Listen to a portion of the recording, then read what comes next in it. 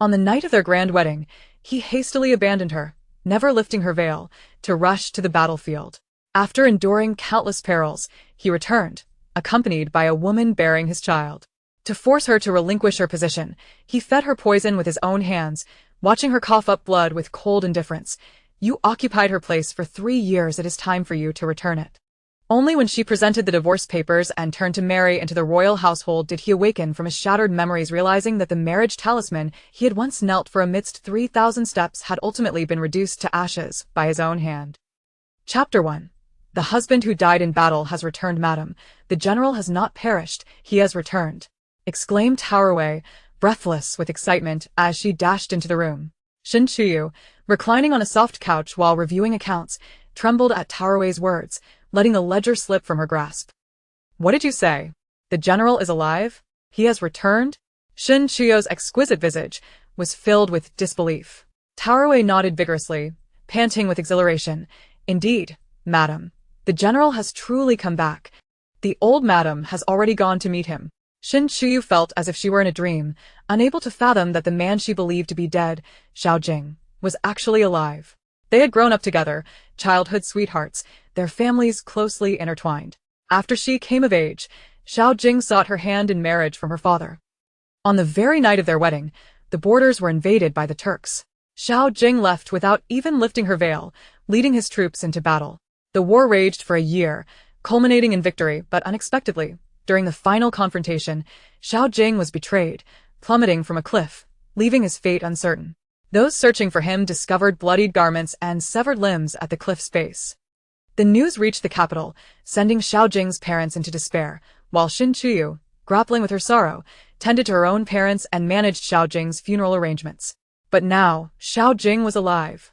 Upon arriving at the estate's entrance, she beheld him standing there, tall and regal, like a jade tree, with sharp brows and star-like eyes, his handsome face, both familiar and foreign. Tears welled in Shin Chuyu's eyes, he was indeed alive. Yet, as she noticed the woman beside him, adorned in a matronly guise, her heart sank. Though she believed Xiao Jing would not betray her, 3 years of his absence had inevitably altered everything. The woman, noticing Shin Chuyu's approach, wiped her tears and beckoned her over. "Chingyu, come here," the woman said, taking Shin Chuyu's hand and introducing her to Xiao Jing. "Jing'e, this is your wife, Chuyu. During your absence, she managed the entire household and cared for us." Xiao Jing gazed at Shin Chuyu with an expression of unfamiliarity. The warmth in his previous gaze was replaced with an unsettling coldness. "Mother speaks true. As long as my husband is back, that is all that matters," Shin Chuyu sighed, accepting that merely having him alive was a blessing. Xiao Jing's gaze settled on her, stating, "When I returned, I heard it said that I had not consummated our marriage before leaving to fight. Strictly speaking, we are not yet truly husband and wife." What do you mean by that? Shin Chuyu asked, lifting her chin to meet his eyes. His mother sighed, holding Shin Chuyu's hand in comfort. "Chuyu, regardless of the circumstances, you are our Xiao family's legitimate wife. No one can supersede you." Despite the reassurance, Shin Chuyu felt an ominous premonition, especially with the girl beside Xiao Jing, stirring her suspicions. His mother continued, "When Jing'er fell from the cliff, he was saved by a young lady, and he has since married her." Shin Chuyu's pupils contracted, her complexion drained of color as she trembled. You truly wed her?" She directed her gaze toward the girl standing next to Xiao Jing. The girl gazed at Xiao Jing with gentle eyes, and as he turned to her, his cold demeanor softened. They exchanged smiles. "I married my husband 3 years ago," the girl said sweetly, casting a provocative smile at Shin Chuyu from a place unseen by Xiao Jing. Their actions pierced Shin Chuyu's heart, leaving her feeling as if a chasm had opened within her, her face pale as a sheet, her gaze suddenly devoid of light. Shin Chuyu watched helplessly as Xiao Jing held the woman's hand with tender affection. The girl possessed delicate features, a petite nose, and moist lips not conventionally beautiful, yet exuding a unique charm. Xiao Jing introduced her to his mother, saying, "This is my wife. We married 3 years ago. If you wish for my return, you must accept Sang Ning. She is my only wife." Chapter 2. He has married Jing'e. What are you saying?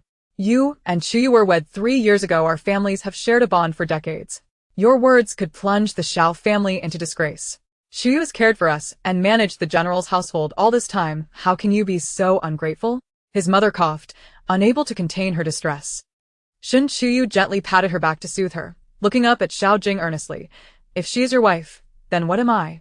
Xiao Jing, you would never have treated me this way before. Tears glistened in her eyes, her graceful countenance revealing a fragile beauty. Yet, Xiao Jing remained unmoved, a hint of annoyance crossing his features. Sang Ning observed Shen Chuyu, biting her lip softly, saying, Dear sister, it is my fault. Had I known that Jingo had married, I would never have wed him. It was I who took your husband away. Sang Ning feigned guilt, yet within the confines of Shen Chiyu's view, a smirk of mockery emerged. What did it matter if she was a wealthy young lady? What she could not possess, Sang Ning had claimed, and that thrilled her. Taorwei, blunt and forthright, could not help but retort, Sister, our young mistress has no younger sisters. Now that you know the young general is married, why not hastily depart from our general's side? Shen Chuyu, now composed, would not act impulsively. Xiao Jing's piercing gaze turned toward Taorwei, his tone frigid. Your master has not spoken. What business do you have here, you dog-like servant?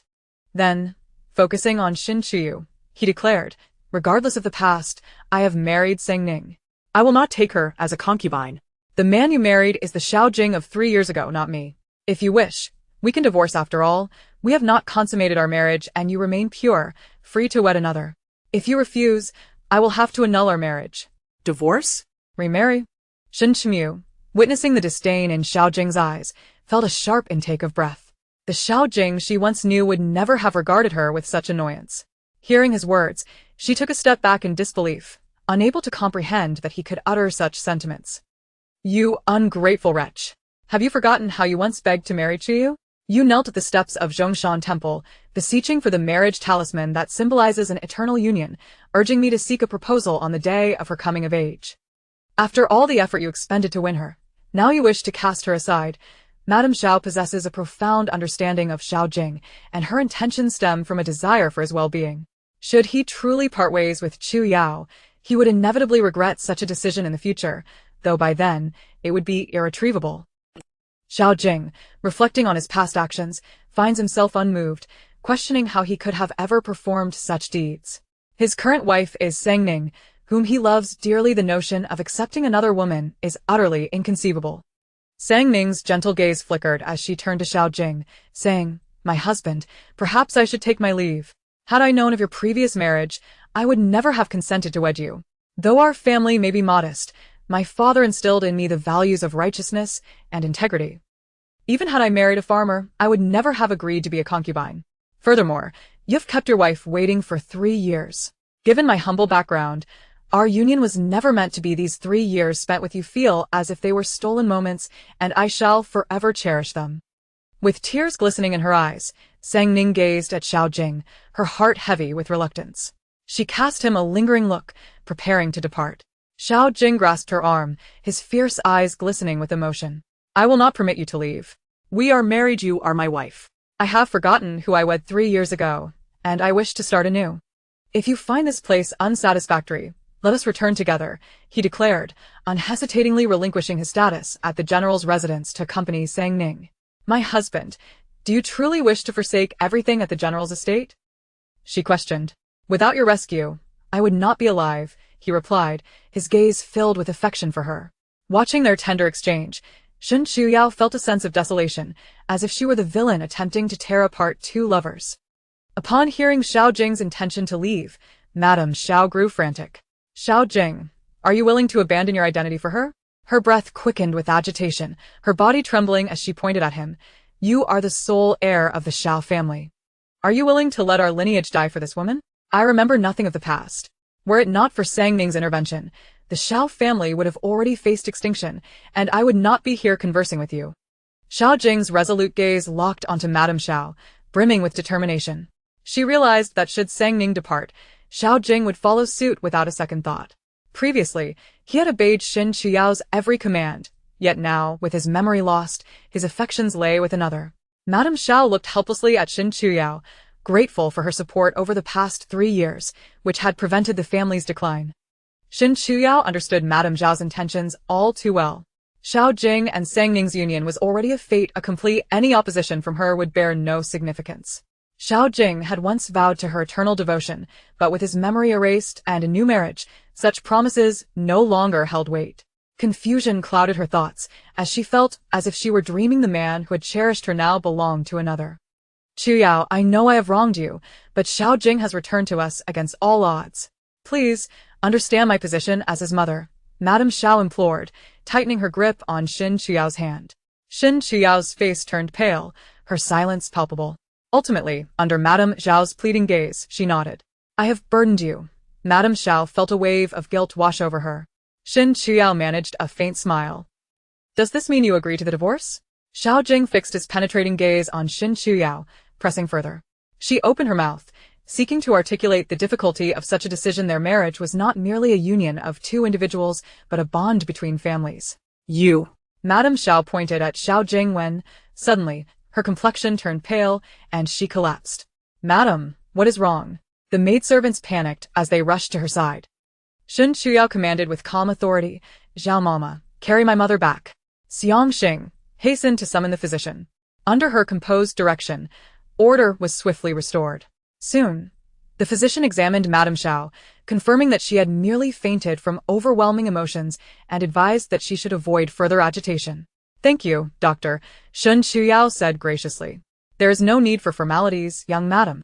The physician, noticing Xiao Jing and an unfamiliar young woman, sighed. The news of Xiao Jing's return had spread widely, and he was aware of the situation. Alas, poor young madam, who had anticipated a happy reunion, found instead that the young general had taken a wife. The main courtyard has been prepared for you, general. I will tend to your mother, Xin Chuyao said, having regained her composure, despite the pain in her heart. Xiao Jing pressed his lips together, his demeanor indifferent. I will not reside with you, he stated coldly, fixing his gaze on Xin Chuyao. She closed her eyes, inhaling deeply. Rest assured, I shall not occupy the main courtyard. That is where you resided before your disappearance. Since then, my mother has kept it sealed. Xiao Jing's expression softened considerably as he held Sang Ning's hand, speaking tenderly. Sang Ning, do not worry. I have promised you my heart, and there shall be no one else. I will resolve this matter. His gaze was gentle, reminiscent of his past affection for Xin Chuyao. Having witnessed Xiao Jing's love for her, Xin Chuyao recognized the sincerity in his current affections for Sang Ning, deepening her own heartache. Sang Ning nodded, her eyes shimmering with trust as she looked at Xiao Jing. My husband, I believe in you. Their eyes locked, brimming with unspoken emotions. Zhao Mama, sensing Xin Chuyao's distress, tactfully redirected the conversation. Young madam, the general has just returned and must be weary. Shall we serve dinner? Xin Chuyao acquiesced. That would be agreeable. Soon, the kitchen presented an array of exquisite dishes, each more tantalizing than the last. Sang Ning's eyes sparkled with delight. She had never encountered such culinary artistry before, though a hint of greed flickered beneath her excitement. From this encounter, Xin Chuyao discerned the nature of the woman Xiao Jing had brought back. Xiao Jing led Sang Ning to the dining table, his attentiveness evident as he served her with care, a tenderness that had once belonged solely to Xin Chuyao. As they dined, Xiao Jing frequently offered Sang Ning food, his demeanor attentive and affectionate. Zhao Mama, noticing Xin Chuyao's melancholy expression, was about to speak when Sang Ning suddenly clutched her abdomen and cried out, My husband, my stomach hurts terribly. What is the matter? Xiao Jing asked in alarm, his concern palpable. Sang Ning shook her head.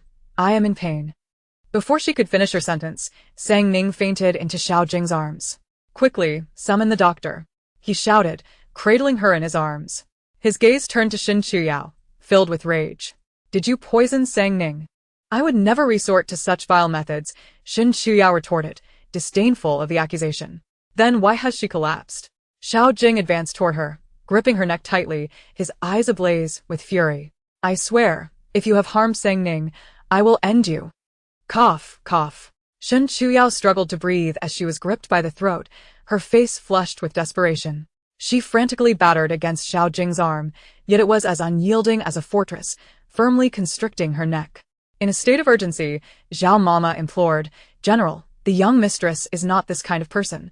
There must be a misunderstanding. You are on the verge of choking her to death. The immediate concern is the health of Miss Sang Ning. It was only then that Xiao Jing released his hold on Xin Chuyao, who collapsed to the ground, gasping for precious air. Young mistress, Zhao Mama said with a heart full of sympathy as she helped Xin Chuyao to her feet. Chapter 3. The woman brought back as pregnant. Xiao Jing gently caressed Sang Ning's cheek, his voice laced with concern. Sang Ning, are you alright? Leaning against Xiao Jing's embrace, Sang Ning held her belly, yet her gaze wandered to Xin Chu Yao, a playful smile gracing her crimson lips. Suddenly, her expression shifted, and gripping Xiao Jing's sleeve, she weakly implored, husband, do not blame the lady. It is my fault for taking you away, causing her resentment.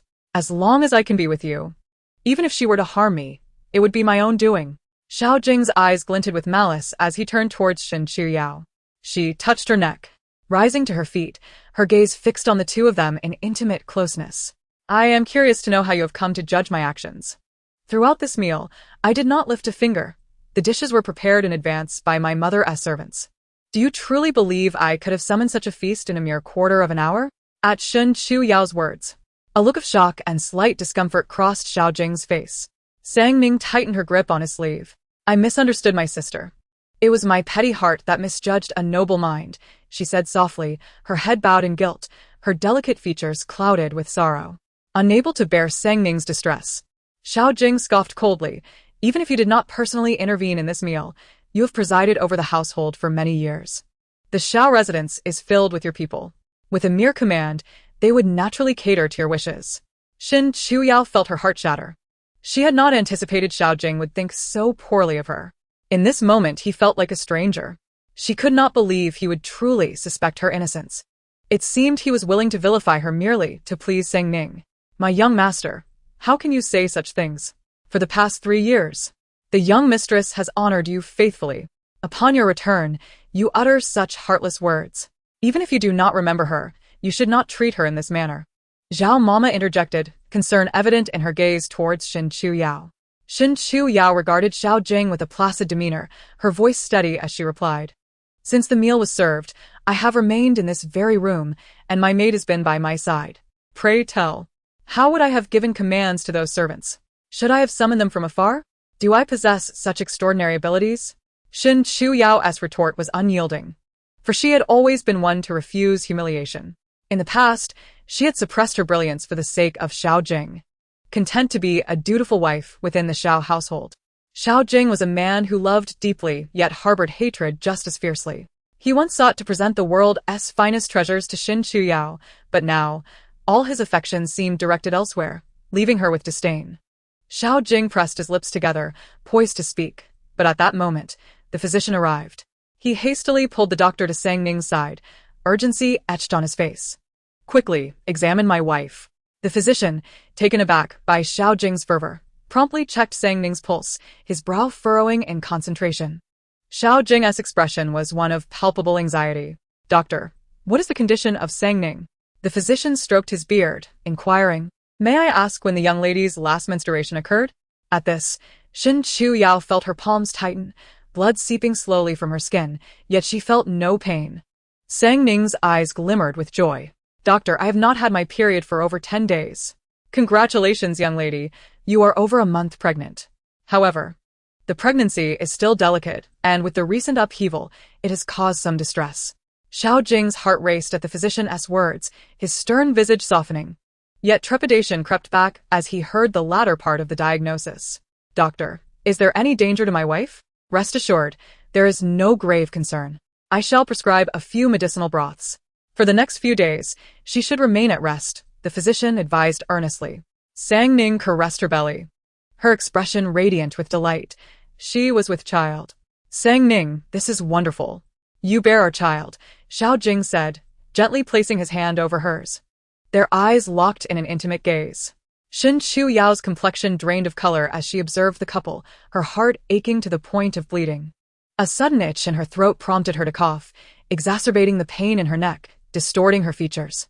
Xiao Jing instinctively shielded Sang Ning, his eyes narrowing with suspicion as he regarded Xin Chu Yao. Sang Ning gently patted his hand and smiled tenderly at Xin Chu Yao. Young mistress, this child is my husband's. I hope you will care for it, regardless of your feelings towards me, even if you resent me for taking him. It is of no consequence. It is natural for you to harbor such feelings, but I trust you are magnanimous enough to look after my child. Sang Ning sat up, tilting her head, her gaze earnest as she looked at Xin Chu Yao. Xin Chu Yao's voice was hoarse as she replied, I am still young and have no experience in caring for children. Should any misfortune befall you, I cannot escape responsibility. It would be better to have Zhao Mama attend to you. She has served my mother for over 30 years and possesses the necessary expertise. Sang Ning hesitated, for her intent had been to request Shin Chu Yao's care. On the journey here, she had learned that Xiao Jing had married 3 years prior. The entire capital knew of his deep affection for Shin Chu Yao, of the reckless deeds he had committed for her, nearly losing his life in the process. The fear of Xiao Jing returning to Shin Chu Yao's side gripped Sang Ning. She could not afford to relinquish him. She needed a plan, a definitive solution. A glimmer of cold resolve flashed in Sang Ning's eyes. At that moment, Zhao Mama interjected, "What the young mistress says is wise. I am well versed in this area. When the young master was born, I also attended to the lady. Young lady Sang Ning, it would be best for me to care for you." Sang Ning wished to voice her thoughts, but Zhao Mama interrupted, suggesting, "All the pregnant noble women in the capital seek the assistance of experienced matrons." With that, what more could Sang Ning say? Would she truly insist on having the inexperienced Shin Chu Yao attend to her? That would only expose her inability to manage her own affairs. Biting her lip, she replied, "Then I thank you, Mama." At this moment, Madame Xiao stirred awake, and Zhao Mama exclaimed with joy, "Madam, you are awake." Madame Xiao rubbed her head, using Zhao Mama for support as she surveyed the room. Her gaze settling on Sang Ning. "I heard everything just now. Zhao Mama is correct. Let her take care of your needs during this time. I shall select a few more maidservants for you." At Madame Zhao's words, a fleeting glimmer of greed crossed Sang Ning's face. Chapter 4. A proposal for equal status. "Thank you, madam." Madame Xiao sighed and turned to Shin Chu Yao. "Chu Yao, you should return now. I need to speak with Jinger." Shin Chu Yao's eyes flickered momentarily as she bowed slightly and turned to leave. The content of Madame Xiao and Xiao Jing's conversation remained a mystery. At this moment, Shin Chu Yao could not concern herself with such matters. Her throat was sore, rendering her speechless. The pressure on her neck from Xiao Jing's grip still lingered, making swallowing painful, a clear indication of his intent to harm her. Observing Shin Chuyo's distressed demeanor, Tao Rui felt a surge of indignation. "Madam, are you still in pain? How could the general treat you this way, especially for another woman?" Tao Rui had witnessed every moment of Shin Chuyo and Xiao Jing's relationship, having seen them grow up together, sharing love and understanding. Once, Xiao Jing adored Shin Chuyo with fervor. Even the loss of a single hair from her head would cause him great distress. Yet now, he had inflicted severe harm upon her. Tao Rui felt an overwhelming sense of injustice for her lady. Shin Chuyo took the medicinal bowl, enduring her discomfort to finish the bitter concoction in one gulp, the acrid taste lingering in her mouth. "Perhaps this is fate," she murmured. In her earlier years, she believed herself to be the most fortunate. Xiao Jing had cherished her, shielding her from all worries. But now, he had forgotten her, fathered a child with another woman, and even contemplated her demise. Sitting vacantly upon the bed, her gaze was filled with confusion. What should she do? Abandon Xiao Jing? The thought of the past decade's devotion he had shown her, including the troubles she had caused him with the Empress's family, made her reluctant to forsake him. Yet, the reality of his child with another woman was unbearable. The next day, Shin Chuyo rose to attend to matters in the Xiao household. After organizing the accounts, she rubbed her temples, just as Zhao Mama approached her. "Madam, the lady requests your presence," she said respectfully. Shin Chuyo stood, asking, "Is mother feeling better?" "Thank you for your concern. Madam is well, though she has been thinking of you," Zhao Mama replied. Shin Chuyo's eyes flickered. "I appreciate your kindness. I will visit her after I tidy up." "There is no rush. Your health is paramount," Zhao Mama insisted. Shin Chuyo smiled gently, but once Zhao Mama departed, the smile vanished. "Tao Rui, bring me that light green qianshui dress," she commanded. With Tao Rui's assistance, she donned the attire, sitting before the mirror to gaze at her familiar yet foreign visage. Her exquisite face, radiant as the dawn, featured clear, sparkling eyes resembling dark grapes imbued with vitality, and her skin, as pale as white jade. Although she possessed a captivating appearance, her aura was vibrant, creating a harmonious yet paradoxical charm that rendered Shin Chuyo unparalleled. Upon reaching the Fonghua courtyard, she found the yard eerily silent. The usually bustling servants were nowhere to be seen. Before she advanced further, she overheard voices from within. "Regardless, Sang Ning carries my child. I will never allow my offspring to be a concubine. Xiao Jing declared defiantly, facing Lady Xiao with unwavering resolve. Lady Xiao, her forehead creased with additional lines, slammed her hand on the table. What do you intend to do? She pressed. Xiao Jing remained tight-lipped, exuding an air of aloofness. You mustn't forget, Chiyo was arduously brought to you. Your affection for her is evident, even if you have lost your memory. Should you regret this, it would be too late, Lady Xiao admonished. When Xiao Jing initially sought to marry Chiyo, Lady Xiao had reservations, fearing her son's deep affection would bring him heartache. Yet, since he was determined to wed her, she acquiesced, knowing the Xiao lineage relied solely on him. However, upon his return, Xiao Jing had fallen for another, transferring his affections from Chiyo to Sang Ning. Yet, Lady Xiao perceived clearly that Xiao Jing's love for Chiyo had merely shifted, remaining at its core. I will not regret it. What I regret is why I married her in the first place, Xiao Jing scoffed, his disdain for Chiyo evident, viewing her as an obstacle to his future with Sang Ning. Regardless, if you seek to divorce Chiyo, I will not permit it. Even if you no longer love her, you should not treat her so. I can only agree to allow Sang Ning to be your primary wife. Anything beyond that is out of the question. Lady Xiao stated firmly. That is impossible. Xiao Jing began to refuse, but Lady Xiao's pleading eyes softened his resolve. Jing, I beseech you, must I kneel before you? She implored. Xiao Jing, noting the strands of white in his mother's hair, found himself unable to refuse her. I will heed mother's wishes, he conceded. Lady Xiao smiled through her tears, dabbing at her eyes. That is reassuring. I am content. When Chiyo arrives, you should join us. Upon hearing Chiyo's name, Xiao Jing frowned. Sang Ning is still pregnant. I cannot leave her side, he replied. Lady Xiao shook her head in exasperation, resigning herself to his decision. Satisfied as long as Xiao Jing agreed not to divorce Chiyo, avoiding conflict with the Shen family. As Xiao Jing exited the room, he happened upon Chiyo standing at the door, uncertain of how long she had been listening. Her gaze rested upon him, as though she were looking through him at another. Her beautiful, expressive eyes were filled with nostalgia, sorrow giving way to tranquility. Chiyo walked past him without a word, and in that fleeting moment, Xiao Jing felt an inexplicable ache in his heart, as if something precious was slipping away. He stared at her retreating figure, momentarily lost in thought, before shaking his head to dispel the feeling and recalling his happiness with Sang Ning. Mother, did you summon me for something? Chiyo inquired as she settled into a mahogany chair, her gaze soft yet distant. Lady Xiao sighed, her expression filled with sympathy. Chiyo, I am at a loss. Xiao Jing now has Sang Ning, and they are expecting a child, yet he refuses to acknowledge her as a concubine. Chiyo nodded. I understand your predicament, mother. She realized that Lady Xiao had likely intended for her to overhear the previous conversation. Xiao Jing was intent on divorcing her, and the prospect of recognizing Sang Ning as a primary wife was more palatable by comparison. Lady Xiao wished to avoid a rift with the Shen family and did not wish for Xiao Jing to be burdened, especially with Sang Ning's pregnancy weighing heavily on her mind due to the Xiao family's tradition of having only one heir. There is no need for you to suffer, mother. Since the general has chosen his lifelong companion, my presence here is merely a source of discomfort. It would be best for us to part ways amicably, Chiyo suggested. Lady Xiao regarded her in astonishment, then sighed deeply. Child, what foolishness are you speaking? You and Jing have grown up together. He has simply lost his memory, allowing another woman to take advantage of the situation. I have consulted a physician who indicated that once the blood clot in his head dissipates, he will regain his memories. Even if the general recovers his memories, what will change? Chiyo replied coolly. Lady Xiao was momentarily speechless, then urged, once he regains his memories, he will naturally return to your side.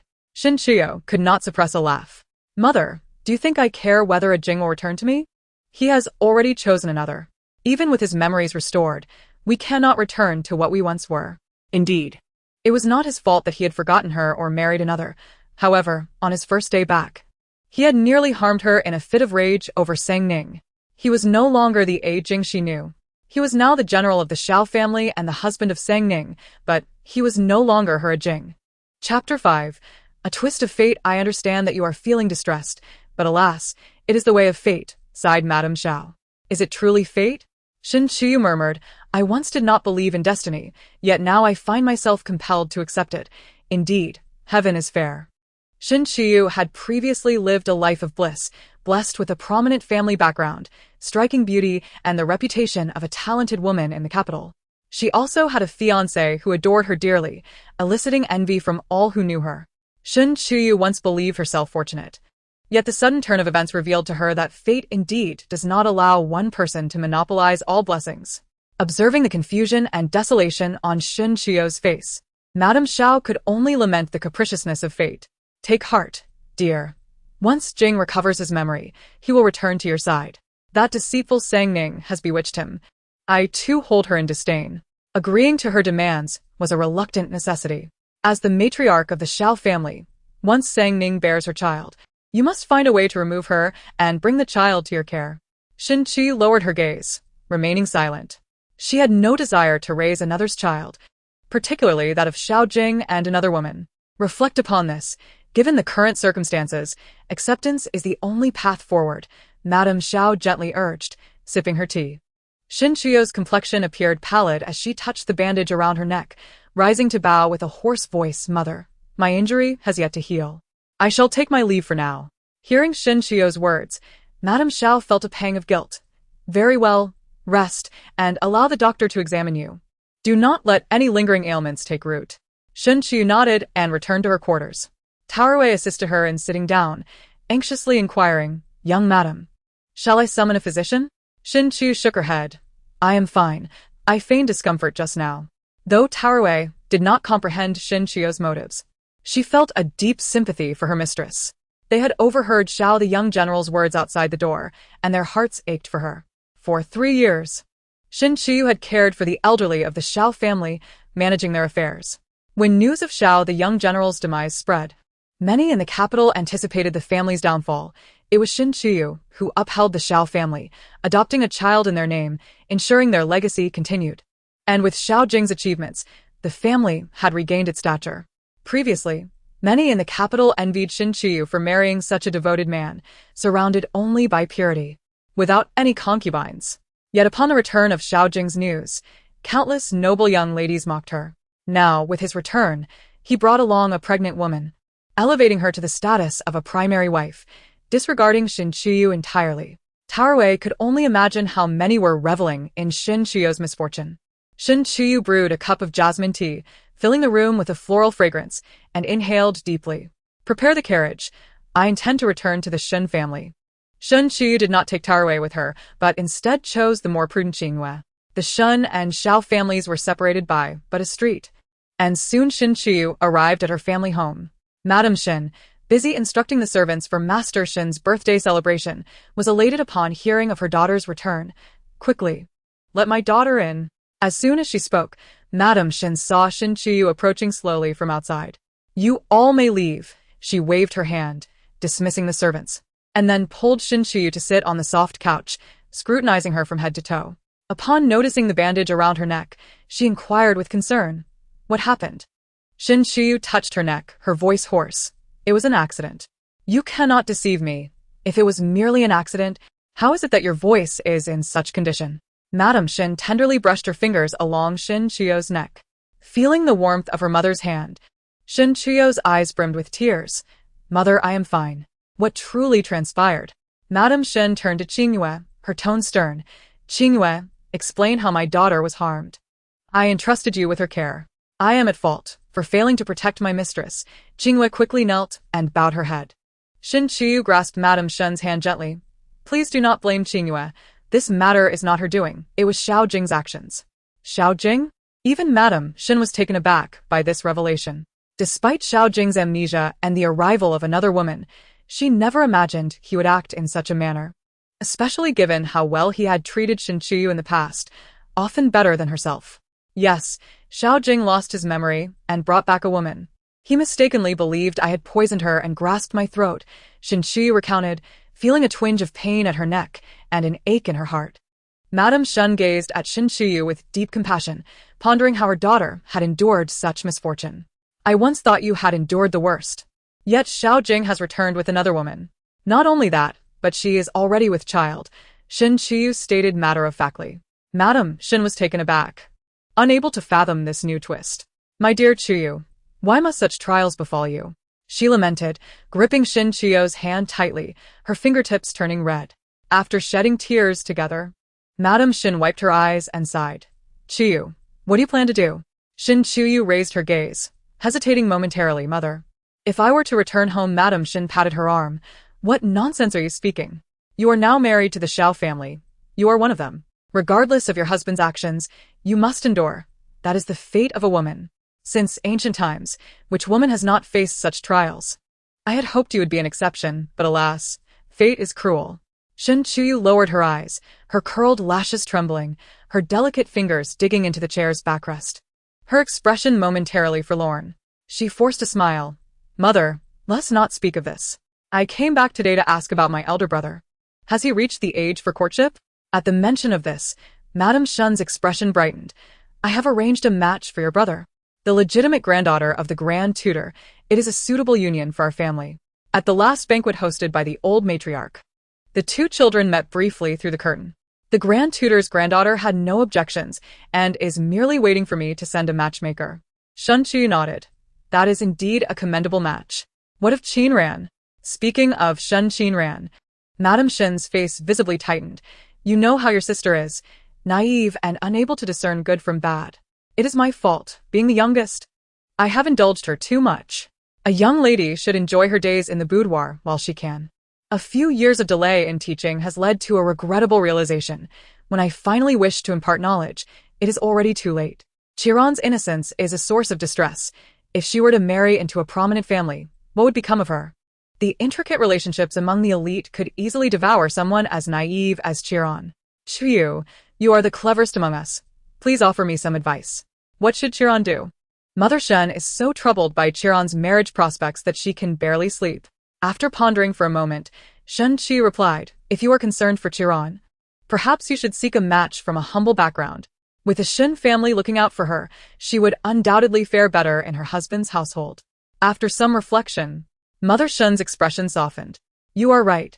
I had been fixated on finding a match among the affluent and overlooked the fact that Chiron's character is ill-suited for such a world. It would be wiser to find her a partner from a modest family. Chapter 6. The cousins' scornful mockery. The two conversed for a while longer, and Mother Shin, holding Shun Qiu's hand, reassured her. Regardless of the circumstances, it is better that Xiao Jing has returned than for you to remain in solitude. Even without children, holding power is not insignificant. Shin Qiu remained noncommittal. You are such a stubborn child, Mother Shin sighed, gently tapping Shin Qiu's forehead. She understood that Shin Qiu could not tolerate any imperfections. With Xiao Jing having brought back another woman who is now pregnant, the past could never be reclaimed. Just as Shin Qiu prepared to leave, her cousin Shin Jiaojiao approached. Oh, is this not my esteemed elder sister? What brings you here today? Shin Jiaojiao, dressed in a delicate yellow gown and holding a fan, looked at Shin Qiu with a gleam of mischief in her eyes. Shin Qiu cast a sideways glance at her and coldly remarked, Cousin, is it not customary to announce your presence before entering? Is this how you were raised? Shin Jiaojia scoffed, reluctantly responding, I have greeted Aunt. Mother Shin scrutinized her, asking sternly, What brings you here, Jiaojiao? I recall your mother summoned a governess from the palace to instruct you in etiquette. How could you find time to visit? Shin Jiaojiao, twirling her fan, replied playfully, Aunt, I heard from the servants that my elder sister is here, so I came to take a look. She then turned her gaze to Shin Qiu. I heard that the young general has returned. Congratulations, sister. After enduring hardships, you have finally seen the light at the end of the tunnel. Shin Qiu remained silent as Shun Jiaojiao scrutinized her, noticing her pale complexion and the bandage around her neck. Sister, you seem even more haggard. Did not the young general return? Feigning sudden realization, Shin Jiaojiao tapped her forehead with the fan. Oh, I forgot. The young general brought back a woman who is pregnant. What a joyous occasion for you, sister. Not only has the young general returned, but you are also to become a mother. Jiaojiao, what nonsense are you speaking? Mother Shin exclaimed, her hands trembling with anger as she glared at Shin Jiaojiao. Shin Jiaojiao looked innocently at Mother Shin, covering her mouth. Am I mistaken? The young general has returned with a pregnant woman. Even if the child is born of a concubine, it will still call you mother. A glimmer of delight crossed Shin Jiaojiao's eyes. The young general is so considerate of your plight that he allows another to bear children while you will be a mother too. By the way, you and the young general have yet to consummate your marriage, So it seems someone else has taken advantage. Shen Chuyo's hands trembled slightly in her sleeves. Her indifferent gaze scrutinizing Shen Jiaojiao's gleeful expression. I recall that aunt is arranging a marriage for you, perhaps with Prince Rue? Congratulations on your impending nuptials to the royal household. Shen Chuyo's smile did not reach her eyes, which were icy. You. Shen Jiaojiao's expression of delight faltered. One would expect her to be pleased at the prospect of marrying into royalty, yet her countenance was anything but joyful. This was because Prince Rue, at over 60, was older than the Shen family's patriarch. Moreover, his past was notorious for debauchery, leading to the demise of his first wife from distress. Is my sister mistaken? Compared to you, I am indeed fortunate. I should learn the proper etiquette and soon marry into the royal household to bring glory to my family, fulfilling aunt's expectations. Shen Chu stepped closer to Shen Jiaojiao, adjusting her clothing and patting her arm. Indeed, Jiaojiao, you are right. You are far more fortunate than I. Marrying into the royal family, you must bear many children to secure your position. Shen Chu, Prince Rue is over 60. How could he father children? Moreover, he is afflicted with a disease. I, a blossoming maiden, am to wed a man on the verge of death. How can this not infuriate Shen Jiaojiao? Fuming, Shen Jiaojiao's face flushed red, and she nearly burst into tears. Raising her hand, she attempted to strike Shen Chuyu. However, Shen Chuyu firmly grasped Shen Jiaojiao's wrist, preventing her from breaking free, and coldly admonished, Shen Chuyu, release me at once. TSK, Jiaojiao, your manners are lacking, Shen Chuyu remarked sarcastically. How can you address your elder sister by name? Such a lack of decorum would lead to embarrassment in the royal household. Do not bring shame upon the Shen family. With an increasingly serious tone, Shen Chuyu released Shen Jiaojiao's hand. Yu, do not you escort Miss Jiaojiao home? Shen Chuyo's expression was stern, emanating an aura of authority. Startled by Shen Chuyo's commanding presence, Yu hesitated. Upon meeting Shen Chuyo's calm gaze, she shivered, stammering, Yes, I shall take Miss back immediately. As Yu assisted Shen Jiaojiao, she gently urged, Miss, let us return. Shen Jiaojiao pushed Yu aside, glaring at Shen Chuyu with indignation. Just as she was about to speak, the coldness in Shen Chuyo's eyes silenced her. With a scoff, Shen Jiaojiao feigned calm. If you wish to leave, then so be it. It is no great matter. Mother Shen observed Shen Chuyo's demeanor with satisfaction. Her daughter excelled in all endeavors, albeit her stubbornness in matters of the heart concerned her. Love is fleeting. Mother Shen worried that Shen Chuyu might suffer at Xiao Jing's hands. While in the carriage, Shen Chuyu caught a whiff of a tantalizing aroma. She lifted the curtain to gaze outside. Stop the carriage. Chapter 7. The restless Sang Ning Qingyue assisted Shen Chuyu down from the carriage, and upon noticing a vendor selling lamb pastries nearby, a smile graced Shen Chuyu's face. This was the first time she had smiled since Xiao Jing's disappearance. Qingyue, understanding her intent, cautiously inquired, Mistress, shall I buy 2 lamb pastries? Without a word, Shen Chuyu strode towards the vendor. The vendor, a sprightly gentleman in his 50s, donned a clean outfit and deftly prepared the pastries on a hot griddle, adding lard to create a delightful sizzle as the dough met the heat, releasing an irresistible aroma. The elderly vendor selling pancakes beamed at Shen Chuyu, saying, Madam, it has been quite some time since you last purchased pancakes from me. I was beginning to think you had left the capital. Shen Chuyu smiled gently. Old man, do you still remember me? How could I forget? My customers are usually common folk. The nobility often disdain my humble fare. You were the first esteemed young lady to buy my food, not to mention you resemble a celestial being. How could an old man like me forget? The vendor glanced around and inquired, Miss, whatever happened to that young gentleman who used to accompany you? He would often come by himself, buying my pancakes and cradling them close to his chest, fearing they would cool. That lad was quite the devoted lover. At these words, Shen Chuyu felt a lump in her throat, a heaviness settling in her chest. The vendor, noticing her pallor, stammered, My apologies, miss, I spoke out of turn. Shen Chuyu shook her head, regaining her composure. It's nothing, that young man. He is gone. Indeed, gone. Xiao Jing had perished in Shen Chuyu's heart 3 years prior. The current Xiao Jing was a mere shadow of her beloved. The vendor resumed his work, expertly baking the pancakes, careful not to broach any further sensitive topics. Dear husband, this pancake smells delightful, a soft, familiar voice chimed from behind Shen Chuyu, causing her spine to stiffen. Xiao Jing lowered his head gently, asking, Would you like to have some? I shall buy you one. Sang Ning nodded, beaming, "Thank you, husband." As she turned to look at the vendor, she spotted Xinqiu's figure and remarked, "Husband, the young lady is here."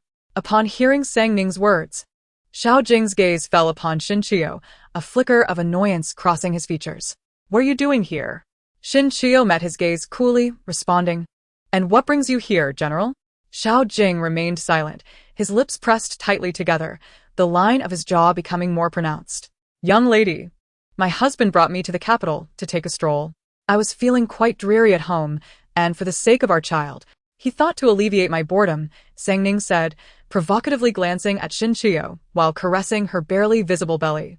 Xinqiu regarded Sang Ning's actions with cold detachment, refusing to engage with her provocation. "This young lady, no, this esteemed madam, your pancake is ready," the vendor said, deftly wrapping it in oiled paper and handing it to Xinqiu. Sang Ning's eyes flickered with unease, and then she suddenly retched. "Sang Ning, what is wrong? Are you unwell?"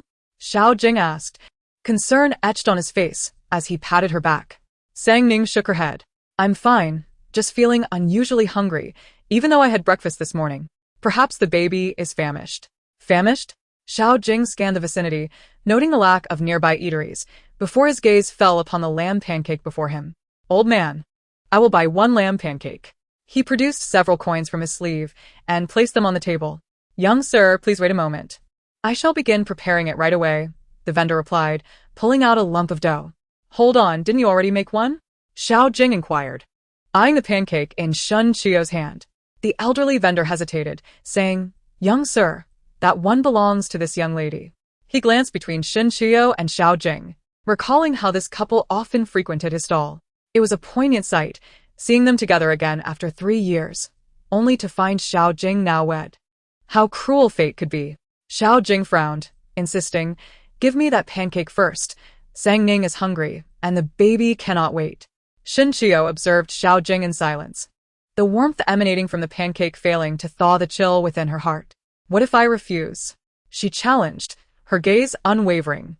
Xinqiu's eyes were strikingly clear, causing an inexplicable irritation to bubble within Xiao Jing. This was not the life he envisioned for himself. Sang Ning discreetly glanced at the two, her hand pressed against her belly, her expression darkening. "Husband, shall we return? I can hold on for a while longer, but this is the young lady's pancake. How could I take my sister's food?" As she spoke, her legs buckled, and she fell into Xiao Jing's arms. He caught her and, unable to wait any longer, turned to Xinqiu with a gaze she had never seen before, one of utter indifference. "Give me the pancake." Xinqiu stared intently at Xiao Jing, then suddenly smiled. "Xiao Jing, you have not only lost your memory but also your character. If I refuse to give it to you, will you resort to force?" Xiao Jing said nothing. His expression conveyed everything. He would indeed snatch it from her if necessary. Xinqiu remembered how he had acted upon his return. "Ha ha ha." Xinqiu laughed, tears streaming down her face. She wiped her eyes, the remnants of her smile still lingering. "General Xiao truly is a wonderful husband." Her tone dripped with sarcasm as she extended the pancake toward Xiao Jing. Sang Ning's eyes sparkled with mockery. What was a wealthy young lady, if not someone who must yield to her? Just as Xiao Jing reached out for the lamb pancake, Xinqiu retracted her hand and took a hearty bite out of it. Xiao Jing's cold demeanor faltered. He had not anticipated such a response from Xinqiu. "This pancake is delicious. Since you desire it, I shall graciously offer it to you," she said, holding out the half-eaten pancake to Sang Ning. "Here, since you believe my pancake to be so delightful, I shall generously bestow it upon you. No need to act like a bandit, snatching food from others." Sang Ning stared blankly at the pancake in her hand, momentarily taken aback. Xinqiu brushed crumbs from her hands, scoffing, "What? Weren't you starving? For the sake of your child, you should eat it. You seem quite lively now, don't pretend to be famished." It's rather amusing to see a starving beggar who refuses to eat food beneath their feet. "Old man, please make me another pancake," Xinqiu said, turning away from the two. Sang Ning stood there, half a pancake in hand, unsure whether to eat or discard it. "Sang Ning, weren't you hungry? For the sake of the baby, hurry and eat," Xiao Jing urged, though he was displeased with Xinqiu's actions. Sang Ning hesitantly took a bite of the pancake Xinqiu had nibbled, frustration bubbling within her. After 2 bites, she smiled at Xiao Jing. "Husband, I feel much better now. Shall we explore somewhere else?" Back in Peach Blossom Village during our wedding, you promised me a good life. At that moment, I thought that as long as I was with you, I would gladly endure hardships. This bustling capital feels like a dream, Sang Ning continued, glancing at Shin Chio for her reaction. Shin Chio maintained her indifferent demeanor, unaffected by Sang Ning's words. Very well, let us see other places, Xiao Jing remarked, seemingly oblivious to Shin Chio's presence. The vendor had just finished preparing another pancake and handed it to Shin Chio, saying, Madam, your pancake. Thank you, she replied, cradling the pancake in her hands, though her appetite had vanished. As Shin Chio returned from the street, she rested on a soft couch, drifting into a light slumber, and faintly caught a whiff of a sweet fragrance. The fragrance enveloped her, providing a sense of comfort. Uncertain of how long she had slumbered, Shin Chio awoke to find Jung Momo by her side. Momo, what brings you back? I thought you were recuperating at the manor, Shin Chio exclaimed in surprise. With compassionate eyes, Jung Momo replied, Madam, my health has greatly improved. I was concerned that those young maidservants might not adequately care for you, so I returned early. Jung Momo's heart ached at the sight of Shin Chio, a young lady who had never endured hardships, now faced with such tribulations.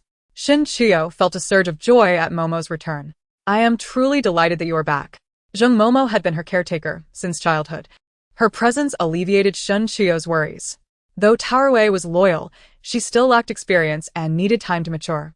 Taking a deep breath, Shin Chio noticed the blue and white incense burner on the table, wisps of smoke curling upward. You know me best, Momo, she smiled. Madam, when I returned, I encountered the young general, Jung Momo said after a moment of contemplation.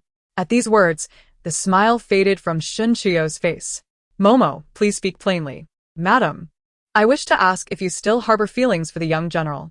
Leaning back in her chair and inhaling the sweet fragrance, Shin Chio sighed. Momo, you have watched me grow. You are aware of every detail between Xiao Jing and me. When I received word of his demise, my heart turned to ashes.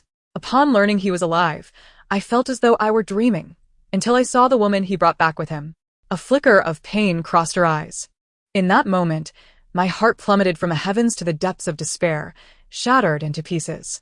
What pained me more was Xiao Jing's intent to harm me, for Sang Ning's sake. Momo, I am at a loss. Jung Momo gently wiped away Shin Chio's tears. Madam, what do you intend to do? Shin Chio curled up, her arms wrapped around her legs, and whispered, Momo, I wish to leave the Xiao estate, to escape this suffocating place. But I do not know where to go. I cannot return to the Shin family, for even though my parents may not care, my unmarried siblings would be affected. I cannot be so selfish. Madam, I have heard from Taorwei that the young general is no longer the same. Clinging to the hope that he will regain his memory is unrealistic. What if he never does? Can you truly spend your life in stagnation? Before Jung Momo could finish, Shin Chio interrupted, I understand your point. However, you should know my temperament. I could never lower myself to please Sang Ning in hopes of regaining Xiao Jing's affections. What kind of person would I become? Jung Momo sighed. Madam, if the young general never recovers his memories, will you languish in the rear courtyard for eternity? Even having a child might be a solace. Otherwise, how will you endure the long nights ahead? How lonely it would be. Momo, let it be. I cannot bear to please others. I once envisioned growing old with Xiao Jing, but despite my plans, I never anticipated such a turn of events. I shall let nature take its course. Perhaps one day, as my feelings for Xiao Jing dwindle, I will find peace. Momo, please prepare some almond tea for me. I long for your delightful brew. Jung Momo, having relinquished her thoughts, replied, Very well, I shall go at once. For several days, Shin Chio remained indoors. It was not until her voice returned, weeks later, that she ventured outside. Though she had not left the house, news from the capital reached her ears. Whispers spoke of the return of Prince Jin, the youngest son of the late emperor, renowned for his extraordinary intelligence. By the age of 3, he had mastered the classics, and at 7, he had silenced the court with his prowess in both literature and martial arts. His brilliance had garnered the late emperor's favor. But when Prince Jin fell gravely ill at the age of 7, despite the emperor's desperate search for a healer, it was a wandering Taoist who saved him, only to take the prince away for 15 years. During this time, the emperor passed and the crown prince ascended the throne. The former Prince Jin had posed a potential threat to the crown prince, leaving one to wonder whether his departure was voluntary or enforced. In the solitude of her courtyard, Shin Chiyo felt detached from the world, her heart finding tranquility. Yet, inevitability loomed. Madam, the woman from the main courtyard has arrived, Taorui announced, her face flushed with indignation. Shin Chiyo set down her ledger, rubbing her temples. Did she come alone? Taorui nodded. Yes, she is alone. Let her leave. Inform her that I am not in a position to receive guests. With an indifferent expression, Shin Chiyo returned to her ledger. There was no need to meet Sang Ning. She could easily surmise that the visit was merely to flaunt her connection with Xiao Jing. The thought of him still pierced her heart, yet she had learned to face it with composure. As she pondered, a commotion outside caught her attention. What is happening? Qinghua approached, her face pale. Madam. Sang Ning refuses to leave and insists on seeing you. Shin Chiyo set down her ledger, frowning as she rose from her seat. Why should we grant her an audience? Is that not too generous? Even the usually composed Qinghua was incensed by Sang Ning's audacity. Does she even deserve to see you, madam? She is unworthy of even carrying your shoes. Why not? I've been bored these past few days. A bit of amusement would do me good. I wish to see what she intends to accomplish and how far Xiao Jing will go. Upon her arrival, Shin Chiyo found Sang Ning embroiled in a heated argument with the maidservants, one hand resting on her belly, a smug expression adorning her face. The maidservants kept their distance, wary of approaching. As Sang Ning reprimanded them, she straightened her posture upon spotting Shin Chiyo, proudly displaying her not yet visible pregnancy. I am curious. When did Miss Sang gain the authority to chastise my maidservants? Shin Chiyo entered, her gaze sharp and dignified, clad in a flowing light blue gown that accentuated her beauty. Her features delicate, exuding an ethereal grace. In her presence, Sang Ning felt a wave of inferiority wash over her. Sang Ning's eyes glinted with jealousy as she regarded Shin Chiyo. Sister, I have come to see you. Sister? Shin Chiyo scoffed. It seems I am still 2 years younger than you, Miss Sang. Sang Ning's smile faltered momentarily, but she quickly recovered, saying nonchalantly, logically, I should address you as sister. Especially since my husband has agreed to elevate me to the status of a formal wife. A look of pride filled Sang Ning's face, her eyes glimmering with avarice. Shin Chiyo noted the change in her demeanor. The sparkling vitality she had once possessed had faded, replaced by a greedy glint. Was this truly Xiao Jing's choice? If he had chosen someone more worthy, Shin Chiyo would have felt heartbroken yet accepting. Though I have not been outside recently, I have heard whispers. While Xiao Jing may wish to make you a formal wife, the old general does not agree. Shin Chiyo adjusted her dress, taking a sip of jasmine tea, the fragrant warmth easing her features. Sang Ning pursed her lips, glaring at Shin Chiyo. And so what? My husband still loves me best. Even if you are his legal wife, what does it matter? I carry his child. You are the legal wife, yet he has not touched you. Has he? Chapter 10. Sang Ning experiences a scare. How dare you speak so disrespectfully to the madam, using such vile language? Taorui exclaimed, her face flushed with anger. Listening to Taorui's furious words, Sang Ning laughed even harder. What if I am rude? What can your young mistress do to me? If she dares to lay a finger on me, my husband will turn around and divorce her. Taorui was rendered speechless by her brazen shamelessness. Shin Chiyo set down her teacup with a crisp clang. If you truly possess any ability, then let Xiao Jing divorce me. Humph. My husband naturally wishes to divorce you. You are merely clinging to him, Sang Ning retorted disdainfully. Even if Xiao Jing and I were to part ways, you could never assume the position of the legitimate wife. Not to mention, the matriarch of a prestigious family represents the dignity of her household, having been educated in the arts, etiquette, social interactions, and how to manage the household. Is that something you can handle? If they were to accept you as Xiao Jing's official wife, the Xiao family would surely become a laughingstock, ostracized from the noble families. You speak nonsense. Madame Xiao also agrees to make me a secondary wife. Sang Ning clenched her handkerchief, her voice cold. Shin Chiyo smiled gently. Madame Xiao has indeed consented, but the one who holds the power in the Xiao family is General Xiao. And so what? My husband can give up everything in the capital for me. Would you dare? Shin Chiyo's light words caused Sang Ning's smile to freeze. Would you truly be willing to forsake everything in the general's residence? I might believe it of someone else, but you, with your greed and selfishness, how could you abandon the capital and return to the countryside? If you truly were that kind of person, I would have a higher opinion of you. Do you think I lack the courage? Sang Ning suddenly rose from her chair, glaring fiercely at Shin Chiyo. Your courage is irrelevant to me. You are not welcome here. Tao Rui, see her out, Shin Qiyu said coldly, casting a glance at Sang Ning. You, Sang Ning trembled with rage, pointing at Shin Qiyu, when suddenly she felt a rush of warmth in her lower body, draining the color from her face. Help! My stomach hurts, she cried, clutching her abdomen and crouching down. Shin Qiyu stood up, observing Sang Ning's pale visage, and said gravely, Tao Rui, fetch a doctor. She turned to the flustered Xu Hua. Why aren't you helping your mistress back? Yes, Xu Hua replied, supporting Sang Ning as they slowly made their way outside, with Sang Ning's weight pressing heavily against her. Shin Qiyu narrowed her eyes. Qin Yu, assist them. Bring 2 sturdy maidservants from the courtyard to carry her back. As for keeping Sang Ning here, she was not so magnanimous. Young mistress, blood, Qin Yu exclaimed, pointing at a drop of blood on the ground. Shin Qiyu followed her gaze, spotting the bright red droplet.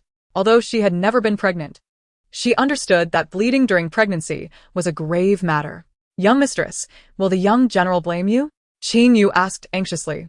If it had been the previous Xiao Jing, she would have confidently replied that he would never blame his wife, but now she could not be certain.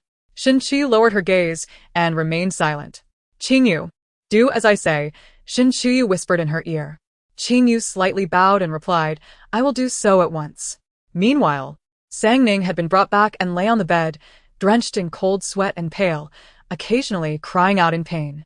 A maid stood by, repeatedly wiping the sweat from her forehead. Husband, where are you? It hurts so much. Sang Ning grasped the bed curtains tightly. Xiao Jing, dressed in a moon-white brocade robe, his handsome face etched with concern, approached her. Sang Ning, how are you? He asked, his eyes filled with tenderness upon seeing her distress. It hurts so much. Are we going to lose our child? Sang Ning clutched Xiao Jing's hand, beads of sweat forming on her forehead, her gaze frail. No, our child will be fine. Xiao Jing reassured her, gently wiping the sweat from her brow. Where is the doctor? Hurry, call for the doctor. He turned to the other maidservants, his demeanor icy. General, the doctor has already been summoned. He will arrive shortly. As they spoke, the doctor hurried in, panting. He began to bow to Xiao Jing. But Xiao Jing waved his hand dismissively. No need for formalities at this moment. Just examine my wife. The doctor checked Sang Ning and furrowed his brow. Noticing the doctor's expression, Xiao Jing's heart sank. Doctor, what is the situation? From the pulse, this lady has experienced a miscarriage. She must rest during this period, otherwise she risks a loss, the doctor stated after a moment of hesitation. But she has lost so much blood. Is there a serious issue? The doctor pondered for a moment before explaining, as long as she recuperates properly, there is a chance to save the child. However, I cannot guarantee there are no complications at this stage. Xiao Jing clenched his fists. Please prepare the medicine. Once Sang Ning had taken the medicine and her condition stabilized, Xiao Jing finally exhaled, relieved, and then turned to Sang Ning's maid. What exactly happened? How did my wife suddenly have a miscarriage? Xu Hua hesitated before answering. The mistress went to see the young mistress. After a moment's thought, she added, perhaps the mistress is sensitive during her pregnancy, which caused the miscarriage. You certainly know how to speak for Shin Qiyu. Xiao Jing's eyes glinted coldly. I dare not. Please forgive me, General. Xu Hua trembled and knelt in fear. Xiao Jing looked down at her, his gaze icy. Husband, Sang Ning's weak voice called out, prompting Xiao Jing to disregard everything else. He stepped forward, grasping her hand with concern. How are you? Is there anywhere else that hurts? Sang Ning shook her head, pain still lingering in her abdomen. Just thinking about almost losing this child frightens me. She placed her hand on her belly, radiating a maternal glow, then looked up at Xiao Jing. Husband, does this mean I can no longer be your wife? Why do you say that? Xiao Jing inquired. Sang Ning sniffled, speaking softly. The young mistress says my family background is too lowly for me to marry you. Otherwise, you would be ridiculed, and we would be looked down upon in the capital. The best solution is for me to leave. When I thought of leaving you, my stomach began to hurt, but thankfully the child is safe. Otherwise, I would have to pay with my life. As she spoke, Sang Ning clutched at Xiao Jing's sleeve, bursting into tears. Hearing her words, the coldness in Xiao Jing's expression fleetingly vanished. He gently patted her back, comforting her. Do not worry, when we married 3 years ago in Tahua village, I vowed to love only you in this lifetime. Moreover, had it not been for you saving my life, I would have perished long ago. As Xiao Jing spoke, Sang Ning's gaze drifted, and an unnatural smile appeared on her face. I believe in you. Meanwhile, the events occurring with Sang Ning had reached Shin Chiyo's ears through the doctor. As for the other news from the main courtyard, Shin Chiyo could not ascertain. For since Xiao Jing's return, the main courtyard had been fortified like an impregnable fortress. Truly, it was no surprise that Xiao Jing, even in his amnesiac state, remained exceptionally capable. How fortunate! How could the child not survive? Tao Rui said, dissatisfied. Peach Blossom, exercise caution in your words. Shin Chiyo's voice was sharp. Her indifferent gaze fixed upon Peach Blossom. The maid lowered her head, acknowledging her mistake. Yet, do you truly believe you have done nothing wrong? Shin Chiyo gently caressed the cup, her cold eyes scrutinizing Peach Blossom. The maid dared not respond, though her face betrayed her defiance. Since you hold such convictions, do not serve me for the next few days. Return only when you have come to your senses. Young madam. Peach Blossom stared blankly at Shin Chiyo. Qinghua glanced at Peach Blossom, her expression one of disapproval. Peach Blossom, the young madam has asked you to take a moment to reflect. You should leave at once. Peach Blossom wished to protest, but ultimately sealed her lips. After her departure, Shin Chiyo sighed. After all these years, Peach Blossom remains unchanged. Qinghua poured a cup of tea for Shin Chiyo, cautiously remarking, it is often said that Peach Blossom's demeanor, while brash, is inconsequential in regular circumstances. However, if we allow her to speak freely now, it could bring trouble for the young madam. That is precisely why I have asked her to refrain from serving me for a few days. She needs time for introspection. These days, the Xiao residence is chaotic, far from its former tranquility. If Peach Blossom does not amend her ways, she may not only harm herself, but also bring misfortune upon those around her. Chapter 11. Do you intend to kill me? Rest for now. The doctor advises you to stay in bed for the next few days. Xiao Jing comforted. Sang Ning nodded, closing her eyes under his watchful gaze.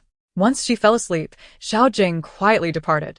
Having been asleep, Sang Ning slowly opened her eyes, fixating on Xiao Jing's retreating form. As soon as he was out of sight, she swiftly sat up, retrieving a bag of blood from her undergarments. She turned to the nearby maid, Xiaoya, and ordered, hurry and dispose of this.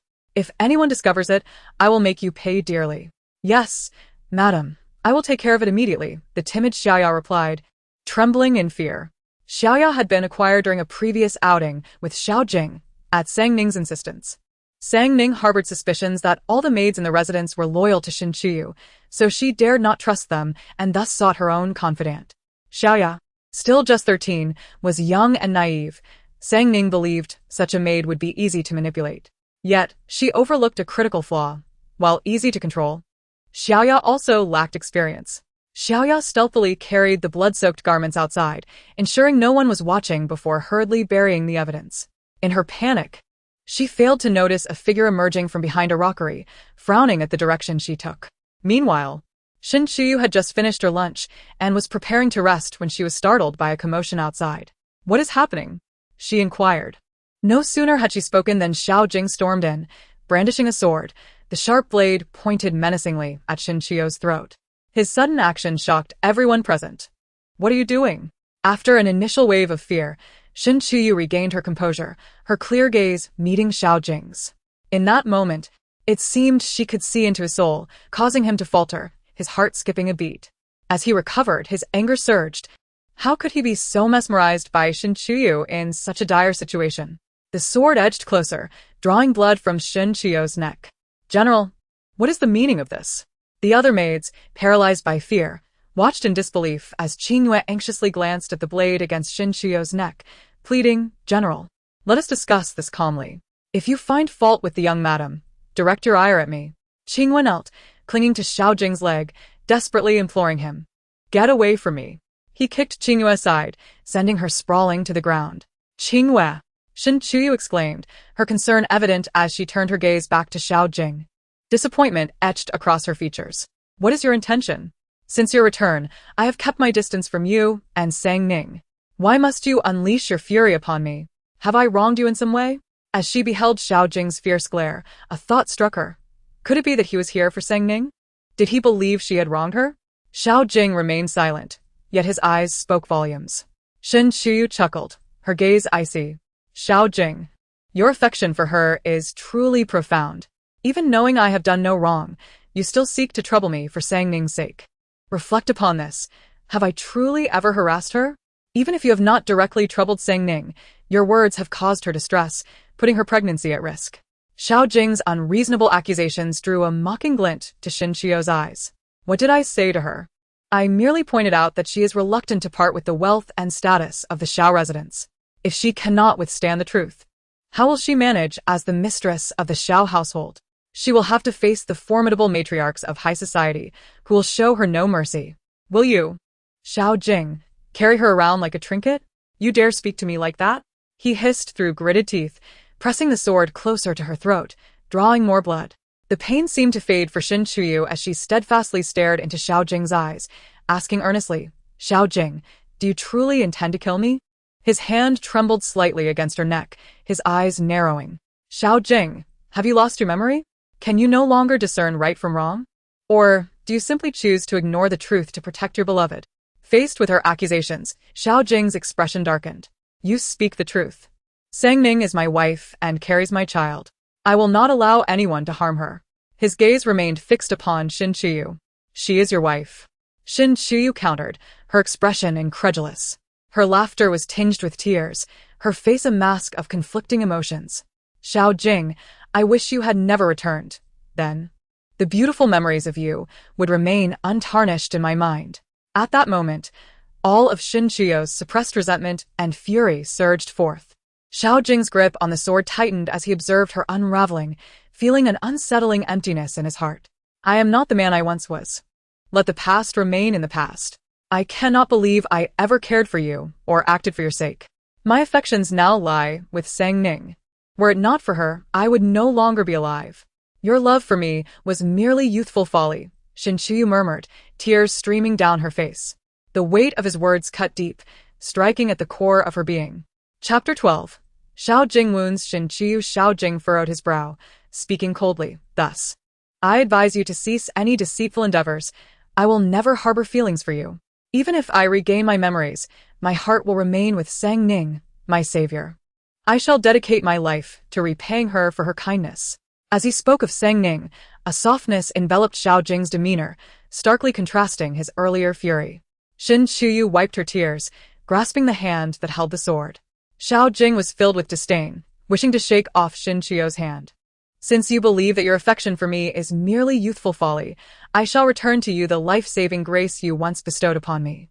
From this moment forth, we shall no longer be indebted to one another.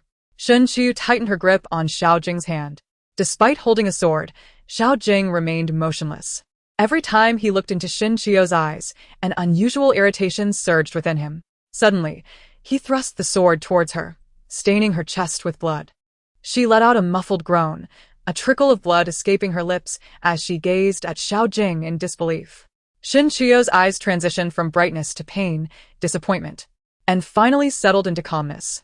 Xiao Jing regarded her without a trace of compassion. Xiao Jing, you truly are heartless.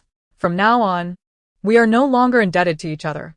Xin Qiu stared stubbornly at him, her exquisite features growing increasingly icy, much like a plum blossom standing proud amid stormy winds.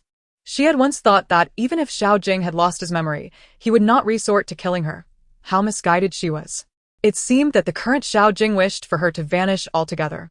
A bitter smile graced her lips. Xiao Jing withdrew his sword, coldly observing Xin Qiu.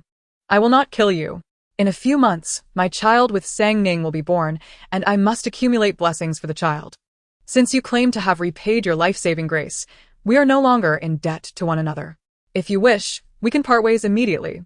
If you do not, I will eventually give Sang Ning the title of rightful wife, and what I may do then is uncertain. With that, Xiao Jing cast a glance at Xin Qiu and turned to leave. Xin Qiu clutched her chest and slowly collapsed. As Zheng Momo entered, she found Xin Qiu lying on the ground, her pastries scattered about. Young madam, what has happened to you? Zheng Momo rushed to her side, panic rising as she saw the blood seeping from Xin Qiu's chest. Hurry, summon a doctor. Zheng Momo scolded urgently. The other frightened maidens finally regained their senses. Young madam, you must not be harmed. Zheng Momo carefully helped Xin Qiu onto the bed. Xin Qiu waved her hand weakly, her complexion pale. I am not in mortal danger. Merely some superficial wounds. She was aware of her own body. Though Xiao Jing had indeed struck without mercy, he had not pierced any vital areas. The matter of summoning a doctor was no secret, and everyone knew that Xiao Jing had seriously injured the young madam. Madame Xiao learned of the incident and personally came to check on Shin Qiyu. Qiyu, how is your health? Has the doctor said anything? Madame Xiao inquired with concern as she gazed at Shin Qiyu, who lay upon the bed. Shin Qiyu touched the bandages on her chest and managed a faint smile. I am fine. I have simply lost too much blood. The doctor said that had the blade shifted just an inch, I might not have been able to speak here with you. Madame Xiao was rendered speechless, unable to fathom that Xiao Jing would go so far as to attempt to take Shin Qiu's life, all for the sake of that woman. A glint of malice flickered in Madame Xiao's eyes. It seemed that the woman must not be allowed to remain. However, she could not eliminate her herself, for if Xiao Jing were to discover the truth of their relationship, it would shatter their bond. The only solution was. With this thought, Madame Xiao turned her gaze to Shin Qiyu, her expression softening. Qiyu, it is merely that Xiao Jing has been bewitched by that woman. Do not blame him. If that woman were to disappear, Xiao Jing would surely return to his senses. Madame Xiao scrutinized Shin Qiu's face, who kept her eyes lowered, her countenance serene. As pale and delicate as a peeled egg. Mother, did you not once say that this is all fate? This is my destiny, and I accept it. Shin Qiu spoke softly. Madame Xiao was momentarily silenced. Those words were indeed what she had previously advised Shin Qiu, meant to encourage her to remain calm. Yet, circumstances had changed. Now she hoped Shin Qiu would assist her in her schemes. Chapter 13. Treading on Shin Qiu's face last time. Your mother spoke those words to comfort you, but Xiao Jing is inherently yours. If you do not strive for him, will you allow that woman, Sang Ning, to benefit from your lack of action? She is merely a coarse woman from the countryside, illiterate, and unworthy of Xiao Jing. The mere thought of Sang Ning taking advantage of Xiao Jing filled Madame Xiao with irritation. Shin Qiu lifted her gaze to Madame Xiao. What does mother wish for me to do? Upon hearing Shin Qiu's words, a spark of cunning lit up in Madame Xiao's eyes. You are the only daughter-in-law I recognize in my heart. I have always believed in you and Xiao Jing. Now, with Sang Ning's sudden appearance, she threatens your relationship with him. I simply wish for everything to return to its rightful place. I consulted a high monk at Baiyun Temple, who declared that you and Xiao Jing are heavenly match made in heaven, destined to be together. Now, a demon has emerged to disrupt your union. That demon is Sang Ning. Once she is eliminated, Xiao Jing will regain his memory, and everything will revert to how it once was. Shin Qiu managed a slight smile. Mother, are you not being deceived? If he is a high monk, how could he condone death? Madame Xiao had anticipated this response and replied earnestly. To eradicate evil is to uphold virtue. Sang Ning is a demon. Should she grow stronger, she will inevitably threaten the world. Thus, it is imperative to eliminate her before she gains power. Shin Qiu feigned fear. If she is a demon, how could I, a mere mortal, contend with her? Perhaps it is best to let this matter rest. Madame Xiao grew anxious. Sang Ning is still just a mortal. To kill her would be as easy as pie. Moreover, it is best that someone with a connection to her carries out the act. I shall consider your words, mother, Shin Qiu replied, lowering her gaze submissively. Madame Xiao did not wish to push too hard. Please take your time to think. Reflect on the days when you and Xiao Jing were together. How perfectly matched you were. Xiao Jing knelt at my doorstep for 3 days and nights for the sake of marrying you. His affection for you is evident to all, even provoking enmity from the Prince of Chen, who nearly caused him harm. Xiao Jing is merely under the spell of this demon. Were it not for her, you and he might have already had children by now. After speaking, Madame Xiao turned to Zhao Momo beside her. Select a few nourishing items from my private store and send them to Qiyu for her recovery. Once Madame Xiao departed, Shin Qiyu rubbed her forehead. Momo, what do you think? Young madam, while the madam's words hold some truth, this matter cannot be handled by you. If discovered, your relationship with the general will be compromised. Shin Qiyu smiled lightly.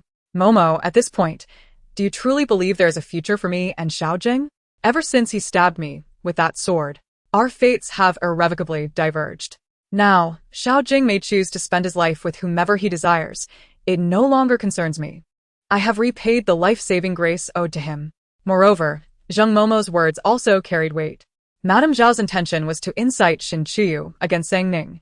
If Xiao Jing remained oblivious, it would be for the best. Even if he discovered the truth, it would not impact Madame Zhao's relationship with him. as all blame would fall upon Shin Chiyu. You must take care of yourself, young madam, Zheng Momo said, gazing at Shin Chiyu with sympathy. It was truly heartbreaking how two people who once loved each other so deeply had arrived at such a dismal juncture. However, my dear lady, you and the young general have endured countless trials to be together. Zheng Mama still harbors some resentment, unwilling to accept that the despicable woman has benefited. The recent incident where the young general injured Shin Chiyu may very well have been instigated by that wretched creature. Observing Zheng Mama's expression, Shin Chiyu understood her thoughts. Mama, do you believe that Xiao Jing was provoked by someone?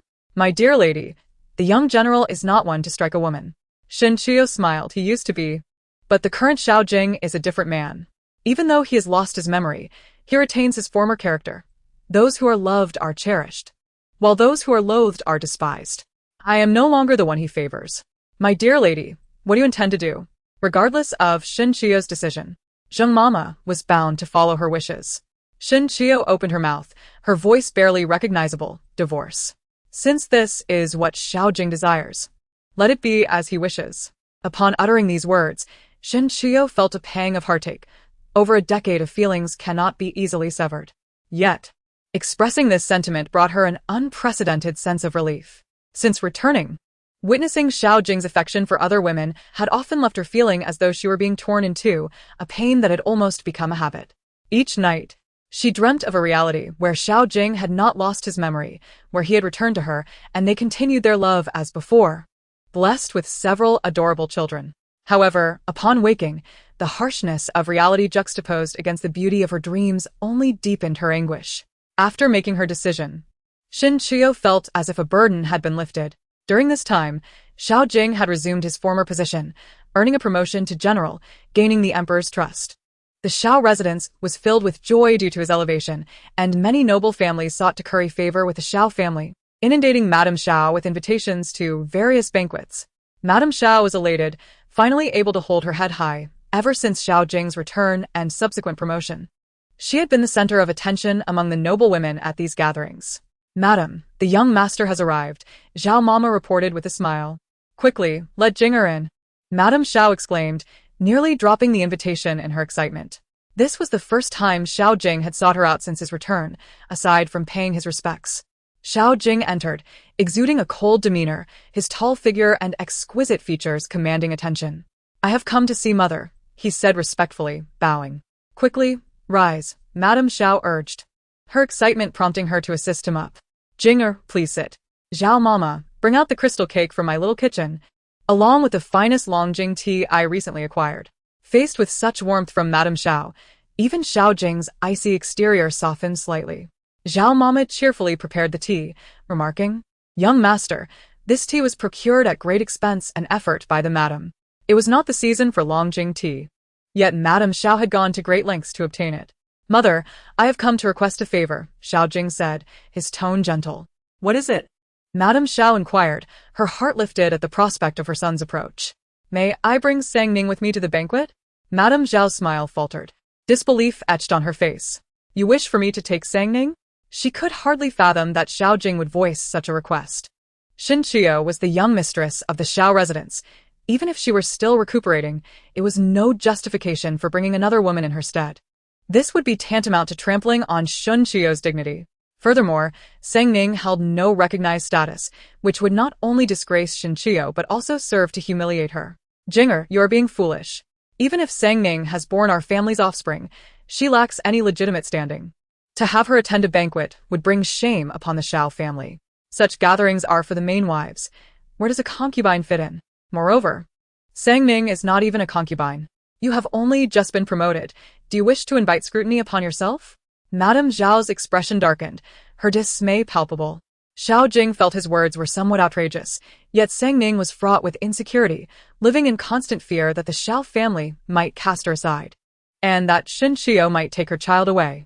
She had heard that children born to concubines were expected to be raised by the main wife. Despite Xiao Jing's assurances that he would make her the sole mistress of the Xiao family, Sang Ning remained plagued by nightmares, her child not finding peace. Mother, my current position is solely due to my efforts, surpassing even those of the Shin family. I need not concern myself with them. Xiao Jing's tone was colder than ever as he regarded Madame Zhao's stunned expression. Before long, the Shin family will find themselves in dire straits. If they wish for Shin Nani to fare well, they must acquiesce to my demands. Otherwise, the future of their legitimate son will be irreparably damaged and his name sullied. What do you mean by that? Madame Xiao dismissed the servants and urgently inquired, will disaster befall the Shin family's heir? In this generation, Shin Nani was exceptionally talented and capable of upholding the family's legacy. Given time, his potential could elevate the Shin family to new heights. Madame Zhao's gaze flickered. Xiao Jing toyed with the jade pendant at his waist, casually remarking, Mother need not inquire further. Knowing too much may not be beneficial for you. Madame Zhao's heart raced inexplicably, sensing that Xiao Jing was plotting something behind her back. Jinger, tell your mother what calamity awaits the Shin family? She pressed on, unwilling to relent. At her words, Xiao Jing's gaze sharpened, a cold smile gracing his lips. Mother, should the Shin family face any misfortune, should you not feel a sense of joy? His words seemed to strike a nerve with Madame Xiao, turning her face crimson with indignation. What nonsense are you speaking? Mother believes I speak in folly, do you? Although Xiao Jing had not recovered his memories, he had gleaned much information about the capital from his personal guards. Coupled with Madame Zhao's disposition and her habitual remarks, he surmised that she held a disdain for the Shin family. Madame Xiao took a deep breath. You may pursue whatever you wish, but I cannot allow Sangning to attend the banquet. What will the noble ladies think of me? Just the thought of it is unbearable. Xiao Jing's impatience grew. Have I not explained? The Shin family will not pose an obstacle. Madame Zhao's expression was one of resignation and seriousness. How do you not see? This has nothing to do with the Shin family. Where would you have us place our dignity? Moreover, you have just gained the Emperor's favor. Do you wish to jeopardize that with such absurdity? Will the Emperor continue to support you? Xiao Jing fell silent for a moment, reflecting on her words. Seeing his silence, Madame Xiao pressed on, Jinger, I can comply with many of your wishes, but this, I absolutely cannot agree to. Xiao Jing lowered his eyes, lost in thought. Mother, I will no longer insist on Sang Ning attending the banquet. But you must agree to another request. Persuade father to elevate Sang Ning to the status of a legitimate wife. Madame Xiao nearly choked. How could Sang Ning, with her current standing, aspire to be the mistress of the Xiao family? As she prepared to refuse, a thought suddenly crossed her mind. Sang Ning's fate remains uncertain. Should Shin Qiyu heed her words and take action against Sang Ning, what difference would it make even if she promised Xiao Jing? It would merely be empty words. Mother agrees, but it must wait until Sang Ning gives birth. This way, I can persuade your father with more assurance. Xiao Jing did not oppose this. Madame Xiao, catching sight of the jade pendant in Xiao Jing's hand, inquired in astonishment, How did you come by this jade pendant? Is this the jade pendant you speak of? Madame Xiao nodded eagerly. Where did you obtain it? This is the token of affection Sang Ning gifted me upon our betrothal. Is there an issue with this pendant? Xiao Jing questioned, observing Madame Zhao's distracted demeanor. Madame Xiao waved her hand dismissively. Nothing of great concern, but I find it curious that Sang Ning, living in a mountain village, possesses such an exquisite pendant. To Madame Xiao, while the pendant was indeed precious, it was not impossible to acquire. Yet for someone from a rural background, it was an extraordinary possession. Reflecting on Sang Ning, Xiao Jing's expression softened. This pendant has been passed down in Sang Ning's family. She has worn it since childhood. Upon hearing this, Madame Zhao's eyes flickered with interest. Feigning fatigue, she urged Xiao Jing to return home. Once he departed, she promptly summoned Granny Zhao. Before Granny Zhao could bow, Madame Xiao urgently asked, Do you recall that the princess of Pingyang once lost a child? Granny Zhao, puzzled, nodded. I remember. The young princess was indeed abducted and met with a tragic end. After a moment's contemplation, Madame Xiao continued, Do you recall the jade pendant worn by Prince Yu? It is identical to the one in Jinger's possession. Madam, are you suggesting that the young master possesses Prince Yu's pendant? Granny Zhao blurted out, her mind racing. Madame Xiao looked at her incredulously, and Granny Zhao quickly grasped the imprudence of her words. What I mean is, the pendants are two halves carved from the same jade. When the young princess was born, Prince Yu gave one half to her. Granny Zhao's mind raced as she connected the dots. Madam, are you implying that the young master knows the individual responsible for the young princess's death? Madame Zhao's expression grew complex. Just now, Jinger mentioned that Sang Ning gave him this pendant. Could it be that the young princess did not perish? Though Madame Pingyang witnessed the child being thrown off a cliff, Her unwavering belief in the young princess's survival had driven her to search for her all these years. Granny Zhao sensed that the tranquility of the Xiao household might soon be disrupted. "Madam, we should send someone to investigate. If this pendant was given to Sang Ning by someone else, we risk offending the princess of Pingyang. Especially since the princess has been searching for her daughter for so long, providing her with false hope would surely incite her wrath upon the Xiao family." "You make a valid point. This pendant may have been discarded and eventually found its way to Sang Ning." Madame Xiao regained her composure. The truth of the matter remained uncertain. It was prudent to ascertain the facts first. Shen Qiyu soon learned of Sang Ning's desire to attend the banquet. She remained indifferent, her complexion having improved significantly after a few days of recuperation. Not even a concubine, yet she dares to seek attendance at a noble event, oblivious to the ridicule it may invite. Tao Rui's face flushed with indignation. Indeed, she has grown arrogant from favoritism. Shen Qiyu gently rubbed her hand with fragrant ointment, stating coolly, "In light of Sang Ning's pregnancy and Xiao Jing's indulgence, she has been treated as the favored one in the household, leading to her inflated ambitions. She mistakenly believes she is the established mistress of the residence and seeks to attend a gathering of noble women." During her recovery, Shen Qiyu had given the family heirloom to Madame Xiao to avoid complications arising from Sang Ning's presence. From their previous encounters, Shen Qiyu had recognized Sang Ning as a troublemaker and preferred to distance herself from any potential strife. "Young madam, I heard that madam did not approve of this matter. Regardless of Sang Ning's exuberance, she ultimately remains unworthy of consideration." Qing Yu chimed in on Shen Qiyu's behalf. "Let her go if she wishes," Shen Qiyu replied nonchalantly. "Sang Ning is woefully ignorant of the city's dynamics. Does she truly believe that Xiao Jing's affection alone grants her the authority to act with impunity? Such naivety is astonishing, and she is unlikely to remain compliant." Seeing Shen Qiyu's disinterest in Sang Ning's affairs, the maidservants fell silent. "Young madam, I just heard Xiao Tao mention that madam has dispatched someone to investigate Sang Ning's background." Tao Rui decided to share this information with Shen Qiyu. "Investigate her background?" Shen Qiyu's gaze lowered, pondering the implications. "What could compel my mother to look into Sang Ning's origins?" The maidservant expressed her confusion. "It seems likely that madam has long been aware of Sang Ning's background. Conducting an investigation now may suggest ulterior motives." Qing Yu, perceptive as ever, sensed the peculiarity of the situation. "In that case, Qing Yu, take my token and have the others investigate Sang Ning's lineage, while also observing what Mother's emissaries are up to. Be cautious not to arouse suspicion." Shen Qiyu carefully instructed her, removing the jade pendant from her person. "Rest assured, young madam, the others understand the importance of discretion and will handle it appropriately," Qing Yu assured her, taking the pendant with a serious demeanor. Shen Qiyu nodded. "I trust you with this task. It is imperative that no one learns of our inquiries." Disliking a passive position, Shen Qiyu preferred to maintain control over the circumstances.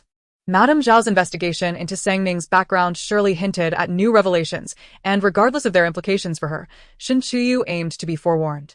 As Qing Yu departed to execute her task, Shen Qiyu prepared her attire for the banquet.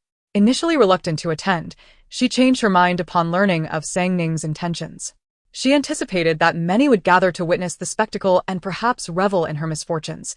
However, aside from her sorrow over Xiao Jing, no one had gained an advantage over her. Meanwhile, Sang Ning, as Shen Qiyu had predicted, was far from satisfied with the current state of affairs and eagerly sought to attend the banquet to validate her identity. On the day of the banquet, Shen Qiyu arose early to prepare herself. Gazing into the mirror, she found her reflection captivating, exuding grace and elegance. With Tao Rui's deft assistance, she donned a flowing, water-green gauze-pleated skirt, its layers cascading like those of a celestial maiden. Tao Rui gazed at Shen Qiyu in awe, exclaiming, "Young madam, you are truly stunning. In my eyes, no one in the entire capital can rival your beauty." Shen Qiyu smiled softly, playfully tapping Tao Rui's forehead. "Flattery. I merely speak the truth. In my heart, you are the most beautiful," Tao Rui replied with an innocent pout. Upon hearing those words, Shen Qiyu smiled but said nothing further. "Let us depart," she suggested gently. Qingwei assisted Shen Qiyu as they exited the room. As they approached the door, they encountered the attendant Shimo, who was carrying something in his hands as he made his way outside. Shen Qiyu initially paid him no mind, but her gaze froze momentarily upon noticing the items he bore. "Young madam," Shimo said as he approached her, awkwardly bowing. Shin Chu nodded slightly, her eyes fixated on the objects in his hands, gifts she had once bestowed upon Xiao Jing. From the trifles of little worth she had given him on the streets to the more refined stationery and even the intimate purse, each item evoked a wave of nostalgia. "What do you intend to do with those?" she inquired, her momentary distraction fading as she regained her composure. Shumo, feeling uncomfortable, replied, "The general commanded me to dispose of these." He quickly lowered his head, unable to meet Shin Chiu's gaze. Upon absorbing Shumo's words, Shin Chiu paused for a brief moment before nodding. "Since it is the general's order, I shall not delay you any further. Please do as instructed. Young madam, the general will eventually return to your side," Shumo remarked, having witnessed the arduous journey of love between Xiao Jing and Shin Chiu. However, the emergence of Sang Ning had only driven a wedge further between them. The items were also disdained by Sang Ning, prompting the general to send Shumo to rid himself of them to appease her. Shin Chiu offered a serene smile, choosing not to elaborate. "If the general has instructed you to dispose of these, then proceed accordingly." Shin Chiu was keenly aware of Shumo's intent. He wished for her to gather these relics, waiting for the day Xiao Jing regained his memories. Yet, even if Xiao Jing were to remember, could the harm he had caused her truly be undone? Could she simply act as if nothing had transpired? Shumo's expression fell, for he had hoped Shin Chiu would accept the items, believing that the general had not intended to hurt her, merely suffering from memory loss that would eventually be rectified. As the matriarch of the Xiao family, how could she harbor such jealousy? Oblivious to Shumo's thoughts, Shin Chiu watched him retreat into the distance and softly stated, "Let us go." The sight of those old possessions stirred something within her. Memories of the days when she and Xiao Jing were deeply in love flooded her mind, and she pondered how they had arrived at such a painful separation. From the moment Xiao Jing had thrust that blade into her, her affection had gradually receded, revealing the truth that overwhelming sorrow could indeed extinguish a once fervent love. Though thoughts of Xiao Jing still brought her sadness, it was a manageable ache, devoid of the earlier, heart-wrenching pain. Upon arriving at the banquet, Shin Chiu immediately captured the attention of all present. The noble ladies engaged in conversation turned to gaze at her, their expressions a mix of scrutiny, curiosity, and derision. Undeterred, Shin Chiu proceeded to find her seat amidst the myriad of gazes. This gathering was hosted by the illustrious Princess Ronghua as a flower appreciation banquet. However, its true purpose was for the princess to select suitable spouses for her beloved children. Thus, the event attracted not only the matriarchs of various households but also a multitude of eligible young men and women. As Shin Chiu gazed upon the serene, emerald waters, her thoughts began to drift. Suddenly, a figure obstructed her view. She looked up to find a young woman clad in a delicate yellow dress, adorned with jewels, regarding her with a mocking expression. "Is this not Mrs. Shin? What brings you here? I have heard that General Xiao has returned. Why is he not accompanying you?" The newcomer spoke with a sarcastic tone, revealing herself to be Yan Xinma, the daughter of Shin Chiu's maternal aunt and her cousin. From childhood, Yan Xinma had always compared herself to Shin Chiu, her looks, attire, talents, and suitors. Unfortunately, Yan Xinma could not surpass Shin Chiu in any regard. Since Xiao Jing's disappearance, Yan Xinma had reveled in her cousin's misfortune. Xiao Jing's presumed death meant Shin Chiu was left heartbroken, and her joy was derived from Shin Chiu as sorrow. Shin Chiu cast a glance at Yan Xinma, her expression devoid of emotion. "Are you particularly concerned with the affairs of the Xiao household?" Yan Xinma took a seat beside her. Whether by design or coincidence, their positions adjacent. With a scoff, she replied, "I am not concerned with the Xiao family's matters. But it is impossible to ignore when your family is the talk of the capital." As she spoke, she covered her mouth with a handkerchief, suppressing a triumphant smile. Regardless of Shin Chiu's superiority in various aspects, in the matter of suitors, Yan Xinma felt she had gained an edge. Chapter 17. The ants targeting. Who would have imagined that the once devoted Xiao Jing would forget Shin Chiu entirely? The moment Yan Xinma received this news, she could hardly contain her glee. That night, she was so exhilarated, she could not sleep, eagerly awaiting the chance to ridicule Shin Chiu. Unfortunately, Shin Chiu had remained in her residence, making Yan Xinma's opportunity to mock her all the more precious. Shin Chiu regarded Yan Xinma, observing the smugness in her eyes without anger. "So, you have come specifically to discuss these matters with me today? Do not feign ignorance, Shin Chiu. I know you are heartbroken and despondent. General Xiao has remained loyal to you, yet now he has been taken by another woman. The thought alone brings me sorrow for you. Dear sister, Yan Xinma said, her smile barely contained as she feigned concern, dabbing at her eyes with a handkerchief. Shen Chuyu cast a sidelong glance at her unmoved. No matter how piercing Yan Xinma's words were, or how they struck at her heart, perhaps the pain had dulled long ago, rendering her largely indifferent. Yan Xinma's triumphant demeanor faltered as she beheld Shen Chuyu's tranquility, igniting a flicker of rage within her. Shen Chuyu, do not think I am unaware of your sorrow. Why do you pretend to be so above it all? In her anger, Yan Xinma's jealousy surged. Why was it that even though Xiao Jing had cast aside Shen Chuyu, she remained composed while Yan Xinma felt her own emotions spiraling into chaos? Her voice drew the attention of those around them. The noble women, astute as they were, recognized the tension, one with a calm demeanor, the other visibly irate. Pray tell, what is transpiring here? Why are you quarreling with your cousin? Came a teasing voice, belonging to Yan Xinma's mother, who was also Shen Chuyu's aunt. Her expression was one of feigned affection, but her eyes betrayed no warmth. Yan's mother framed Yan Xinma's rudeness as mere playful banter between young girls, ostensibly for her daughter's reputation. Regrettably, Yan Xinmo remained oblivious to her mother's well-meaning intentions, having been spoiled by the Yan family, accustomed to having her whims indulged. Mother, this is not mere jesting. My cousin lies. The woman your son has brought back is already with child, and my cousin has yet to consummate her marriage. She is clearly heartbroken, yet she pretends not to care. How hypocritical. Yan Xinma pouted, her anger overriding her reason, her words tumbling forth without thought. As her words fell, Yan's mother felt a surge of indignation, her face momentarily contorting with displeasure. Regardless of the mockery directed at Shen Chuyu behind closed doors, such a statement made in front of the assembled ladies was utterly foolish. Moreover, as an unmarried woman, such a lack of decorum would render her undesirable in the eyes of any respectable family. Furthermore, Yan's mother had long set her sights on a suitable match for her daughter, the second son of the esteemed Li Taifu, Li Xian. The Li family is known for its upright values. In their household, men are forbidden from taking concubines unless they reach the age of 30 without having produced a male heir. Li Xian, a promising young talent, achieved the highest honor in the imperial examinations at a tender age. He was appointed as a bachelor in the Hanlin Academy, serving closely beside the emperor, transcribing edicts and compiling texts. Though his official position may seem modest and devoid of real power, he is indeed a favored minister of the emperor, with a future that holds limitless potential. Madame Yan discreetly glanced at Madame Li, and indeed, a barely perceptible frown formed on Madame Li's brow. Madame Yan, observing the self-satisfied demeanor of Yan Xinma, nearly bit her tongue in frustration. What a foolish girl! She signaled to Yan Xinma, but unfortunately, the latter remained oblivious, filled with indignation.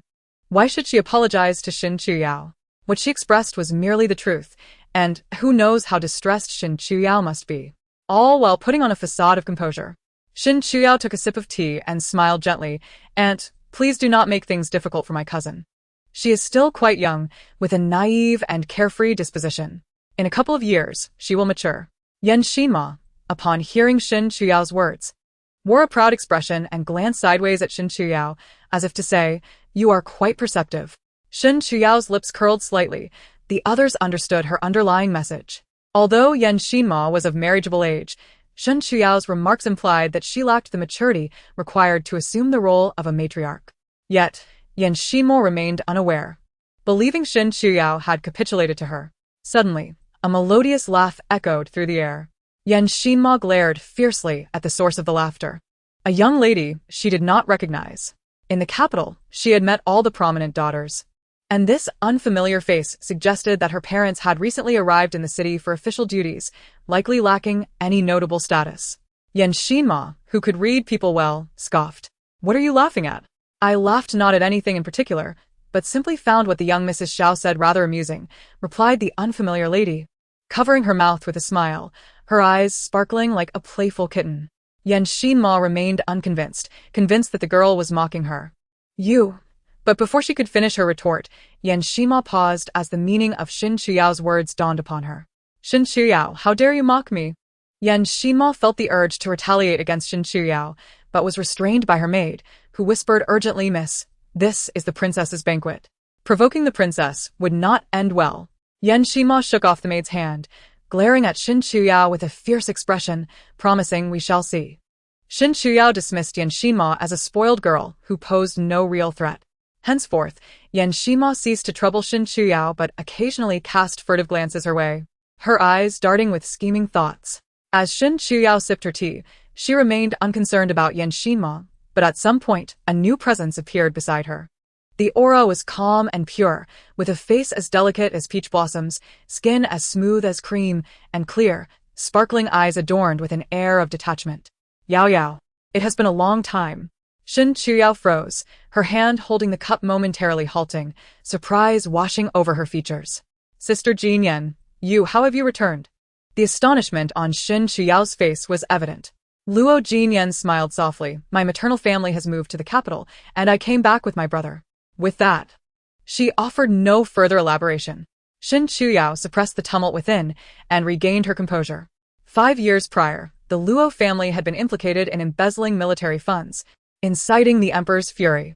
Thanks to the intercession of Prime Minister Wen and several senior officials, the emperor, recognizing the Luo family's past contributions, spared only Luo Jinyan and her brother Luo Jinchong. This was a means of preserving their lineage. Yet the emperor had decreed that descendants of the Luo family could not participate in the imperial examinations for 3 generations. Even with the survival of the only legitimate heir, Luo Jinchong, their prospects were bleak. After the downfall of the Luo family, their relatives shied away from accepting the siblings, ultimately leading to their maternal grandparents taking them in. 5 years had passed, and it was assumed that the Luo siblings would never return, yet here they were. Sister Jinyan has been far too long.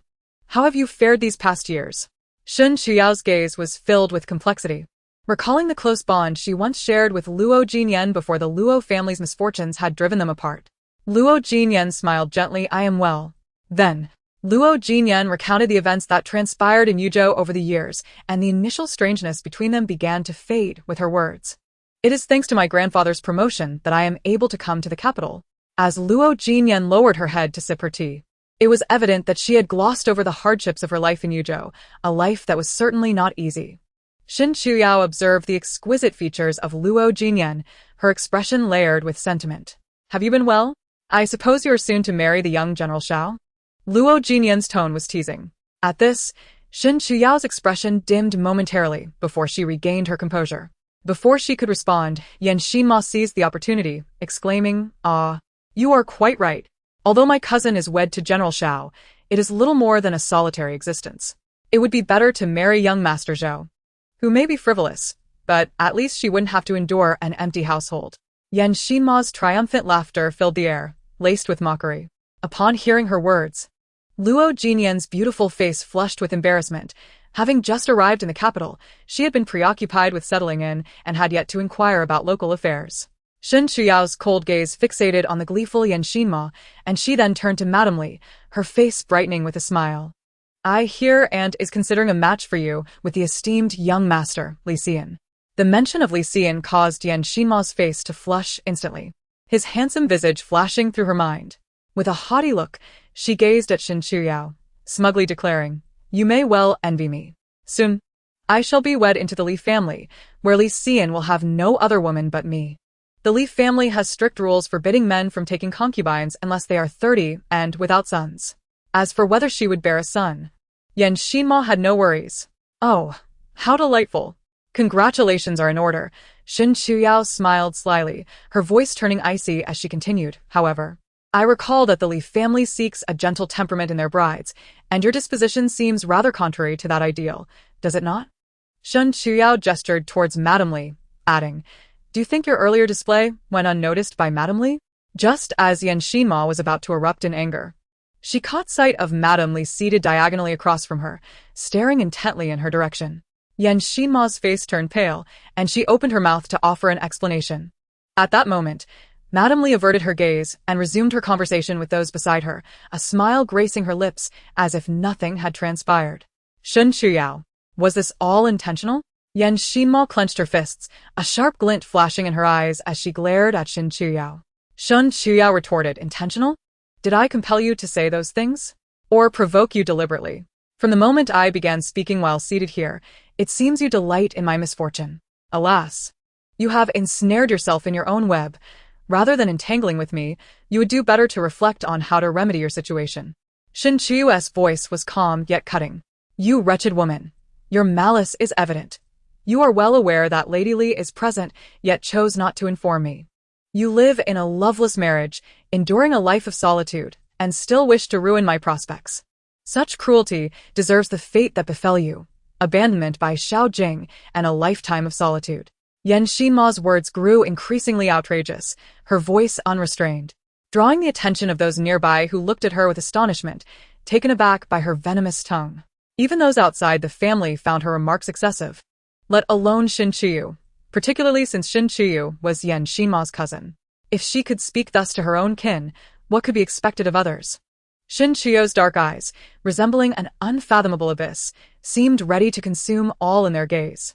Suddenly, she blinked her lovely eyes and spoke brightly, Cousin, you truly vex me. How can you blame me for not warning you of Lady Li's presence? Such ire is misplaced. I had not uttered a word upon my arrival when you began your mockery. If you are concerned about leaving a poor impression before Lady Li, perhaps you should apologize to her. I am certain she would be forgiving, considering your youth and ignorance. The commotion around Shin Chiyu drew the attention of other ladies, and Lady Li, too, caught wind of Shin Chiyu's words. Lady Li's eyes flickered. Madam Shin has a fine sense of humor. Miss Yen has not offended me. Why should she apologize? Besides, Miss Yen is young and innocent, perhaps merely jesting. I have no daughters of my own. Were it possible, I would gladly adopt Miss Yen as my goddaughter. Yan Xinma's face paled. Lady Li's words effectively extinguished her hopes of marrying into the Li family. To be recognized as a goddaughter was to obliterate her aspirations. Lady Li glanced at Yan Xinma's ashen complexion before diverting her gaze. She had encountered Yan Xinma once and had formed a favorable impression. Although the Yan family was not the most suitable match, it was the one that stirred Lady Li's interest, primarily because the daughters married off from the Yan family often bore twins. The Li family, on the other hand, suffered from a thin lineage, with only a single heir over 3 generations, and the family rules forbidding concubinage weighed heavily on Lady Li's heart as she sought to preserve the Li family line. The twisted and malicious expression Yan Xinma had displayed was not lost on her. Marrying such a woman would surely bring turmoil to the Li household. Lady Li, my Xinma merely speaks thoughtlessly. Her nature is kind at heart. Shall we still honor our previous agreement? Lady Yan quickly interjected on behalf of her daughter. Lady Li cleared her throat, casting a sidelong glance at Lady Yan, and said softly, Let's discuss this later. This is a banquet for the Grand Princess, and we should refrain from personal matters. Lady Yan awkwardly chuckled. Very well, we shall speak of it another time. Shin Chiyu smiled subtly, observing the furious Yan Xinma. At that moment, an exclamation rippled through the gathering. Madam Shin has arrived. Shin Chiyu instinctively looked up, her pupils constricting as she saw who followed Madam Shin. How could Sang Ning be here? The noble women murmured among themselves. Who is that? I've never seen anyone following Madam Shin. Neither have I. She appears to be with child. Could she possibly be the new concubine brought in by General Xiao? Have you forgotten? The woman General Xiao brought back was already pregnant. As the last words fell, all eyes turned to Shin Chiyu. Chapter 19. Standing up for Shin Chiyu maintained a calm demeanor.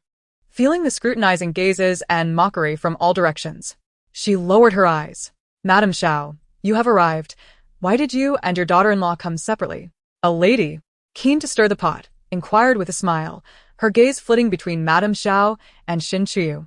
I had urgent matters to attend to and feared it would delay me, so I sent Chiyu ahead, Madam Xiao explained, feeling somewhat guilty under Shin Chiyu's steady gaze.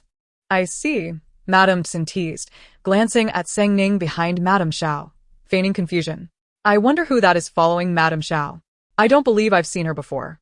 A woman as astute as Madam Xin surely recognized Sang Ning's identity, but was merely enjoying the spectacle. This, Madam Xiao began, her gaze settling on Sang Ning, is Jing's wife from the time of his amnesia. She is now pregnant, and I brought her to see the world. The moment the words left her lips, the other ladies stared in shock at Madam Xiao, realizing that she had acknowledged Sang Ning's status. This was a humiliation for Shin Chiyu, a lady of high standing, being overshadowed by a country girl. Though many onlookers were eager for a show, they couldn't help but mock Madam Xiao's actions. They were all primary wives. If their husbands were to bring home a pregnant woman from the fringes of society and have her trample upon their dignity, they would not hesitate to strip her of her skin. Sang Ning stepped forward from behind Madame Xiao, smiling as she greeted the gathered ladies. "Hello, everyone. This is my first banquet, and I hope to learn from you all." The ambition and pride in Sang Ning's eyes were unmistakable as she cast a triumphant glance at Shen Qiyu. No one acknowledged Sang Ning. They were all ladies of esteemed families, and according to her standing, she wouldn't even qualify to serve them as a foot servant, let alone sit alongside them. An uncomfortable silence enveloped the gathering as no one responded to Sang Ning, not even with a glance. Embarrassment washed over her, and shame filled her heart as she blushed and pressed her lips tightly together. Noticing the scornful gazes around her, she gripped her garment tightly, catching a glimpse of Shen Qiyu, whose eyes flashed with hostility. Why should Shen Qiyu be permitted to sit among these noble ladies while she was left standing? They were both wives of Xiao Jing. She was carrying his child. What made Shen Qiyu so special? It was merely a matter of luck and birth. Without a man's affection, what was she? A tide of resentment and fury surged within Sang Ning, all directed at Shen Qiyu. Shen Qiyu frowned slightly, feeling the venomous glare directed at her, and turned her gaze forward, locking eyes with Sang Ning's lingering spite. Despite Sang Ning's cunning, she had grown up in the countryside and could not hide her emotions. "Young madam, how could she be brought here? It shows a complete lack of respect for you." Tao Rui's lips trembled with anger. How could the matriarch allow this? When General Xiao was missing, it was young madam who upheld the entire Xiao family, caring for Madame Xiao without respite.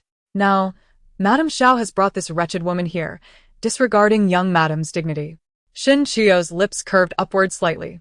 She found it curious that Madame Xiao, who had initially opposed Sang Ning's attendance, now brought her along, surely for some ulterior motive. After all, bringing Sang Ning here not only shamed Shen Qiyu, but also jeopardized the Xiao family's reputation. The Xiao family had been esteemed for generations. Madame Xiao had no reason to tarnish that reputation unless there was some advantage to be gained or a threat involved. Shen Qiyu narrowed her eyes slightly. Madame Xiao forced a smile and greeted the assembly before taking her seat. Sang Ning followed closely behind her. Once seated, Sang Ning looked around, perplexed when she found no place for herself. Standing awkwardly, she whispered, "Madam, where should I sit?" Her voice was low, yet all present heard her. This was the seating for the heads of households. Naturally, there was no place for her. Were you to be the matriarch of the Xiao family?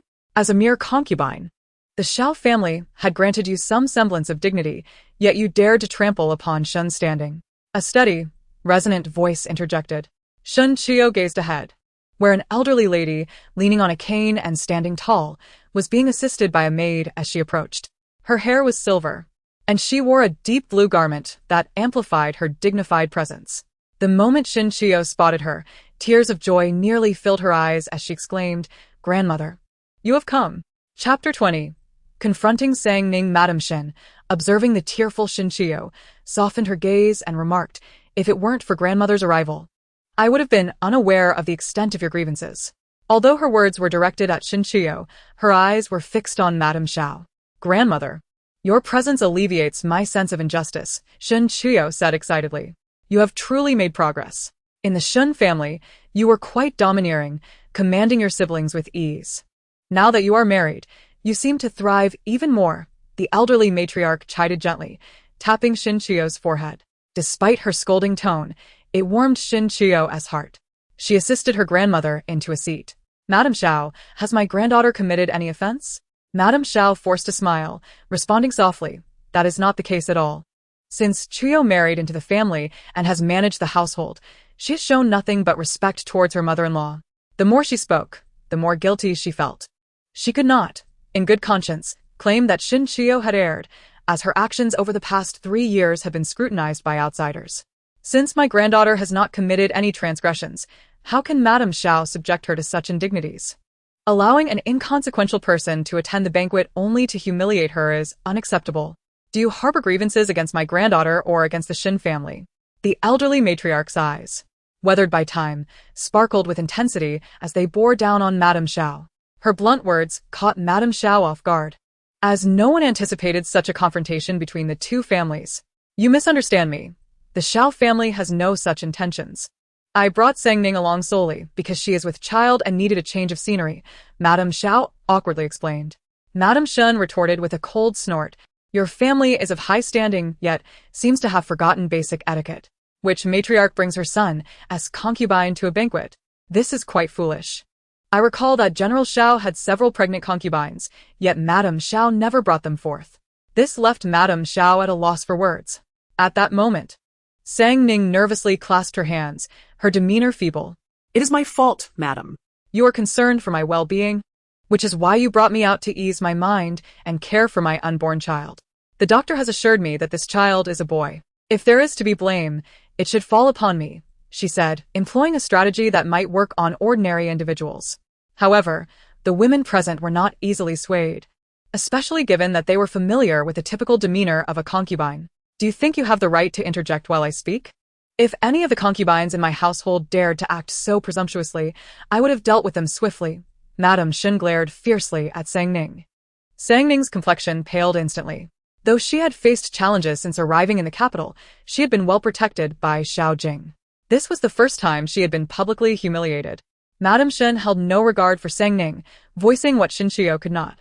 Looking at Sang Ning's ashen face, Madame Shin cast her a disdainful glance, her gaze lingering on her belly for a moment before breaking into a knowing smile.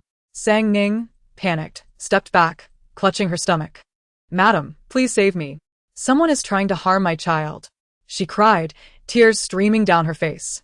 The fate of this child was crucial for her acceptance into the Xiao family, and she could not afford any misfortune. Madame Zhao's expression darkened. She had not anticipated such disgrace upon bringing Sang Ning out. Who would harm your child? Speak up. This is the princess's banquet. And she would never allow such reckless behavior, she said, her eyes scrutinizing the tearful Sang Ning. Though Sang Ning had ulterior motives, she was not foolish enough to involve Madame Shun, fearing repercussions. The other ladies would not believe her either. Deciding to take a gamble, she thought if she succeeded, the Xiao family would be hers to command.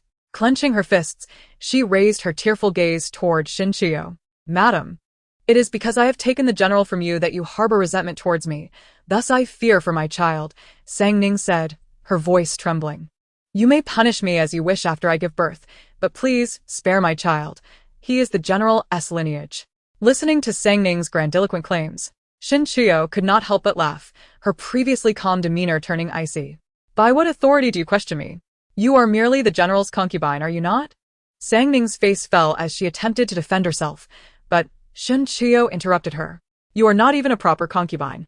Though you and the general have been wed in the countryside, without parental consent or a matchmaker, that union holds no weight. By what right do you speak to me? You are, at best, an unacknowledged mistress, yet you presume that I would harm your child? With a scoff, Shin Qiu rose from her seat and gracefully approached Sang Ning. With her captivating eyes and exquisite features, Shin Qiu commanded attention, making Sang Ning feel inferior, though she quickly suppressed that feeling. She sneered inwardly, believing that had she grown up in a prominent family, she too could have matched Shin Qiu's grace, once she became the mistress of a Xiao household. Her poise would surpass Shin Qiu's. In that moment of distraction, Shin Qiu seized Sang Ning's chin. You think I would harm your child? The cool touch on Sang Ning's chin made her stiffen and raise her head in disbelief, doubting Shin Qiu would dare act against her in public. Feigning fear, Sang Ning pleaded, Madam, please spare me. After I give birth, you may do as you wish with me. But her words were cut short as Shin Qiu slapped her face, leaving Sang Ning frozen in shock, her expression frozen in an odd grimace. Shin Qiu rubbed her sore wrist and scoffed, Your face certainly is resilient. You dare strike me? Sang Ning gasped, covering her face in disbelief. Why should I not? What gives you the right to be exempt from punishment? Is it because Xiao Jing protects you? You dare invoke the general's name, Sang Ning exclaimed, her expression one of utter disbelief. I have called Xiao Jing by name for a decade. Why should I fear? And who are you to act so brazenly in my presence? I have no desire to quarrel with you, yet you persist in your folly, Shin Qiu retorted. If I cannot tolerate your child, I shall ensure that nothing is left unaccounted for. Do you really believe you can continue to shout at me here? You would have long since met your demise. Chapter 21. Shin Qiu's fury. Shin Qiu's gaze was sharp, her demeanor imposing as she fixated on Sang Ning. Sang Ning, clutching her swollen face, was intimidated into silence by Shin Chuyu's fierce presence. The Shin Chuyu she had always encountered was gentle and composed, even when she provoked her. Shin Chuyu had never shown anger. Naturally, she considered Shin Chuyu to be timid, insignificant without her husband's affection, and lacking in merit. Little did she know the true, fearsome nature of Shin Chuyu. Madame Xiao was equally taken aback by Shin Chuyu's demeanor. She had always been respectful toward her, which had caused her to forget Shin Chuyu's inherent confidence and poise in adversity.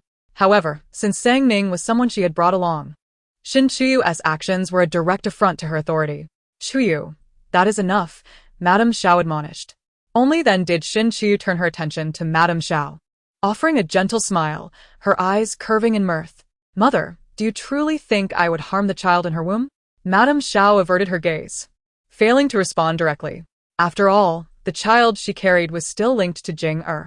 Regardless of her feelings toward Sang Ning, respect for Jing Er necessitated restraint. Shin Chuyu chuckled softly, her laughter almost bringing tears to her eyes. Is it not enough that Jing betrayed me? Must I now guard his child with care? All the pent-up anger within her surged forth at that moment, intertwining with feelings of grievance and indignation. Elder Madame Shin observed her granddaughter with concern, recognizing that Shin Chuyu, who had always been sensible and intolerant of injustice, must be feeling deeply hurt by Jing's betrayal. Madame Xiao pursed her lips, her eyes closing, realizing that marrying Shin Chuyu was a decision fraught with complications. In her current mindset, with Jing's return restoring the Xiao family's former glory, she seemed to forget how Shin Chuyu had single-handedly supported the Shin family during their darkest times. You are the legitimate wife. The child of a concubine is still your child, Madame Xiao remarked, her brow furrowing as her discontent with Shin Chuyu grew. Initially sympathetic due to Jing's infidelity, Shin Chuyu's current boldness left Madame Xiao feeling undermined. Concubine? Mother, have you forgotten? I have yet to partake in her tea ceremony. She cannot be deemed a concubine. Merely an external woman. What if I were to eliminate her offspring? Even before the emperor, I would hold the moral high ground. Yet, as the daughter of the Shin family, I cannot commit such heinous acts, only to be labeled a coward by an external woman who dares to provoke me. Shin Chuyu coldly retorted, casting a disdainful glance at Sang Ning, who appeared furious, yet speechless. Unbeknownst to her, Shin Chuyu continued, You employ tactics I witnessed as a child. Do you know what became of my father as concubine? Shin Chuyu fixated on Sang Ning's pale face, her tone laced with intrigue. She was beaten to death and discarded in a mass grave for slandering the mistress. Even death could not absolve her misdeeds. Sang Ning, frightened, wretched, her complexion turning ashen. Watching Sang Ning's distress, Madame Xiao frowned in disapproval. Why must you frighten her? She carries Jing's child. Mother, when you were pregnant with Xiao Jing, did you have the liberty to act as you pleased? Shin Chuyu countered. Madame Xiao was momentarily speechless, recalling her own struggles during pregnancy. Contending with both a childhood friend and a favored concubine, nearly succumbing to their machinations. Yet, jealousy brewed within her. She resented Shin Chuyu for receiving Jing's unwavering affection, while she had not. Shin Chuyu continued, Mother, you too had constraints during your pregnancy. Why should an external woman enjoy freedoms that even you did not? Her tone was stern, leaving Madame Xiao unable to refute her claims. The emperor ruled with decorum. How could she assert that the Xiao family could surpass such laws? Then, Shin Chuyu smiled. I almost forgot. Xiao Jing mentioned elevating her to the status of a primary wife. Does mother also believe Sang Ning should be honored as such? As soon as the words left her lips, the other ladies present erupted in shock. Xiao Jing intended to elevate a common woman to the status of a primary wife? In all of history, there had never been a precedent for a concubine being legitimized while the legitimate wife remained. Would Xiao Jing truly shatter this tradition for Sang Ning? The thought of interacting with such a person in the future filled them with unease. Elder Madame Shin frowned, realizing she had not heard of such intentions. If this were true, the Xiao family was indeed on the verge of severing ties with the Shin family. Madame Xiao's expression darkened. We shall discuss these matters upon our return. Shin Chuyu smiled lightly. As you wish, mother. Let us converse at home. Shin Chuyu ceased her pressure, but ensured that everyone was aware of the Xiao family's intentions. Madame Xiao, if what Chu claims is true, you must provide our Shin family with an explanation. However, today is the Long Princess's banquet, and it is not the appropriate time for such discussions. I shall return home and have my son demand an explanation. Elder Madame Shin struck her cane heavily against the ground, her eyes sharp and glinting with intensity. Madame Xiao, feeling anxious, had not intended to confront the Shin family so openly. Just as she was about to explain, a sharp voice rang out. The Long Princess has arrived. The Long Princess entered, surrounded by maidens, clad in a flowing dark robe that exuded authority and solemnity, adorned with intricate red gemstone headpieces. She commanded an air of unparalleled nobility. The Long Princess scanned the assembly, her gaze lingering on Shin Chuyu for a moment before shifting away. Have you all met the Long Princess? Please rise. There is no need for excessive formality. The Long Princess gestured dismissively. I heard from afar the delightful discussions taking place here. What amusing matters have you to share with me? Her stern expression softened, a smile gracing her lips as she addressed them warmly. Elder Madame Shin replied courteously, Your Highness, I was merely discussing family matters with Madame Xiao, and I apologize for disturbing your tranquility. Is that so? The Long Princess laughed lightly, unfazed, for she had grown up in the palace and was well-versed in the schemes and affairs of the Xiao and Shin families. Indeed, Your Highness. My grandmother was speaking of the concubine's pregnancy within the Xiao family. My cousin even slapped that concubine just now. Yan Xinmei chimed in, pointing at Shin Chuyu. Shin Chuyu furrowed her brow, regarding Yan Xinmei's arrogant demeanor with discontent. Yan Xinmei believed she had struck a nerve with Shin Chuyu, relishing in her perceived triumph. Chapter 22. Beware of Xiao Jing. Yet, Yan Xinmei remained oblivious to the simmering anger radiating from her mother, Madame Yan. This reckless behavior not only embarrassed herself, but also tarnished the entire Yan family's reputation. Oh, is that so? The Long Princess inquired, casting a surprised glance at Yan Xinmei before smiling in curiosity. Yan Xinmei nodded, casting an unpleased glance at Shin Chuyu. Indeed, my cousin is rather ruthless. After all, this child is also the offspring of my cousin's husband. The princess looked at Yan Xinmei in astonishment, taken aback by the foolishness displayed by the daughter of the Yan family. Your Highness, Xinmei is still young. Please forgive her, Madame Yan hastily interjected, fearing that if she continued, the entire Yan family's reputation would be tarnished. The princess chuckled lightly. No harm done. Miss Yan is refreshingly candid, which I quite admire. However, on my way here, I encountered General Xiao, who asked me to take good care of Miss Songning. To have General Zhao's consideration indeed speaks volumes of her capabilities. The princess cast a meaningful glance at Songning. It was unexpected that a village girl like Songning could receive such meticulous affection from Xiao Jing. How could it be that he, having lost his memory, would take a fancy to her? What noble lady in the capital could not surpass Songning? Not to mention, Shin Chuyu herself was renowned as a beauty in the capital. Standing beside her, Songning appeared akin to a firefly beside the moon, one celestial and the other terrestrial. Furthermore, Xiao Jing was also one of the most distinguished young talents in the capital. They seemed destined for each other, yet fate played its tricks. Songning's eyes brightened at the princess's words. She excitedly gazed at the princess and exclaimed, Your Highness, did my husband really say that? The princess frowned. I recall that the head of the Xiao family is a single matron. How can you refer to General Xiao as your husband? Songning's face flushed with embarrassment as she stammered, replying to Your Highness, in my countryside, I was already wed to my husband. I have always addressed him as such. The princess nodded noncommittally, glancing at Songning, who resembled a servant beside Madame Xiao, her expression indifferent. Why is Miss Songning still standing? Someone please offer her a seat. The princess wished to grant Songning some measure of respect. Despite any disdain the other ladies might hold, they were obliged to accord her a modicum of dignity. Shin Chuyu's eyes flickered, discerning from the princess's actions that the emperor held the Xiao family in high regard. Thus, as the princess's sister, she extended a semblance of favor towards Xiao Jing and offered some consideration to Songning. Thank you, Your Highness, Songning bowed to the princess, casting a triumphant glance at Shin Chuyu. Shin Chuyu's delicate fingers lightly tapped the table. The princess's attitude today left her feeling unsettled. The banquet had grown quiet, the previous frivolity evaporating. The princess sipped from her cup, concealing the emotions that lay beneath. Your Highness, the county princess has been injured at Water Heart Lake. A palace maid rushed in to report. What? Yuehua is injured? How are you attending to her, princess?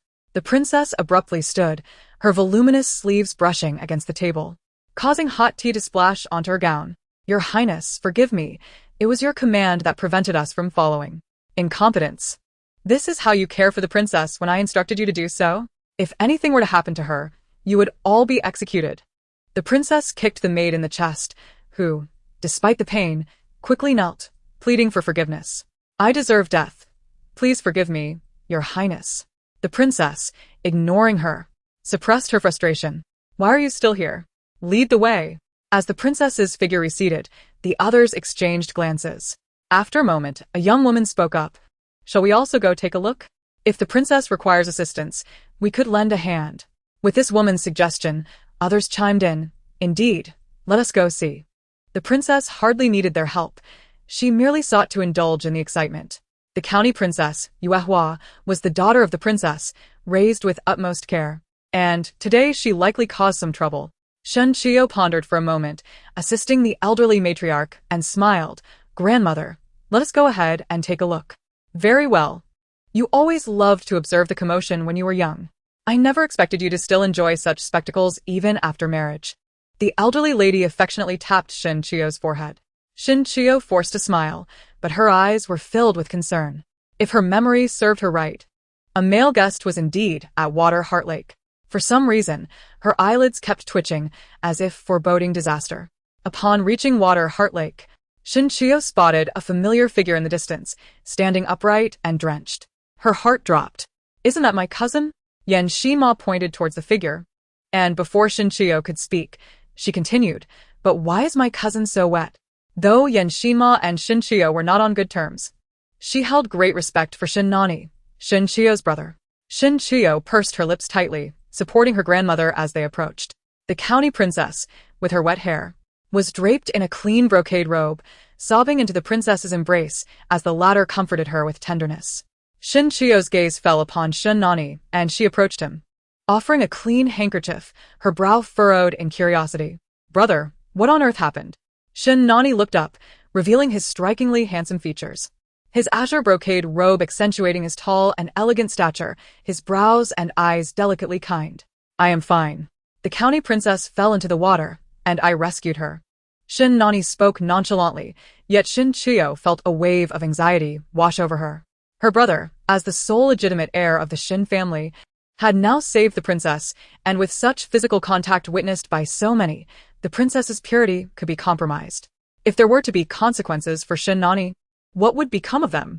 Perceiving Shen Qiu's worries, Shen Nani reached out, intending to pat her head as he did in their childhood. But his long fingers stiffened in midair. Do not worry, I will handle this, he reassured her. Yet despite his words, Shen Qiu felt no relief. After a moment, Shen Nani murmured, be cautious of Xiao Jing. Chapter 23. A difficult choice. Shen Qiu looked up in surprise at Shen Nani, wanting to inquire further. But with so many people around, it was unwise to ask too much. Nevertheless, she committed his warning to memory. The princess settled the county princess, her authoritative gaze scrutinizing Shen Nani.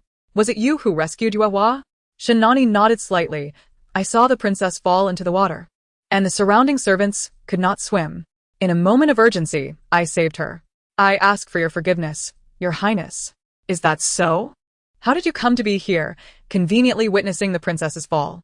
The princess's piercing gaze remained fixed on Shen Nani, suspicion evident in her eyes. Having grown up amidst schemes and plots, she wondered if Shen Nani had deliberately pushed Yuehua into the water, orchestrating the whole scenario himself.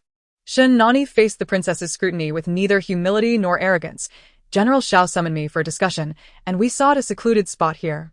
After our conversation, I was just about to leave when I heard the princess fall into the water. General Xiao was present as well. Is that so? The princess scrutinized Shen Nani before glancing at Xiao Jing. Is what Shen Gongzi says true? Xiao Jing replied respectfully. In response to Your Highness, I exchanged a few words with Shen Gongzi before departing. I am unaware of what transpired thereafter. Shen Qiu bit her lip, her gaze fixed intently on Xiao Jing, puzzled as to why he would deceive the princess.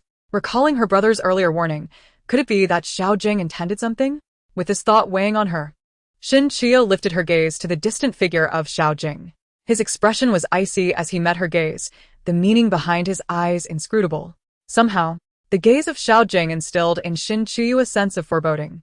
Since Xiao Jing's return, she had come to terms with his betrayal of their affections.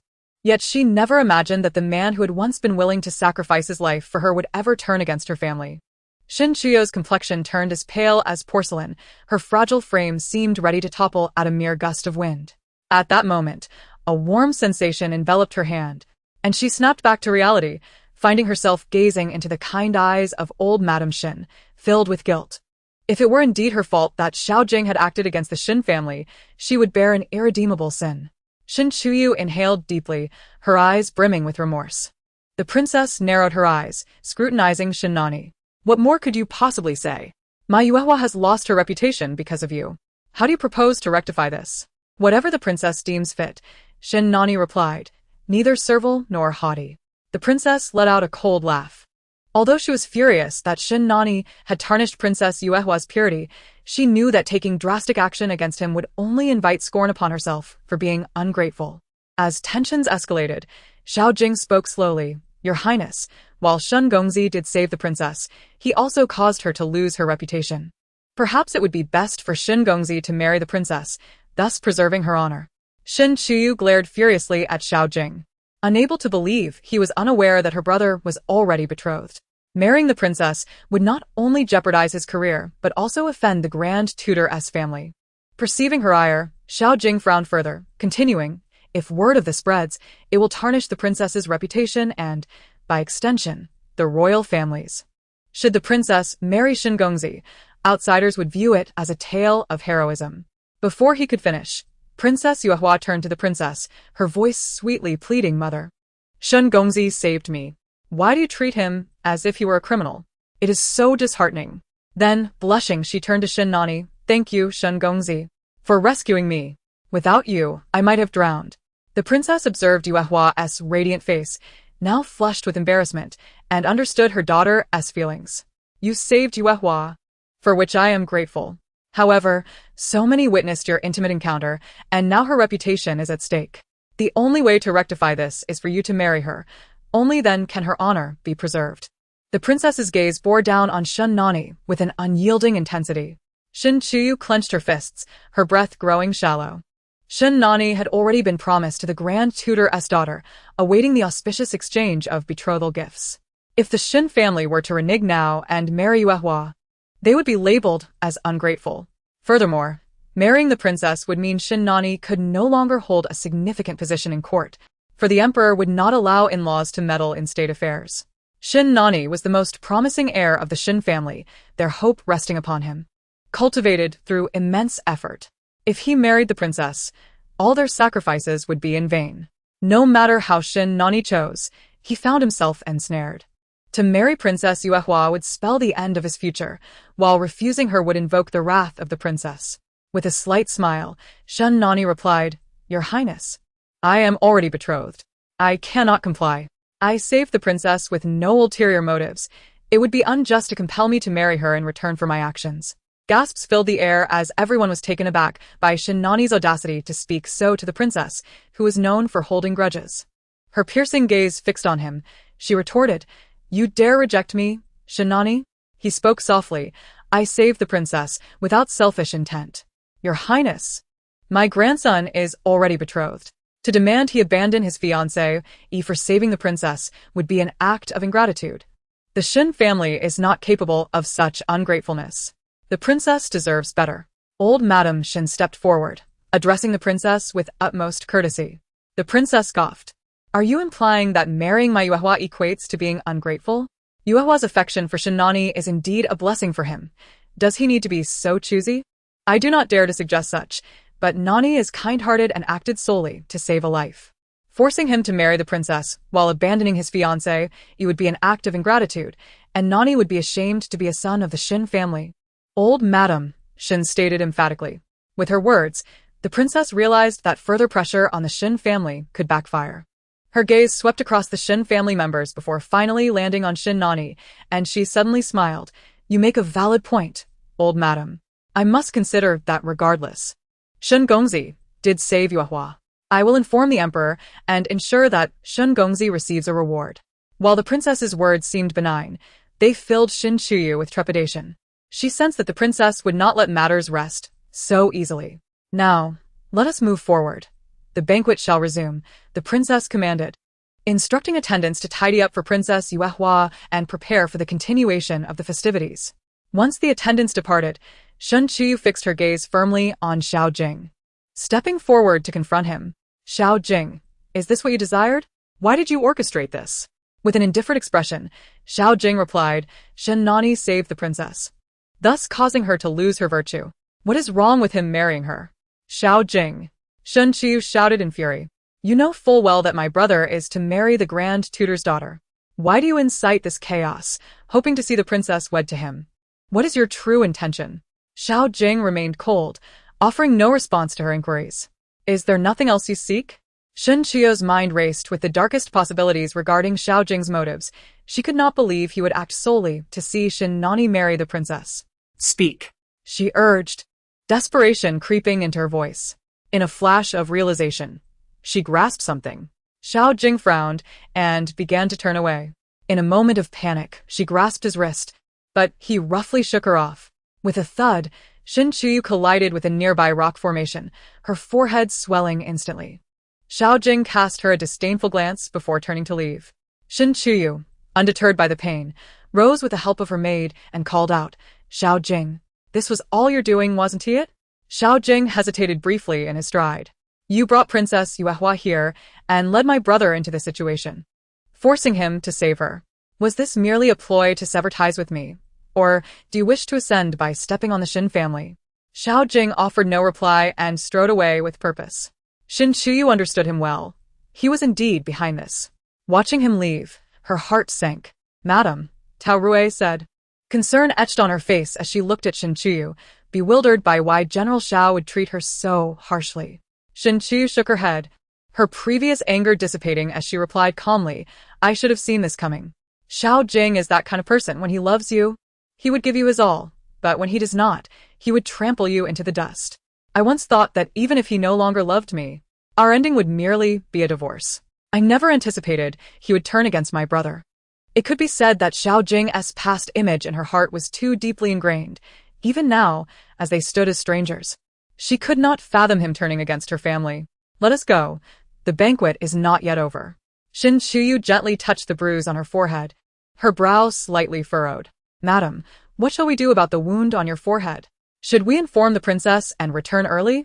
Shen Chuyu shook her head, stating, the wound is of no consequence. The eldest princess is already displeased with the Shin family. If we leave prematurely, it may only exacerbate her discontent. We must maintain a low profile. Despite her words, Tao Rui instinctively shielded Shen Chuyu's forehead with her hair, making it nearly imperceptible unless one looked closely. Upon returning to her seat, Shen Chuyu sat discreetly, hoping to keep a low profile, yet some were intent on not letting her off the hook. Your Highness, we have seen these songs and dances countless times. They have grown rather tiresome for your servant, spoke Fu Wanru, the younger sister of the eldest princess's husband, who often sought to curry favor with the princess and advised her. The princess merely glanced at her and asked, what are your thoughts? Fu Wanru smiled. Your Highness, I believe all present are accomplished young ladies, proficient in music, chess, calligraphy, and painting. Surely, they surpass these dancers in talent. The eldest princess, stroking her headdress, seemed to ponder this and then smiled. You are correct. I, too, have grown weary of these performances. Let us entrust this matter to you. I am eager to see what fresh endeavors you can present. Indeed, Your Highness, I shall do my utmost, Fu Wanru replied, rising to bow. She then instructed her attendants to bring forth a drum. Why don't we play a game of passing the drum? Whoever holds the drum when the music ceases must perform a piece chosen by the ladies present. The princess nodded in approval. That is indeed a clever idea. But what if someone draws a piece they cannot perform? Let us not take it too seriously.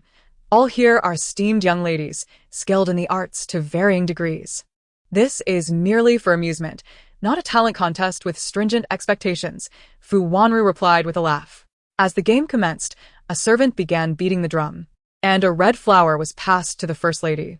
The drumbeat continued as the flower was passed along, until it reached one young lady who, perhaps due to nerves, fumbled and sent the flower soaring into the arms of Sang Ning, who found herself in a predicament, for she possessed no talents to display. Fu Wanru's eyes glimmered as she saw the flower land in Sang Ning's hands. It seems it is your turn to perform, Sang Ning. I shall not put you in a difficult position. Simply display whatever you can. Sang Ning's face flushed with embarrassment. What? Does Sang Ning have no skills at all? Fu Wanru feigned surprise. Surely, there must be something remarkable about you that would catch General Zhao's eye. After all, the previous Madame Shen was renowned for both her beauty and talent. The implication was clear, and the assembled guests were amused by the unfolding drama. Shin Chuyao regarded Fu Wanru coldly. Her words were not merely an affront to Sang Ning but a veiled insult to Shin Chuyao herself. If General Xiao could favor someone as unremarkable as Sang Ning over a celebrated talent such as Shin Chuyao, it was a source of ridicule. Sang Ning, unable to endure the humiliation, retorted, "Though I may lack these skills, my husband does not resent me for it. What does it matter if some can perform? They are still alone, while I am with child." She chuckled, casting a triumphant glance at Shin Chuyao. How brazen! Some of the more modest young ladies scoffed at Sang Ning's audacity. How dare you speak such nonsense in this place? The matron of the Shin family admonished. Sang Ning merely flinched at the reprimand before regaining her composure, disdainfully shooting a glance at the elder matron. Protected by General Xiao, she felt little fear of the elderly lady. I merely speak the truth. Who in this capital does not know that Madame Shin has been a wife for 3 years yet remains untouched? Her husband has never consummated the marriage, and it is unlikely he ever will. Her audacious words ignited outrage among the assembled ladies and matrons, suggesting that they were somehow inferior to a country bumpkin. The elder matron, despite her experience with all manners of people, found herself incensed by Sang Ning's shamelessness. Were she a member of the Shin family, she would have dealt with her harshly long ago. Seeing the elder matron's fury, Shin Chuyao interjected. Are you implying that you have resorted to the methods of a brothel to capture General Zhao's affections? Sang Ning's face turned crimson with anger. You are merely jealous of my husband's affection for me, claiming I used my looks to win him over. At this, Shin Chuyao smiled, appraising her. But do you possess beauty? Laughter erupted among the crowd. Shin Chuyao's words struck true. One must possess beauty to entice with it, and Sang Ning, while passively attractive, fell far short of being a beauty. Sang Ning's cheeks burned with shame, her entire body quaking with indignation. Shin Chuyao pressed on, with neither beauty nor talent. How do you attract General Zhao's admiration? Surely it cannot be your virtuous character? Shin Chuyao's gaze bore into Sang Ning, inciting such ire that the latter nearly sputtered with rage. I have not observed any kindness from you. If you were truly kind, you would not speak so spitefully to me. Given that you possess nothing, let me guess, are you perhaps charming in character? Shin Chuyao shook her head, alas. That does not seem plausible. If you were truly amiable, you would not presume to challenge the rightful wife, emboldened by a man's affection. I cannot fathom what General Xiao sees in you.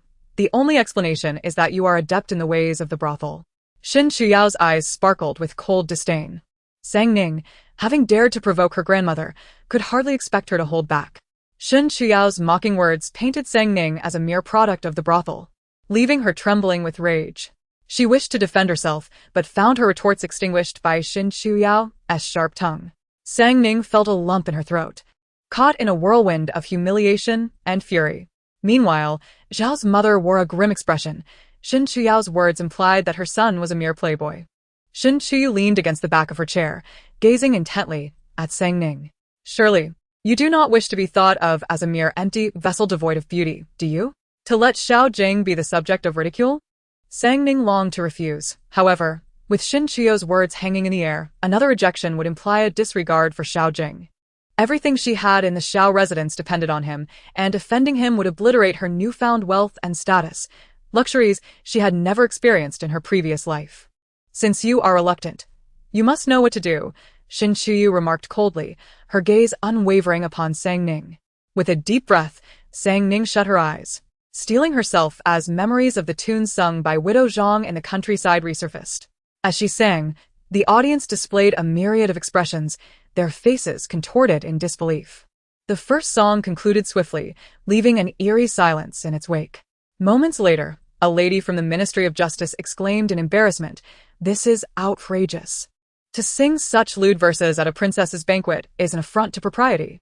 The eldest princess's brow furrowed, her intent to humiliate Shin Chuyu now backfiring and reflecting poorly on her own ears. Sang Ning bit her lip anxiously. She was illiterate and unaware of the lyrics' meanings. Simply recalling the melody, she found pleasing. Little did she know it was an indecent song. The disdainful and mocking gazes of the crowd fell upon her, compelling Sang Ning to lower her head in shame. Lady Xiao too felt a wave of embarrassment, regretting bringing Sang Ning along. "You disgraceful fool. Are you not yet ashamed? Hurry up and leave." Lady Xiao could no longer contain her frustration. Hearing her scolding, Sang Ning's complexion paled, wishing she could vanish into the ground. Her legs weakened, as if to collapse. At that moment, a strong and reassuring arm caught her. "Husband, you have finally arrived," she lamented, her voice tinged with grievance. Xiao Jing's handsome visage was marred by fury as he fixed his gaze on Shin Chuyu, saying coldly, "Enough. I have warned you not to bully Sang Ning. Even if you do, it will not earn my affection, so abandon that notion." Shin Chuyu's expression was frigid. "How am I bullying her? If General Xiao truly cares for his concubine, he should keep her at home, safe and sound, rather than subject her to this humiliation. She is out of her depth here, and naturally must endure such discomfort. For instance, she cannot even read, yet she sang without understanding, creating a farce that brought shame to the Xiao family.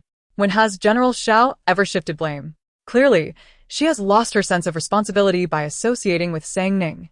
Shin Chuyu's eyes were filled with disappointment as she regarded Xiao Jing. Chapter 26. Xiao Jing's memory. Xiao Jing had lost his memory, and even his very nature seemed altered. Shin Chuyu now doubted whether he had truly forgotten, suspecting he had even swapped his mind. If General Xiao is concerned for this little concubine, he could have taken her home. Since he brought her here, he must accept the ensuing disgrace. Xiao Jing's expression shifted as he prepared to retort, but Shin Chuyu pressed on. "Moreover, General Xiao, the harm you have inflicted upon me has become fodder for others' mockery. I have not done anything yet. And your delicate heart cannot withstand it?" Shin Chuyu spoke with icy resolve, recounting her recent humiliations with an unsettling ease. Upon hearing her, a trace of guilt flickered across Xiao Jing's face. He was aware that the capital had been rife with gossip about Shin Chuyu, reveling in her misfortunes.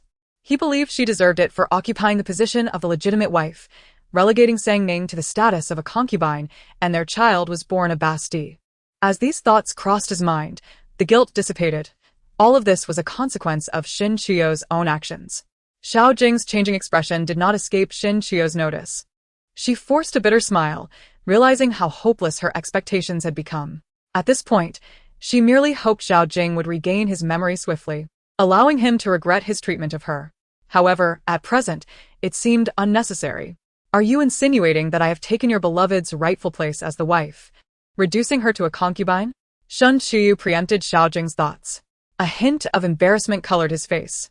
"Even if you have lost your memory, it does not absolve you of responsibility. Your greatest disdain should be directed at the you from 3 years ago. You should never have sought to marry me. Had you not pursued me, your beloved would not be relegated to the position of a concubine. If blame is to be assigned, it should rest upon your own shoulders." Shin Chuyu remarked derisively. The audience's sentiments were mixed as they regarded Shin Chuyu, who exhibited an admirable composure, unaffected by the ridicule, her heart open and free from malice.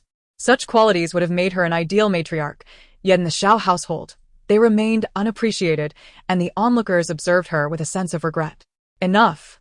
Today is my banquet, and such commotion is unbecoming," the eldest princess interjected, her demeanor cold. Xiao Jing, whom she had summoned, proved useless in humiliating Shin Chuyu. "Forgive me, Your Highness. The domestic affairs of my family have brought you amusement," Shin Chuyu replied, choosing not to engage further with Xiao Jing and Sang Ning. Standing there, holding Sang Ning, Xiao Jing felt like a spectacle for the audience.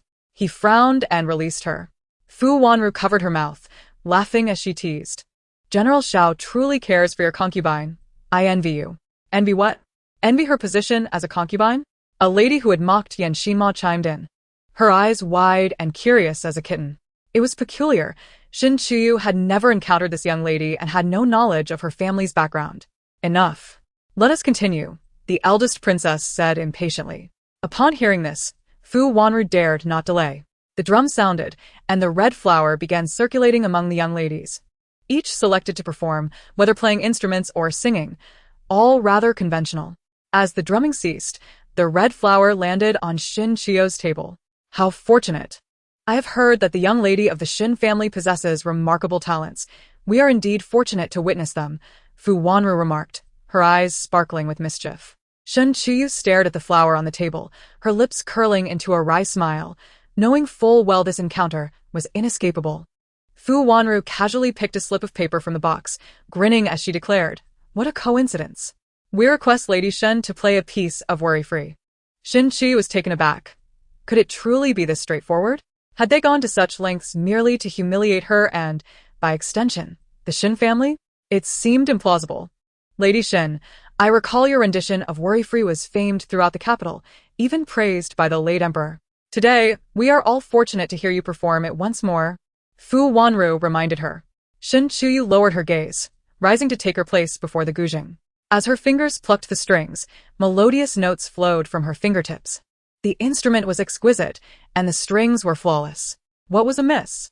Unable to fathom it, Shin Chuyu decided to cast aside her thoughts, allowing her fingers to dance across the strings. The music flowed gracefully, enchanting all who listened, imbued with a hint of sorrow. The audience became entranced by the melody, as if drawn into the tale woven by the sounds. Shin Chuyu too became absorbed in the music, feeling as though she and the notes had merged into one. The ethereal sound, tinged with melancholy and reluctance, ultimately settled into a serene acceptance. As Xiao Jing listened to the melody, a vision flickered through his mind. A young girl clad in a cerulean dress, her head bowed as she played the very piece that Shin Chuyu was performing. For a fleeting moment, he found himself entranced, gazing blankly at Shin Chuyu, as if a long-buried memory was struggling to surface. Sensing Xiao Jing's distraction, Sang Ning bit her lip tightly and clutched her abdomen, exclaiming in pain, "Husband, my stomach hurts." Her voice interrupted Xiao Jing, sealing the memories back in the depths of his mind. "Are you alright?" he asked, concern etched on his face. "I'm fine, just a kick from the baby," Sang Ning replied, tilting her face up to smile at him. Xiao Jing sighed in relief, but couldn't shake off the earlier vision. Was that girl in his memory Shin Chuyu? He shook his head to dispel the thoughts. His heart now belonged to Sang Ning. His past affections for Shin Chuyu were irrelevant. 3 years had changed everything. With this realization, Xiao Jing's heart hardened once more. He had done nothing wrong and would not regret his actions. As Shin Chuyu concluded her performance, the audience remained enraptured by the enchanting melodies. "Wonderful, truly wonderful," boomed a robust voice, accompanied by applause. Shin Chuyu looked up to see a burly man in animal skins, his face adorned with a scraggly beard, standing nearby. His gaze fixated on her with an intensity that unsettled her. It was the Turkic prince, a sight that surprised the Grand Princess, who was puzzled by his presence. However, upon noticing the young Master Zheng beside the prince, she understood. The prince had come to the capital under the guidance of Master Zheng. "What an esteemed guest we have. Do offer him tea," the Grand Princess remarked with a smile. "I apologize for intruding, Your Highness. I was drawn here by the music," the Turkic prince spoke, his eyes lingering possessively on Shin Chuyu. She felt a knot form in her stomach, uncomfortable under his gaze. Before the Grand Princess could respond, Fu Wanru interjected with a smile. "This is General Zhao's wife, a renowned talent in the capital." The Turkic prince savored the name General Zhao, bitterness etched in his eyes. Shin Chuyu finally grasped their intentions. Chapter 27. Making Shin Chuyu a shield for Sang Ning. Just after her marriage to Xiao Jing, he had gone off to war against the Turks, defeating them and killing their great prince, inciting deep-seated hatred from the Turks towards him. This enmity had led to peace talks with the Zhou dynasty, and Fu Wanru's mention of her could provoke trouble, given the Turkic disdain for Xiao Jing. "Miss Fu has misjudged. It is Sang Ning who holds General Zhao's heart," Shin Chuyu asserted, pointing to Sang Ning. "Look at her, she is quite large with child. If she were not cherished, how could she conceive?" Shin Chuyu was reluctant to bear the brunt of trouble for Sang Ning. Fu Wanru shook her head, dismissing her argument. "You are mistaken. The love between the general and the former Mrs. Xiao was the talk of the capital. General Xiao even offended Prince Chen for your sake. Had it not been for him, you might have been Prince Chen's concubine by now. Years ago, the prince had coveted Shin Chuyu's beauty, wishing to make her his concubine. But he was already an old man with numerous illegitimate children. At a pivotal moment, Xiao Jing had sought the emperor's sanction to marry Shin Chuyu, even risking enmity with Prince Chen. He had knelt outside the imperial study for a day and night before the emperor relented. That was then. "You had a meal yesterday, will you not eat today? You fancied young Master Feng a few years ago, and now you have an eye for the Li family's son. You too have changed," Shin Chuyu retorted coldly, contempt lacing her voice. How dare you speak such nonsense? Fu Wanru's face flushed with embarrassment, wishing to vanish. Meanwhile, Xiao Jing seized upon Fu Wanru's words. Miss Fu is correct. I will eventually regain my memories, recalling everything with Chiyo. Our feelings cannot be feigned. His gaze toward Shin Chiyo was imbued with deep emotion, reminiscent of the Xiao Jing of old. Yet, Shin Chiyo felt her spine stiffen, a surge of fury rising within her. His affection was poison, capable of tearing her apart. Xiao Jing, fully aware of the Turkic prince's animosity, feigned affection for Shin Chiyo with ulterior motives. Xiao Jing. Shin Chiyo bit her lip tightly, her eyes now filled with resentment. Even if Xiao Jing had betrayed their love, she would have merely felt regret. She never anticipated he would go so far as to jeopardize her family and push her into despair. The Turkic prince, overhearing their exchange, laughed knowingly. A woman as beautiful and talented as Mrs. Xiao must surely be adored by any man. His gaze, predatory as he observed Shin Chiyo, reflected his preference for Han women, delicate and gentle, with Shin Chiyo being a paragon of beauty. The prince cast a dismissive glance at Sang Ning. I find it hard to believe that General Xiao would overlook such a beauty as Mrs. Xiao for mere concubine. He sneered. Even my foot-washing maid is more appealing than her. How could General Xiao prefer someone so unremarkable? Xiao Jing's expression grew complex. However, it was advantageous for the Turkic prince to be misled. It would safeguard Sang Ning. Sang Ning trembled with rage, her heart filled with shame and indignation. Emboldened by Xiao Jing's presence, she began to rebut. Even if I am not as beautiful, it matters not, as long as my husband loves me. As she reached for his arm, seeking validation, Xiao Jing abruptly shook her off. Such displays are unbecoming. You are but a concubine. Know your place. Sang Ning stared at him in disbelief, unable to comprehend his treatment. His expression remained cold as he commanded a servant, take Aunt Sang back at once. Do not allow her to make a fool of herself here. His voice was harsh, his gaze icy upon Sang Ning's delicate face. Stunned, Sang Ning could hardly process Xiao Jing's indifference. It had been years since she had seen him so unfeeling. Before she could recover, the servants led her away. Xiao Jing's actions only bolstered the Turkic prince's confidence. He was convinced no man would forsake a stunning beauty for someone plain. Throughout the banquet, the prince's attention remained fixated on Shin Chiyo, making her feel as though she were prey under the gaze of a predator. Only when the festivities concluded could she breathe a sigh of relief. As she entered the carriage, she found Xiao Jing already seated inside. Shin Chiyo, upon catching sight of Xiao Jing, intended to turn and exit the carriage. She was not in the mood to encounter him. Halt, came Xiao Jing's cold voice. Shin Chiyo ignored him, prompting Xiao Jing to furrow his brow and directly grasp her arm. Let go, she protested fiercely, attempting to shake off his grip.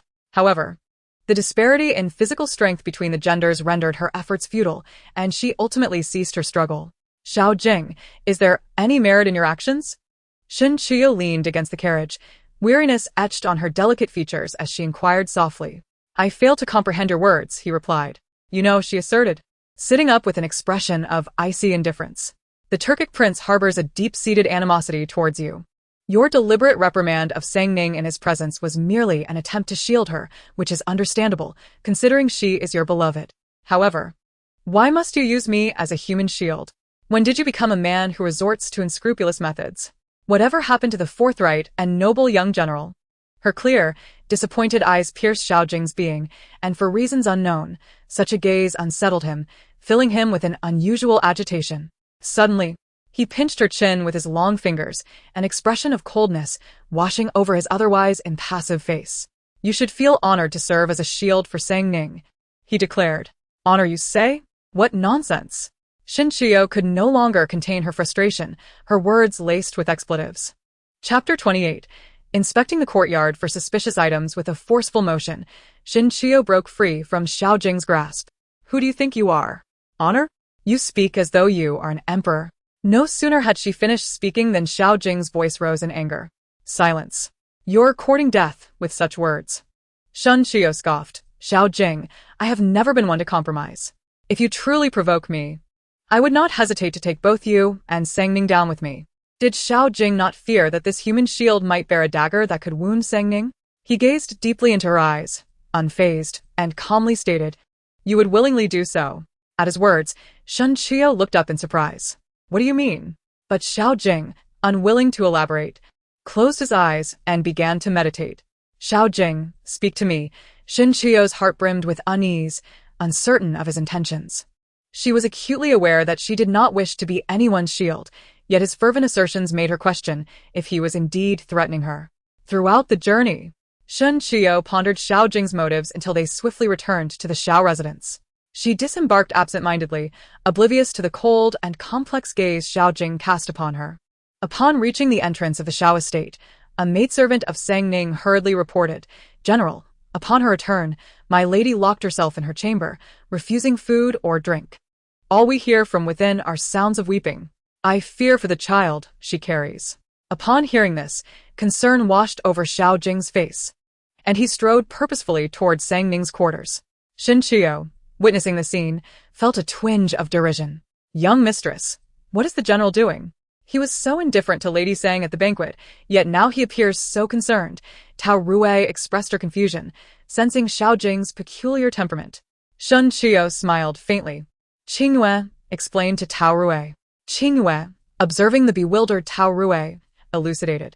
The general has fought against the Turks for many years and even claimed the head of their great prince. The Turkic people harbor a profound hatred for General Xiao. His apparent coldness towards Lady Sang at the banquet was, in fact, a protective measure to prevent the Turkic prince from targeting her. Before Qingyue could finish, realization dawned on Tao Rui. So the general's gentle demeanor towards our young mistress is intended to put her forth as a shield for Lady Sang? Fury surged within Tao Rui, shocked that the general would treat their young mistress in such a manner.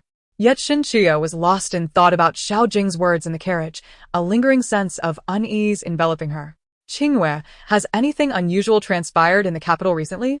Young mistress, all is normal in the capital. Nothing has occurred, Qingyue replied. Shen Qiu contemplated. Is there anything amiss in our courtyard? Qingyue shook her head. There is nothing unusual in our courtyard either. Despite these reassurances, Shen Qiu remained unconvinced. Qingyue, when we return, do not alert anyone. Search meticulously for any extraneous items or suspicious objects in our courtyard. Qingyue looked perplexed. Young mistress, do you suspect someone has placed something in our courtyard? Shen Qiu sighed deeply. I do not know. I merely harbor doubts. It is prudent to investigate, for we are living in tumultuous times. Shen Qiu closed her eyes, her mind swirling with thoughts. Meanwhile, Xiao Jing approached the main courtyard, only to be met with the sound of weeping from within. Concerned, he pushed the door open and entered. There, he beheld Sang Ning kneeling on the floor, her frail form collapsed against the bed. His heart ached at the sight. He approached her, resting a hand on her shoulder, his tone gentle. Sang Ning, what troubles you? Sang Ning lifted her tear-streaked face, her voice hoarse. Husband, do you despise me? Her helplessness tugged at Xiao Jing's heartstrings. Why would you say such a thing? I could never despise you. Sang Ning sniffled. At the banquet held by the princess, you were so harsh with me. I know I am not as beautiful, talented, or noble as the young mistress. It is only natural for you to look down upon me. Despair washed over her, and tears streamed from her eyes. Xiao Jing embraced her, explaining, my actions were for your own good. The Turkic prince is my enemy. If I were to show you kindness in his presence, he might set his sights on you. Thus, I feigned indifference, to make it clear that you mean nothing to me, thereby diverting his attention. Upon hearing his words, Sang Ning looked up in surprise. Husband, is that truly the case? Xiao Jing nodded. Joy flickered in Sang Ning's eyes, but soon concern clouded her expression. Then does that mean your harsh words towards the young mistress were intended to draw the Turkic prince's focus upon her? Xiao Jing affirmed, therefore, I may appear distant towards you in the coming days. Prepare yourself for this. Sang Ning smiled brightly. Husband, rest assured, I will not hinder your matters. After a moment's thought, Xiao Jing cautioned, you are with child now. Your emotions should remain stable. No matter the circumstances, I will always be there for you. Especially since you saved my life. Sang Ning leaned against Xiao Jing, a flicker of guilt crossing her gaze. She clutched at Xiao Jing's clothing, her voice laced with grievance. Perhaps I should just leave. This place is not suited for me. Although I have all my basic needs met here, I can never truly stand by your side. Take this banquet, for instance. Had you not interceded with Madame, I would not have been invited at all. If this continues, I will only feel the distance between us growing. I should return, so I can preserve the beautiful impression I hold in your heart. I envy the young madam, envious of her status as your rightful wife. I fear that one day I may become loathsome. Once the child is born, I might desire even more. I wish to openly stand beside you while I still possess my sanity. It is best I leave. Sang Ning spoke these words with a mixture of sincerity and feigned emotion. Indeed, upon hearing her, Xiao Jing's grip on her shoulder tightened. His gaze was complex, ultimately leading him to a resolution. Rest assured, I will ensure that you can stand proudly by my side. Chapter 29. The discovery beneath the peach blossom tree. A gleam of triumph flickered in Sang Ning's eyes as she inquired, "But what about the young madam? She is also your legitimate wife." Her? At the mention of Shin Chuyao, Xiao Jing fell momentarily silent before dismissively retorting. "One might say she is simply unfortunate. After our separation, I will compensate her. If she is willing, I can guarantee her a life free from worries. The people in the capital know she is virtuous. Despite her tarnished reputation, she can still remarry. Should she refuse, she cannot blame me for being unkind." A glint of menace flashed in Xiao Jing's eyes. Reassured by his promise, Sang Ning resolved to act before Xiao Jing regained his memories, ensuring that Shin Chuyao could never rise again. Although her father assured her that the chance of Xiao Jing's memory returning was slim, it was better to be cautious. "Young madam, I found something in our courtyard," Qingyue announced, her countenance grave as she approached Shin Chuyao, visibly shaken. Shin Chuyao's expression hardened. Qingyue was typically composed. Whatever she had encountered must be serious. "What is it?" "I discovered this box beneath the plum tree in our courtyard. Upon opening it, I found a doll covered in the 8 characters of birth." Qingyue's hands trembled, her fear palpable. Shin Chuyao's gaze sharpened, her voice frigid. "Bring it here." Without hesitation, Qingyue handed over the box. As Shin Chuyao opened it, a doll with silver needles protruding from it came into view, causing her grip on the box to tighten. "Whose 8 characters of birth are these? Should I investigate?" "No need. Find out Sang Ning's 8 characters of birth." Shin Chuyao's eyes glinted with intensity. Qingyue, surprised, asked, "Young madam, do you suspect this belongs to concubine Sang?" Shin Chuyao let out a cold laugh, tossing the box aside. The birth year inscribed was of the Gu year, clearly indicating an 18-year-old maiden. Apart from Sang Ning, who else could fit this description? If it were someone else, it would bear no significance to me, so I can only surmise it is Sang Ning. "Young madam, this 8 characters of birth indeed belongs to concubine Sang," Taorwei interjected. Shin Chuyao turned to her. "How do you know?" Taorwei hesitated before answering. "When the general brought concubine Sang back, I was concerned she might threaten the young madam's position, so I inquired about her, including her 8 characters of birth." Qingyue looked at Shin Chuyao, her face aflame with anger. "Young madam, it must be concubine Sang's scheme against you." Shin Chuyao remained silent, examining the doll filled with silver needles. Regardless of who orchestrated this, they would undoubtedly have ulterior motives. "Dispose of this item and pretend you found nothing." "Yes, young madam. Be swift," Shin Chuyao warned. The art of hexing was something the emperor took very seriously.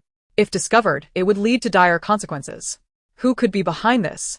Who wished to harm her? Was it Sang Ning? No. Shin Chuyao shook her head. Sang Ning had just arrived at the residence not long ago and lacked the means to orchestrate such a plot. Regardless of who it was, they would eventually reveal themselves. Yet, Shin Chuyao felt the unsettling sensation of being watched, a feeling that weighed heavily upon her. Weary, she rubbed her temples. Some matters needed to be addressed promptly. Summoning a servant, she instructed them to organize the account books and then carried a substantial stack towards Lady Zhao's quarters. Upon her arrival, she found Lady Zhao engaged in conversation with Sang Ning, with several servants standing by, presenting gold and silver jewelry for Sang Ning's selection. At a glance, Shin Chuyao recognized the treasures as Lady Zhao's dowry. In just a few days, Lady Zhao's attitude towards Sang Ning had taken a complete turn, piquing her curiosity. Seeing Shin Chuyao approach, Lady Zhao's expression flickered with a hint of embarrassment. "Chuyao, you arrived just in time. Choose a piece from these jewels to wear." Shin Chuyao smiled. "Mother, these treasures are meant for concubine Sang. How could a daughter-in-law take what is not hers?" Sang Ning giggled. "The young madam is quite charming. If there is something you fancy, do not hesitate to take it. After all, I have effectively taken what the young madam holds dear." Sang Ning's words dripped with malice, her eyes gleaming with ill intent. Shin Chuyao regarded her with an impassive expression, remaining silent as Sang Ning's smile faltered. Concubine Sang has yet to experience the world. Our young madam was once adorned in a bridal procession of 10 miles. The treasures you covet are mere trifles to her. She has seen far more exquisite items and is certainly not so easily impressed. Taorui spoke with indignation. Shin Chuyao refrained from silencing her. After all, Taorui articulated what she herself wished to convey. There were times when she could not voice her thoughts, but Taorui could. Sang Ning, trembling with rage, glared fiercely at Taorui, her eyes brimming with malice. How dare you, servant? Before Lady Xiao could express her displeasure, Shin Chuyao interjected with a nonchalant reprimand.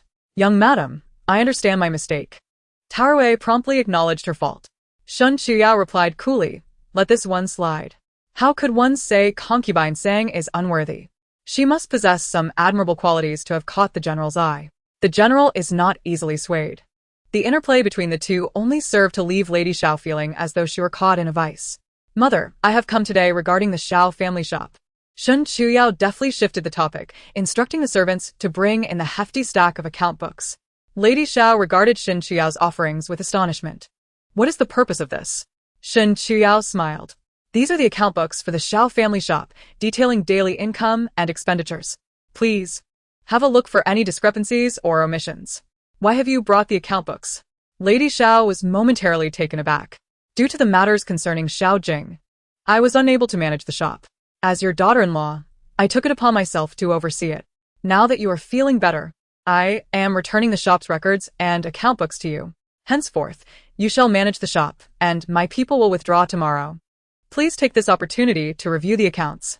At Shin Chuyao's words, Lady Xiao was initially stunned, then filled with joy.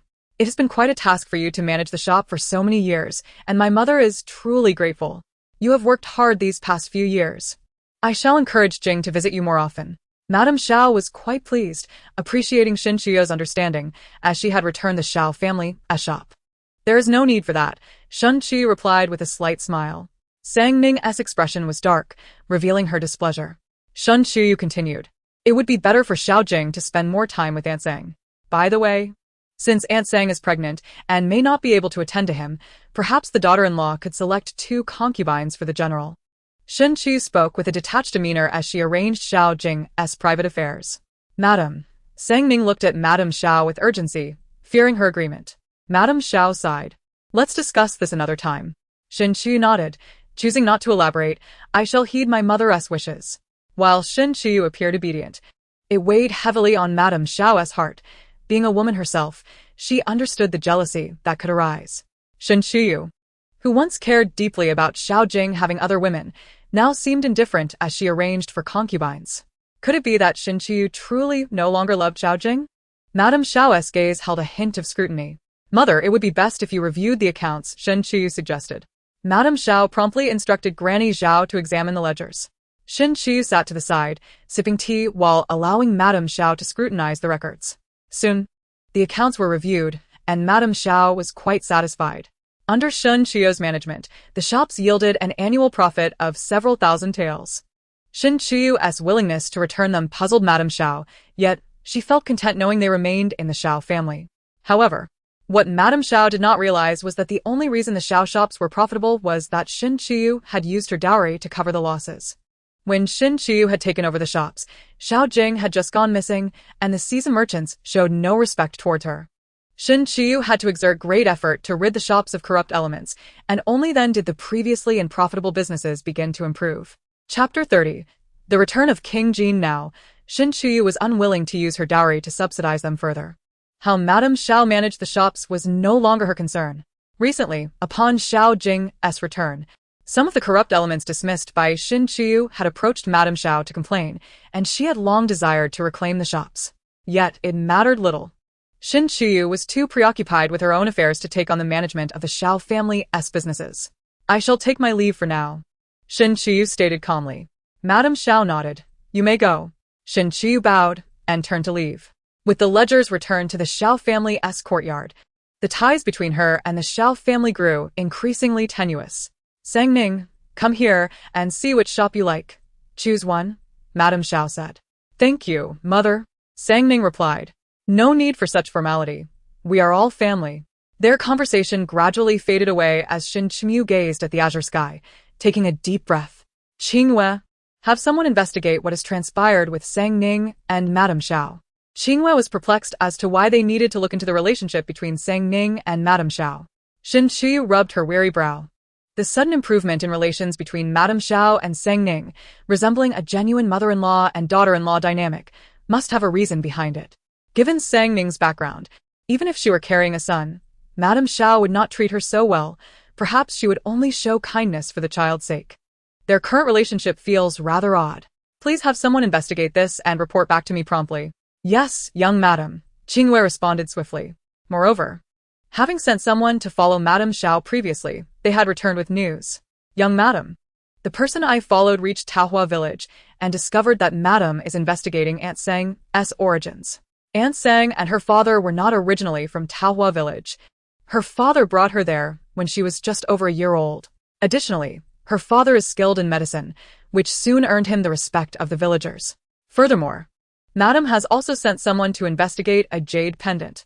I nearly got caught by Madam's people and couldn't get too close, but this is all I have found out. Upon hearing this, Shin Chuyu's eyes narrowed, her mind racing with thoughts about why Madame Xiao would be investigating Sang Ning's background. Could there be an issue with Sang Ning's heritage related to that jade pendant?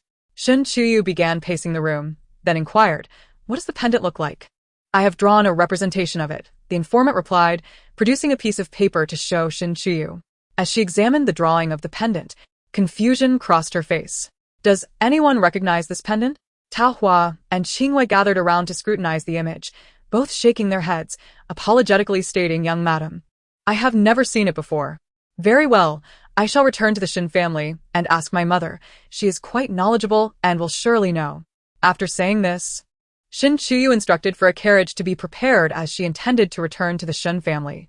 Soon, the steward arranged the carriage, and as Shin Chuyu sat within, she contemplated the drawing of the pendant.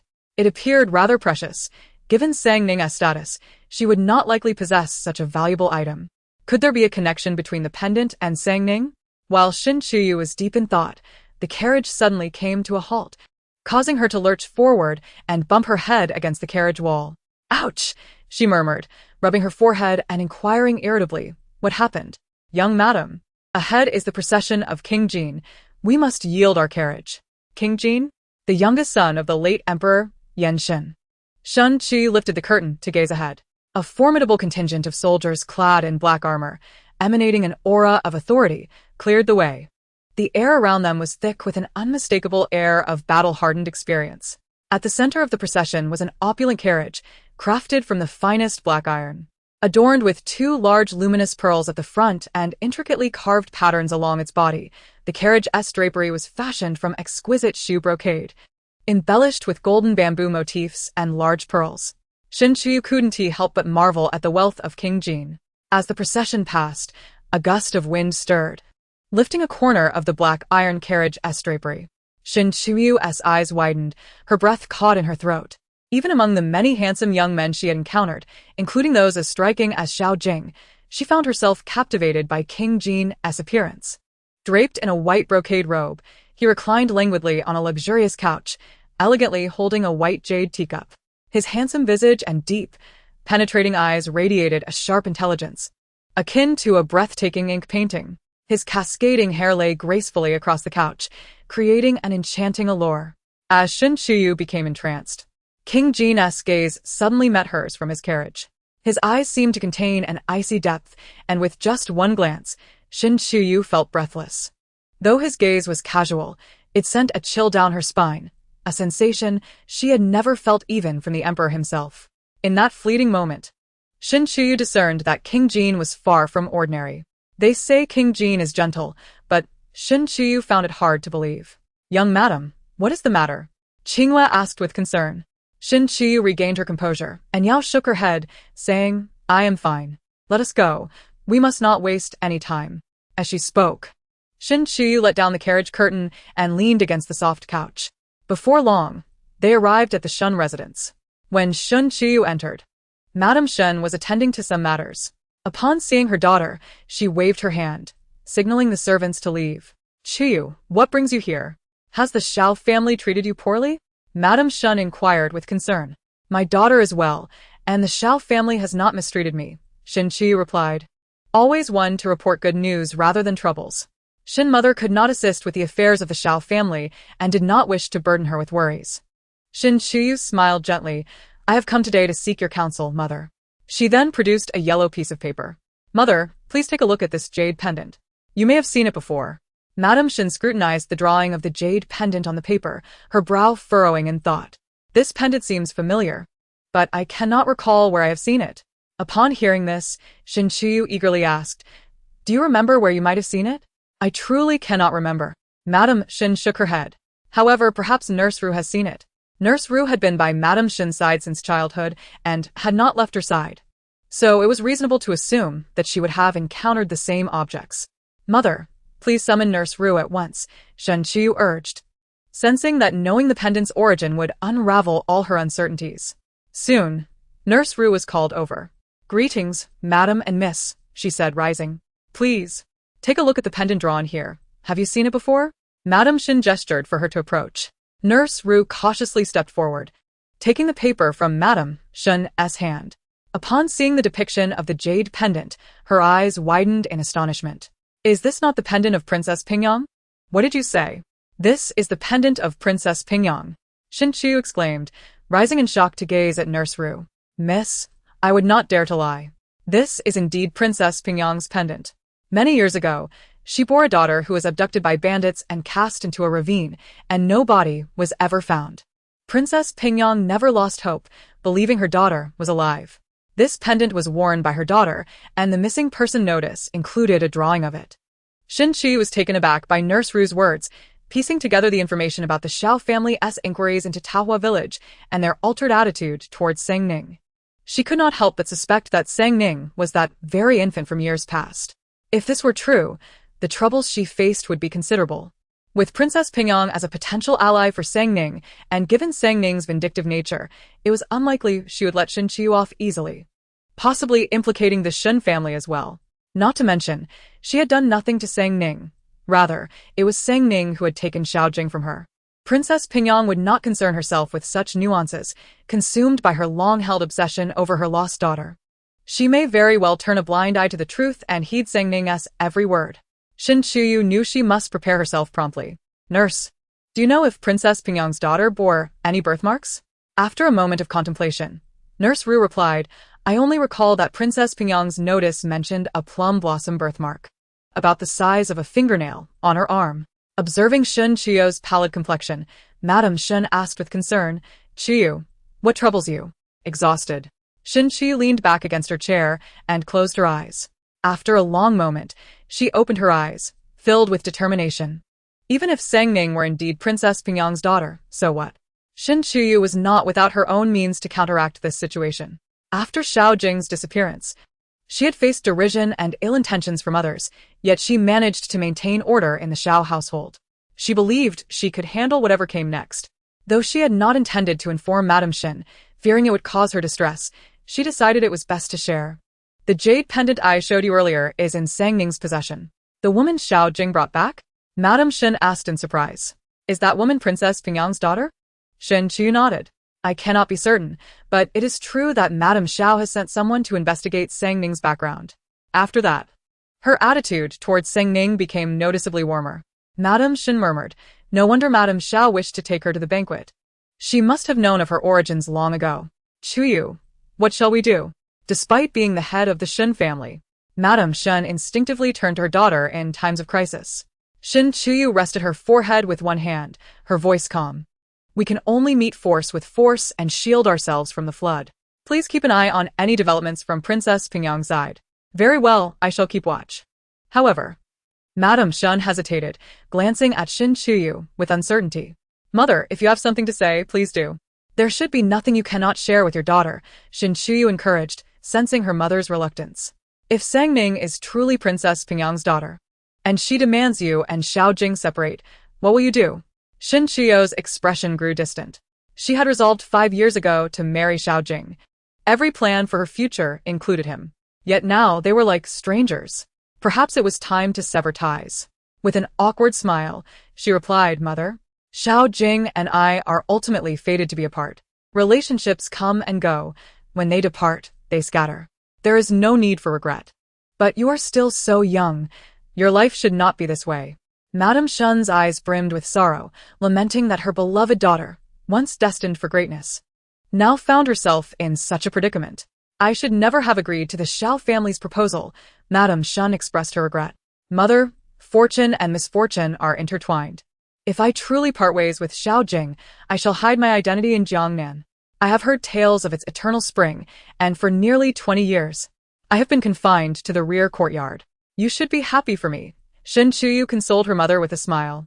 Yet her greatest fear was that Princess Pingyang would not grant her the opportunity to escape, and would instead take her life directly. "Do you understand that hiding your identity means sacrificing your status as the legitimate daughter of the Shen family? We would have to publicly announce your death." Madame Shen shook her head, her heart heavy with concern. "Mother, this is merely the worst-case scenario. I believe that with my abilities, I shall not succumb to the day I must hide my identity," Shen Chuyu reassured her, though she too felt lost. After conversing for a while longer, Madame Shen furrowed her brow and placed a hand to her forehead. "Mother, what troubles you?" Shen Chuyu asked with genuine concern. "It is nothing serious. I caught a chill yesterday. A few doses of medicine will suffice," Madame Shen replied. Hearing this, Shen Chuyu felt relieved. "That is good, as long as you are well." After spending some more time with Madame Shen, Shen Chuyu said, "I will return in a few days to see you." As she rose to take her leave, a strange maid entered, carrying a bowl of medicine. The voice of the lady was crisp and pleasant, signaling it was time for her medication. Shen Chuyu turned her head and inquired of Mama Ru, "Mama, who is that maid I have never seen before?" "That maid is Qingxi, and she is truly pitiful." When the old servant and the lady encountered her at the temple while burning incense, she was covered in blood, being pursued by assailants. The lady saved her and even called for a doctor. With nowhere to go, the lady took her in, allowing her to serve as a kitchen maid, Mama Ru explained. Shen Chuyu gently brushed aside the stray strands of hair from her face, her gaze fixed on Qingxi's departing figure as she spoke slowly. "Has my mother investigated Qingxi's background?" Mama Ru shook her head. When Qingxi awoke, she claimed to be a genuine country girl, relying solely on her father. They were unaware they had offended someone, which led to their persecution. "Since there has been no investigation, we should conduct one. Serving by my mother's side requires careful selection. One must not be swayed by pity alone. Even the most unfortunate can deceive," Shen Chuyu declared, standing on the steps with a cold demeanor, her blue gown fluttering gently in the breeze, exuding an icy beauty that was hard to confront. "Yes, miss," came the response. After giving her instructions, Shen Chuyu departed. Just as she reached the entrance of the Xiao mansion, Qingyue rushed over, breathless, to report, "Young madam, something has happened." Observing Qingyue's flustered state, Shen Chuyu's brow furrowed. Qingyue was typically composed, so her distress surely indicated something unusual. "What has transpired?" Shen Chuyu asked while disembarking from the carriage and making her way into the mansion. Chapter 32. Taowei has died? "Young madam, Taowei has been taken away." Shen Chuyu halted, her mind racing with questions. "Taken away? By whom? What has happened?" Qingyue took a breath and continued. "It was someone sent by the general. Allegedly, they intended to poison Aunt Sang's meals to harm the child she carries. However, the servant knew Taowei well. Though impulsive and outspoken, she understood what actions were permissible. How could she possibly conspire to harm Aunt Sang's child?" Shen Chuyu's eyes turned icy. She knew Taowei would never commit such an act. Today's events were likely a setup, seemingly targeting Taowei, but, in truth, aimed at her. Shen Chuyu quickened her pace toward the courtyard, only to be met with the sound of a whip striking flesh and Taowei's anguished cries. Unable to contain her rage any longer, Shen Chuyu burst through the courtyard doors and immediately beheld Taowei, bloodied and pinned to the ground. A board studded with nails struck Taowei's backside repeatedly. "Stop," Shen Chuyu commanded coldly. The servants hesitated for a moment, then ceased their actions. Xiao Jing, standing above, ordered, "Continue." Naturally, the servants obeyed Xiao Jing's command, and the board resumed its brutal assault on Taowei. Her backside was torn and bleeding. "Stop. Do not strike her any further," Shen Chuyu shouted, her fists clenched in fury. These servants were loyal to Xiao Jing and would not heed Shen Chuyu's words. At that moment, Sang Ning emerged from the house, cradling her belly. Upon seeing her, Xiao Jing's expression softened and he approached her, saying, "Why are you out here? It's bloodied outside. Do not frighten our child." Sang Ning shook her head, her gaze fixed on Tao Rui. "Husband, I merely wish to see Tao Rui. She nearly harmed our child. I want to know what grievance exists between us, or if someone is instigating this." Xiao Jing's attention shifted to Shen Qiyu upon hearing Sang Ning's words. Shen Qiyu, though aware of Sang Ning's accusations, could not dwell on them at that moment. She rushed forward, pushing aside the board aimed at Tao Rui, causing it to strike her shoulder instead. The servant stumbled in shock at the unexpected turn of events. Xiao Jing paused, his expression shifting. Sang Ning's eyes widened. "Young madam, even to evade suspicion, you should not harm yourself." Hearing Sang Ning's words, Xiao Jing's surprise faded, replaced by deeper disdain. He had a peculiar way of viewing Shen Qiyu. Even her most innocuous actions could be deemed wrong. "Shen Qiyu, do not think that your self-inflicted injury will absolve you of your intent to harm Sang Ning's child," Xiao Jing declared. "I plotted against your child, Xiao Jing? You truly are blind," Shen Qiyu retorted. Not wishing to engage further with Xiao Jing, she turned to the servants behind her, commanding, "Find a doctor. Carry Tao Rui back." "Yes, young madam," they replied. "Halt! Who dares summon a physician? Tao Rui has attempted to harm my unborn child. It is already a great mercy that I have not dealt with her more severely. You wish to call for a doctor?" As soon as he finished speaking, 2 soldiers blocked the path of the maid who intended to fetch a doctor. "Xiao Jing." Shen Qiyu suppressed her fury, her voice steady. "Even if Tao Rui is guilty, she should receive medical attention first. After her injuries heal, you may punish her as you see fit. There is currently no evidence to support the claim that Tao Rui attempted to harm Sang Ning. Are you simply displeased with me, or do you unthinkingly trust Sang Ning's words?" Xiao Jing retorted. "Is it possible that Sang Ning would just regarding her unborn child?" Shen Qiyu let out a cold laugh. "How can you be certain she wouldn't? If she were to deliberately frame Tao Rui, she could control the situation, ensuring her own safety. If it failed, she could easily claim it was a misunderstanding, suffering no loss. Furthermore, if Tao Rui truly wished to harm her, could she remain so calm?" Xiao Jing scrutinized Shen Qiyu, still denying her claims. "The evidence is irrefutable and cannot be dismissed by your mere words. Someone, escort the young madam back. She is not to leave this courtyard without my permission." "Xiao Jing, are you imprisoning me?" Shen Qiyu cried out in anger. Xiao Jing ignored her, wrapping his arm around Sang Ning's shoulders as they retreated into the house. Disturbed by the scent of blood in the courtyard, he frowned, instructing, "Clean up the blood. Do not disturb the unborn child." Sang Ning turned back, smirking at Shen Qiyu. "Young madam, it seems Tao Rui has lost her breath." Chapter 33. The break. Qinghua trembled as she tested for breath at Tao Rui's nostrils, panic-stricken. Shen Qiyu hurried to her side, crouching down to feel for Tao Rui's breath, finding none. She closed her eyes and inhaled deeply. Quickly, carried Qinghua back and summoned a doctor. "Young madam, Tao Rui has already passed." Qinghua warned, her eyes reddened, implying there was no need for a physician. "Call the doctor." Shen Qiyu insisted, her demeanor icy and resolute, her voice laced with a chilling intensity. Qinghua, not daring to delay, quickly found the servants, and together they lifted Tao Rui from the ground. Shen Qiyu glared at Xiao Jing. She had never harbored such hatred for him before. Was this the price of marrying Xiao Jing? "Xiao Jing, I regret it. I should not have married you. If given another chance, I would prefer to have never met you." Shen Qiu's eyes held a sense of resignation and animosity as they bore into Xiao Jing. Observing the hatred reflected in her gaze, Xiao Jing felt a sudden pang in his chest, an inexplicable discomfort that he could not comprehend. "Husband, what troubles you?" Sang Ning gently caressed Xiao Jing's chest, and he instantly returned to normal, as if the earlier moment of vulnerability had never occurred. "I am well." Xiao Jing gazed at Shen Qiyu with an expression of renewed indifference. "Tao Rui deserved her fate. Do you intend to seek vengeance for her? A mere maid's death is hardly worth such anger." Xiao Jing was unconcerned. After all, Tao Rui was just a servant. Had she not attempted to harm Sang Ning, he would not have even cast her a glance. "Xiao Jing, remember my words today. From this moment forward, we sever all ties. It would be best if you distanced yourself from Tao Rui's affairs. Otherwise, it will be a fight to the death between Sang Ning and me." Shen Qiu's voice was cold as she shot a piercing glance at Xiao Jing before her gaze lingered on Sang Ning. Once back in her courtyard, Shin Chuyu felt her legs weaken, nearly collapsing to the ground. Young mistress. Zheng Momo caught Shin Chuyu. Her eyes filled with concern as she noticed the bloodstains on Shin Chuyu's shoulder. Leaning against Zheng Momo for support, Shin Chuyu managed a feeble smile. Momo, is there still hope for Tao Rui? After a moment of contemplation, Zheng Momo replied solemnly, Tao Rui is gone. At those words, Shin Chuyu's half-closed eyes fluttered open, and she weakly tugged at her lips. She pushed away Zheng Momo's assistance and walked slowly toward the room.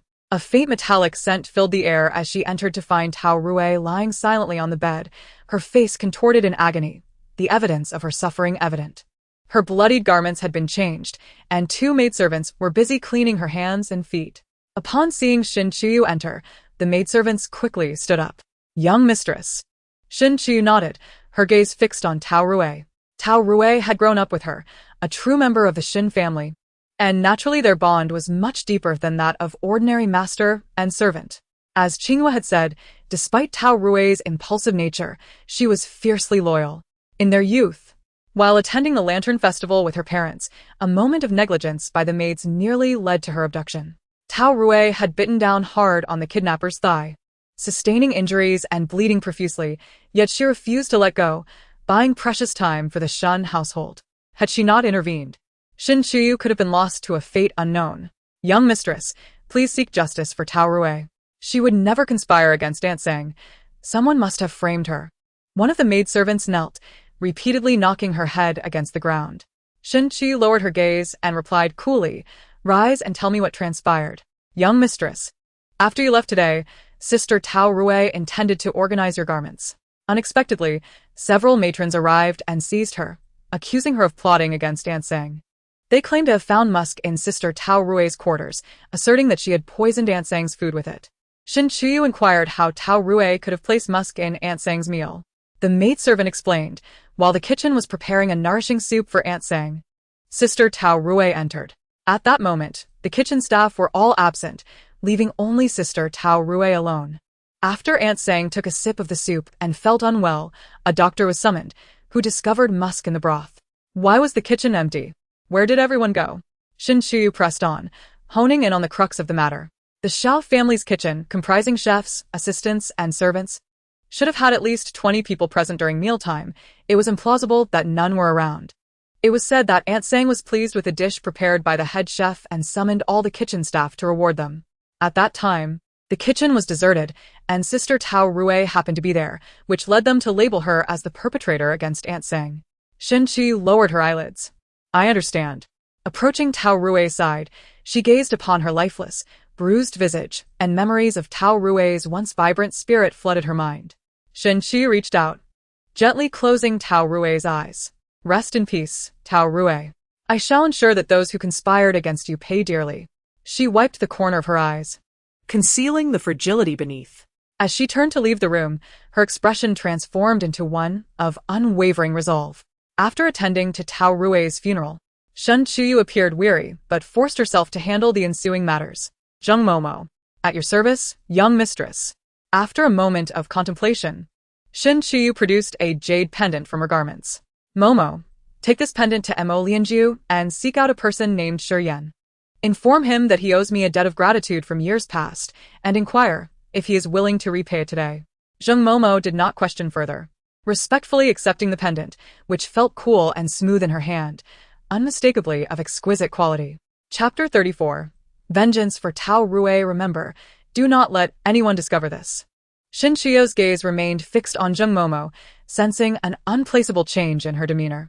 I will ensure this task is accomplished, Zheng Momo assured Shin Chiyu.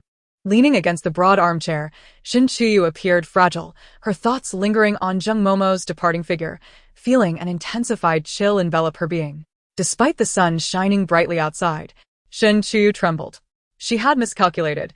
She had thought that removing Xiao Jing from the situation would result in fewer troubles. However, she had forgotten that as long as she occupied the position of matriarch of the Xiao family, she would inevitably become a target. Her negligence had cost Tao Rui her life.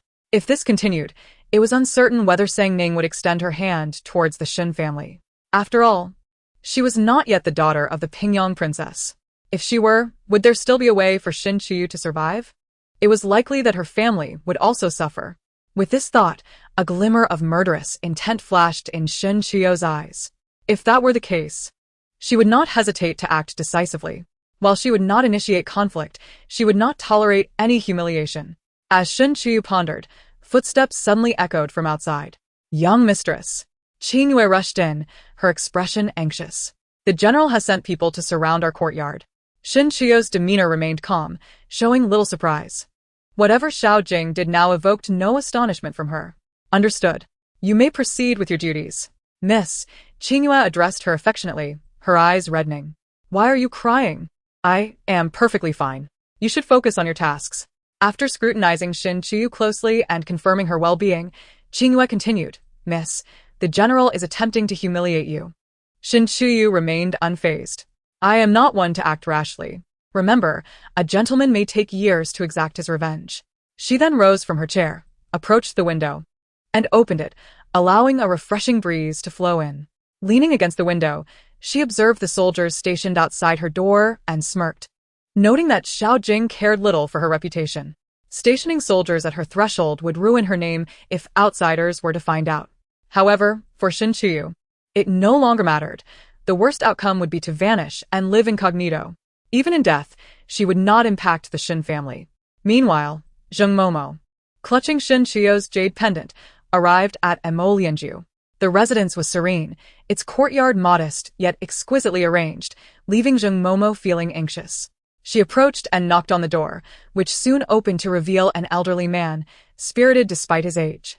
Zheng Momo, perceptive as she was, immediately recognized that this was no ordinary doorkeeper. May I inquire who you seek? The elder asked, noticing a spark of intelligence in Zheng Momo's eyes. I am here at the behest of my mistress to find a person named Shiyan. Who is your mistress? The once jovial old man, upon hearing Granny Zheng's words, exhibited a flash of sharpness in his gaze. Startled by the sudden aura of menace emanating from him, Granny Zheng hastily produced a jade pendant from her bosom and extended it with both hands, stating, This is the jade pendant bestowed upon me by my master.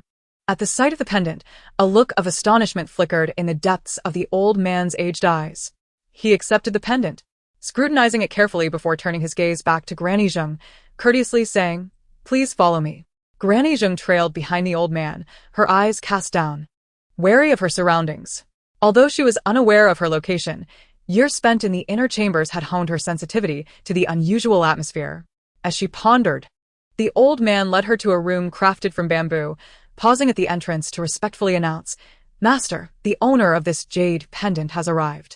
Let her come in, came a voice that was warm and soothing, reminiscent of a clear stream yet tinged with a husky undertone that tantalized the heart. Yes, the old man replied, turning to Granny Zheng, the master has requested your presence. Granny Zheng nodded and cautiously peered forward. Before her sat a masked man in a black brocade robe, his tall figure exuding an air of authority. Instinctively, she lowered her head. The masked man toyed with the jade pendant and glanced at her, inquiring, Does your master have something to convey? My master wishes to know if you are willing to repay the favor owed from years past, Granny Zheng replied, her heart fluttering with trepidation. Overwhelmed by the oppressive presence of the man before her, she was uncertain of the connection between her young mistress and this enigmatic figure. The masked man chuckled softly. Inform her that the debt I owe shall be repaid this time. Granny Zheng exhaled a sigh of relief. Thank you, young master. Although she remained unaware of the masked man's identity, the aura he exuded clearly indicated that he was no ordinary individual. Very well, I shall return to inform my master, Granny Zheng said, bowing respectfully. Once she departed, the masked man addressed the empty room. Investigate who her master is.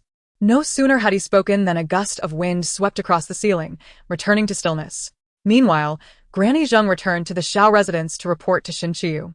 Upon hearing Granny Zheng's account, Shen Qiu's face brightened with a long-lost smile. Excellent, you have worked hard, Granny. Please rest now. Granny Zheng shook her head. Young mistress, I am not fatigued. Qingyue and the others are handling the matter of Towerway, and with insufficient hands at your side, I shall remain to serve you.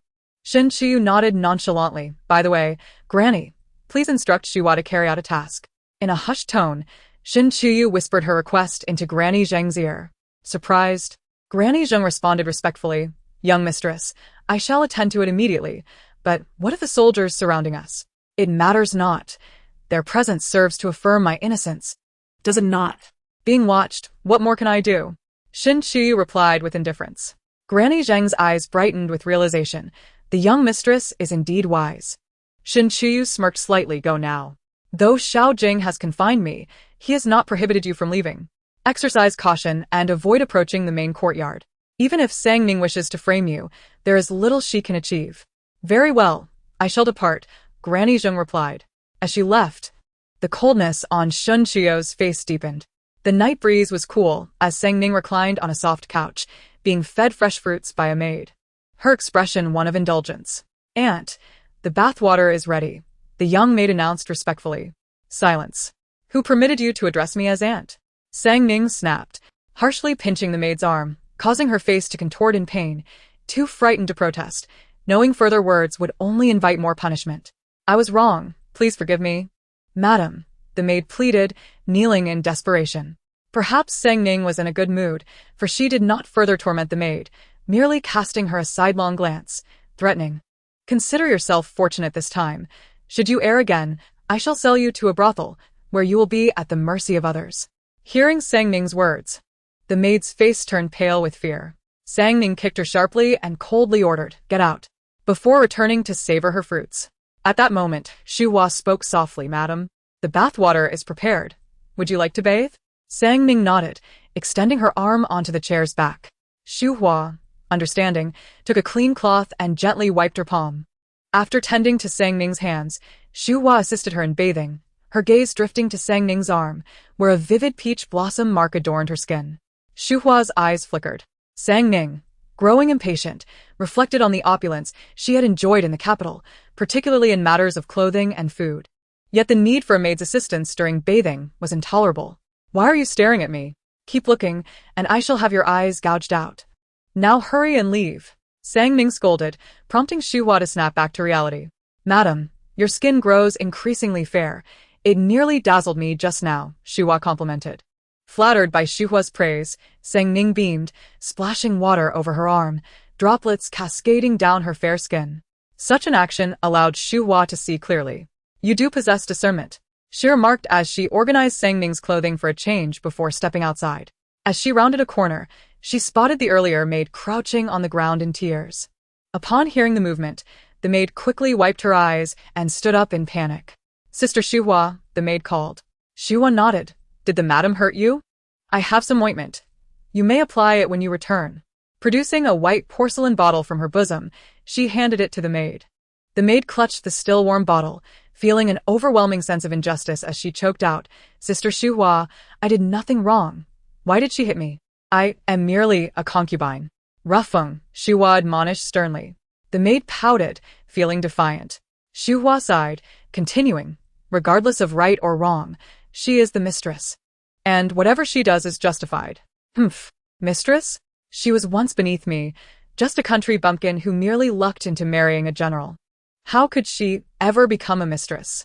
And to aspire to be the matriarch of the Shao residence? Truly a delusion.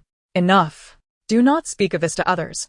If she hears, it will lead to greater trouble," Xu Hua cautioned, shaking her head with a sigh. Upon hearing Xu Hua's words, Rufeng's anger intensified. How could a mere country girl now overshadow them? "Return quickly. When the madam emerges from her bath, she may be quite displeased to find you here," Xu Hua urged. Rufeng nodded. "Sister Xu Hua, I will go back now." Watching Rufeng's retreating figure, Xu Hua smiled. She then took Sang Ning's soiled garments and made her way to the laundry courtyard. Midway, she collided with another maid, who quickly apologized. "I am truly sorry. How careless you are. You should not be a maid if you cannot pay attention. Today it was me. What if it had been the mistress?" Sang Ning retorted. "You speak true. I was indeed too hasty. I beg your forgiveness," the maid implored. Very well, very well. I am not one to be overly difficult. Just be more cautious in the future," Xu Hua replied, rolling her eyes as she dusted off her shoulder. "Thank you, sister." The maid opposite expressed her gratitude with a bow, while Xu Hua said nothing and turned to leave. After Xu Hua departed, the maid clenched something in her palm, took a deep breath, and hurried towards the courtyard.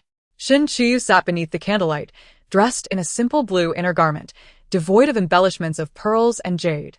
her long hair cascading like a waterfall behind her. The dim, yellowish candlelight illuminated Shin Chuyo's exquisite face, unadorned yet resembling a blooming lotus. Her fair fingers turned the pages of a book, exuding tranquility and gentleness, as if she were a portrait of beauty. Suddenly, a cool breeze swept through, causing the flickering candlelight to waver over the pages. Shin Chuyu rose to close the window, and upon turning back, she found a masked man in black seated in her previously occupied spot. Shin Chuyo's eyes widened in shock, nearly gasping in fright, her expression shifting dramatically. Who are you? Shin Chuyu inhaled deeply, regaining her composure, and asked calmly. You instructed a servant to seek me with a jade pendant, yet now you feign ignorance of my identity? The masked man raised an eyebrow, regarding Shin Chuyu with mild amusement. Are you Shuryen? Shin Chuyu inquired uncertainly. Shuryen did not respond but instead asked, Speak. What is it that you desire my assistance with? Shin Chuyu scrutinized the masked man, hesitating for a moment before stating. I wish for you to provide me with some manpower. There was much for Shin Chuyu to accomplish. Shuryen had initially promised to assist her with one task, and with capable hands, she could achieve numerous objectives. Shuryen chuckled softly, observing Shin Chuyu thoughtfully. You are indeed clever. Unfazed by his penetrating gaze, Shin Chuyu continued. You once mentioned you could aid me with a task. I am merely requesting some manpower, which naturally constitutes a task. The masked man regarded Shin Chuyu's assertive demeanor, suddenly bursting into laughter. How can you be certain my subordinates can fulfill your requests? Shin Chuyu replied confidently, intuition. Although I do not know your identity, I recognized 3 years ago that you are no ordinary person. If you were, how could the Imperial Guard personally seek you out? Shuryen's eyes flickered as he leaned back in his chair, scrutinizing Shin Chuyu. Despite her standing and him seated, an unexplainable sense of pressure enveloped Shin Chuyu, leaving her breathless. This reminded her of the imposing presence of King Jin she had glimpsed the day before, strikingly similar to Shuryen's aura. After a long pause, Shuryen withdrew his gaze, retrieving a jade pendant from his pocket and tossing it to Shin Chuyu. Take this jade pendant. Go to the Tianji Pavilion. No matter what you wish to accomplish, there will be someone to assist you. Tianji Pavilion? Shin Chuyu exclaimed, astonished by the implication of his connection to it. The Tianji Pavilion was renowned for its intelligence gathering. As long as one could afford it, even the Emperor's secrets could be uncovered. In other words, one's daily routines could be monitored, making the reach of Tianji Pavilion extend across several nations. Moreover, its true fame lay not just in intelligence, but in the multitude of skilled experts stationed there. Even a mere servant could single-handedly handle 10 adversaries, let alone the true masters among them. Once, a notorious assassin organization fell afoul of the Tianji Pavilion and was annihilated overnight, despite being the most formidable in the underworld. From that day forth, none dared to provoke the Tianji Pavilion again. Yet, what connection did this individual have with the Tianji Pavilion? Shin Chuyu composed her thoughts, realizing that regardless of Shuryen's identity, she need not concern herself too much. Her own affairs were of utmost importance. Thank you. Shin Chuyu raised her head to express her gratitude, only to find that the figure had vanished. The faint, lingering scent in the room confirmed that someone had indeed been present moments ago. Shin Chuyu exhaled, tightly clutching the jade pendant. Young madam, news has arrived from Shuhua. Qingyue entered, observing Shin Chuyu standing by the window, and spoke respectfully. Upon hearing this, Shin Chuyu turned. Young madam, this is a message from Shuhua. Qingyue then handed Shin Chuyu a note, which she opened to read. As she scanned the contents, her suspicions were finally validated. Young madam, is Lady Sang truly the daughter of Princess Pingyang? Qingyue inquired with concern. Shin Chuyu moved closer to the candlelight, igniting the note in her hand, and replied calmly, I do not know, but Sang Ning bears a birthmark on her arm. Upon hearing this, Qingyue expressed her worries. If Lady Sang is indeed the daughter of Princess Pingyang, given the latter's protective nature, she will not spare you, young madam. What shall we do? If she is Princess Pingyang's daughter, we certainly have cause for concern. But what if she is not? Shin Chuyu remarked, lightly twirling a strand of hair. Qingyue, puzzled, asked, Young madam, what do you mean? Shin Chuyu smiled. Even if she were Princess Pingyang's daughter, I could still make her not be one. It merely depends on how we proceed. Qingyue's eyes widened in understanding. Young madam, will this not alert Princess Pingyang? This matter I have my own plans. Shin Chuyu redirected the conversation, then inquired, how have the affairs regarding Towerway been handled? Upon hearing Towerway's name, Qingyue's expression grew somber. Tarawei has already been buried. Shen Qiyu nodded. You may leave now. I wish to be alone. Understood. After Qingyue departed, Shen Qiyu donned a garment, calling out to the empty room, come out. No sooner had she spoken than a lean man clad in black materialized before her. Shen Qiyu appraised the man and asked, Is your master Shiryan? Yes. My master instructed me to remain near you. Should you require anything, do not hesitate to command. Trusting him despite Shiryan's enigmatic identity, Shen Qiyu decided to place her faith in these individuals. I indeed have a task for you. Go to the capital and spread rumors that Sang Ning is the missing daughter of Princess Pingyang. The man in black asked no questions and nodded in agreement. Understood. With that, he vanished from the room in mere moments. Shen Qiyu sighed in relief. Why is he just as elusive as Shiryan? She murmured, feeling utterly exhausted from the day's events, compounded by her shoulder injury. Shen Qiyu lay down on her bed to rest. The next day, rumors spread throughout the streets of the capital, proclaiming that the daughter of Princess Pingyang was still alive. Did you hear? The daughter of Princess Pingyang is still alive. But wasn't her daughter lost to a cliff over a decade ago? Surely, she has long since perished? You are unaware. The infant that fell from the cliff was saved and is currently residing in General Zhao's estate. The gossip permeated every alley and corner, inevitably reaching the residence of Princess Pingyang. A servant clad in a blue jacket hurriedly made his way into the courtyard. Madame Guan. The maids greeted the newcomer with bows. Madame Guan's expression was grave as she nodded curtly, inquiring of one maid, Where is the princess? The princess is in the Buddhist hall. Upon hearing this, Madame Guan turned and proceeded towards the Buddhist hall, listening to the rhythmic sounds of the wooden fish from within. Guan Mama awaited at the entrance, uncertain of how much time had passed. As the sound of the wooden fish ceased, she spoke. Your Highness, I have matters to report. Inside, there was no response, and Guan Mama continued to wait. The princess preferred solitude during her devotions to Buddha. After a considerable time, the wooden door creaked open, revealing the Pingyang princess clad in deep crimson. Although she had crossed the threshold of 40, she appeared to be in her 30s, her eyebrows elegantly arched, cheekbones prominent, and her demeanor quite austere. What is it? The Pingyang princess inquired sternly, fixing her gaze on Guan Mama. With utmost respect, Guan Mama replied, Your Highness, there are rumors circulating in the capital concerning the young princess. Preposterous. Do you comprehend the gravity of your words? The Pingyang princess's voice turned cold and fierce. Her eyes widened in anger. Guan Mama immediately knelt, pleading, Your Highness, forgive this old servant. These are merely the rumors of the streets. I cannot ascertain their truth, which is why I have come to report to you. The Pingyang princess scrutinized Guan Mama before taking a seat, commanding, Speak. Today, I overheard discussions in the capital that the young princess is not dead, and that the woman brought back by General Zhao is indeed the young princess. The Pingyang princess fixed her gaze on Guan Mama, her voice trembling as she articulated, You claim the young princess is alive? I cannot vouch for its authenticity. It is merely what the people of the capital are saying. The Pingyang princess's voice quivered. My daughter must be alive. She cannot be dead. Your Highness, I understand your longing for the young princess. However, it remains unclear whether the rumors hold any truth. If someone is posing as the princess, what then? Guan Mama did not believe the rumors to be true. For over a decade, the Pingyang princess had been searching for her daughter, a fact known to all. If someone harbored malicious intentions to impersonate the young princess, it was not outside the realm of possibility. Especially given the perilous fall from such a great height, surely she could not have survived.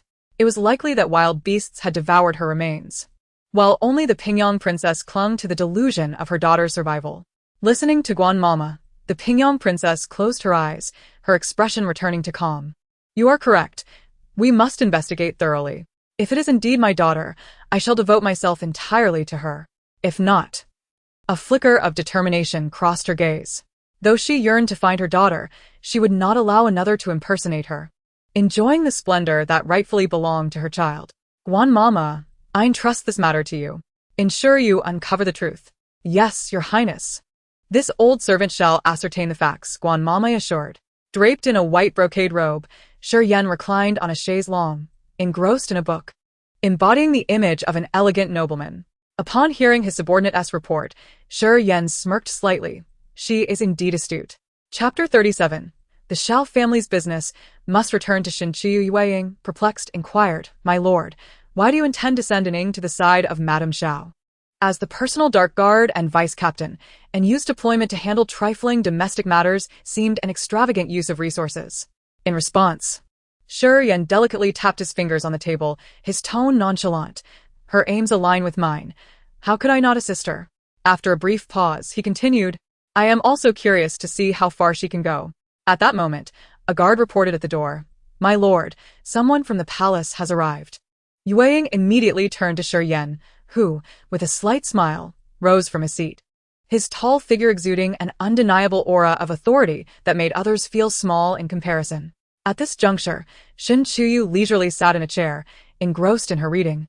Having sent word of the rumors throughout the capital, the household affairs of the Shao family no longer required her oversight, granting her an unprecedented sense of peace and relaxation over the past 20 years. Madam, the lady requests your presence, Qingyue announced as she entered respectfully. With a raised eyebrow and a subtle smile, Shin Chuyu sipped her tea calmly, saying, Kindly inform the lady that I am under house arrest and cannot leave. If there are matters to discuss, it would be best to wait until my confinement is lifted. Shin Chuyu relished her current tranquility, free from the burdens of managing the Shao family's affairs. It was not long before the soldiers in her courtyard retreated. Madam, those soldiers have all withdrawn. We may now go out.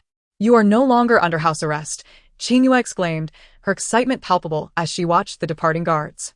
With a sigh, Shin Chuyu mused, the lady would rather intercede for Shao Jing than lift my confinement, which suggests that something grave has transpired in the Shao residence. I have no desire to wade into such murky waters. Reclining once more on the imperial concubine chair, she appeared languid and indifferent. Qingyue chuckled, regardless. It is a good thing to be free from confinement. You may go wherever you wish and attend to your own affairs. Shin Chuyu tapped her chin thoughtfully, smiling. You are right, being able to go out is undoubtedly a blessing. Let us visit my mother's courtyard and discover what is amiss. Rising to stretch, she changed her attire and set off toward Madame Shao. Upon her arrival, she found Madame Shao reprimanding her subordinates. As soon as she noticed Shin Chuyu, her expression brightened, and she waved for the maidens to withdraw. Chuyu, you finally made it. Greetings, mother, Shin Chuyu said gracefully, performing a slight bow. Madame Shao stepped forward to offer her support. There is no need for excessive formality. This time, it is indeed Jinger who has erred. Rest assured. I have already reprimanded him. I shall certainly advocate for you. Madame Shao comforted gently, grasping Shin Chuyu's hand. Shin Chuyu discreetly withdrew her hand, forcing a smile as she replied, Mother, is there something you wish to discuss with your daughter-in-law? I must seek a Taoist priest for a ritual, as I have been dreaming of Tarawei lately. She claims she is aggrieved and cannot rest. She appeared before me, covered in blood, with a pallid visage, and I have heard that those wrongfully killed must have rituals performed for them. Otherwise, they become vengeful spirits, seeking retribution against those who harmed them. Shin Chuyu's tone was deep, her gaze fixed on Madame Shao. Madame Zhao's face paled at the description, and she forced a laugh. Perhaps you are merely reflecting on your daily thoughts in your dreams. Later, let the physician prescribe some calming medicine for you. Hearing this, Shin Chuyu smiled softly. You speak the truth, mother. I must have overthought matters. I shall seek a Taoist priest to inform Tarawei that grievances have an origin, and she should seek out those who wronged her. What nonsense are you speaking? Tarawei harmed the descendants of the Shao family and was killed by Jinger. She had it coming. How could anyone else be responsible for her fate? Madame Zhao's displeasure was evident, as she believed Tarawei's demise was justified. A mere servant was inconsequential. Clenching her fists beneath her sleeves, Shin Chuyu's smile grew ever more radiant. Very well, mother. Your word is law. Shin Chuyu refrained from further argument. The truth was known to Sang Ning, Shao Jing, and even Madame Shao herself. Observing Shin Chuyu's serene countenance, Madame Shao shifted the conversation. By the way, regarding the shop you entrusted to me recently. Shin Chuyu raised an eyebrow, countering, Is there an issue with the accounts? On that day, I had the matter clarified in front of my mother, who assured me there was no issue. Yet, is it possible that a problem has arisen? This is not the case. Rather, I have grown older and my physical strength has waned. I wish to entrust these shops and the household management to you. Listening to Madame Zhao's words, Shin Chuyu smiled faintly, Mother. It would be prudent for you to continue overseeing the household management of the Shao residence, as your experience far surpasses mine. She could not believe that the situation was merely as simple as presented. There must be greater troubles within the shops. If Shin Chuyu's conjecture was correct, The shops might have already fallen into financial distress. Upon hearing this, Madame Xiao grew anxious and exclaimed, "How can that be? You are the matriarch of the Xiao family. If you do not manage the household, what would that imply? It would seem as though our family favors concubines over legitimate wives." Shin Chuyu let out a cold laugh. "Isn't that the case? If we speak of Xiao family matters, who in the capital does not know of Xiao Jing's favoritism toward his concubines? However, Xiao Jing currently enjoys favor with the emperor and prefers to avoid enmity with the Xiao family. Mother, this is easily resolved. Have you heard the recent rumors in the capital? Lady Sang is the biological daughter of the Princess of Pingyang.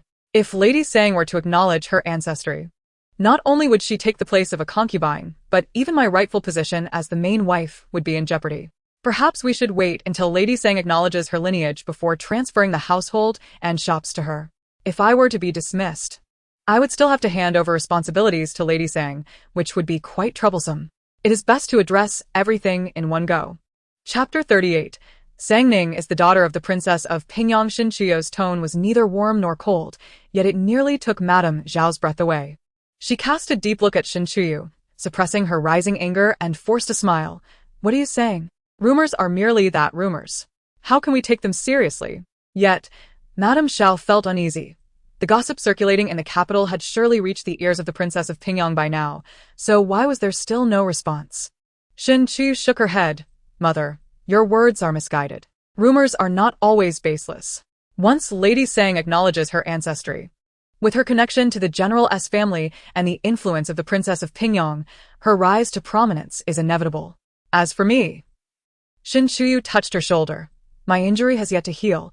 I cannot lift my right arm. The doctor has advised rest, lest I suffer lasting repercussions. Moreover, I have grown accustomed to Peach Blossom's assistance. With her absence these past few days, I have struggled and often found myself plagued by nightmares, feeling disoriented. It is truly beyond my capacity to manage these affairs. I must trouble you, Mother. If it proves too burdensome, you might consider enlisting Lady Sang as help, or even the assistance of Aunt from the second branch." "That is out of the question." Madame Xiao interjected coldly before Shin Chiyu could finish. Shin Chiyu was not surprised by Madame Zhao's sudden outburst. Not long after Xiao Jing's disappearance, members of the second branch had frequently mocked Madame Xiao and even incited the second master to seize the family assets while the Xiao family was still in mourning. It was Shin Chiyu's connections with the Shin family that thwarted the second branch's schemes. At this moment, Madame Xiao felt she had overreacted. Meeting Shin Chiyu's bright eyes, she felt a pang of guilt, quickly replaced by resentment. Upon seeing Shin Chiyu, she was reminded of the most humiliating 3 years in the Xiao family's history, a time when anyone could look down upon her. Every encounter with Shin Chiyu brought back memories of that disgraceful period. Those years marked Madame Zhao's first experience of falling from grace, and though she was grateful for Shin Chiyu's assistance, she could not forget the countless humiliations she had endured in Shin Chiyu's presence. Her feelings toward Shin Chiyu were thus complicated. Shin Chiyu smiled and remained silent. Enough. "You may return for now," Madame Xiao wearily gestured. Shin Chiyu bowed respectfully and departed. Meanwhile, Sang Ning had naturally heard the rumors circulating in the capital and was aware of her adopted status. However, she had not anticipated being the daughter of the Princess of Pingyang. The overwhelming surprise and excitement left her feeling as if she were in a dream. "Darling, do you think the rumors are true?" Sang Ning asked, clinging to Xiao Jing's arm with excitement. Xiao Jing, ever rational, paused for a moment before explaining. "I cannot say for certain. The person I sent to investigate will return tomorrow with the truth." "But why would they claim I am the daughter of the Princess of Pingyang?" Sang Ning questioned, puzzled. It was implausible for such a rumor to arise without basis. Xiao Jing lowered his gaze to the jade pendant at his waist, contemplating. "It must be this pendant you gave me. It once belonged to the daughter of the Princess of Pingyang." Upon hearing this, Sang Ning gasped in surprise, her hands trembling. "Are you saying the pendant I gave you is a token of identity?" "Indeed, this pendant must be one you have worn since childhood. Or perhaps a gift from your father," Sang Ning asserted confidently. "I have worn this pendant since I was little, and I have always known I was adopted." Xiao Jing scrutinized Sang Ning closely, appraising her features before finally speaking. "You do bear some resemblance to Lord Gao." Who is Lord Gao? Sang Ning inquired. "Lord Gao is the husband of the Princess of Pingyang," Xiao Jing explained earnestly. Listening to his words, Sang Ning felt a surge of excitement. Are you implying that I truly am the daughter of the Princess of Pingyang? The possibility is quite significant. But I will still have someone investigate thoroughly. Xiao Jing maintained a cautious stance on the matter, aware that missteps could offend the Princess of Pingyang. Sang Ning bit her lip and continued to press. Should we not seek out the Princess of Pingyang? Absolutely not. Xiao Jing firmly declined without hesitation. Sang Ning was taken aback by his sudden severity. Noticing her shock, Xiao Jing sighed and gently explained, if we approach her ourselves, we may be suspected of impure intentions. And they might think we are impersonating the daughter of the princess. It is essential for us to remain patient and allow the princess to come to us, thus earning us the respect we seek. Listening to Xiao Jing's reasoning, Sang Ning's eyes darted about before she nodded in agreement. Very well, I shall heed your advice. Xiao Jing smiled, unaware that Sang Ning harbored her own plans. As anticipated by Xiao Jing, the Princess of Pingyang was indeed investigating Sang Ning's background. Her aides conducted the inquiry efficiently, and with the influence of those with ulterior motives, the findings of Sang Ning's life history soon made their way to the princess's desk. Holding the results, the Princess of Pingyang wore a peculiar expression that oscillated between laughter and tears, ultimately unable to contain her emotions as she wept openly in front of her servants. She had finally found her daughter. Her daughter was truly alive. The weeping of Princess Pingyang instilled a sense of dread among the servants. Madame Guan, filled with concern, observed the tear-streaked face of the princess and cautiously approached to offer her comfort. Your Highness, finding the young princess is indeed a joyous occasion. Please do not grieve too deeply. Princess Pingyang shook her head, taking a handkerchief to dab at the corners of her eyes. Madam, I am not sorrowful. I am elated. I have searched for her for nearly 20 years, and to discover my daughter in my lifetime is a blessing from the heavens. The princess was filled with joy. And then a thought struck her. She grasped Madame Guan's hand and inquired, by the way, did you see the birthmark on her arm? Is it truly there? The old servant has already sent someone to investigate, and it is authentic, exactly as I remember from my youth, in the same precise location. Madame Guan was equally delighted. Your Highness, I also have an image of the young princess. Would you like to see it? Princess Pingyang nodded, tightly gripping Madame Guan's arm. Her long nails digging into the flesh as she urged, hurry, show me. Enduring the pain in her arm, Madame Guan retrieved a piece of paper from her bosom and handed it to the princess. Princess Pingyang eagerly unfolded the paper, revealing the portrait depicted upon it, her hands trembling with excitement. This is my daughter. Look how much she resembles Sunan. Sunan was the name of Princess Pingyang's husband, Lord Gao. Indeed, she bears a striking resemblance to him. Madame Guan concurred. Madame Guan spoke the truth. Sang Ning indeed shared 6 parts of her appearance with Lord Gao. A perfect likeness of her father. Princess Pingyang gazed at the portrait in her hands, gently caressing the image. She has grown so much, and I have yet to fulfill my duties as a mother. With deep affection, Princess Pingyang stared at the image, murmuring to herself, on the verge of tears. Madame Guan quickly reassured her, Your Highness, the past decade has seen you absent from the young princess's life due to the wickedness of those rogues who caused your separation. However, you can still do something for her now. You are right. There is much I can now do for my daughter. Princess Pingyang nodded, her mind racing with excitement, only to be swiftly overtaken by anger. The Xiao family is truly despicable for allowing my daughter to become a concubine. The young princess grew up in the countryside, and, after saving General Xiao 3 years prior, was married to him and brought back to the capital. At that time, she was merely a country girl, not a match for General Xiao, and yet he had shown her kindness by bringing her back. Princess Pingyang snorted. Are you suggesting that ignorance absolves one of guilt? Absolutely not, Your Highness, Madame Guan replied hastily. But the young princess is already with child. If we were to take action against the Xiao family now, they may retaliate against her. Madame Guan's heart raced as she spoke cautiously. Princess Pingyang fell silent, her gaze fixed on Madame Guan, who began to feel increasingly uneasy under her scrutiny. You have reminded me, Madam. My daughter is carrying Xiao Jing's child. How can she be a concubine? This would not only diminish my dignity, but also tarnish the reputation of the entire Jingwang residence. This time, Madame Guan dared not speak further. Standing quietly with her head bowed, awaiting the princess's commands. Madame Guan, I wish to see my daughter at once. Make the necessary arrangements. After a brief moment of calm, Princess Pingyang's heart surged with excitement. She was eager to reunite with her daughter. Yes, Your Highness, I shall arrange it immediately. Wait. Princess Pingyang called out, contemplating for a moment. It would be better for me to go personally. This would signify the importance of the visit, ensuring no one dares to underestimate it. Thus, the entire residence of the princess became a flurry of activity. After adorning herself in splendid attire, Princess Pingyang set forth with a grand entourage towards the Xiao family. In the capital, the populace had been keenly observing the movements of Princess Pingyang's household, so her departure towards the Xiao residence did not go unnoticed. Meanwhile, Sang Ning, upon hearing the report from her servant, was overwhelmed with excitement, trembling as she called out, "Xu Hua, come quickly and help me prepare." Xu Hua, with downcast eyes, respectfully assisted Sang Ning in her grooming. Just as she finished, Princess Pingyang arrived. The moment she laid eyes on Sang Ning, she was rendered speechless. Fixating on her daughter's visage, her body trembling, Princess Pingyang opened her mouth in eagerness to speak, yet found herself choked with emotion. In that instant, she knew without a doubt that Sang Ning was her daughter. The resemblance to her husband was unmistakable. "Ninger, my Ninger." Princess Pingyang took hesitant steps towards Sang Ning, trembling all the while. Sang Ning, feeling the urgency of the moment, pinched her own leg sharply, the sudden pain reddening her eyes. "Mother, are you truly my mother?" This low, tremulous question, laced with a hint of grievance, melted Princess Pingyang's heart. She approached Sang Ning, her steps heavy with emotion, extending her trembling hand to caress her daughter's face. Wishing to touch her, yet feeling apprehensive, Princess Pingyang feared this might all be an illusion, a dream from which she would awaken to find her beloved Ninger gone once more.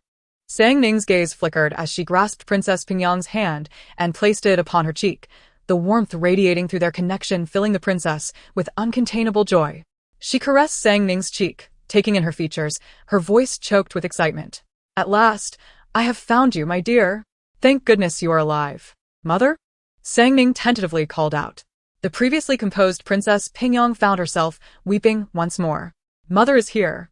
Heaven knows how long she had awaited this moment. She embraced Sang Ning tightly, sobbing uncontrollably.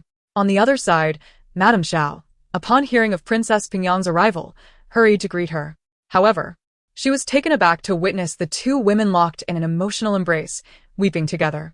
Retreating from the courtyard, Madame Xiao began to ponder whether she had been overly harsh with Sang Ning. After a moment of reflection, she shook her head. Aside from the initial coldness she had shown, she had not truly wronged Sang Ning. Even if she had acted improperly, what of it? She was ultimately Sang Ning's mother-in-law, and reprimanding a daughter-in-law was within her rights, even in the presence of Princess Pingyang. With this thought, Madame Xiao felt a sense of relief. She glanced around and inquired, "Where is Jinger?" "Madam, the general left for the barracks early this morning," came the reply. Madame Xiao nodded. "Please inform Jinger that if his current matters are not pressing, he should return for a visit. If they are important, then let it be." Madame Xiao was determined not to let Sang Ning's situation disrupt Xiao Jing's affairs. Once Princess Pingyang and Sang Ning had wept enough, the princess began to scrutinize Sang Ning. Upon noticing her prominent belly, Princess Pingyang's expression grew complicated. The last time she held her was when she was merely a tiny bundle. Now, she was about to become a mother herself. Reflecting on this, Princess Pingyang felt a tinge of resentment towards the yet unseen Xiao Jing. "Does he treat you well?" she inquired, suppressing her grievance. Sang Ning, feigning shyness, lowered her head and replied, "My husband has been quite good to me, staying by my side during the times I nearly faced miscarriage." "Miscarriage?" Princess Pingyang seized upon the key term. What on earth happened? Upon hearing this, Sang Ning's gaze shifted, her words faltering as she stammered, "It was nothing. Just a careless mistake." Princess Pingyang, well versed in the intrigues of the palace, knew all too well the perils that could lead to miscarriage. Many a concubine had suffered such fates, some even birthing malformed stillborns, the result of the machinations of other women in the court. Having witnessed countless plots and schemes, she recognized immediately that something was amiss with Sang Ning's words. "Madam, it is high time you spoke up. The princess is here to advocate for you. If you remain silent, forgive my audacity, but I shall speak on your behalf," the anxious maid implored, her eyes fixed on Sang Ning, eager to convey her message to Princess Pingyang. The princess narrowed her eyes, pointing at the maid. "Speak. Tell me what is happening." The maid turned and knelt before Princess Pingyang, tears streaming down her face as she beseeched, "Your Highness, please stand up for our madam." The child she carries was nearly lost due to the actions of a maidservant of the young mistress. I cannot believe such an act could stem from a mere maid. How could she possess such audacity? Silence, maid. Sang Ning reprimanded sharply. She then turned to Princess Pingyang, her tone softening. Mother, do not heed this maid's baseless accusations.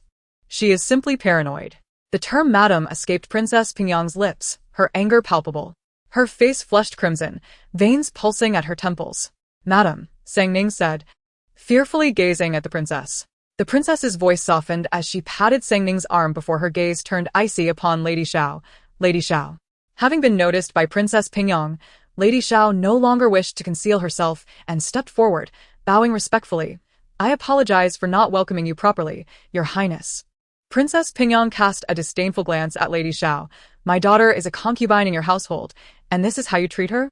Lady Xiao, stifling her indignation at the princess's unreasonable accusations, forced a smile.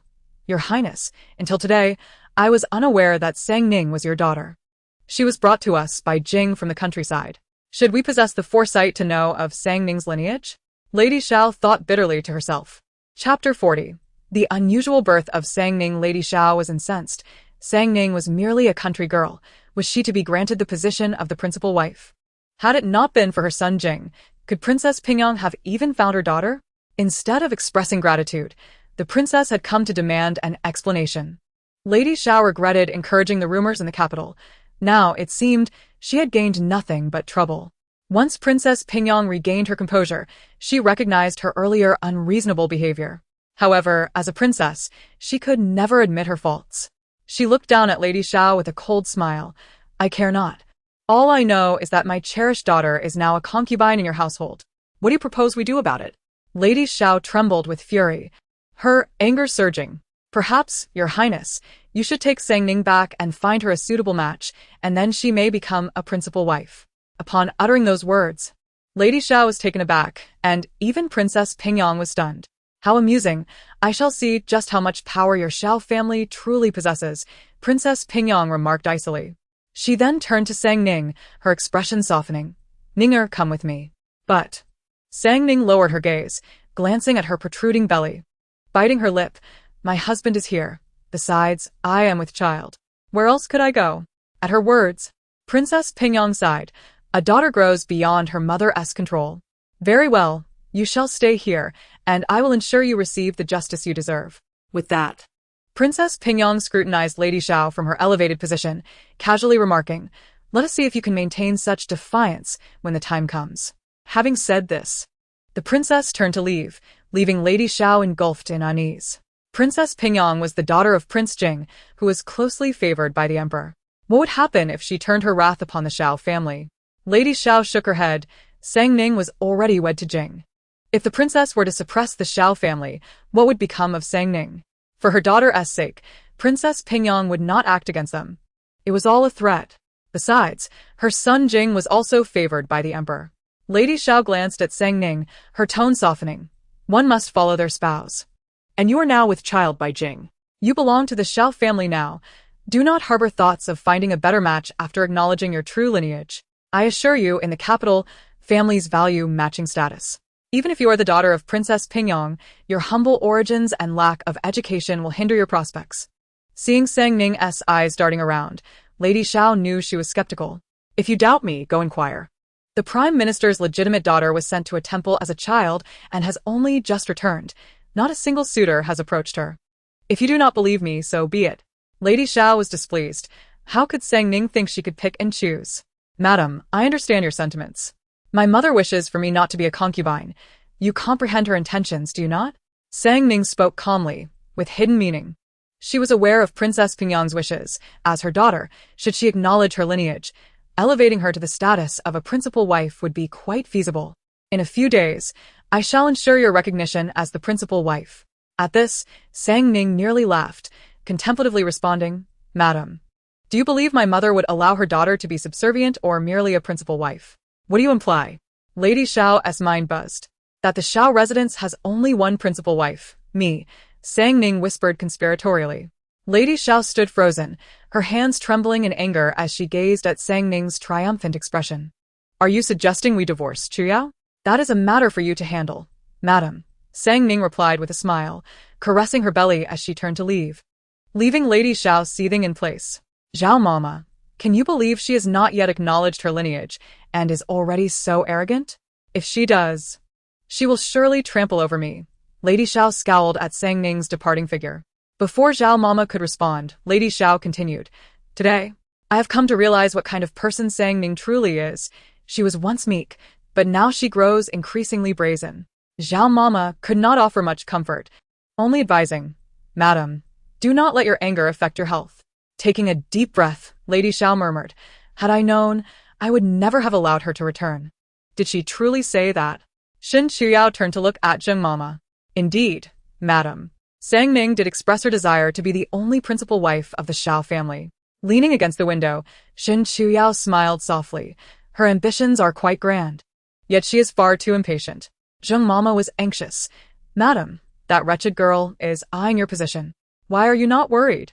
This position of principal wife is mine to decide, and it shall not be taken from me. Shen Chuyao fanned herself, her tone gentle yet imbued with an undeniable authority. Madam, I still do not understand why you would support Sang Ning in acknowledging her lineage. With Princess Pingyang as her ally, is that not detrimental to you? Shen Chuyao's eyes sparkled as she regarded the worried Zheng Mama. She chuckled. Do you truly believe she is the daughter of Princess Pingyang? Is she not? The tokens she bears and the birthmark on her arm, are they not authentic? Zheng Mama was taken aback. Shen Chuyao shook her head, declaring that all of this was indeed true. Zheng Mama, perplexed, did not comprehend why Shen Chuyao would assert such a thing. Mama, I initially thought that if Sang Ning were truly the daughter of Princess Pingyang, I would merely fabricate a falsehood that would incite the princess's wrath, leading her to punish Sang Ning. However, I have since uncovered a secret, one potent enough to warrant Sang Ning's execution by the princess. Shen Chuyao's eyes flickered with meaning as she stated, Sang Ning is both real and counterfeit. Without elaborating further, Shen Chuyao sensed Zheng Mama's confusion and concern, prompting the latter to inquire, what if during this period, either Aunt Sang or Princess Pingyang comes seeking trouble with you? Trouble with me? Shen Chuyao lightly waved her fan and smiled gently, Rest assured, Mama, I have my own plans in place. Leaning against the window, her hands folded, she gently fanned her arm, gazing at the moon in the sky, lost in a multitude of thoughts. Shen Chuyao had believed that taking a step back would open up vast horizons. Little did she expect that her concession would lead to Tao Rui's demise. Should she continue to yield, she feared that those close to her would fall victim one after another. At this moment, Qingyue reported, Young madam, it seems there is a commotion in the main courtyard. Shen Chuyao paused, turning her head towards Qingyue. The exact cause is unknown, but the general stormed out in a fit of anger. Pay him no mind, she replied. Before she could finish her thought, Xiao Jing's figure abruptly appeared at the doorway. Shen Chuyao pressed her lips together tightly, her fan now fluttering with increasing intensity. She regarded the tall, elegant figure before her and remarked, General, what brings you here? It is indeed a rare visit. Her tone carried a hint of sarcasm. Xiao Jing, unfazed by her mocking tone, strode towards her, his cold gaze fixed intently upon her. Feeling a surge of irritation, Shen Chuyao remained seated at a distance from him. The two, once intimate confidants, now found themselves estranged. Their conversations reduced to mere echoes of their former selves. General Xiao, perhaps it would be best if you took your leave. This humble abode cannot accommodate your presence, she suggested, her feelings towards him gradually dissipating. Although memories of their past still stung her heart, she managed to maintain her composure. Moreover, Tao Rui's death had kindled a simmering resentment within her. Are you still angry? Xiao Jing inquired, a hint of indifference in his tone. Shouldn't I be? A life was lost, Tao Rui's life. How can I not be furious? How can I not harbor hatred? Shen Chuyao scoffed coldly, her gaze piercing into him. Xiao Jing frowned. Tao Rui conspired against Sang Ning's unborn child. The evidence is overwhelming. Her death is merely the consequence of her own actions. Hearing this, Shen Chuyao felt an immediate surge of anger. Where is this evidence? The musk was found in Tao Rui's room, but where did it come from? Even if she had purchased it from a pharmacy, there must be records. You should investigate whether Tao Rui ever left to procure musk. In the last 3 months, only your Sang Ning has sought the physician's assistance. The other servants are treated by the house doctor, and every ailment and prescription is meticulously recorded. Tell me, How could Tao Rui have acquired musk without anyone noticing? Conversely, your Sang Ning's maid obtained 3 tails of musk from the house doctor half a month ago. Pray tell, what would a maid need musk for? Shen Chuyao presented her gathered evidence before Xiao Jing. His expression darkened as he scrutinized her, and after a moment of silence, he began to peruse the documents. Initially calm, his demeanor grew increasingly stormy with each piece of evidence he reviewed, until his countenance was one of utter dismay. Clutching the aged papers, he gazed at Shen Chuyao, whose eyes sparkled with mockery, yearning to voice his thoughts but unable to find the words due to pride. Just then, a commotion erupted outside, drawing Shen Chuyao's attention. "Young madam, Aunt Sang's maid is outside," Qingyue reported. With a cold glance at Xiao Jing, she said, "General Xiao, you should depart swiftly. Your presence disrupts my peace." Before Xiao Jing could exit, Sang Ning's maid rushed in, breathless. "General, our mistress is experiencing complications. We implore you to assist her." Before Xiao Jing could respond, Shen Chuyao couldn't help but chuckle. "Did your mistress not suffer from complications just days ago? You claim she is robust, yet she seems to experience complications with alarming frequency. It is indeed curious how she remains unscathed." Her words, laced with meaning, rendered the maid speechless. Xiao Jing's expression grew complex. Realizing that Sang Ning indeed had a history of such episodes, previously, he had been too preoccupied to consider this angle. If she is experiencing complications, she should seek a physician. "I am no healer," he stated coldly. The maid looked up in surprise. "But General, our mistress is in distress. Are you unable to comprehend? If she is in distress, summon a physician. I am not a doctor." Xiao Jing's voice grew harsher, his gaze scrutinizing her. The young maid, intimidated, averted her gaze and hastily retreated. Xiao Jing, his lips pressed tightly together, still seethed with anger. "Why are you still here?" Shen Chuyao crossed her arms, her expression one of disdain. Unable to tolerate her repeated dismissals, Xiao Jing shot her a glance, waved his sleeve, and turned to leave. Only after he had departed did Shen Chuyao exhale in relief. Rubbing her forehead, she wearily instructed, "Qingyue, prepare a bath." Moments later, the servants brought in a bathing tub. After indulging in a soothing soak, Shen Chuyao donned fresh, clean garments. Just as she was about to rest, a servant hurriedly announced, "Young madam, there has been an incident in the main courtyard." Emerging from her quarters, Shen Chuyao inquired, "What has transpired?" "Aunt Sang has bled," Qingyue panted, eager to convey the news. Bled? "Is it complications?" Shen Chuyao's concern deepened. "I cannot say for certain, but this evening, the maid by Aunt Sang's side attempted to summon the general. When they could not bring him back, Aunt Sang began shattering porcelain and subsequently bled, requiring a physician." "Still able to break porcelain?" "It appears her earlier claims of complications were likely fabricated," Shen Chuyao pondered thoughtfully. "Madam, shall we pay a visit?" Shen Chuyao waved her hand dismissively, saying, "Let us not. It is quite late. We shall not join the commotion. If I were to go, it might invite trouble." Shen Chuyao was reluctant to involve herself in the matters between the two, yet unexpectedly, trouble sought her out. After receiving treatment from the physician, Sang Ning no longer experienced bleeding, and her child was deemed safe. As she prepared to leave, the doctor advised, "Madam Sang, this pregnancy has been particularly arduous. Should there be any further distress, even the most skilled physician would be unable to assist." Listening to the doctor's words, Xiao Jing felt a deep sense of guilt and remorse. He regretted having listened solely to Shen Chuyao's perspective last night. Even if Sang Ning had been feigning her discomfort, she was with child, and he ought to have indulged her, ensuring her happiness. Sang Ning lay on the bed, her expression one of grievance as she looked at Xiao Jing. "Husband, I was unwell last night and sent someone to summon you. You were with Madame Shen. Do you find me tiresome?" "I am aware that I cannot compare to Madame Shen. She is more beautiful and talented. Although I am the daughter of the Princess of Pingyang, having grown up in the countryside, I cannot measure up to the ladies raised in the capital. It is only natural that you would find me bothersome." Sang Ning's demeanor exuded a profound sense of disdain. Her pallid complexion and emaciated figure, aside from her noticeably swollen abdomen, made her appear frail, as if a gust of wind could sweep her away. Xiao Jing's heart ached at the sight. He gently embraced Sang Ning's waist, saying, "What nonsense! How could I possibly find you tiresome? This was my fault. I nearly caused harm to our child." Sang Ning bit her lip and hesitantly inquired, "If you do not find me tiresome, why did you not come to see me when the maid sought you last night?" Upon hearing this, Xiao Jing fell silent for a moment. Observing his reticence, Sang Ning's expression fell. I knew you were just deceiving me. You must truly find me distasteful. That is not the case. Xiao Jing could not bear to see Sang Ning in such a state. Feeling sympathy welling up within him, he hesitated for a moment before revealing the truth. I believe I may have wronged Tao Rui. At his words, Sang Ning's eyes flickered with surprise as she grasped the quilt, questioning, how could you say that, husband? Tao Rui had no opportunity to procure the musk. It was your maid who obtained the herbs from the physician. How could you know that Tao Rui could not acquire the musk? Because both the physician's office and the apothecary require registration for purchasing musk, Xiao Jing explained patiently. Sang Ning's gaze shifted uneasily as she admitted, husband.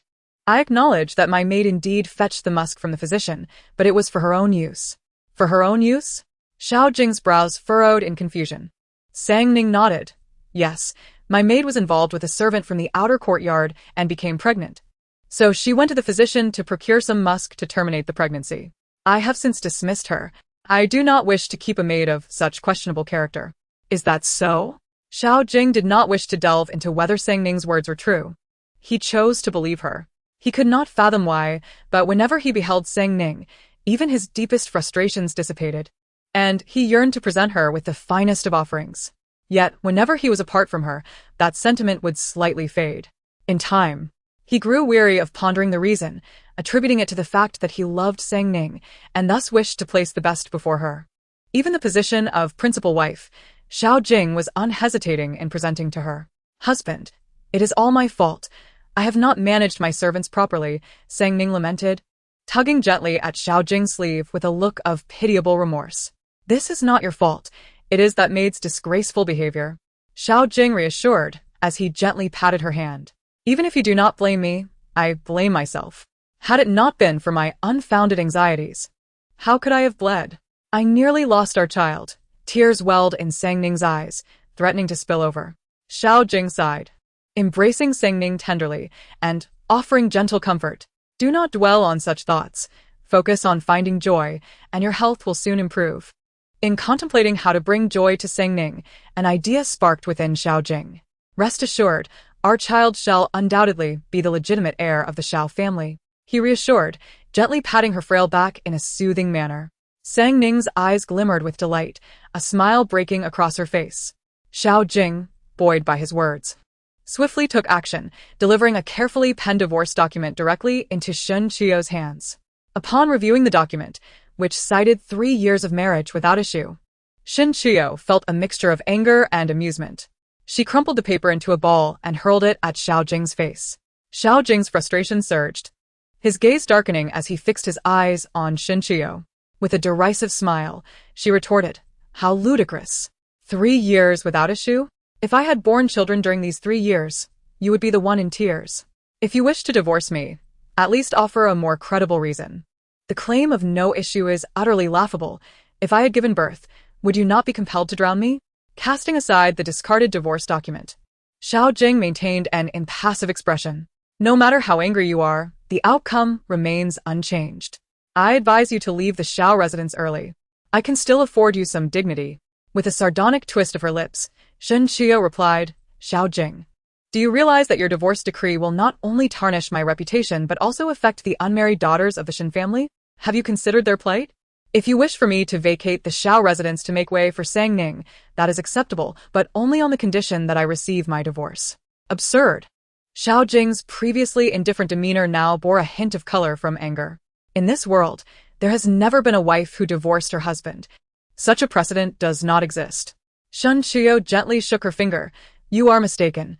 No precedent exists, but I, Shen Qiu, shall set this precedent. Otherwise, I shall not acknowledge this divorce decree. Should you push me too far, I will appeal to the throne, accusing you, Xiao Jing, of favoring a concubine over your wife and unjustly abandoning me.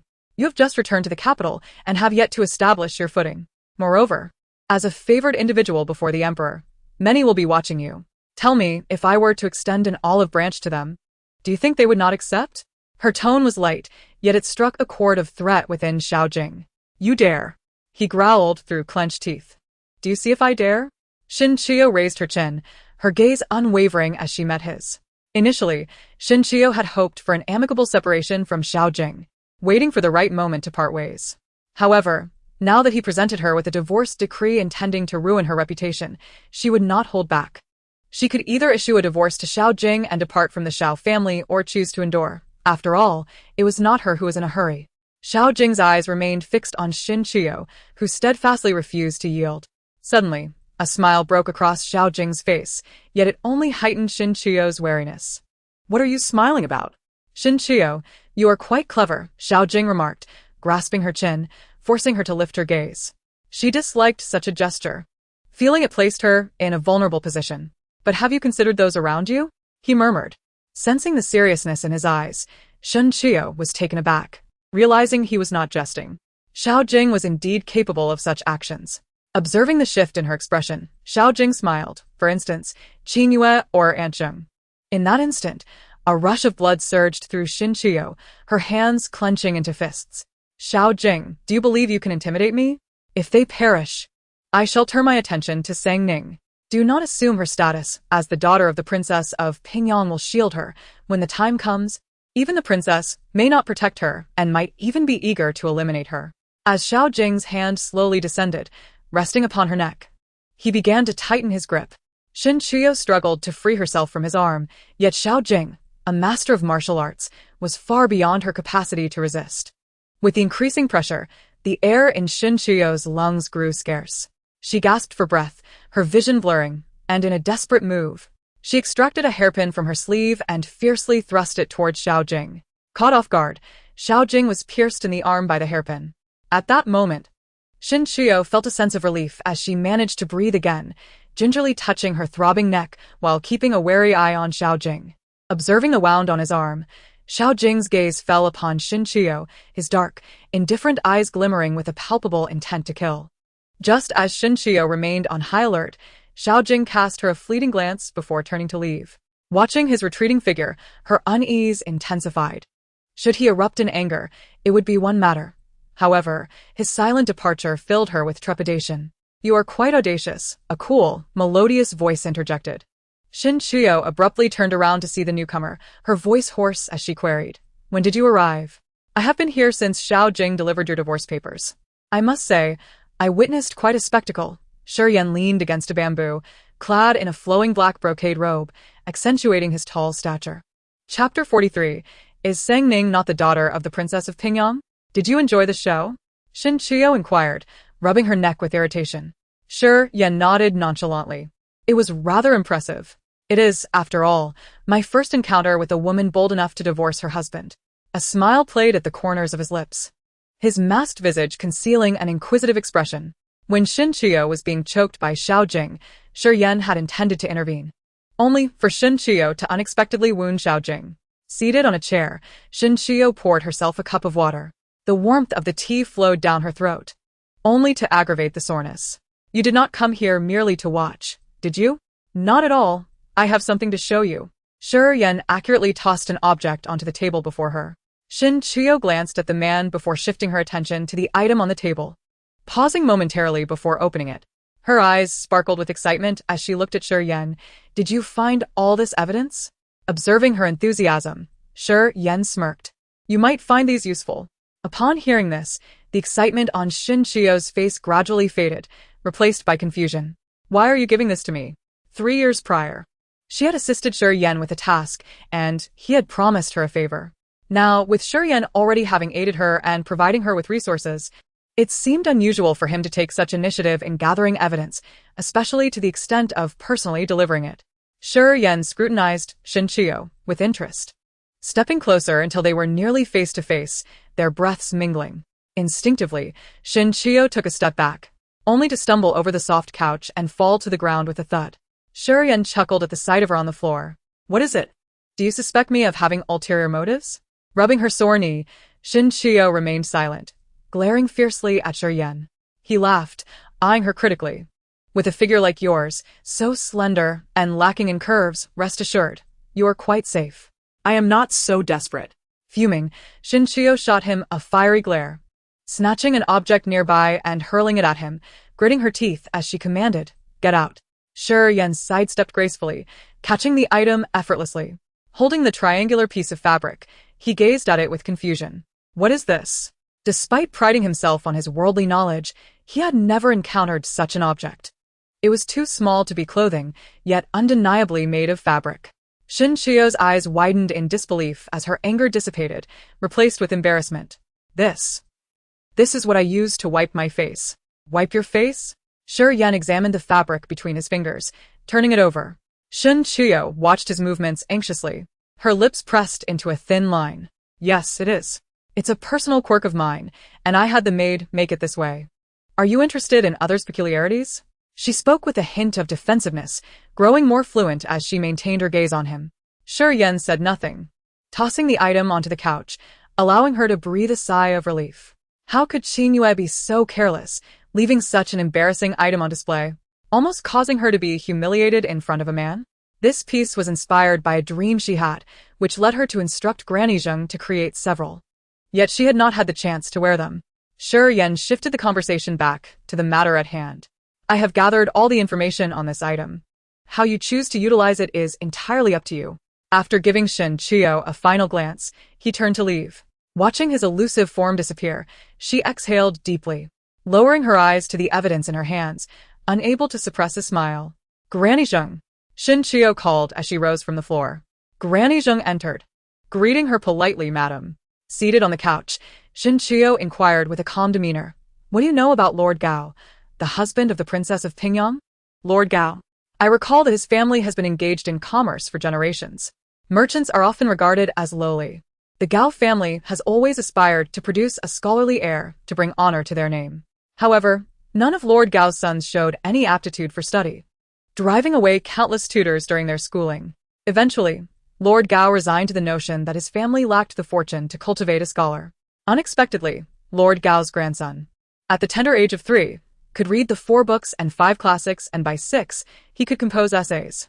At 13, he achieved the status of a scholar, becoming a renowned prodigy of his generation, now known as Lord Gao. Lord Gao did not disappoint expectations, achieving the highest honors at 18. Coupled with his handsome demeanor, he quickly caught the eye of the Princess of Pingyang. I have heard that he was initially reluctant, having a childhood sweetheart cousin, but somehow, he suddenly agreed to marry the princess.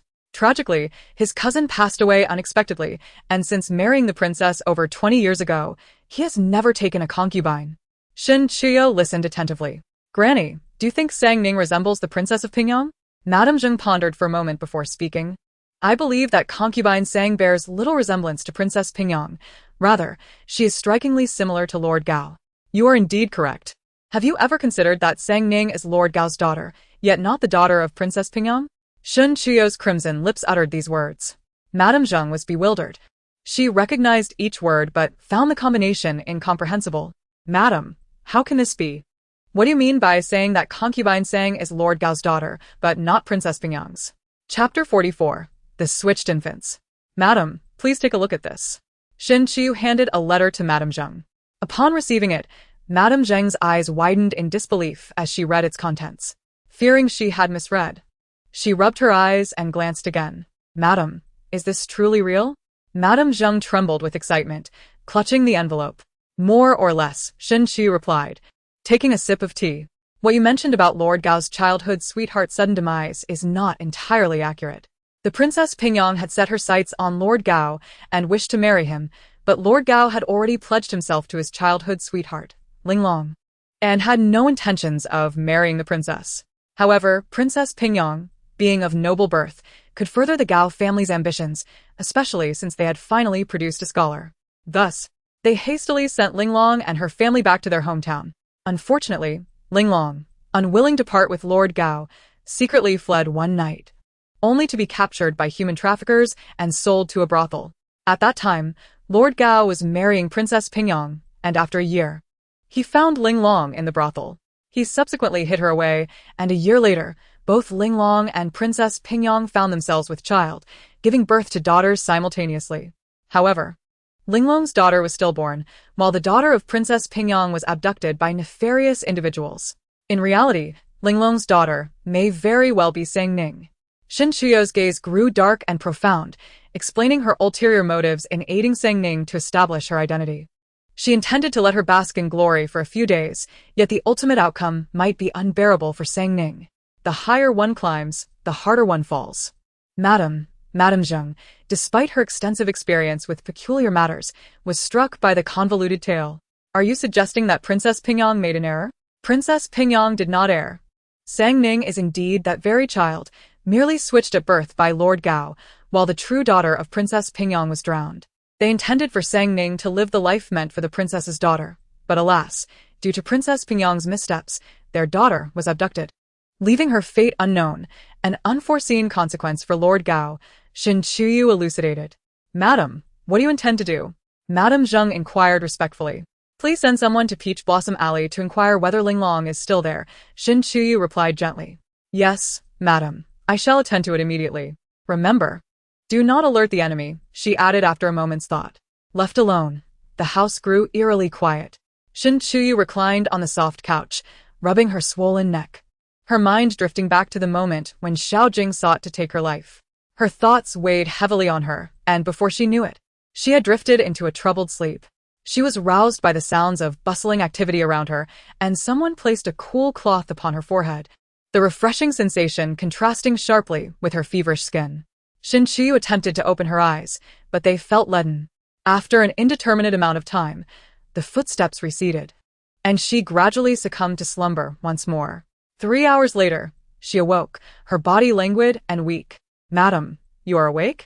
Qingwe exclaimed, her face lighting up at the sight of Shin Chuyu. Did I have a fever last night? Shin Chuyu inquired, feeling the dampness clinging to her back. Indeed, madam. You had a fever last night. The physician said it was due to excessive worry and fright, compounded by a chill. Qingwe explained while helping Shin Chuyu sit up against the pillows. Allow me to fetch you some medicine, she added. Shin Chuyu nodded.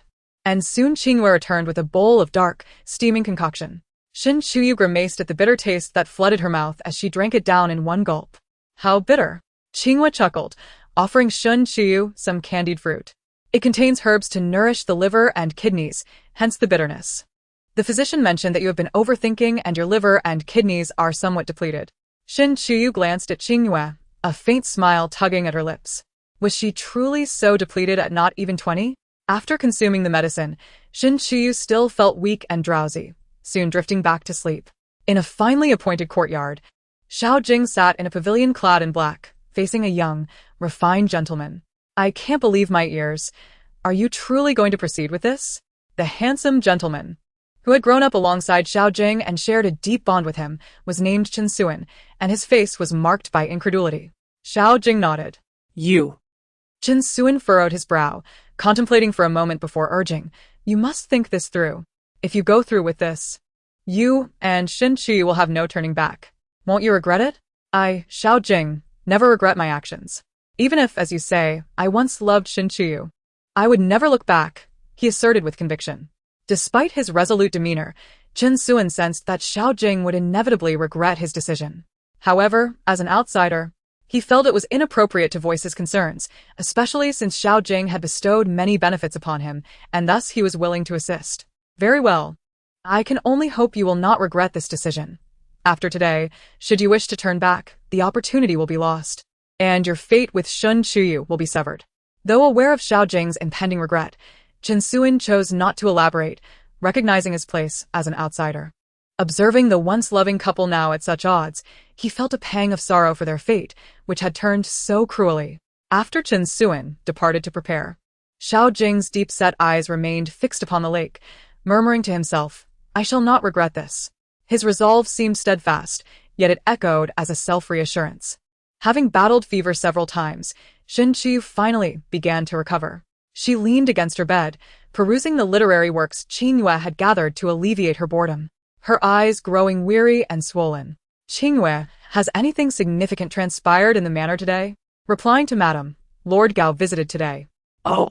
Shin Chuyu perked up, setting aside her book. What was his purpose? What of Princess Pingyang? Did he not come when Sang Ning nearly bled?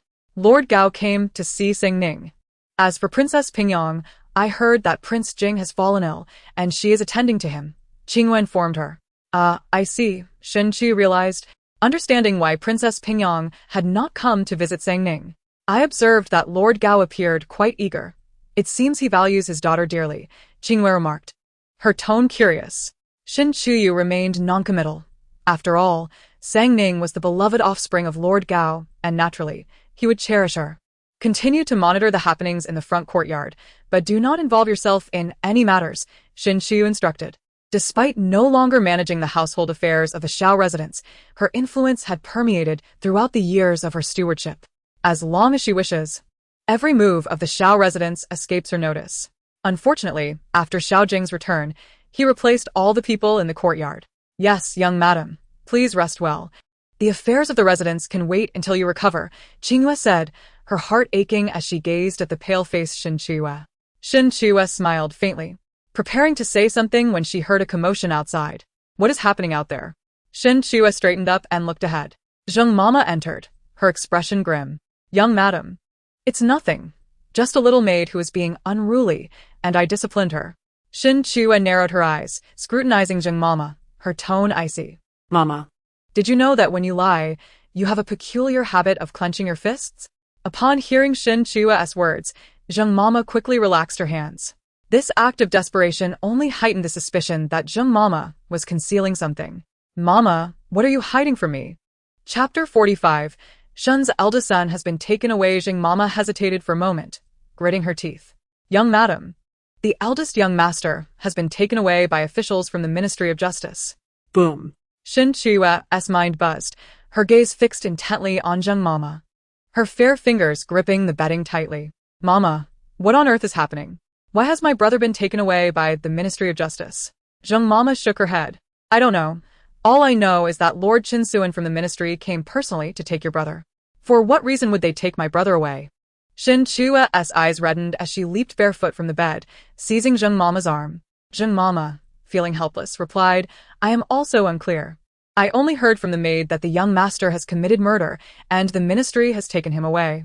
Upon hearing this, a tickle of discomfort surged in Shin Chuyu's throat, and she could not suppress a cough. How could my elder brother commit murder? Shin Nani was composed and mature. Always acting with prudence, he could never be capable of such a crime. Qinghua, prepare the carriage. We must return to the Shun residence. Young madam, your health is still not well. Return. Shin Chuyu commanded sharply. At her words, Qinghua dared not say more and hurried to inform the steward to prepare the carriage. Dressed in fresh attire, Shin Chuyu's complexion remained pale, her body weak. She forced herself to walk toward the courtyard. Passing through the garden, she spotted Xiao Jing and Sang Ning admiring the flowers, but she paid them no heed and continued forward. Xiao Jing observed Shin Chuyu's retreating figure, a smirk tugging at his lips. Upon arriving at the Shen residence, Shin Chuyu found a throng of onlookers outside, pointing and gossiping about her family. What crime has the eldest young master of the Shen family committed? Didn't I hear from the officials that he committed murder? Murder? The eldest young master is so dashing. I thought he was like a celestial being untouched by the mortal world. It seems one cannot judge a book by its cover. The crowd's chatter reached Shin Chuyu's ears, prompting her to hasten into the residence. Inside, the servants were orderly, diligently attending to their tasks. The entire Shun household had returned to a semblance of calm, though the solemn expressions of the maids and servants revealed the lingering impact of the situation. Shin Chuyu entered the main hall and, before crossing the threshold, heard the sound of her mother weeping. Upon entering the room, she found all the family gathered, including the matriarch who had come out from the Buddhist hall. Seeing Shin Chuyu, the matriarch feebly tugged at the corners of her mouth. Chuyu has returned? With that, The matriarch's face darkened, her gaze falling as she resumed her contemplation of the Buddhist beads. Shin Chuyue surveyed the somber faces around her, questioning, what is happening? Why has my elder brother been taken away? At her inquiry, Shun's mother sighed, wiping her eyes with a silk handkerchief. I do not know. This morning, a group of soldiers came and took your elder brother away, claiming he has committed murder. Your father has gone to the Ministry of Justice to inquire. Is it possible for soldiers to arrest someone without the emperor's decree? The Shun family is a second-rank official family, though not of high status. We should not be so easily bullied. How could Shin Nani be taken away by the ministry? Upon hearing Shin Chuyue's words, Shun's mother wept even more bitterly. It is said that the grandson of Prince Chun, Yan Juning, was killed by Nani. This is the only grandson of Prince Chun, who reported it directly to the emperor, leading to the ministry's involvement in taking your brother. The death of Prince Chen's grandson has nothing to do with my elder brother. He does not even know him. How could he have killed him? Shin Chuiyue could not comprehend this. Her elder brother and Prince Chen's grandson were worlds apart, having no connection whatsoever. The matriarch shook her head. I do not know, but someone claimed to have seen your brother in a confrontation with the grandson, even striking him. On the day of the grandson's death, your brother was seen with him, and his belongings were found at the scene. With both witness and material evidence. They took your brother away. Shun's mother, wiping her tears, lamented, Chuiyue, we must find a way. This is the grandson of Prince Chen, who will surely not let your brother off easily. What shall we do? The sound of Shun's mother's crying was grating on the nerves, prompting the matriarch to bang her fist on the table, commanding loudly, stop crying. Instantly, Shun's mother's sobs ceased, and she stared blankly at the matriarch. The matriarch's expression darkened as she pointed at Shun's mother, scolding, all you do is cry. In times of crisis, is that all you can do? I do not expect you to be capable. Simply sit there quietly, and do not cause more trouble. Mother, I am also worried about Nani, Shun's mother replied weakly, dabbing at her tears. The matriarch glared at her, but said nothing further. Qingyue helped Shin Chuiyue into a chair, while Shin Chuiyue pondered the matriarch's earlier words. Grandmother, how did the grandson die? The matriarch shook her head. I do not know. Your father has gone to the Ministry of Justice to gather information, and he will likely have news soon. Just as they spoke of Shun's father, he returned, dressed in dark official robes with a solemn expression. Upon hearing of Shin Nani's predicament, he had not even changed his clothes before heading to the ministry. As soon as the matriarch saw Shin's father, she rose anxiously, asking, how did it go? This matter is a bit delicate. What is the situation? The matriarch inquired impatiently. Shun's father sighed. I just came from the ministry. I spoke with Nani. He insists he did not kill the grandson and that he only met him for personal reasons. I knew Nani did not commit murder. When will the ministry release him? Shun's mother asked, her tears turning to joy, her excitement evident. Seeing the weight on Shun's father's face, Shin Chuiyue felt that the situation was far from simple. Father, is there something else? Chapter 46. The opportunistic prince, Shun's father nodded gravely. Although we believe Nani did not commit murder, the ministry relies on evidence and all evidence points to Nani. Furthermore, with Prince Chen exerting pressure, demanding Nani's immediate execution, even the Minister of Justice, who is acquainted with me, finds it difficult to intervene. What shall we do? My Nani! Shun's mother cried out in despair, unable to contain her tears. How could they contend against the command of Prince Chen? Shin Chuiyue lowered her head in contemplation, then asked, Father, how did the grandson die? Has the coroner examined the body? The coroner merely examined the body of the young lord, confirming the absence of external injuries. To ascertain the cause of death, an autopsy would be necessary. However, as the grandson of the Prince of Qin, his esteemed status precluded any casual dissection by the coroner. Shin Chuiyue furrowed her brow, expressing her concern, but without knowing the true cause of death, how can we clear my brother's name? You are right, Chuiyue, agreed the matriarch. Without understanding how the young lord met his demise, how can we vindicate Nan Yi? We know he is innocent, but others do not. We must devise a means to gather evidence. Shin Chuiyue observed her father's troubled expression and continued, Father, at this juncture, we must seek the Prince of Qin. Are you suggesting we approach the prince to investigate the young lord's death? Shin Chuiyue nodded. For now, we have no choice but to seek his assistance. Since the emperor has entrusted this matter to him, the prince holds significant influence in this regard. We must implore him. Her father pondered briefly, asking, will the prince agree to an autopsy? Shin Chuiyue replied resolutely, whether he is willing or not, we must try. Unless he truly harbors no desire for revenge on his grandson. Very well, I shall seek the prince, even if it costs me my reputation. Shun's father concurred, hastily preparing to head to the prince's residence. Father, Shin Chuiyue called out, gently adding, I wish to accompany you. Nonsense. I am attending to serious business. You cannot come with me, he replied brusquely, his arms crossed behind his back. Shin's father was a traditional man, firmly believing in the separation of gender roles, especially in matters of state. Father, an extra pair of hands can only strengthen our cause. Besides, I may be able to assist. Shin Chuiyue gazed earnestly at her father, her eyes filled with determination. The matriarch interjected, allow her to accompany you. Perhaps she can indeed be of help. Given the gravity of the situation, we can bend the rules a little. In her view, Shin Chuiyue possessed both intellect and strategy. Had she been born a male, she would undoubtedly lead the Shin family to greatness. After a moment of contemplation, Shun's father nodded in agreement. The two boarded a carriage bound for the Prince of Chen's residence, where Shin Chuyu began to contemplate their strategy. She found the situation quite challenging. Aside from having ample witnesses and evidence supporting Shin Nan-yi, the most pressing issue was the past grievances the Shin family had with the prince, which would likely hinder their cooperation. Yet, even with the potential for conflict, Shin Chuyu resolved to confront the prince. If she did not, she would be forced into a marriage with him, a prospect she found utterly unacceptable given his age, which surpassed even that of her grandfather. As she pondered these matters, they arrived at the prince's estate, a testament to his noble status and the emperor's favor. The prince's residence was situated in the prime area of the capital, close to the palace and blessed with excellent feng shui. Two imposing stone lions stood guard at the entrance, and the grand door exuded opulence. Shun's father instructed a servant to announce their presence. Soon, a young attendant returned, bowing respectfully. "Lord Shin, the Lady Xiao requests your presence. My lord awaits you." Following the servant into the prince's residence, Shin Shunyu, despite her distraction, could not help but admire the beauty surrounding her. Pavilions, ornate railings, and an array of vibrant flowers, many of which she had never encountered before. After navigating through the estate, they reached a reception hall where the prince was not yet present.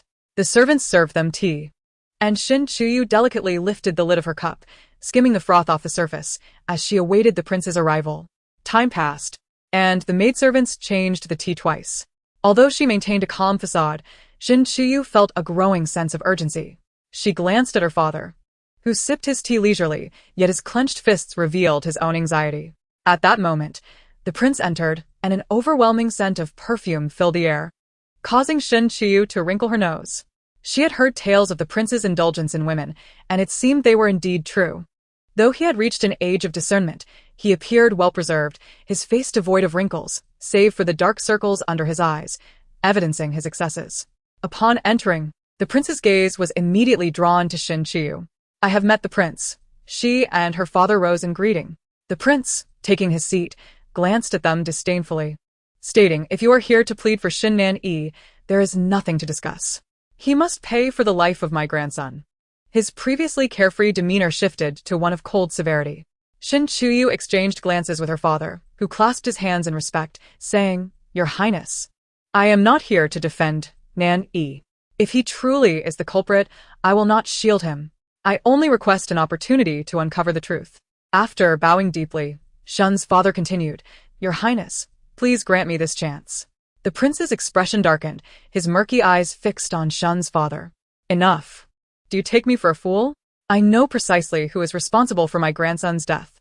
If you have come to plead for Shin Nan-yi, I suggest you leave, or you will find the entirety of your family facing dire consequences." Hearing this, Shin Chuyu's expression soured. The prince's refusal to cooperate made it exceedingly difficult to ascertain the cause of Yan Junning's death, complicating their efforts to save her brother. Taking a deep breath, Shin Chuyu spoke, "Your Highness, my father, and I seek only a definitive answer. If my elder brother is indeed responsible for the young lord's death, we will not shield him. However, if he is innocent, allowing the true perpetrator to evade justice would be a disservice to the young lord's spirit. For you, it is merely a matter of granting a few additional days. Regardless of whether my brother is guilty, it harms you not." Her voice was soft, like a gentle stream, soothing the prince's agitated spirit. The prince narrowed his eyes, scrutinizing Shin Chuyu from head to toe. She met his gaze with a cool determination, enduring his unsettling appraisal. As the prince stroked his beard, he found Shin Chuyu's defiance captivating, enhancing her beauty in his eyes. Recognizing the prince's intrusive gaze, Shin's father stepped protectively in front of her, respectfully asserting, "Your Highness, Chuyu speaks wisely.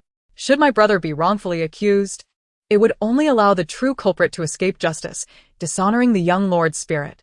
The prince considered this, replying with a hint of intrigue. "If I were to grant an extension, I would have a condition." At this, Shun's father felt a glimmer of hope. "Your Highness, please speak. If it is within my power, I will do my utmost." The request was not too demanding. The prince's lascivious gaze lingered on Shin Chuyu as he stated, "I have heard that Lord Shin's daughter possesses remarkable talents. My daughter, on the other hand, is lacking in the arts of music, chess, calligraphy, and painting.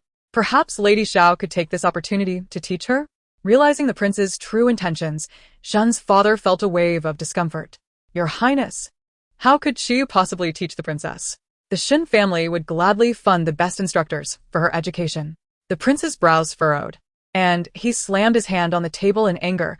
Are you insulting me? What is the meaning of this? Feeling that the Prince of Chen could not invite the Confucian scholar, he needed the assistance of a Shin family. Since you are so capable, I shall no longer concern myself with Shin Nani's affairs. Let the Ministry of Justice rule as it sees fit. Chapter 47. The cause of Yan Juning's death. Listening to the prince's threat, Lord Shen hurriedly explained, Your Highness, that is not my intention. I merely thought that the Xia family's household required Qiyu to manage the internal affairs, and as the head matron, she cannot leave at will. Thus, I contemplated a refusal. Do not assume that I am unaware. Shin Qiyu has already entrusted all of Xia's internal affairs to Madame Xia, including the shops, which have also been handed over to Shin Qiyu. Upon hearing this, Shin Qiyu was taken aback. How could the prince be so well informed about the happenings in the Xia household? The prince lowered his gaze and looked at Shin Qiyu, stating, It seems that your Shin family looks down upon me. If that is the case, you may all leave. The evidence against Shin Nani is irrefutable. There are witnesses and material evidence. Everything shall proceed according to the rules. After the prince spoke, he waved his hand, signaling for the attendants to prepare to escort them out. Shin Qiyu anxiously called out, Wait. The prince's murky eyes fixed on Shin Qiyu. His voice lewd and strange. Are you willing to comply? Shin Qiyu smiled faintly. Let us first discuss the terms. How many days do you intend to grant us? Your Highness? I shall give you 5 days. What say you? Shin Qiyu shook her head. 5 days? Your Highness is rather stingy. 5 days may not suffice in uncovering the truth. How about 10 days instead? The prince pondered for a moment, realizing that this posed no detriment to him. 10 days it is, he nodded, extending the time. This would allow him more time to indulge, a favorable situation indeed. Last time, due to Xiao Jing, he had been unable to marry Shin Qiyu, which had vexed him greatly. The women he desired had never eluded him. This time, he was determined to savor the essence of Shin Qiyu. Moreover, based on his experience with women and the manner in which Shin Qiyu walked, it was evident that she was still untouched, which was indeed a stroke of fortune for him. With that thought, the lust in the prince's eyes became more apparent, gazing at Shin Qiyu as if she were already his possession. Shin Qiyu understood the prince's ill intentions, yet she recognized that this was the only path forward. Otherwise, Shin Nani would face dire consequences. I implore your Highness to grant me permission. After 3 days, I will arrange matters at home and return to instruct the princess. The prince waved his hand dismissively, seemingly unconcerned. Whether it was 1 day earlier or later, it was all within his grasp. He relished watching others struggle in despair.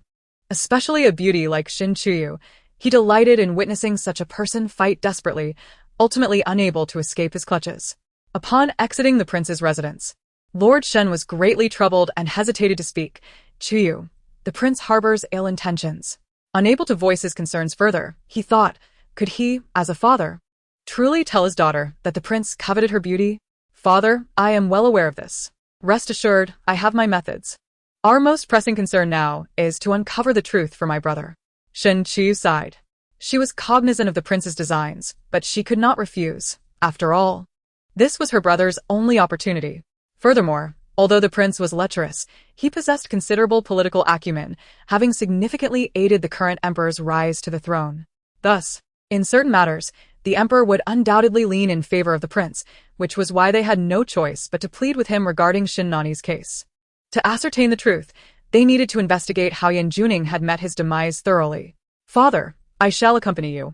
What business does a woman have in such matters? Lord Shin frowned and reproached her gently. Father, I have perused various texts, including those on forensic examination and case resolution. Please allow me to assist. This may be my brother's only chance, and perhaps I can be of help, Shin Qiyu explained. Seeing that Lord Shen was still hesitant, she continued, Father, I can disguise myself as a man and accompany you. This way, I shall not be discovered. Ultimately, Lord Shen acquiesced to Shin Qiyu's request, harboring a glimmer of hope that she might uncover some clue. Shin Qiyu donned male attire, styling her hair to resemble that of a man, and followed her father into the morning hall. As a member of the royal family, Yan Juning could not be buried casually following his unexpected death. A Taoist priest was required to perform rituals for his repose over the span of 49 days. At that moment, several maidservants were keeping vigil at the mourning hall as Shin Chuyu and her father brought the coroner to the coffin. The attendants worked together to open the coffin. Shin Chuyu approached it, gazing intently at the figure within. Yan Juning's eyes were wide open, his mouth slightly agape, his complexion and eye sockets tinged with a ghastly hue, resembling a vengeful spirit. Even Lord Shin, seasoned by countless trials, felt a chill upon seeing Yan Juning in such a state. Yet, Shin Chuyu remained steadfast, her gaze unwavering. Shin Chuyu donned gloves made of lamb intestine and lifted Yan Juning's eyelids, then pried open his mouth to inspect. Lord Shen was astonished by his daughter's audacity. Was this truly his daughter? He had seen many corpses and even taken lives, but he had never encountered such a terrifying sight. His face was a vivid shade of blue, as though a vengeful spirit had claimed it. To his astonishment, his daughter dared to manipulate the corpse so casually. Li, the coroner, assisted in unfastening his garments. After examining Yan Juning's features, Shin Chuyu instructed the coroner beside her. Li, the coroner, was taken aback by her actions and stammered, "And madam, you wish to undress him?" Shin Chuyu nodded, wiping the sweat from her brow with her sleeve. "Indeed, we must inspect beneath his clothing to ascertain the cause of death." Her words came forth as casually as if she were discussing a mundane meal. "But this is a man's clothing. Even if he is deceased, he is still a man." Li protested. "Hurry," Shin Chuyu urged. At her insistence, Li dared not utter another word and stepped forward to unfasten Yan Juning's clothing. As Shin Chuyu examined his upper body, she found it unblemished, devoid of any wounds. Even the slightest pinprick was absent. Shin Chuyu pursed her lips, her gaze drifting to the lower half of his body. Just as she prepared to speak, her father interrupted her. His complexion darkened, and the veins on his forehead throbbed. "Enough. You are a young lady. What impropriety is this?" Allowing Shin Chuyu to examine the upper body was already Lord Shin's limit. Was she truly intending to inspect the lower half as well? Shin Chuyu opened her mouth to protest, but her father continued, "Are Li and I not permitted to look?" Sighing, Shin Chuyu turned away, and the sound of fabric rustling filled the air before tranquility resumed. "What have you found?" Shin Chuyu inquired. "There are no injuries on the lower half either," Li reported. Upon hearing this, Shin Chuyu furrowed her brows. With no wounds on the body, could it be poisoning? Yan Juning's face was a ghastly shade of blue, a clear indication of abnormality. Might this be related to poisoning? Li shook his head. "It does not appear to be poisoning. I have been a coroner for 30 years and have witnessed many deaths by poison. There is usually some blood around the mouth or nose, even with chronic poisons. However, for Yan Gongzi, his mouth and nose are entirely clean, unlike the symptoms of poisoning. But what then explains the bluish hue on his face?" Shin Chio's gaze remained fixed on Yan Juning's complexion as she questioned. "The bruises upon the face are often seen on those nearing death. Medical texts record this as a sign of illness." Shin Chiyu pondered for a moment before continuing to inquire, "Since there are no external injuries or signs of poisoning, could it be that Yan Juning succumbed to illness?" Hearing this, Shen's father slowly replied, "Young master Yan is quite healthy. He receives regular checkups from the imperial physician. If he were truly ill, the physician would certainly have detected it." Chapter 48. The cause of death remains elusive, father, regardless of the circumstances. We should still have the physician examine him. If the physician discovers that Yan Juning is indeed unwell, yet he neglects his health, leading to his demise, it would not be without reason. Shin Chuyu did not wish to rely on conjecture, for often, speculation diverges from reality. Fortunately, the imperial physician Shen, who had been checking Yan Juning's health, happened to be free today, and soon, Shen's father sent for him. "Physician Shen, I apologize for disturbing you today. I shall treat you to a drink another day," Shen's father said politely, cupping his hands in a gesture of respect. "Lord Shen, you are too kind," Physician Shen responded, returning the gesture. Although the Shin family was currently facing difficulties, the tides of court politics were ever-changing. Who could say whether today's misfortune might lead to tomorrow's promotion? After serving in officialdom for over 20 years, he had witnessed many such fluctuations, one day wielding great power, the next imprisoned. Thus, navigating the political landscape required clarity of vision, careful alliances, and the avoidance of offense. "Physician Shen, I wish to inquire whether the grandson of the Prince of Chen has suffered from any ailments in the past." Upon hearing this, Physician Chen shook his head. For the past year, I've been responsible for the grandson's health checks. Just a few days ago, I assessed his pulse. His health is robust, though he has indulged excessively, depleting his vitality. However, he is still young, and these habits will not endanger his life. Standing behind her father, Shun Qi listened attentively to Physician Chen's words. Therefore, the grandson's condition was not dire, and he would not suddenly fall ill and perish. Indeed, with Physician Chen's affirmation, the thread of insight that had begun to weave was abruptly severed. Shun Qi fell into deep contemplation. How had Yan Juning met his end? After seeing off Physician Chen, Shun's father wore an expression of distress, fatigue etched upon his face. Shun Qi looked at her father and gently said, "Father, I shall take a moment." He nodded wearily. "This is the prince's residence. Do be cautious." Emerging from the morning hall, Shun Qi resolved to explore the prince's estate.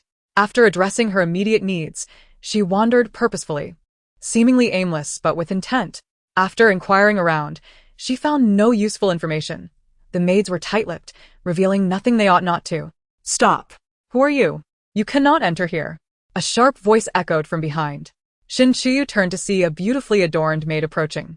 Initially fierce, the maid's demeanor softened upon seeing Shun Qi, her expression transforming from hostility to shyness. Though disguised as a man, Shun Qi's femininity was undetectable. Clad in a purple robe with a white sash, her androgynous beauty was enchanting. "My dear lady," she said, her tone gentle and courteous, "I am here to conduct a ritual for the grandson. The prince's residence is quite vast, and I seem to have lost my way. Allow me to escort you, young master," the maid replied with a smile. "Thank you, my lady," Shun Qi said warmly, her clear eyes sparkling with sincerity, striking a chord in the maid's heart. The maid's pulse quickened. She had never encountered such a handsome young man. "Please follow me." The maid lowered her gaze shyly. Shun Qi smiled and followed her back. "May I ask your name, dear lady, and who you usually attend to?" Shun Qi casually inquired. "I am Lingxi, serving the princess," the maid responded. "Ah, so you serve the princess. That explains it. Upon first seeing you, I thought you resembled the daughters of affluent families." Lingxi smiled coyly at Shun Qi's words. You jest, young master. "I speak the truth. Your grace is remarkable. Indeed, the princess must treat her servants well." Lingxi nodded.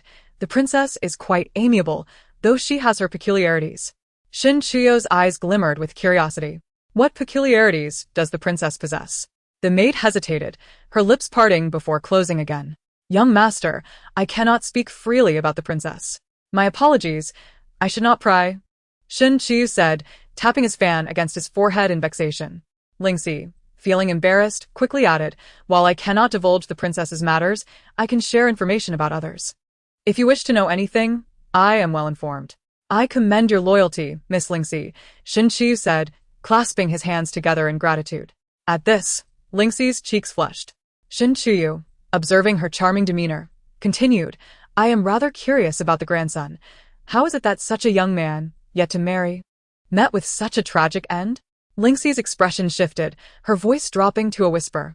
"Our grandson did not die a natural death." How did he die, then? Shun Qi feigned ignorance, his eyes narrowing. Lingxi bit her lip, struggling before finally speaking. "Our grandson was claimed by a vengeful spirit." "What do you mean?" Shun Qi nearly misheard her. Lingxi whispered, "He was indeed taken by a vengeful spirit. Otherwise, how could his demise have been so horrid? I tell you." A few days before he passed, the prince's residence was plagued by hauntings. During one night shift, I witnessed it myself. As she spoke, Lingxi's face paled. "I saw the ghost," she was. Lingxi's breath quickened, as though recalling something terrifying. Shun Qiyu gently patted her back, concerned. "Are you all right, Miss Lingxi?" Lingxi, who had been gripped by fear, finally regained her composure. "Thank you, young master. I had just recalled that horrifying scene. The ghost was Mu Ruoyun." "Who is Mu Ruoyun?" Shun Qiyu inquired. Lingxi replied, "Mu Ruoyun is the daughter of the fifth-rank official, Taisher Ling Mu Jin. I saw her. After the hauntings began, the estate sought to exorcise the spirit. Following a ritual, the disturbances ceased for a time. We thought everything had returned to normal, but to our surprise, the ghost reappeared on the third day. That time, a personal guard of the grandson died, and soon after, the grandson himself met his end. I believe it is undoubtedly the ghost seeking vengeance. Did the grandson wrong the daughter of that official in some way? Why do you presume she seeks revenge? Shin Qiu asked, puzzled. Lingxi's eyes flickered with uncertainty, unsure whether to speak further. Shin Qiu observed the situation and spoke, Miss Lingxi, this matter concerns your royal household, And I ought not to pry. However, given the presence of esteemed individuals here, I fear that I might inadvertently offend someone without knowing the full context. Hence, I have asked a few questions, which may have put you in a difficult position. Lingxi hurriedly clarified, My lord, I beseech you to keep this confidential. The heir had initially taken a fancy to the daughter of the Grand Historian Mu Ruiyun, wishing to take her as a concubine. Naturally, the Grand Historian refused, and the heir did not press the issue further at that time. It was presumed that the matter had ended, but on the very day of Miss Mu's wedding, during the bridal chamber festivities, the heir brazenly violated her in front of her groom. Unable to endure the shame, Miss Mu tragically took her own life by drowning. The Mu family, incensed, intended to lodge a complaint, but before they could reach the capital, they were brutally intercepted by the heir. Chapter 49. A visit to the prison. As Shin Qiu listened to Lingxi's account, she unconsciously tapped her folding fan against her palm. Miss Lingxi, on the day the heir died, were there any omens or peculiar occurrences? Had he consumed anything unusual or met anyone of note? Lingxi pondered for a moment and shook her head. Our princess had once advised the heir against indulging in carnal pleasures, as it had previously brought him misfortune. Yet, the heir disregarded her counsel and, on the day of the incident, had invited several friends to the Yihong courtyard for drinks. Shin Qiu contemplated this and countered. But did the heir not perish in a tea-house, rather than at the Yihong courtyard? The maidservants were unaware of the specifics. But it was said that the heir had been slain by a young man from the Shin family. To be honest, I do not believe it. I have seen young Master Shin. He is strikingly handsome, akin to an ethereal being, and it seems implausible that he could have harmed the heir. Shin Qiu found herself intrigued and retorted, yet, the public asserts that young Master Shen is responsible for the heir's demise, supported by both witnesses and evidence. Why do you remain skeptical? Despite the existence of witnesses and evidence, I still find it hard to believe it was young Master Shen. The heir had guards assigned to protect him, and how could a mere scholar possibly kill him? I am convinced it must be the work of a malevolent spirit. Only a ghost could have orchestrated his demise without detection, even with guards present, Lingxi asserted with earnest conviction. You mean to suggest the heir had protection? Shin Qiu seized upon a vital point. Lingxi nodded affirmatively. Indeed, the heir had shadow guards, and our princess is similarly protected. Is their protection constant throughout the 12 hours of the day? Shin Qiu inquired. Lingxi confirmed with a nod.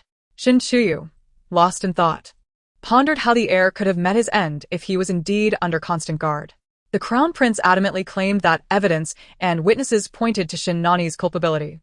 What could possibly explain this contradiction? Shin Qiu found herself perplexed by the situation. After extracting much information from Lingxi, she soon arrived at her destination. In a gentle and courteous tone, Shin Qiu expressed her gratitude. Thank you, Mississippi. Lingxi smiled softly. There is no need for such formalities, my lord. Should you encounter trouble within the royal household, do not hesitate to seek my assistance. Shin Qiu inclined her head slightly. Watching Lingxi depart, her expression darkened as she began to piece together the implications of Lingxi's words. She surmised that the crown prince likely knew the truth behind Yan Juning's death. But why would he frame Shin Nani for it? Was it an act of vengeance against the Shin family? With these thoughts swirling in her mind, Shin Qiu resolved to visit Shin Nani in the prison, for he must possess vital information. After informing her father, she proceeded to the Ministry of Justice. The Minister of Justice, being acquainted with Shen's father, did not impede Shin Qiu's entry, merely instructing that she could remain for only a quarter of an hour. After expressing her thanks, she followed the guards towards the prison. The path leading to the underground cells was narrow, requiring her to bend low to enter. Upon stepping inside, Shin Qiu was immediately struck by a suffocating sense of oppression. As she ventured deeper, the stench of blood and the cries of prisoners grew increasingly overwhelming. A shiver ran down her spine as she worried for Shin Nani's safety. With prisoners lining both sides, the foul odors of decay and blood permeated the air. Shin Qiu steeled herself against her discomfort and followed the guards to the last cell. This particular cell was comparatively tidy, furnished with a wooden table and a stool, upon which sat Shin Nani, clad in pristine white. Shin Qiu looked at him from a short distance, her eyes reddening. Elder brother, are you well? Shin Nani, surprised to see her, replied softly, what brings you here? Just as Shin Chuyu was about to respond, the guard interjected, Madam, time is limited, so please be brief. Shin Chuyu retrieved a silver ingot from her sleeve, which the guard eagerly accepted, exclaiming, Thank you, madam. Should you require anything, I shall be waiting outside. Chapter 50. Suspicions about the Xiao family. Shin Chuyu scrutinized Shin Nani, relieved to find him unharmed. Wasting no time, she directly asked, Elder brother, what is going on? Why do they accuse you of murder? Shin Nani explained, I did have a disagreement with Yan Juning a few days ago. On the day of his death, I received a letter from him, requesting a meeting at a tea house. When I arrived, we quarreled over some matters and parted ways on bad terms. Shortly after returning home, officials from the Ministry of Justice came to arrest me. At this point, a smile unexpectedly crossed Shin Nani's face. Elder brother, you still find humor in this situation? Shin Chu exclaimed. They discovered your belongings at the tea house, and shortly after your departure, Yan Juning was dead. There are witnesses and evidence. What conflict could you possibly have had with him, and why would you agree to meet someone you barely knew? Shin Nani gazed at his agitated sister with gentle eyes and replied softly, Some matters are not suitable for you to hear. It is best if you do not inquire further. Elder brother, if I do not ask, how can I prove your innocence? At this juncture, is there anything that I cannot hear? Shin Chuyo's voice trembled with desperation, tears brimming in her eyes as she struggled to comprehend the significance of the situation. Noticing Shin Nani's steadfastness, she pressed on, Elder brother, please tell me, is there something difficult to disclose? If your life is at stake because of such secrets, I will regret it for the rest of my days. With a sigh, Shin Nani conceded, I initially intended to shield you from these sordid matters to spare your ears from filth, but given the circumstances, it is necessary that you are informed for your own preparation. Elder brother, does this concern me? Shin Chu questioned, puzzled.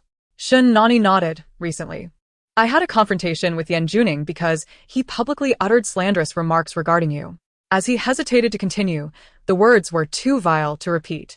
Although he did not voice them fully, Shin Chuyu could surmise the nature of his insults. Ultimately, due to Yan Juning's disparaging comments about you, I lost my temper and struck him. It was on the very day of his death that I received a letter from him, stating that he possessed your personal belongings and demanded that I come without fail, or he would publicly disgrace you by throwing your items onto the street. Initially, I was skeptical. How could a young lady's belongings be so easily obtained? However, Yan Juning had someone deliver one of your earrings to me. I recognized it immediately as yours, and fearing that he might carelessly tarnish your reputation, I felt compelled to meet him.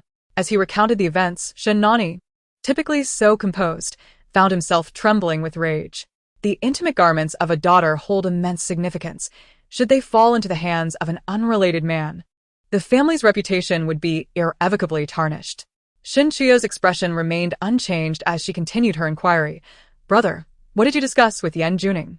Upon hearing this, Shin Nani's countenance became peculiar, a mixture of embarrassment, anger, and perhaps even shame flickering across his features. Shin Chuyu almost doubted her perception. Shin Nani's breath quickened, and with a deep sigh, he replied, Upon arriving at the tavern, I requested him to surrender your intimate garments. Yan Juning proposed a condition, which is, yet as the words hung on his lips, he could not bring himself to utter them, his face reddening with rage. Brother, what is the condition? Shin Nani closed his eyes, his expression one of despair. Yan Juning said that if I spent the night with him, he would return your garments. Upon hearing this, Shin Chuyu could scarcely believe her ears. Was it truly as she feared? Her eyes widened in shock as she stammered, Brother, are you implying that Yan Juning wants you to sleep with him? Her bluntness rendered Shin Nani's face a deeper hue of crimson. Astonished, Shin Chuyu had not anticipated that Yan Juning harbored such proclivities. Indeed, it appeared that he had grown weary of women and sought new thrills. If one were to label Yan Juning as scum, it would hardly be an exaggeration. Brother, you didn't acquiesce to his demands, did you? Of course not, he replied indignantly. I merely placated him, as your belongings were still in his possession. Subsequently, I left the tavern, and as you are aware, the events that followed. Shin Chuyu pondered for a moment before asking, Brother, are you certain that Yan Juning possesses your intimate garments? Shin Nani nodded. Indeed. The set I speak of is the pale pink dress you wore before. It even bears your name embroidered upon it. As she listened to Shin Nani's description, Shin Chu finally recalled that pale pink dress. After turning 10, she had seldom donned pink attire. That particular dress had been crafted for her by the seamstress at Madame Zhao's behest, and she had accepted it without hesitation. However, after wearing it only a few times, it had been relegated to the wardrobe, which had been managed by Tarawei. During the chaos surrounding Tarawei's passing, it was likely that someone had seized her garments. As this thought crossed her mind, Shen Qiyu suddenly considered how items from the Xiao residence could have ended up in Yan Juning's hands, unless it was orchestrated by someone from the Xiao household. A name sprang to mind. After inquiring about further specifics, the visitation time quickly elapsed, and Shen Qiyu had no choice but to depart. After leaving the prison, she resolved to visit the site of Yan Juning's demise. Upon arriving at the tavern where Yan Juning had met his end, she found it sealed off, surrounded by soldiers. Just as Shen Qiyu intended to enter, a soldier barred her way. "Halt! You may not proceed." The soldier obstructed Shen Qiyu's path. "Excuse me, sir," she inquired politely. "I am here on the orders of the prince to investigate leads. I would greatly appreciate it if you would allow me entry." The soldier cast a condescending glance at Shen Qiyu and replied coldly, "Do you possess a royal decree?" "A decree?" Shen Qiyu continued. "The prince merely relayed a verbal message to me. There is no written decree. Without a decree, you cannot enter. To gain entry, a royal decree is essential." The soldier steadfastly rejected her request. Shen Qiyu did not press further. Instead, she returned to her carriage and instructed the driver to halt in a secluded area. She lifted the curtain and gazed at the tea house, now surrounded by soldiers. The tavern stood 2 stories tall, and the incident involving Yan Juning had occurred on the 2nd floor, directly opposite Shen Qiu's vantage point. After observing for a while, she found herself at a loss for useful clues and resolved that she must investigate the tavern itself. At that moment, a familiar figure appeared in her line of sight, causing Shen Qiu's eyes to narrow and her fingers to tremble momentarily. How could it be Xiao Jing? What was he doing here? She watched as Xiao Jing exchanged greetings with the commander of the soldiers before making his way toward the tavern. Shen Qiyu fixed her gaze on the tavern, waiting half an hour until Xiao Jing finally emerged. As she regarded his retreating figure, her expression grew increasingly contemplative. Why had Xiao Jing come here? These were the soldiers of the Prince of Chen. How had he gained entry? Unable to unearth any clues, Shen Qiyu returned to the Xiao residence. Just as she stepped inside, a thought struck her. "Where is the general?" she inquired. "Madam, the general is in the study," she was informed. At this, she redirected her steps toward the study. Outside the study, Xiao Jing's attendant, Xu Mo, stood guard. Shen Qiyu strode directly toward the study, but Xu Mo blocked her path. "Madam, the general is occupied with important matters. No one is permitted to disturb him." "Step aside," Shen Qiyu coldly commanded, pressing forward. Xu Mo furrowed his brow, continuing to obstruct her. "If you do not let me pass, I shall inform everyone that you have been improper with me." Shen Qiyu shot a frigid glare at Xu Mo, taken aback by her words. Xu Mo stammered, "Madam, are you accusing me of impropriety?" Indeed. "Are you not being improper by grabbing at me? What sort of conduct is this?" Xu Mo's face was a mask of helplessness. "How could I ever dare to be improper with you?" Before he could finish his protest, Shen Qiyu seized the opportunity to slip past him into the study. Just as Xu Mo was about to pursue her, he was intercepted by Qingyue. "If you dare to follow her, I shall expose you as a lecherous rogue who preys on maidservants," Qingyue threatened, arms outstretched.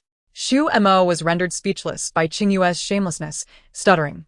"How can you be like Madam? She even accused me of harassing her, and now you say the same about me.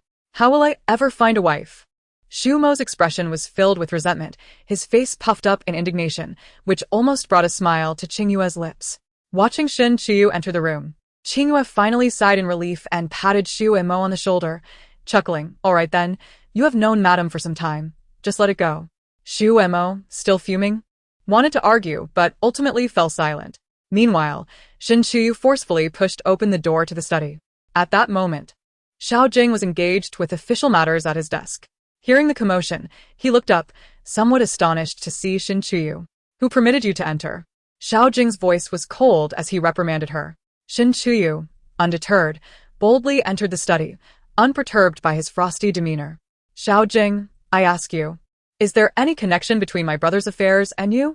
Upon hearing Shen Qiu's words, Xiao Jing raised an eyebrow, casually leaning back against the mahogany chair as he scrutinized her from head to toe.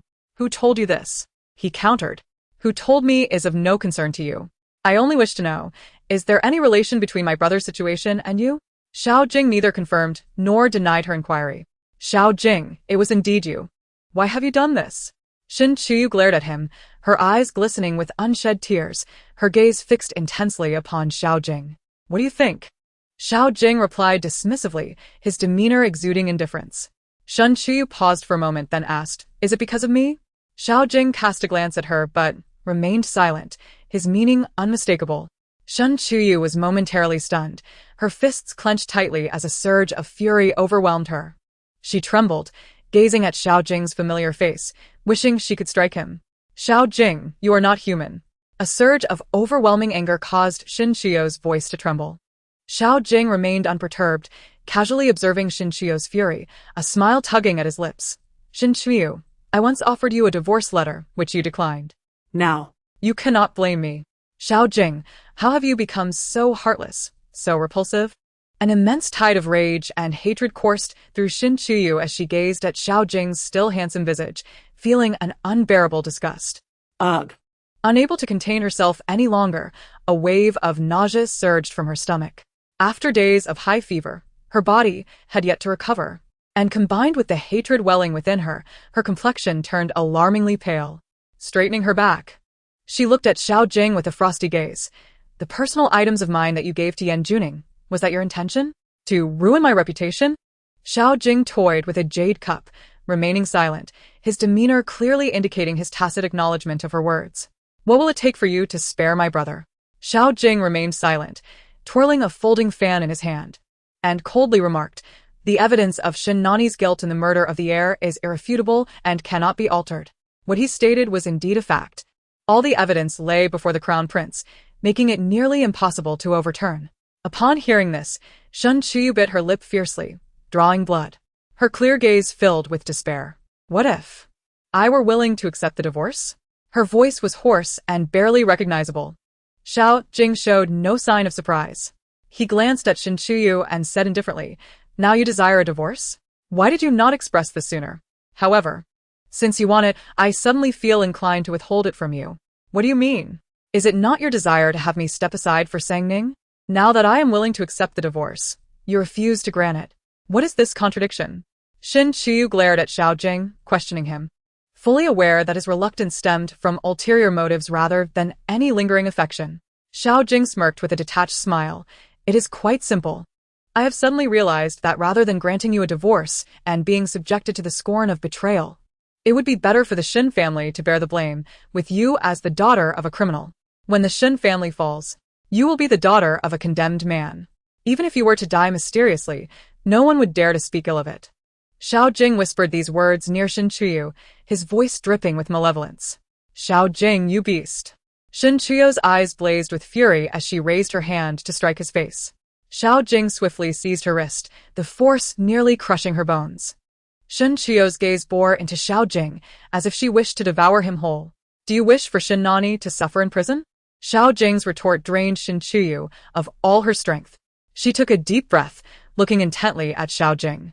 Chapter 52, revealing Sangning's identity to Princess Pingyang. Xiao Jing, remember everything you have done to me and the Shin family today. From this point forth, we are enemies. It is either your demise or mine. Shin Chiyu's voice was soft, almost ethereal, yet it resonated clearly in Xiao Jing's ears. Having uttered these words, she turned to leave. As she stepped out of the study, she encountered Sangning, who eyed Shin Chiyu with surprise, glancing back and forth between her and Xiao Jing. What are you doing here? Sangning inquired. Shin Chiyu cast her a cold glance, ignoring her, and hurriedly exited the courtyard. As she did, she could hear Xiao Jing's gentle coaxing of Sangning. Struggling to maintain her composure, Shin Chiyu collapsed upon returning to the courtyard. The events of the past few days had taken their toll, and with her health still compromised, she had reached her limit. When she awakened again, night had fallen. Shin Chiyu looked around at the familiar peony-patterned canopy above her bed, gradually regaining her senses. Hearing a noise, Qingyue hurried in, her face lighting up. Young madam, you have finally awakened. You have slept for an entire day and night. I slept for that long? Shin Chiyu rubbed her forehead. Qingyue nodded, helping Shin Chiyu sit up.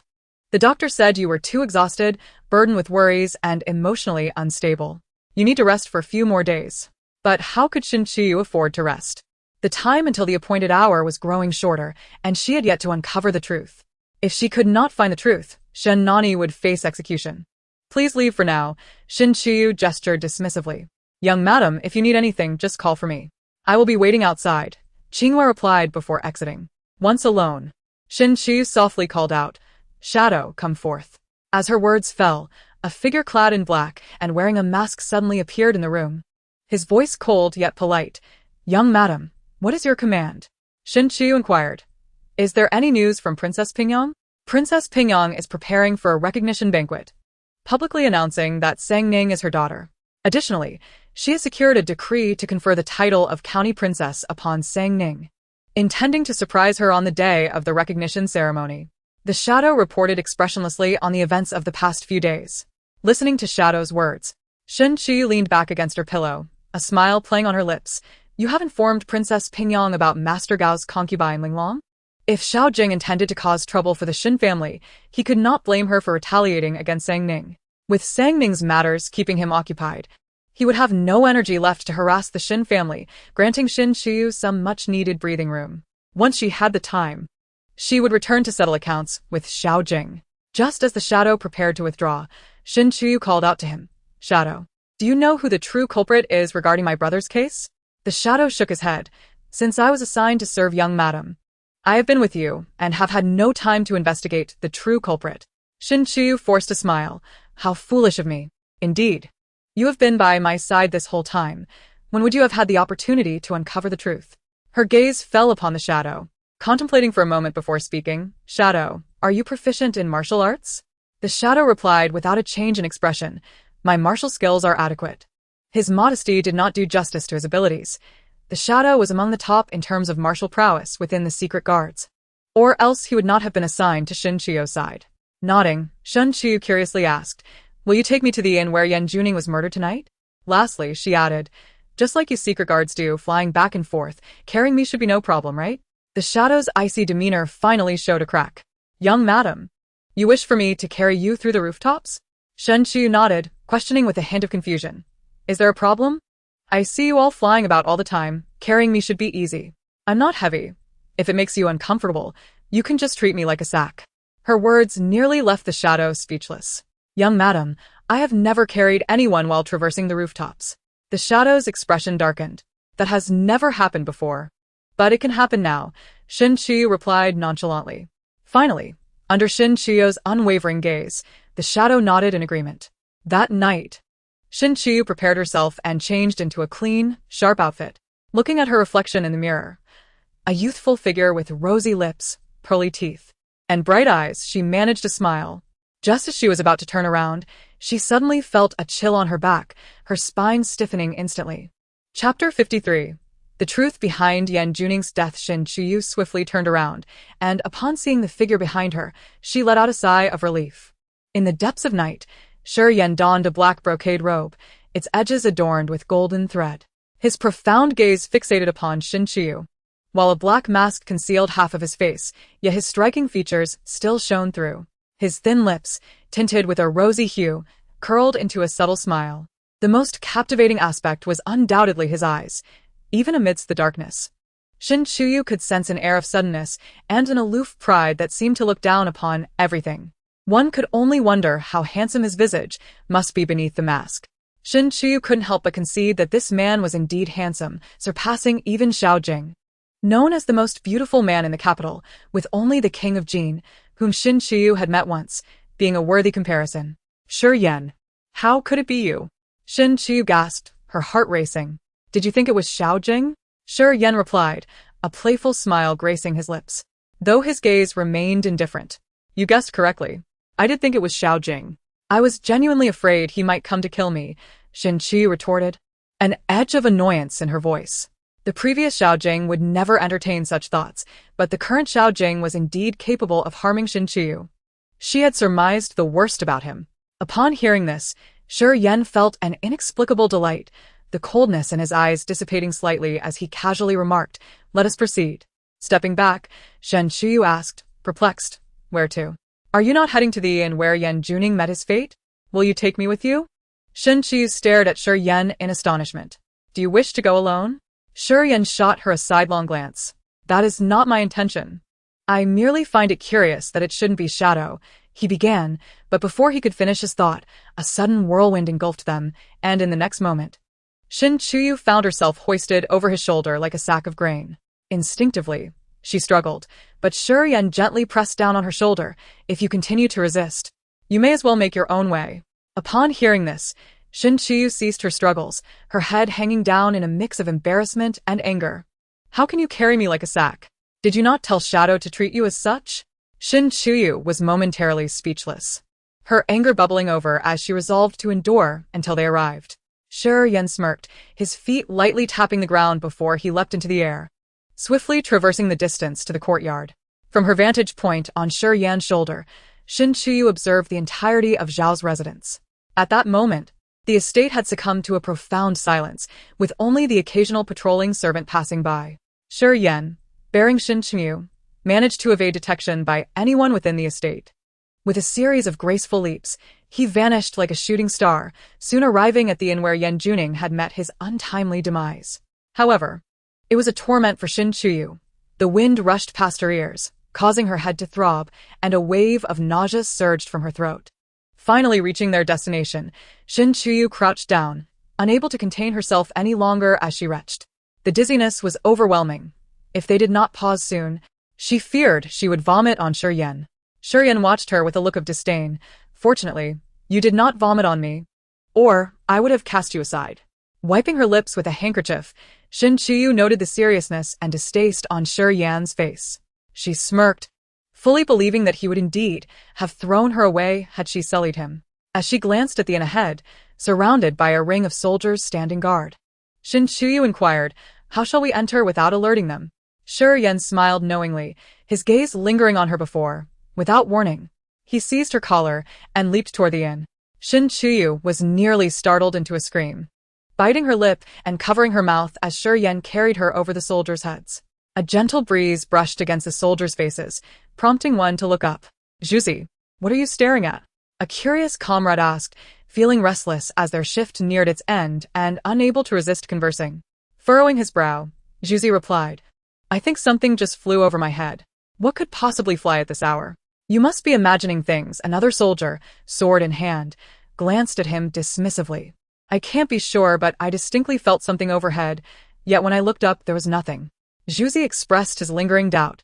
Hearing this, another soldier, visibly shaken, murmured, What if it's a ghost? I heard the Prince of Chen's estate has been haunted lately, especially after the recent mysterious death of the heir. Could it truly be a ghost? Stop talking nonsense. If the prince hears you, we'll be in trouble. Just keep a watchful eye on the inn, Zhuzi cautioned, his heart racing uncomfortably. Despite their words, their thoughts wandered, each of them breaking out in a cold sweat at the mere notion of a haunting. Meanwhile, Shen Qiu arrived at the room where Yan Juning had perished. As she pushed the door open, an unpleasant odor assaulted her senses. Producing a prepared fire stick, she ignited it, illuminating the room with a faint glow. Carefully surveying her surroundings, she noted the emptiness of the room, which had already been tidied. Even the dishes of pastries Yan Juning had eaten had been cleared away. Disappointment washed over her, but she steeled herself to continue her investigation. Suddenly, she noticed something peculiar. Approaching a full-length copper mirror, she pondered, why are there 3 such large mirrors in this room? Standing before the mirror, her reflection appeared distorted and exaggerated. Such mirrors, she recalled reading about in books, were uncommon in inns and none of the other rooms bore mirrors. Shi Yan remarked with a knowing tone, There are no mirrors in the other rooms of this inn. At his words, Shen Qiu's confusion deepened. She scrutinized the mirrors closely, suddenly recalling something she had heard at the Prince of Chen's estate. A realization began to dawn on her. She raised the fire stick higher, carefully inspecting the ceiling. Moments later, she pointed at a section of the ceiling and asked, What is that? The area she indicated featured a ring of tiles that appeared different from the others, faint light seeping through the gaps. As the heir, Yan Juning's private room should have been the best in the inn, devoid of any roof defects. Moreover, this establishment was among the finest in the capital. Shi Yan's expression remained unfazed. He smiled approvingly. You have quite the keen eye. As soon as he finished speaking, he leapt into action, tearing away the tiles above, revealing a hole the size of a well. Shin Qiu stared at the opening in bewilderment, questioning. How could this room have a hole? Did you already suspect that something was amiss with this house? She tilted her head toward Shi Yan, her tone carrying an air of certainty despite her questioning. Shi Yan smiled nonchalantly, offering no confirmation or denial. After a brief hesitation, Shin Qiu implored, "Can you tell me who the murderer is?" Upon hearing this, Shi Yan lowered his gaze, his cold eyes sweeping over Shin Qiu's face as he leisurely spoke. "The culprit is someone you must seek out on your own." Undeterred, Shin Qiu smiled at Shi Yan and replied, "Then I shall refrain from asking you about the perpetrator. Would you escort me to the rooftop? I wish to observe the view above." Shi Yan regarded her deeply, saying nothing further, and, as before, he grasped the collar of Shin Qiu's garment and lifted her to the rooftop. The sensation of weightlessness made her complexion pale. Once she regained her composure atop the roof, she crouched at the opening to investigate. After a brief examination, she discovered some torn fabric scattered on the rooftop. By this point, Shin Qiu had nearly concluded how Yan Juning had met his demise.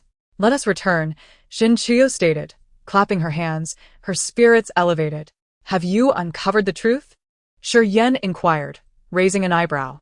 Shin Qiu nodded. "I am quite certain. Yan Juning's death was partly accidental and partly due to foul play." "From where do you derive this conclusion?" Shi Yan asked with keen interest.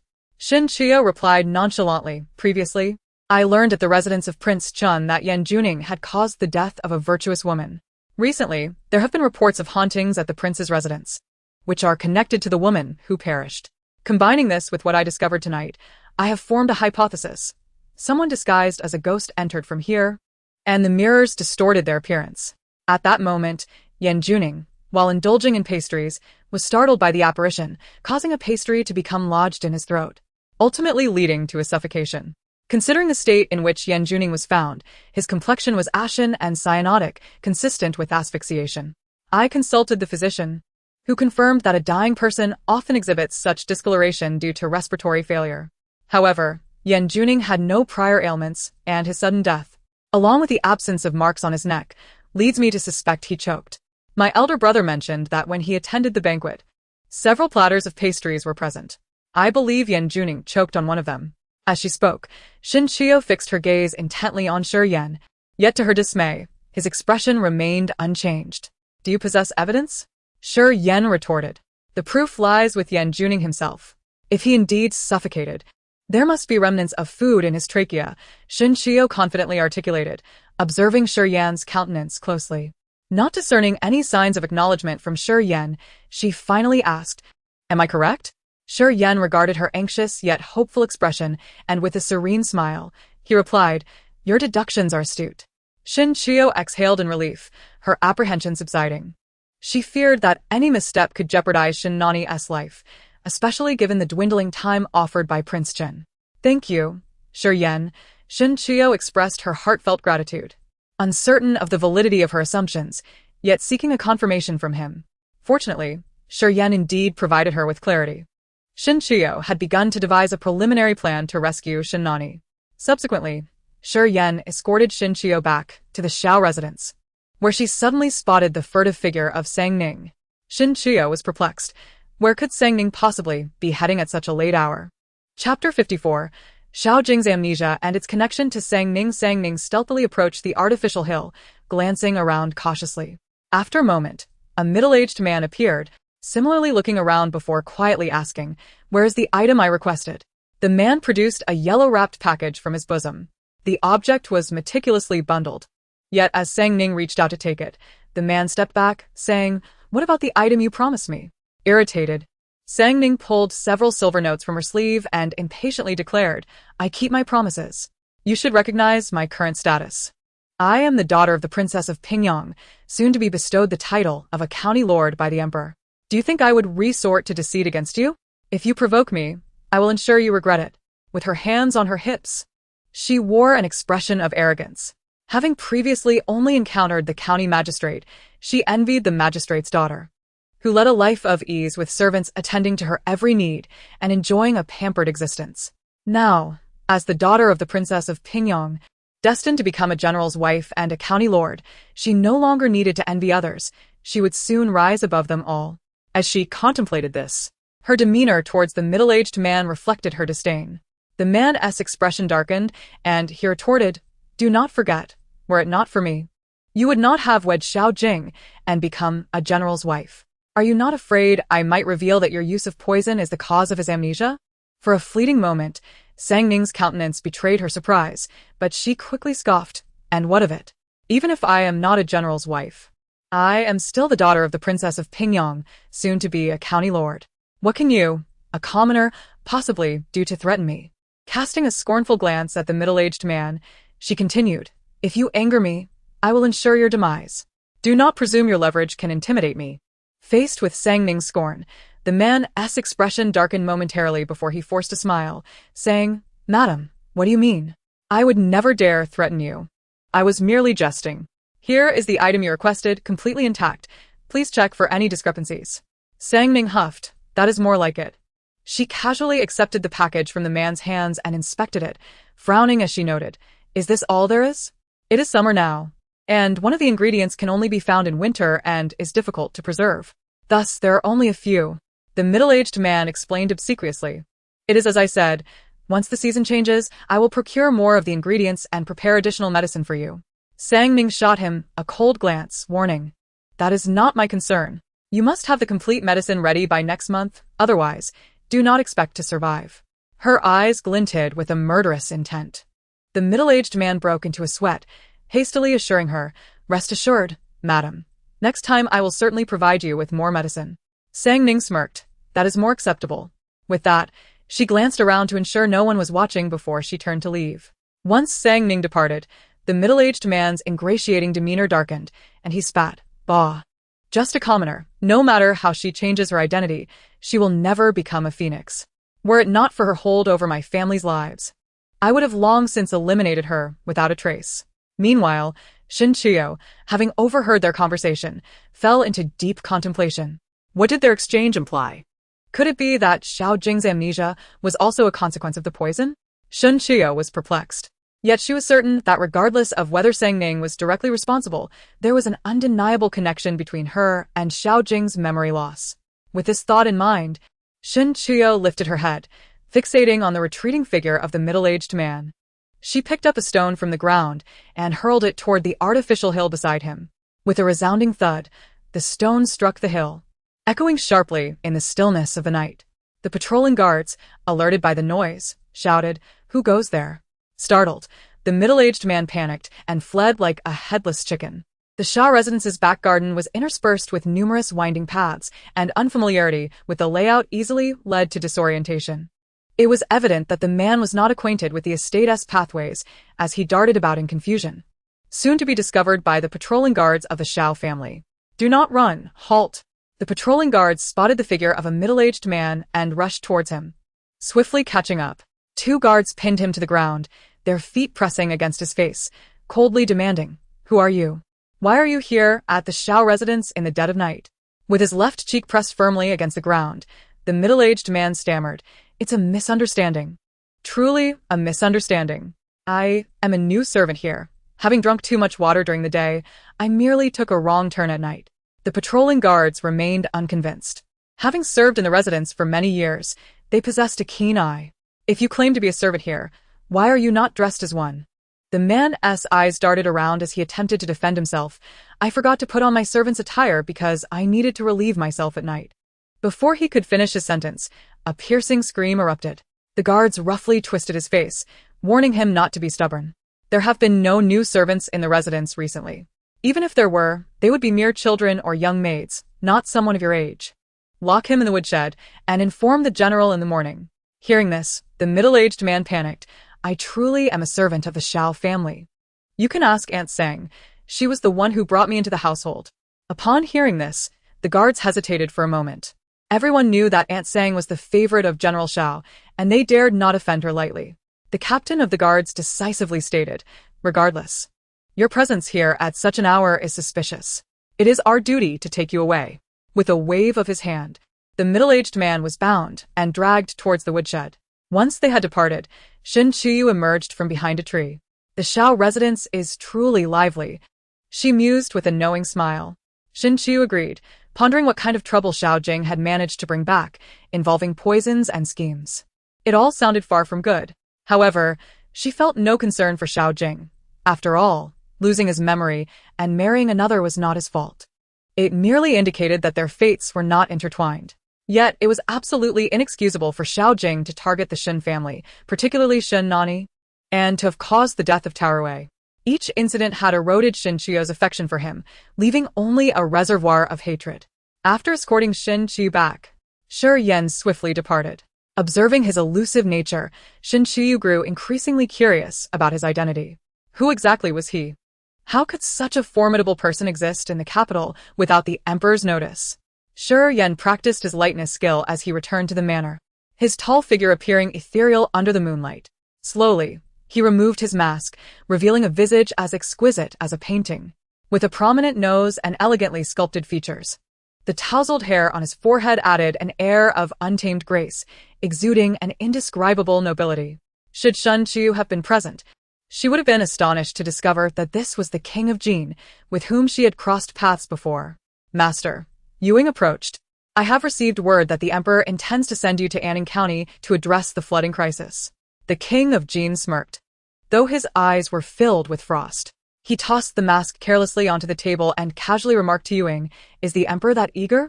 Master, should we consider a way to decline?" The king of Jin waved his hand dismissively. "There is no need. Since the emperor wishes for me to go to Anning County, I shall comply with his desires." Yuing expressed concern. "Master, the flooding in Anning County is severe, and with the unrest there, if not handled properly, the emperor may shift the blame onto you." The king of Jin smiled faintly, his dark eyes inscrutable. "If the emperor were to issue an imperial edict, how do you suppose I could refuse?" Yuing was left speechless. Openly defying the emperor's decree was impossible. Even feigning illness to avoid attendance would draw criticism towards the prince.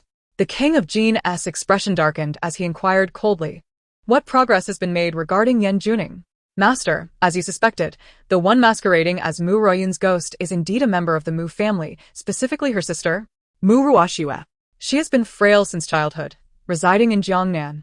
When Yan Juning exterminated the Mu family, Mu Ruoxue was in Jiangnan and thus escaped disaster. Later, upon learning from Xiao Jing that Yan Juning was responsible for the massacre, she formed an alliance with him. Mu Ruoxue bears a striking resemblance to her sister Mu Ruoyun, allowing her disguise to genuinely terrify Yan Juning. On the day of Yan Juning's death, it was Mu Ruoxue pretending to be Mu Ruoyun's spirit, and coincidentally, Yan Juning suffered an asthma attack, choking on a pastry and suffocating to death. After Yan Juning's demise, Xiao Jing came once to handle the evidence and placed Shen Nani's personal belongings beside Yan Juning. Listening to Yu Ying's report, the king of Jin sneered. "The emperor certainly has a keen mind." "Master," Yuing asked, puzzled. "If Xiao Jing orchestrated the demise of Yan Juning, what relation could this possibly have with the emperor?" Chapter 55. The disguise of the Prince of Qin. The king of Jin raised a teacup, savoring a sip before speaking slowly. "The Prince of Qin possesses an army of 100,000, left by the late emperor." With that single statement, Yuing grasped the implication. The current emperor was suspicious. Even if the Prince of Qin were his own uncle, the emperor would not trust him. The emperor was accustomed to controlling everything and would never allow the Prince of Qin to hold a force that could threaten his throne. Listening impassively, the king of Jin finally spoke. "The Prince of Qin is aware of Yan Juning's death." Yu Ying's stoic expression cracked. "Master, are you suggesting that the Prince of Qin knows how Yan Juning met his end?" he asked incredulously. The king of Jin gently rubbed his temple, casting a sidelong glance at Yuing. "Do you believe the Prince of Qin is merely a man consumed by lust? If that were the case, the entire Qin estate would have long since crumbled. Are you implying the Prince of Qin witnessed Yan Juning's murder without intervening?" Yuing struggled to comprehend the notion that the prince could stand by while his grandson was killed. The king of Jin retrieved a letter from the table and handed it to Yuing. "Take a look at this." Yuing examined the contents of the letter, his astonishment rendering him speechless. If this were true, the Prince of Qin was indeed terrifying. Quickly suppressing his shock, he replied, "Deliver this letter to the shadow," instructing him to pass it on to Shen Qiu. "Understood, master." With a respectful bow, Yuing vanished in an instant. The king of Jin gazed deeply into the moonlit night, softly murmuring, "Shen Qiu, do not disappoint me." "Is this from your master?" Shen Qiu asked, staring at the unfamiliar handwriting in her hands. The shadow nodded. My master asked me to deliver this to the young mistress. Shin Chuyu glanced at the shadow before lowering her gaze to the letter. She opened the envelope, and upon reading its contents, her hands trembled in fear. After a thorough examination, she confirmed the truth of what was written within. Taking a deep breath, she paced back and forth, bewildered by the revelation. She had thought she had uncovered the truth, yet the reality was altogether different. Shin Chuyu closed her eyes, contemplating for a moment before suddenly opening them wide. Shadow. Accompany me to the Prince of Chen's estate tomorrow morning. The shadow did not refuse. He had been sent to protect Shin Chuyu. Shin Chuyu remained in shock over the news she had just received. She had initially believed that Shin Nani was the victim of a conspiracy. Unaware that the crown prince was fully informed, even aware of who had murdered Yan Juning. In that moment, a chill enveloped her heart. Was this the indifference of those in power? The incessant suspicion and distrust? Could they truly watch their own kin perish before their eyes? Young madam. Qingyue's voice interrupted Shin Chuyu's deep contemplation. Pouring a cup of tea, Qingyue respectfully offered it to Shin Chuyu, the warm touch dispelling the coldness that had settled within her. Shin Chuyu straightened herself and turned to Qingyue, inquiring, "What has become of the man confined in the woodshed last night?" Qingyue replied, "The man detained last night remains in the woodshed. The general has gone to court and has yet to interrogate him." A smile curled Shin Chuyu's lips. "Inform Xu Hua about this man's capture, and let her relay it to Songning." Xu Hua was presently massaging Songning's shoulders, her eyes flickering. "Madam, allow me to share some amusing tales to lighten your mood." Songning, her eyes half closed, nodded slightly. "Go ahead. If your story amuses me, there shall be a reward." As Xu Hua recounted the recent amusing events of the capital, her vibrant narration elicited hearty laughter from Songning. With a smile in her eyes, Songning cast a sidelong glance at Xu Hua, disdainfully remarking, "I never expected you, a mere servant, to possess such storytelling prowess. In the future, be sure to inform me of any entertaining news from the capital promptly." Xu Hua lowered her head, chuckling softly. "As long as I can bring a smile to the madam's face, I consider myself useful." "You certainly know how to flatter," Songning said, playfully patting Xu Hua's cheek. The gesture left an imprint of her palm on Xu Hua's fair skin. Clenching her fists within her sleeves, Xu Hua smiled and said, "Madam, I have heard that the guards captured a thief last night, currently held in the woodshed. Given your pregnancy, perhaps you should suggest to the general to find a skilled maid for your protection." "What did you say? Who was captured last night?" Songning interrogated, glaring at Xu Hua. Seemingly oblivious to Songning's anxious demeanor, Xu Hua replied slowly, "The guards mentioned that a middle-aged man was acting suspiciously at the Xiao residence and was apprehended in the back garden." Upon hearing this, Songning froze, her fists clenched tightly, panic etched across her face. "Madam, what troubles you? Are you unwell?" "I shall fetch the general immediately," Xu Hua exclaimed, her concern evident as she moved to rush outside. "Stop." Songning rose abruptly, her voice icy as she fixed a steely gaze upon Xu Hua. "Take me to the woodshed where that thief is held. I wish to see for myself who dares to intrude upon our Xiao residence." "Madam, considering your condition, it may not be wise to venture to the woodshed. What if that thief were to confront you? It could jeopardize the child you carry," Xu Hua cautiously advised, keeping her gaze lowered. "Since when has it become your place to meddle in my affairs, you insolent servant? Speak again, and I shall see you sold to a brothel." Songning seethed, slapping Xu Hua's face and glaring at her with a fierce intensity, as though she meant to devour her whole. Immediately, Xu Hua fell to her knees with a thud, pleading, "Young madam, I am at fault. Please forgive me." Ignoring Xu Hua, Songning commanded the other maids to escort her to the woodshed, leaving Xu Hua kneeling there. As soon as Songning departed, Fuling hurried over to support Xu Hua's arm. "Sister Xu Hua, please rise. The madam has left." Xu Hua shook her head. "You attend to your tasks. Without the madam's command, I dare not stand. It would only make her angrier." With that, Xu Hua remained kneeling on the cold floor, the summer heat making her light clothing insufficient against the chill seeping through. Soon, her knees could bear it no longer. Fuling, observing Xu Hua's discomfort, could not help but express her indignation. "Sister Xu Hua, you are only looking out for the madam's well-being, fearing that the thief may harm her child. Yet she treats you like this. Truly ungrateful." Fuling, Xu Hua sighed, gently poking her forehead. "Do you not fear the madam's wrath for speaking ill of her behind her back? She is not known for her patience." Fuling pouted, She puts on a show of fragility before the general, yet treats us like mere tools. The general, for some inexplicable reason, seems completely enchanted by her. Enough, the general is returning. If you see him, say that the madam has gone to the woodshed where the thief is detained, Xu Hua instructed, patting Fuling's arm gently. Fuling rolled her eyes, preparing to ask something, when the sound of greetings from outside interrupted. Is that General Xiao returning? Soon after, General Xiao strode in, surveying the room before his gaze landed on Xu Hua. Where is Songning? Returning from the woodshed, Madam has taken some servants with her, Xu Hua responded. At this, Xiao Jing furrowed his brow. What business does she have there? Madam heard that a thief is being held there, and perhaps out of curiosity, she went with the servants, Xu Hua replied, a glimmer of concern in her eyes. As she spoke, she lifted her head, revealing her delicate neck, and with her moist, pleading eyes, she looked at Xiao Jing. A lock of hair fell across her cheek, adding to her charm, her fair complexion slightly flushed.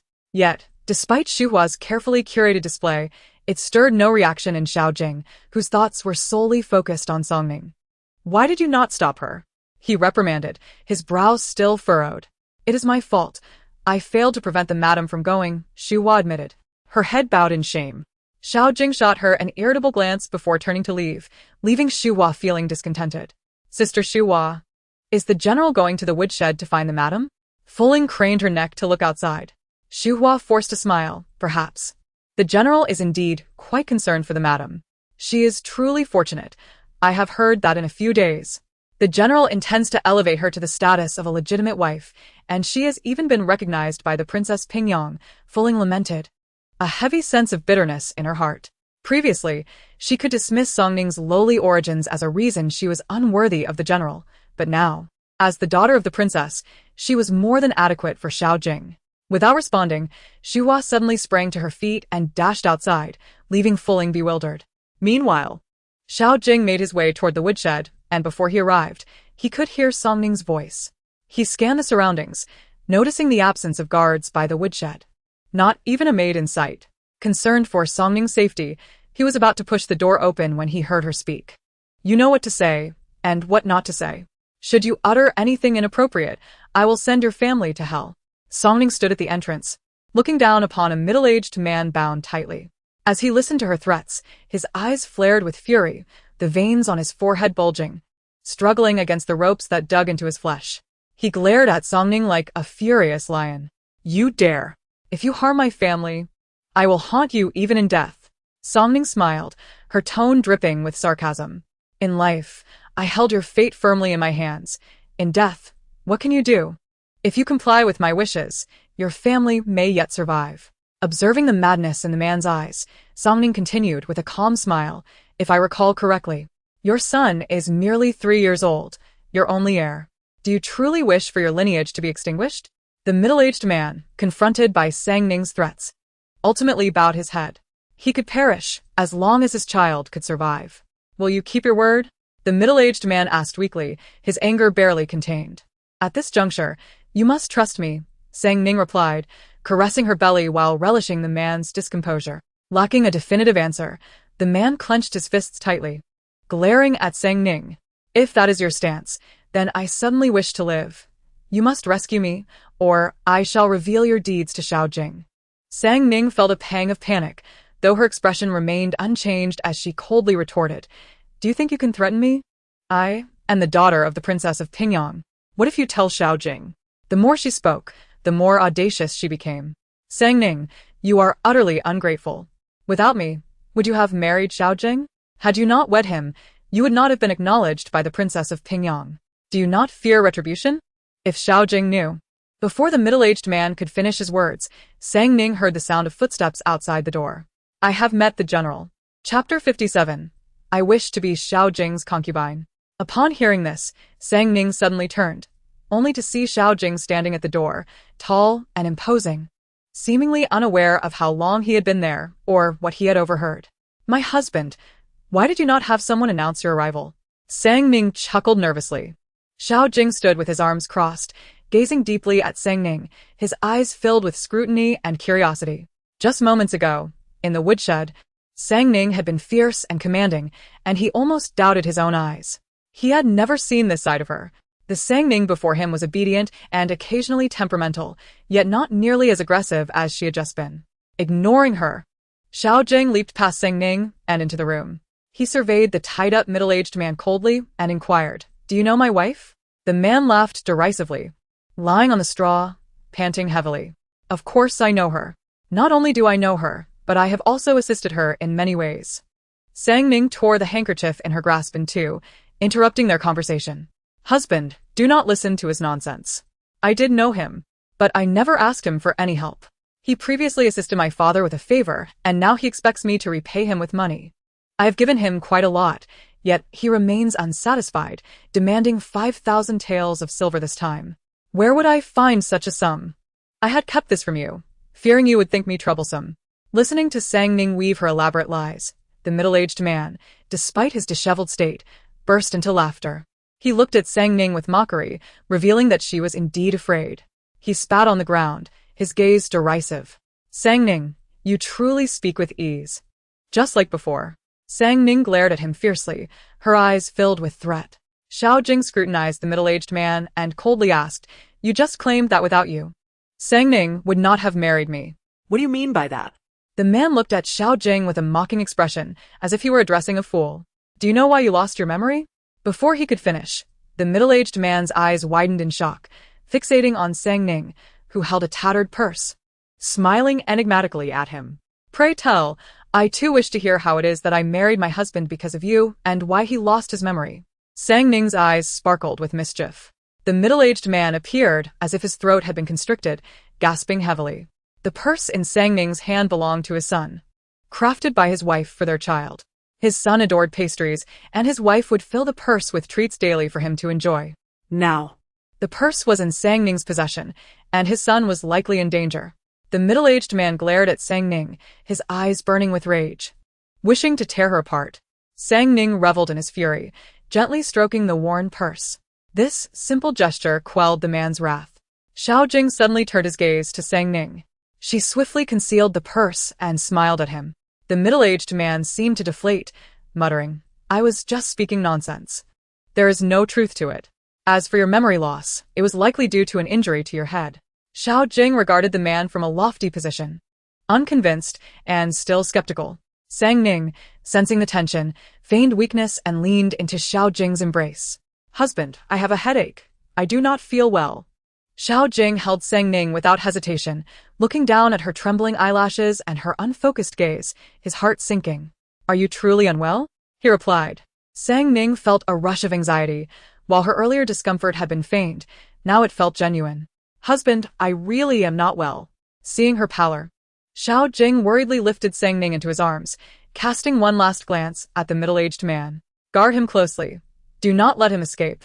Meanwhile, Xin Qi sat at her desk, her brow furrowed as she gently gnawed on the end of her pen, lost in thought while scribbling on paper. Qinghua entered, announcing, "Young madam, Shuhua has arrived." Xin Qi finished her last stroke and turned to Qinghua. "Did Shuhua come for a specific reason?" "I asked her, but she said nothing, only insisting on seeing the young madam." After a moment's contemplation, Xin Qi set down her brush and gently blew on the still wet ink. "Let her in." Soon Shuhua entered, her gaze lowered, respectfully bowing. "I have met the young madam." Xin Qi glanced at Shuhua with a hint of curiosity. "What brings you here today?" Shuhua hesitated, biting her lip. Xin Qi observed her intently and slowly said, "What is it? Do you have something difficult to express?" Shuhua shook her head, lifting her eyes to meet Xin Qi's determined gaze. "Young madam, I wish to become the general's concubine." "How audacious! One cannot speak such nonsense before the young madam." Qinghua interjected, unable to contain her indignation. Shuhua earnestly replied, "Young madam, I am not speaking frivolously. I genuinely desire to be the general's concubine." Xin Qi raised an eyebrow in surprise. "I am quite curious as to why you would come to me with such a request. As the primary wife, you must know that no honorable wife would willingly allow her husband to take a concubine." Shuhua nodded, straightening her back as she knelt on the ground, her expression resolute. "Young madam, I understand that you are different from those primary wives. You cannot tolerate injustice. The general has taken Sang as a concubine and even fathered a child with her. You cannot possibly be with the general again, especially since Tarawei's death was caused by him. Young madam, You are deeply emotional. These events make it impossible for you to reconcile with the general. Which is why I dare to ask you. After Xu Hua finished speaking, she remained kneeling, allowing Xin Qiu to appraise her. Upon hearing Xu Hua's words, Xin Qiu's gaze fell upon her face. To be fair, Xu Hua was quite perceptive, able to see through her thoughts and adept at seizing opportunities. As she had articulated, it seemed that she and Xiao Jing would never reconcile. The shattered mirror could not be made whole again. Moreover, with Xiao Jing's treachery against the Xin family and the fate of Tao Rui intertwined, it was fated that Xin Chao Yao and Xiao Jing would never share a bond again. You articulate it splendidly, Xin Chao Yao replied softly then. With a shift in tone, she continued, but why should I acquiesce to your request? Upon hearing this, Xu Hua's complexion paled. Her gaze filled with confusion as she looked at Xin Chao Yao. For days, she had been assisting Xin Chao Yao, and she could not fathom why Xin Chao Yao would refuse, especially since her feelings for the general had long since faded. Are you pondering why I do not agree to your request, given that my feelings for Xiao Jing have dissipated?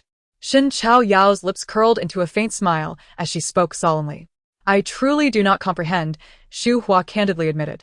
Xin Chao Yao had discerned her thoughts, and to withhold the truth would be an act of deception, something Xin Chao Yao abhorred above all else. Supporting her chin with her left hand, she cast a casual glance at Xu Hua and remarked indifferently, then you ought to consider what you can offer this lady, as I have never engaged in unprofitable ventures. Listening to Xin Chao Yao's words, Xu Hua's eyes flickered, and she knelt before her, bowing deeply. Young mistress, from this moment forth, I am yours, willing to serve you tirelessly, even if it costs me my life. Xin Chao Yao reclined against the wooden chair, gently swaying her fan, and asked leisurely, your request has been granted, so now tell me, why must you become Xiao Jing's concubine? Do not tell me it is because you love him. You are not that sort of person. Xu Hua replied earnestly, young mistress, I shall not conceal the truth from you. I do not wish to become the general's concubine out of affection. The general already has Aunt Sang, whom he cherishes deeply. Furthermore, Aunt Sang is the daughter of the Princess of Pingyang. To become the general's concubine at this juncture would be an overestimation of my worth.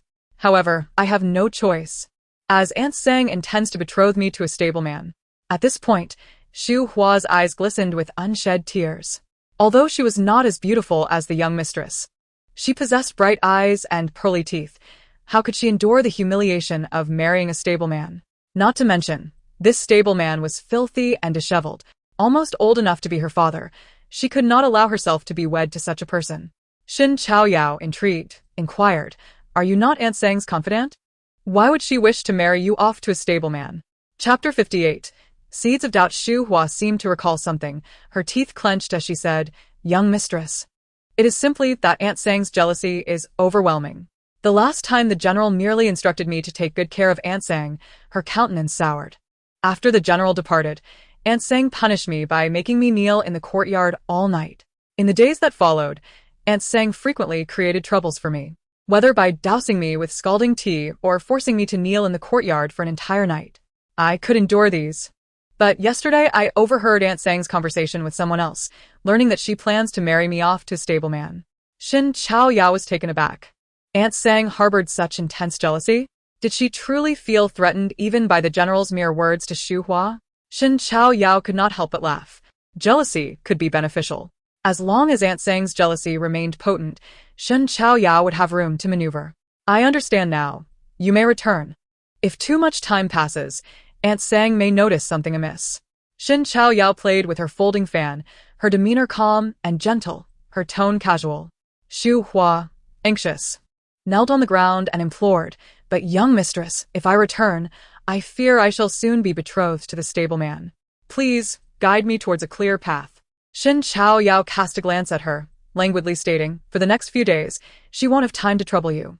The Princess of Pingyang's recognition banquet is approaching. After the banquet, she will have even less time to bother you. Xu Hua remained somewhat apprehensive, unable to grasp why the conclusion of the recognition banquet would prevent Aunt Sang from creating further trouble for her. Young mistress, will this truly work? Xin Chao Yao smiled wryly. If you trust me, do as I say. If not, seek assistance elsewhere. Upon hearing this, Xu Hua grew anxious, fearing she might offend Xin Chao Yao. She quickly explained, young mistress, I trust you completely. Whatever you instruct me to do, I shall comply. Shen Chao Yao gazed at Xu Hua, whose forehead glistened with sweat, and smiled warmly. Look at how anxious you are, sweating profusely. Since you have already pledged your loyalty to me, why would I deceive you? With a face full of trust, Xu Hua looked at Shen Chao Yao.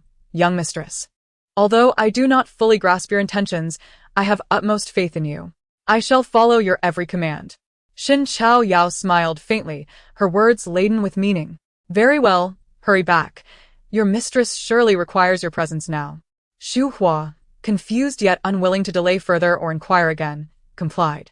Though Shen Chao Yao's tone remained gentle and unassuming, it instilled a sense of restraint in Xu Hua, a feeling she had never experienced even with Madame Xiao. Perhaps this was what her mother often referred to as an authority that commanded respect without anger. After Xu Hua departed, Qing Yu prepared ink for Shen Chao Yao beside her. After a moment of hesitation, she asked, Young mistress, why did you acquiesce to Xu Hua's request? She is a servant, and it is her duty to serve you. Why grant her such favor? Shen Chao Yao smiled lightly. A servant is still a person. She possesses her own thoughts. If she wishes to become Xiao Jing's concubine, let her be. Firstly, it may sow discord between Xiao Jing and Aunt Sang, and secondly, it may cause them some inconvenience. Why would I not seize such an opportunity? Qing Yu, observing Shen Chao Yao's composed demeanor, realized that she had indeed moved on from General Xiao, which eased her worries. She had feared that Shen Chao Yao still harbored feelings for the general, especially given how he treated her. Now, it seemed that Shen Chao Yao's lack of affection for the general would render his actions inconsequential to her. At that moment, Granny Zheng entered, eager to report to Shen Chao Yao. Young mistress, news has just arrived from the main courtyard. The general has left the woodshed with Aunt Sang, and he appears somewhat displeased. Shen Chao Yao shook her head with a long sigh. What a pity. He remains oblivious to Aunt Sang's true nature. Otherwise, it would have made for quite an entertaining spectacle.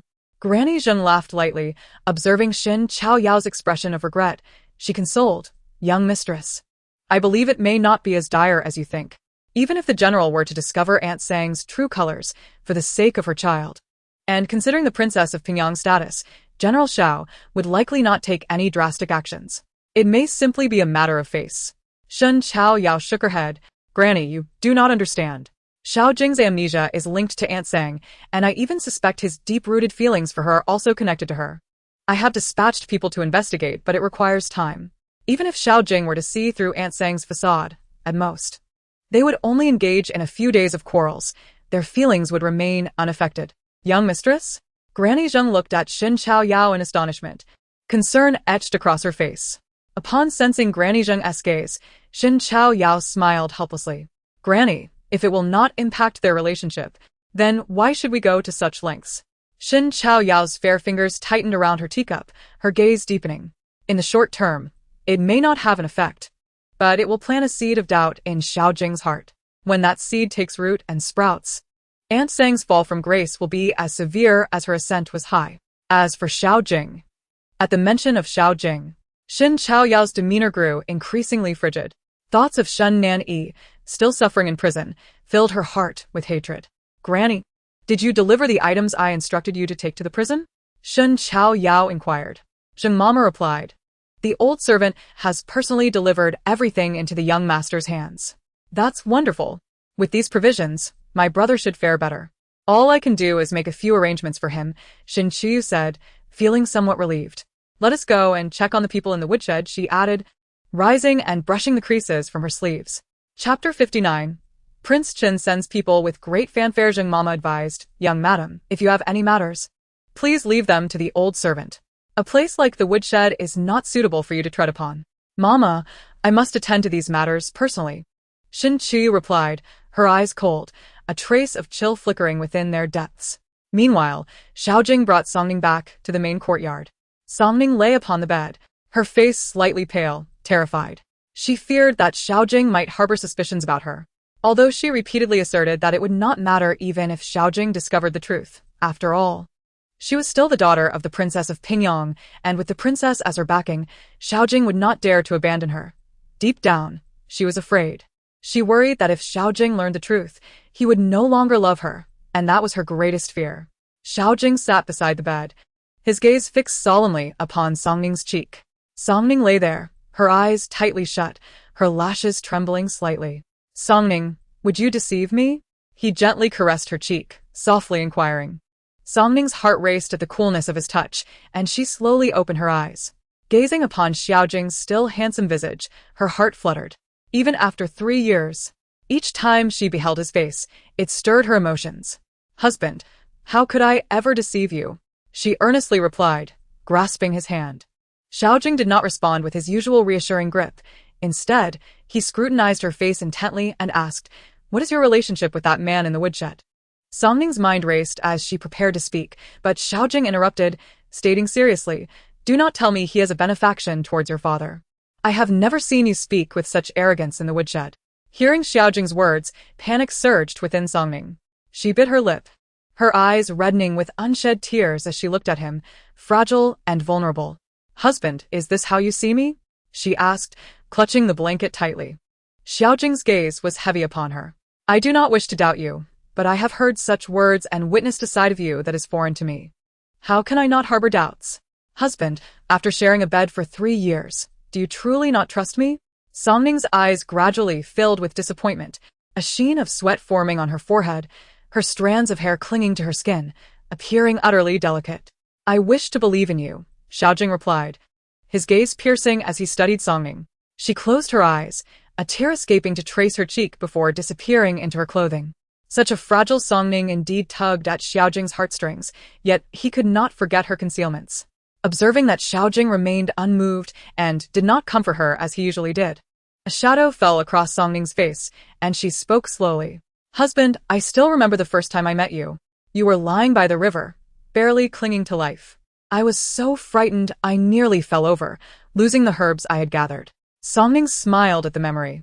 Though I was terrified, I still mustered the courage to approach you. The moment I saw you, my fear dissipated. You were covered in blood, yet your beauty shone through. In my nearly 20 years of life, I had never encountered a man as handsome as you. I boldly carried you back, and my father scolded me for saving a stranger, fearing it might bring disaster to our family.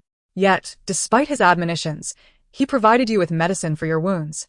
And under my care, you slowly healed. I took you fishing in the water, roasting fish and gathering herbs in the mountains. Each day was a joy. Every moment with you felt like a dream. After we married, I felt even more as if I were in a dream, until everything abruptly ended with the arrival of visitors in the capital. At this point, Songning turned to Xiaojing, whose expression softened slightly, and she took his hand. This time, Xiaojing did not withdraw. Instead, he gently reciprocated her grip. Upon arriving in the capital and witnessing its splendor, I realized that our union was implausible. We seemed to belong to 2 different worlds. Surrounded by so many educated and talented young ladies in the capital, I constantly felt unworthy. I endured countless mocking glances. Even when attending banquets at the princess's residence, I was ridiculed. The maids in the household were insincere. When you were absent, they would treat me with indifference. Eventually, I learned that if I acted fierce and assertive, the servants would not dare to be disrespectful. Thus, whenever you were away, I put on a fierce front, concerned that others would look down upon me. My demeanor towards the man in the woodshed was also a deliberate act of arrogance. He is not my father's benefactor. And I admit I lied to you. Songning gazed earnestly at Xiaojing, who paused at her words. With a sigh, she continued, that man is actually from Tahua village. He left 4 years ago, and there is something I have kept from you. I was once betrothed to his son, a verbal agreement made by my father, known by very few. Later, the son went to a brothel, and in a bid to win over a courtesan, he offended powerful figures and was beaten to death. Thus, the engagement was rendered void. When he learned I had married you, still the daughter of the princess of Pingyang, he sought to extort me for money, threatening to reveal our previous engagement if I did not comply. Fearing you would disdain me, I endured his threats. Today, I used his family to threaten him, worried he would disclose this matter to you. Songning's expression was fraught with anxiety. Xiaojing sighed, stroking Songning's soft hair. How could I blame you for this? You were engaged before I even appeared. How could I hold that against you?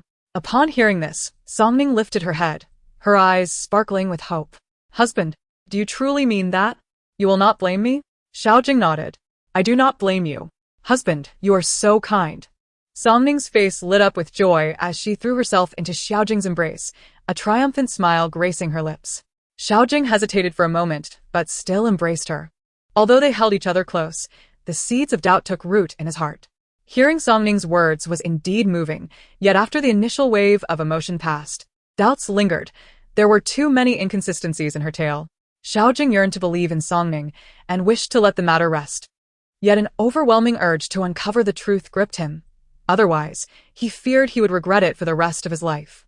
The conflict within his mind caused him a throbbing headache. Once Songnning was settled, Xiaojing turned to leave, unaware of the sudden chill that enveloped Songning's expression after he turned away. After exiting the main courtyard, Xiaojing found himself at the doorstep of Xin Qiu's residence before he realized it. Standing there with a furrowed brow, he turned to depart. Qinghua emerged from behind the door, observing Xiaojing's retreating figure with a smirk before reporting to Xin Qiu. Madam, the general stood at the door for a while. Xin Qiu furrowed her brows, her heart filled with vigilance. Has he left? The general has indeed departed. Upon hearing this, Xin Qiu, still uneasy, instructed, You all must be alert these days. Pay close attention to our courtyard. The incident with Tao Hui digging up the doll in the yard is still fresh in my memory. The mastermind has yet to make a move.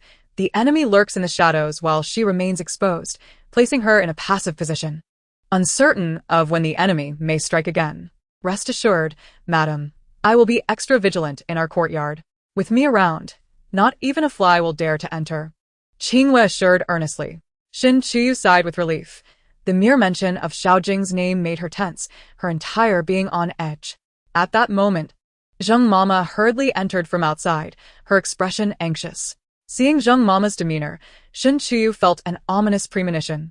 Zheng Mama was usually composed. Such a display of emotion indicated a troubling matter.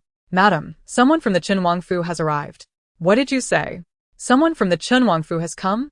Xin Qiu rose abruptly, astonished. Zheng Mama nodded, her face filled with trepidation. Yes, the people from Qin Wangfu have come in full force to our residence. They are currently in the main courtyard, and the general is receiving them. Upon hearing this, Xin Qiu's expression darkened abruptly. I had a prior arrangement with the Chen Wang for tomorrow to instruct the princess. Why have they arrived so early and so ostentatiously? This left Xin Qiu in a very passive situation, as her previous plans would need to be entirely rearranged. Chapter 60. Spreading rumors, Xin Qiu's face turned cold. After a long contemplation, her eyes suddenly brightened. She instructed Qinghua, go to the front courtyard and gather some information. Having arranged her affairs, Xin Qiu leisurely settled onto the soft couch, completely devoid of the earlier panic. Shadow. Xin Qiu called into the empty room. She knew Shadow was nearby. Sometimes out of curiosity, she had scrutinized the vacant ceiling but had never spotted him. There were no trees in her courtyard, leaving her curious about where Shadow typically concealed himself. As if on cue, Shadow appeared before Xin Qiu, as elusive as ever. Xin Qiu instructed, go outside and spread the word that the grandson of the Chen Wang is not his biological descendant, which is why he is indifferent to the heir's death. In fact, the heiress' demise was orchestrated by the Qin Wang, who then framed Xin Nani. Hearing this, Shadow gazed at Xin Qiu in surprise, his eyes reflecting confusion at her astute and bright gaze. Nevertheless, he complied with her orders. As a shadow guard, he was not to question the directives of his master. Shadow's efficiency was remarkable, and soon a rumor began to circulate throughout the capital. It was said that the grandson of the Qin Wang, Yan Juning, had indeed been killed by the Qin Wang himself, because he was not the Qin Wang's true grandson. Have you heard? The grandson of the Qin Wang is not his biological child. In a fit of rage, the Qin Wang killed him. Is that true or false? It is the Qin Wang we are talking about. How could such a thing happen? Could the heir truly be cuckolded? You have it wrong. It is not the heir who is cuckolded, but the Qin Wang Fei who deceived the Qin Wang. Thus, the Qin Wang's grandson is not true blood. My goodness! Those in power play such games. Surely this is just a rumor. This is no mere rumor. Have you heard that the Qin Wang sent people to the Xiao residence to fetch the madam? A few others nodded. We have indeed heard. Just earlier, the people from the Qin Wangfu passed by here. I was quite curious and took a closer look. What does it have to do with whether the Qin Wang's son is his biological child? Everything. Think about it. If the Qin Wang's grandson were his true blood, how could the Qin Wang show no sorrow and instead send someone to the Xiao residence? Do you know why he sent someone to the Xiao residence? to bring the madam to his estate. The Chun Wang had once intended to marry the madam, so now that he wishes to take her to his estate, his intentions are crystal clear. Moreover, the madam's elder brother, the young master of the Shin family, was being accused of murdering the heir. I suspect the Chun Wang is using the young master to threaten the madam, hoping to coerce her into submission. The others listened and found the reasoning compelling. How could such coincidences occur? Even if Shun Nani did kill the Chun Wang's heir, if the Chun Wang sought revenge, it should be directed at the Shin family, not at their daughter-in-law. The rumor that the Chun Wang's son was not his biological child spread throughout the capital, growing increasingly absurd, eventually morphing into tales of the Chun Wang's numerous concubines leading to physical ailments, rendering him incapable of siring offspring. Listening to Shadow's report, Shin Chuyu nodded in satisfaction. Shadow, you have done excellently. Shin Chuyu praised him generously. Having such a subordinate who acted decisively was indeed a relief, though she wondered how long he could remain by her side. With this thought, Shin Chuyu boldly inquired, "Has your master mentioned when he'll summon you back?" "My master did not say." Shin Chuyu acknowledged with a nod. "I understand. Thank you for your hard work on this matter." After a moment, she suddenly recalled something and looked at Shadow, curiously asking, "By the way, where do you usually hide?" "I typically conceal myself on the roof," Shadow replied. Shin Chuyu frowned, regarding the tall Shadow, pondering how such a large figure could remain unnoticed on the roof. Seemingly perceiving Shin Chuyu's doubts, Shadow explained, "As a shadow guard, the fundamental skill is to conceal one's presence. If I remain silent, it is difficult for anyone to discover me. Moreover, my hearing is keen. Should someone approach, I can hide in advance." Shin Chuyu realized, "I see. Have the people from the Qin Wangfu departed?" "The people from the Qin Wangfu are still at the Shao residence," Shadow reported. At that moment, Qingyue entered, reporting, "Madam, the general requests your presence in the front courtyard." Shin Chuyu felt no surprise. She replied languidly, "Just tell the general that I am unwell and unable to attend." "Madam," Qingyue hesitated, speaking softly. Two guards accompanied Shu Mo, and he mentioned that the general has ordered that even if the madam is bedridden, she must be carried there. Chapter 61. Survival in Desperation. Shin Chuyu's brows arched in derision. She scoffed. "Xiao Jing is indeed thorough in his preparations. Very well. I shall meet with the representatives from the Chun Wangfu." Shin Chuyu rose from the soft couch. "Madam, the Chun Wang harbors ill intentions. Are you truly going?" Qingyue expressed concern. "Even if I wish to avoid it, I have no say in the matter." Shin Chuyu's beautiful eyes glimmered with cold determination. In the front courtyard of the Shao residence, the individuals sent by the Chun Wang included his personal guard, Lin Feng, a trusted confidant known for executing many of the Chun Wang's covert tasks. As Shin Chuyu entered the room, she scanned the surroundings and saw Xiao Jing seated at the main position, his expression stern, his brows knitting together upon seeing Shin Chuyu. "This must be the madam." Lin Feng spoke first. Shin Chuyu slightly bowed, politely remarking, "You must be the renowned guard Lin Feng. It is a rare honor to have you visit our Shao residence. What brings you here today?" Lin Feng's expression remained impassive as he stated, "Our Wang has instructed me to bring the madam to the estate. We previously discussed that she would instruct the princess." Shin Chuyu nodded, her tone laden with meaning. "Indeed. I did speak with the Wang about instructing the princess for a few days. However, the date we agreed upon was tomorrow. Why must I go now?" Rin Feng maintained an impassive demeanor as he remarked, "The princess has reached the age where she is to be married, and the prince wishes to instruct her in proper decorum, lest her future in-laws find her lacking." Shin Chuyu suppressed a smile, replying, "The prince is truly a worrywart. The princess holds a noble status. Regardless of whom she marries, she shall be treated with utmost respect. How could anyone dare to disdain her? Nevertheless, this was the prince's decree, and the young lady should accompany us." Rin Feng cast a sidelong glance at Shin Chuyu and spoke earnestly. Shin Chuyu smiled sweetly. "I must inquire with the general." With that, she turned to Xiao Jing. "General, do you think I should heed the prince's command?" Her gaze was filled with curiosity as she scrutinized him. In a technical sense, Shin Chuyu was Xiao Jing's legitimate wife. The world knew of Prince Chen's notorious lustfulness. Upon entering his residence, even the purest of women would be seen as tainted. Furthermore, the prince had once sought to wed Shin Chuyu, complicating matters beyond measure. If Xiao Jing were to stand idly by while Shin Chuyu entered the prince's abode, he would be ridiculed by all. A man unable to protect his own wife could hardly be trusted to safeguard the populace or the realm. and the emperor would surely withdraw his favor. Regardless of Xiaojing's disdain for Shin Chuyu, as long as they remained married, she represented his honor. Xiaojing's forehead twitched with tension, his gaze icy. "General, what is your counsel?" "One must follow the path of their spouse. If you wish me to go, then I shall." Shin Chuyu arched an eyebrow, fixing her gaze upon Xiaojing.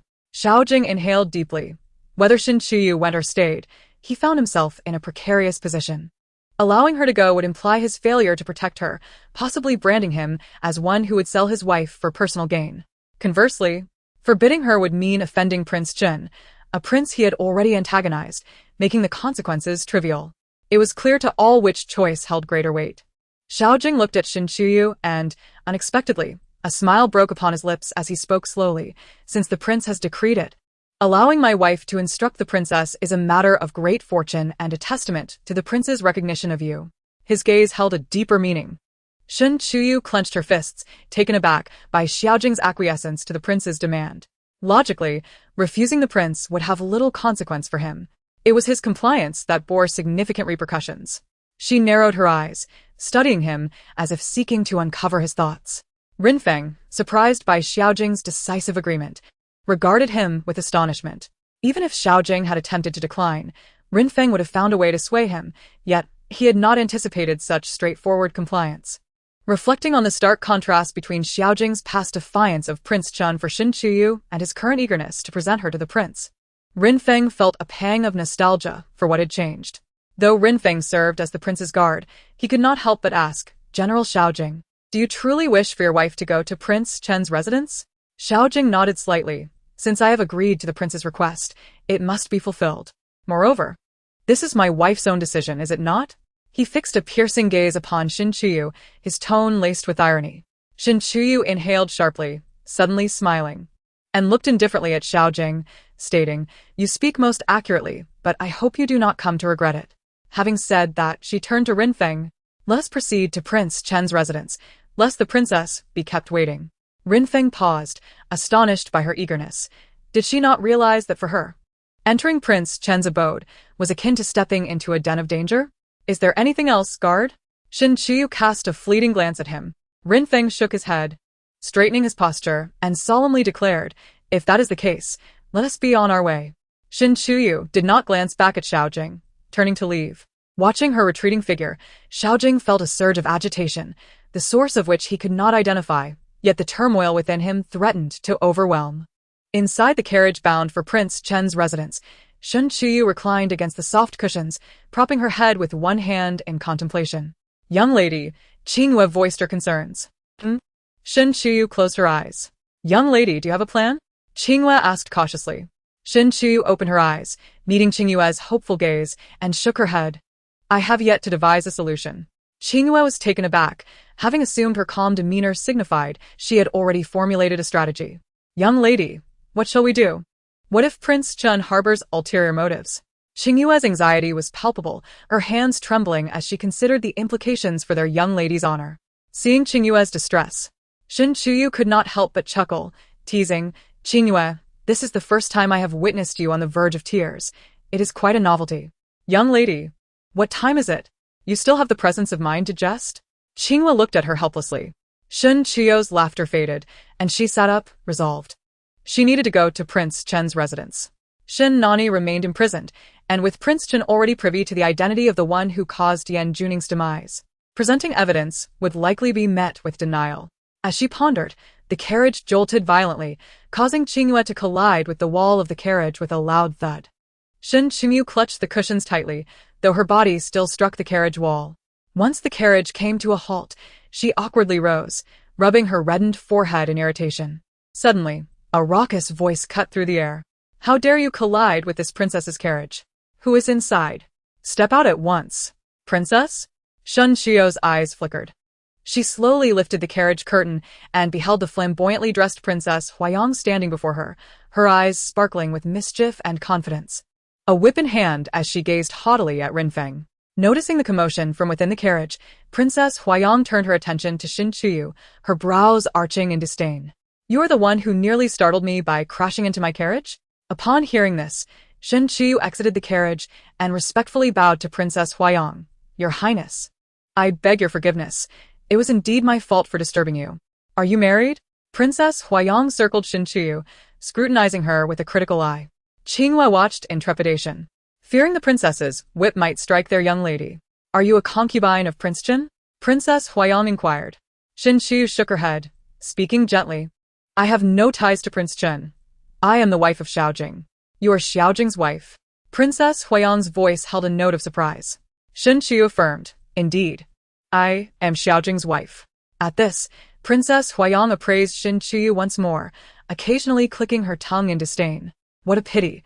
Such a beautiful appearance squandered on someone so ineffectual, unable to hold her own against a mere country bumpkin. Though her tone was chastising, Shin Chuyu found it surprisingly palatable. Compared to those who smiled while wielding daggers, Princess Huayang's forthrightness was refreshingly unoffensive. Princess, today we collided with your carriage. In the future, our prince will undoubtedly send a generous gift to apologize. I have matters to attend to, so I will take Madame Xiao away first. Lin Feng clasped his hands together, responding with utmost respect. Princess Huayang cast a scornful glance at Lin Feng. What? A mere servant dares to arrange matters for this princess? Your Highness, I would never presume to arrange anything for you. Lin Feng quickly offered his apologies.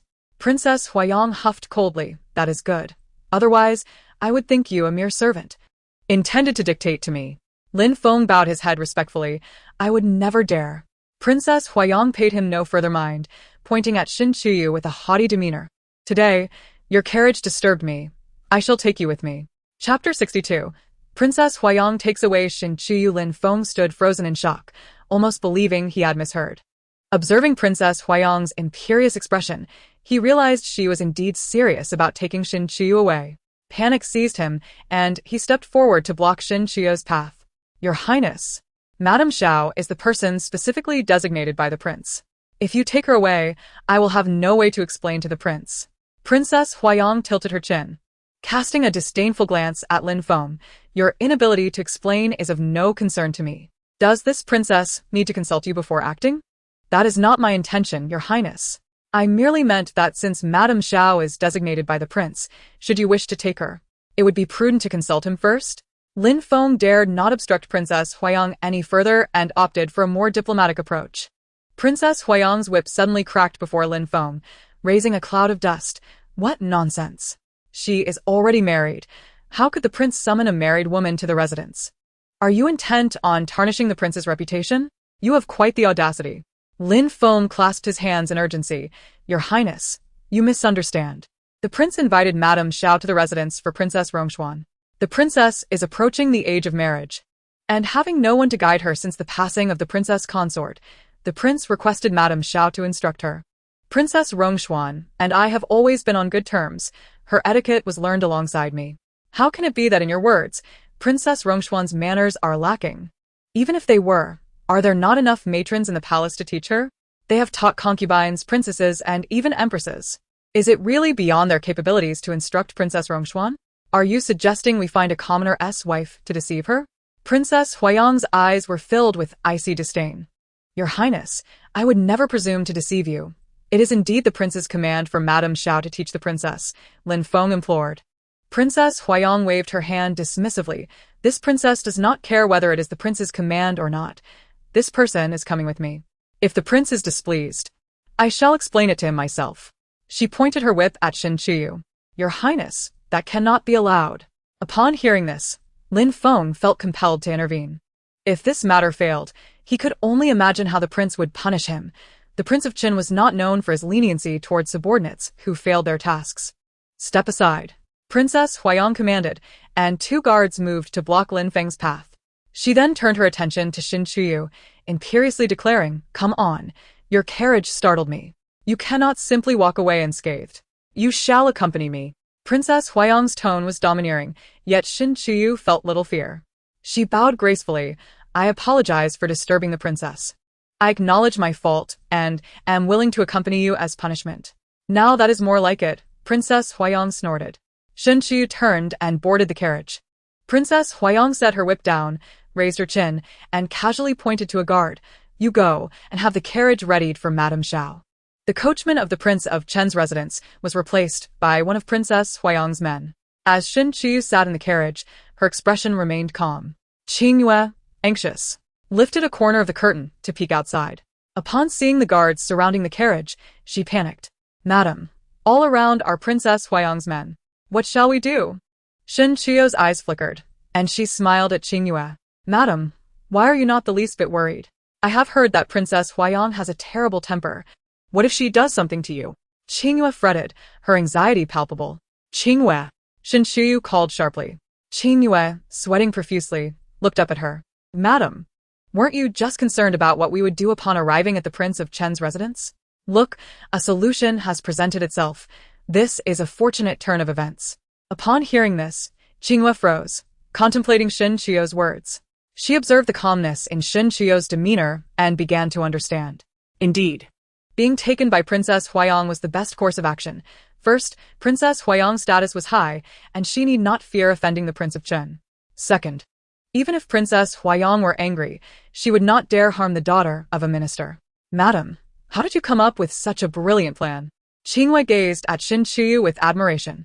Shin Qiu smiled faintly. This plan was not my own, and as for the collision with Princess Huayang's carriage, it was merely an accident. When Shin Qiu first laid eyes on Princess Huayang, this thought did indeed cross her mind, to provoke Princess Huayang into taking her away. What she had not anticipated was that before she could act, Princess Huayang would decide to take her herself. Once Princess Huayang departed, the guards who had been watching Lin Feng withdrew. Lin Feng gazed at the retreating carriage, a cold glint in his eyes. The events that unfolded here had also caught the attention of nearby onlookers, quickly spreading throughout the capital. Lin Feng gritted his teeth as he instructed his subordinates, return. Having failed to complete his task, he was uncertain how he would report to the Prince of Chen. Soon, they arrived at the gates of the prince's residence. Lin Feng. A gentle female voice rang out. Lin Feng turned to see the person before him and bowed respectfully. I pay my respects to the princess. Before him stood Princess Rongshuan, adorned in a delicate yellow gown, her hair adorned with jewels, her features exquisite, and her skin fair and rosy, a vision of radiant nobility. Princess Rongshuan gently inquired, Did you not go to invite Madame Xiao? Yes, I was just there to invite her, Lin Feng replied. Princess Rongshuan glanced behind him, but saw no sign of anyone, prompting her to ask, Has Madame Xiao not arrived? At this, Lin Feng's expression darkened, and he furrowed his brow in seriousness, to report to the princess. I went to receive Madame Xiao, but she was intercepted. Who dares to intercept a guest of the Prince of Chen's residence? Princess Rongshuan's eyes flickered. Lin Feng replied. It was Princess Huayang. Princess Huayang? A trace of surprise crossed Princess Rongshuan's face. She then smiled faintly. So it is Princess Huayang. How does she know Madame Xiao? The carriage that Madame Xiao was riding in collided with Princess Huayang's carriage. In her anger, she took Madame Xiao away, Lin Feng explained. Hearing this, the tension in Princess Rongshuan's demeanor dissipated, revealing a genuine smile. I see. Regardless, Madame Xiao has inadvertently offended Princess Huayang because of me. Hear us what we shall do. I will go and apologize to Princess Huayang and bring Madame Xiao back. Thank you, Your Highness. I will report back to the prince. Lin Feng said, clasping his hands in gratitude. Princess Rongshuan nodded, watching Lin Feng's retreating figure, her smile fading. Why is this not going according to plan? With that thought in mind, she hurried towards Princess Huayang's residence. In the residence of Princess Huayang, the princess sat gracefully at the head of the table, sipping tea and savoring pastries while casting a scrutinizing gaze upon Shin Qiu, who stood before her, feeling a whirlwind of questions within. Shun had initially anticipated that the princess would subject her to torment upon bringing her back, yet Huayang merely left her in this state of suspense. She possesses commendable looks. Princess Huayang remarked after swallowing a morsel, but then her tone shifted as she glanced at Shen, however. I find nothing particularly remarkable about you that would necessitate His Highness personally seeking my assistance. The last phrase, spoken softly, was nevertheless caught by Shen's ears. Bowing her head, Shen's heart raced as she grasped the implication. Today's events, including the collision with the princess's carriage and her subsequent return, were not mere happenstance, but rather orchestrated by the princess herself. Who could possibly have influenced the princess to act on her behalf? As her thoughts spiraled, Shin found herself devoid of any leads. Whoever could sway the princess must hold a status equal to or surpassing her own, but Shin was unfamiliar with such individuals. After uttering her words, the princess appeared somewhat vexed. Observing Shun's unchanged expression, she feigned severity. You have startled me by colliding with my carriage. Thus, I decree that you shall transcribe Buddhist scriptures 100 times. With a slight smile, Shun replied, Thank you, Your Highness. Princess Huayang shot a fierce glare at Shun. Do not presume that your gratitude will absolve you of your actions or lessen your punishment. You are dreaming. Despite the princess's fierce demeanor, Shun found her particularly endearing. Yes, Your Highness, I willingly accept my punishment, Shun replied gently. Faced with Shun's enduring calmness, the princess's facade of ferocity began to falter. Clearing her throat, she waved her hand dismissively. You may leave. Let the maid escort you. Shun bowed and turned to exit, at which point a servant announced, Your Highness, Miss Rongshuan has arrived. Princess Huayang furrowed her brow. Let her in. While awaiting Rongshuan, memories of their past camaraderie surfaced in the princess's mind. Their relationship had been quite warm until 3 years prior, when events had driven a wedge between them. As she pondered, Rongshuan was ushered in by a servant. Upon seeing the princess, Rongshuan lowered her gaze and respectfully bowed. Miss Rongshuan pays her respects to the princess. No need for excessive formalities, the princess replied with polite cordiality. Rongshuan smiled. Your Highness, I have come regarding the matter of Madame Xiao. Madame Xiao? Princess Huayang lifted her cup, her eyes glinting with arrogance. She has caused me great distress. I have decided to keep her in my residence for a time. No one has dared to offend me in such a manner before. In a soft voice, Rongshuan pleaded, Your Highness, regardless of the situation, Madame Xiao was merely a passenger in the carriage of the Prince of Chun. If blame must be assigned, it should rest with the Chun household. Madame Xiao is innocent in this affair, and I implore you to release her. Any fault lies with the Prince of Chun. Princess Huayang raised her chin, speaking haughtily. I have no intention of mistreating her. I merely wish to engage in a friendly competition of skills with Madame Xiao, who is said to be proficient in music, chess, and literature. What can such a young girl teach you? If you truly require instruction, I can provide you with 4 tutors. Your Highness, I genuinely admire Madame Xiao's considerable talents. Therefore, could you not consider our past friendship and allow me to take her with me? Mentioning their past further angered the princess. Once, Rongshuan had been headstrong but uncomplicated. Now, she seemed to have transformed into someone shrewd and cunning. This change had begun 3 years ago following an incident where she nearly drowned. After being rescued, she had become more refined and tactful. Princess Huayang suspected that Rongshuan had ulterior motives, using her to gather information about the Prince of Jin, hoping to get closer to him. Fortunately, the princess had no knowledge of such matters. Otherwise, she would have inadvertently assisted in something nefarious. Our past friendship? You speak as though we share a bond. I am a princess of noble lineage, while you are merely a county lord, inferior to me. How dare you invoke our past? Princess Huayang's fury boiled over, her words cutting deeply into Rongshuan. Rongshuan turned pale at the princess's harsh words. Yet, witnessing her distress, the princess felt a twinge of sympathy. Nevertheless, the more Rongshuan insisted on taking Madame Xiao, the more determined the princess became to deny her request. Had she not pressed so hard, perhaps the princess would have relented and sent Madame Xiao back the next day. However, now the princess resolved to keep her there until she grew tired of her, at which point she would return her to the Xiao family. In a fit of anger, Princess Huayang commanded, Someone, see her out. Your Highness, Rongshuan called out, her voice low and firm. Please leave, Miss Rongshuan, a maid interjected gently. With a resentful glance at Princess Huayang, Rongshuan turned and departed. As she turned, her face darkened ominously. Clenching her fists, she shattered the teacup in her carriage out of frustration. The maid knelt at her feet, shrinking back in fear. Taking a deep breath, Rongshuan closed her eyes and, when she opened them again, spoke calmly, Clean this up. The maid hurried to collect the shards, placing them in her pouch. Another maid, observing Rongshuan's demeanor, cautiously poured her a cup of tea and softly suggested, Miss, perhaps you should have some tea. Rongshuan waved her hand dismissively, clearly irritated. Princess Huayang meddling nearly thwarted my plans. Go and send word to Sang Ning, urging her to act swiftly. Miss, now that Sang Ning is the lost daughter of the Pingyang County Lord, she may not heed our call, the maid expressed with concern. Upon hearing this, Princess Rongshuan's lips curled into a cold smirk. She had become the daughter of Princess Pingyang, but that did not concern her. As long as she continued to serve Princess Rongshuan, Any ulterior motives would lead her to a fate worse than death. Gently rubbing her brow, she spoke with a chilling tone. Go and inform Sang Ning to expedite the task I assigned her. Otherwise, she can forget about her antidote. Rongshuan's gaze was icy. Her former gentleness transformed into a foreboding presence. Yes, Your Highness, I shall do so at once, replied the maidservant. At the Prince of Chen's residence, a resounding slap struck Lin Feng's face as the prince glared at him with malevolent eyes, seething with fury. You worthless fool! You cannot even handle such a simple matter. What is that little girl Huayang? Merely the daughter of the late emperor. Even if you offend her, what can she do? With so many witnesses, how can I, the Prince of Chun, maintain my dignity? I acknowledge my mistake, Lin Feng said, enduring the sting of the slap on his face as he sought forgiveness. What good is that?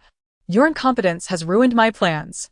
The Prince of Chun hurled a teacup at Lin Feng, the leaves scattering across his face, the liquid streaming down in a most humiliating manner. My lord, the princess has already gone to the princess's residence. She will surely bring back Madame Xiao, Lin Feng said. His face taut. At the mention of Rongshuan, the prince's expression softened.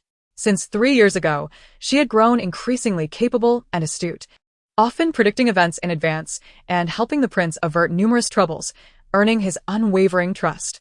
Just then, a guard entered, reporting, My lord, rumors are circulating in the capital regarding the Prince of Chun and your heir. What rumors? The subordinate's face tightened as he stammered. The rumor claims that the heir is not your biological child, that the princess has cuckolded you, and that the heir is not your grandson, leading to the conclusion that you killed him and framed young Master Shin. What did you say?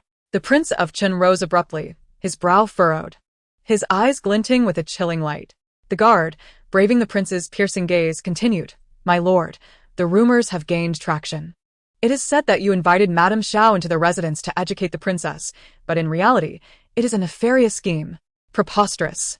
The prince slammed his palm on the table, his anger reddening his eyes as he resembled a furious beast ready to tear apart its prey. The servants nearby trembled in fear. At that moment, a gentle voice interjected, Father, these rumors are undoubtedly aimed at you. Princess Rongshuan entered, waving her hand for Lin Feng and the guard to retreat, leaving only the prince and her in the room. What are your thoughts? The prince inquired. After a moment's contemplation, Rongshuan replied, The rumors are quite detrimental to you. If we were to summon Shin Chu to the residence now, it would likely solidify these accusations against us. At that point, the entire Prince of Chen's residence could become a laughingstock. Moreover, what would the ministers following you think? If these rumors are taken seriously, they might believe you are incapable of producing heirs, leading to a loss of support from your followers.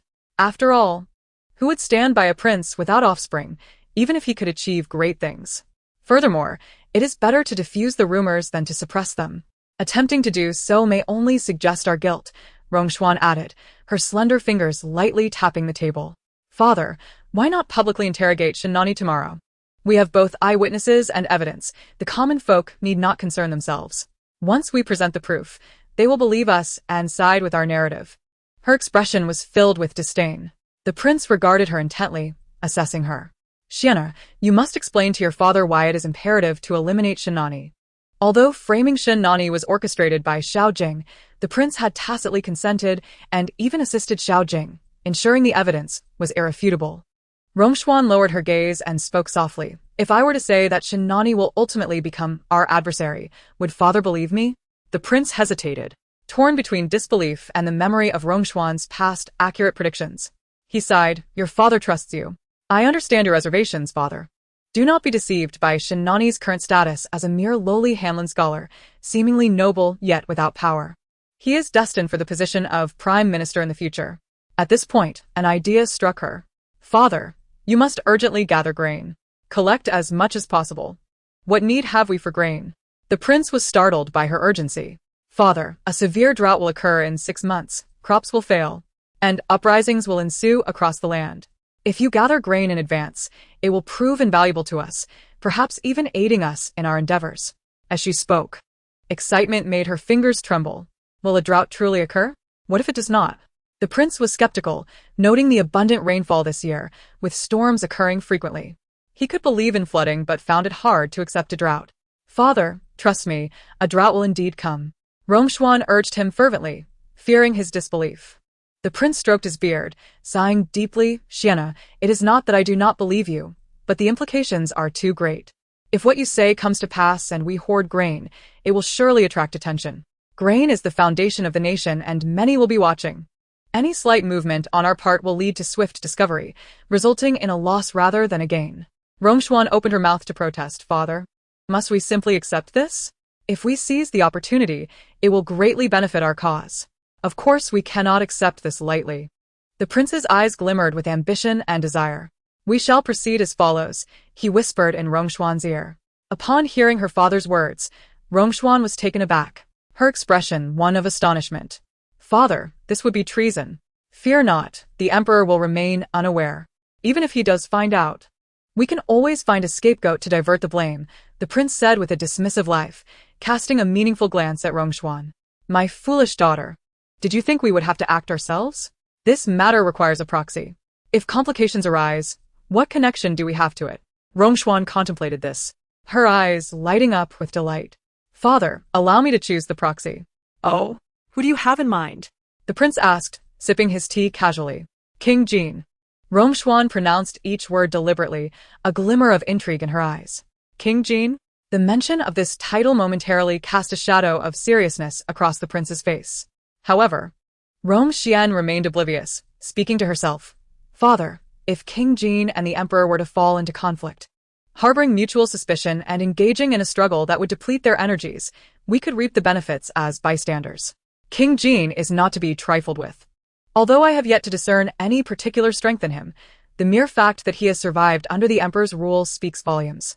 Do you think that over the past decade, while King Jin was away from the capital, the emperor did not take action against him? The emperor has attempted to strike at King Jin more than once, yet has failed to inflict any harm or even grasp the extent of his power. Listening to Prince Chen's words, Rongxian fell into contemplation. She was, in truth, unaware of the magnitude of King Jin's strength. However, in her previous life, she had heard that King Jin had executed the fourth prince for the sake of a woman, causing a stir throughout the court and leading to an enmity with the emperor. Having died young in her past life, she did not know the identity of that woman. If she could find her now, perhaps she could forge an alliance with King Jin. Realizing her previous line of thinking was flawed, Rongxian suddenly felt that she should not be adversarial towards King Jin but rather seek to ally with him. Father is right, I have miscalculated, she said slowly. We should interrogate Shen Nani early tomorrow to avoid complications. You are correct, the sooner we resolve this, the better, Prince Chen agreed.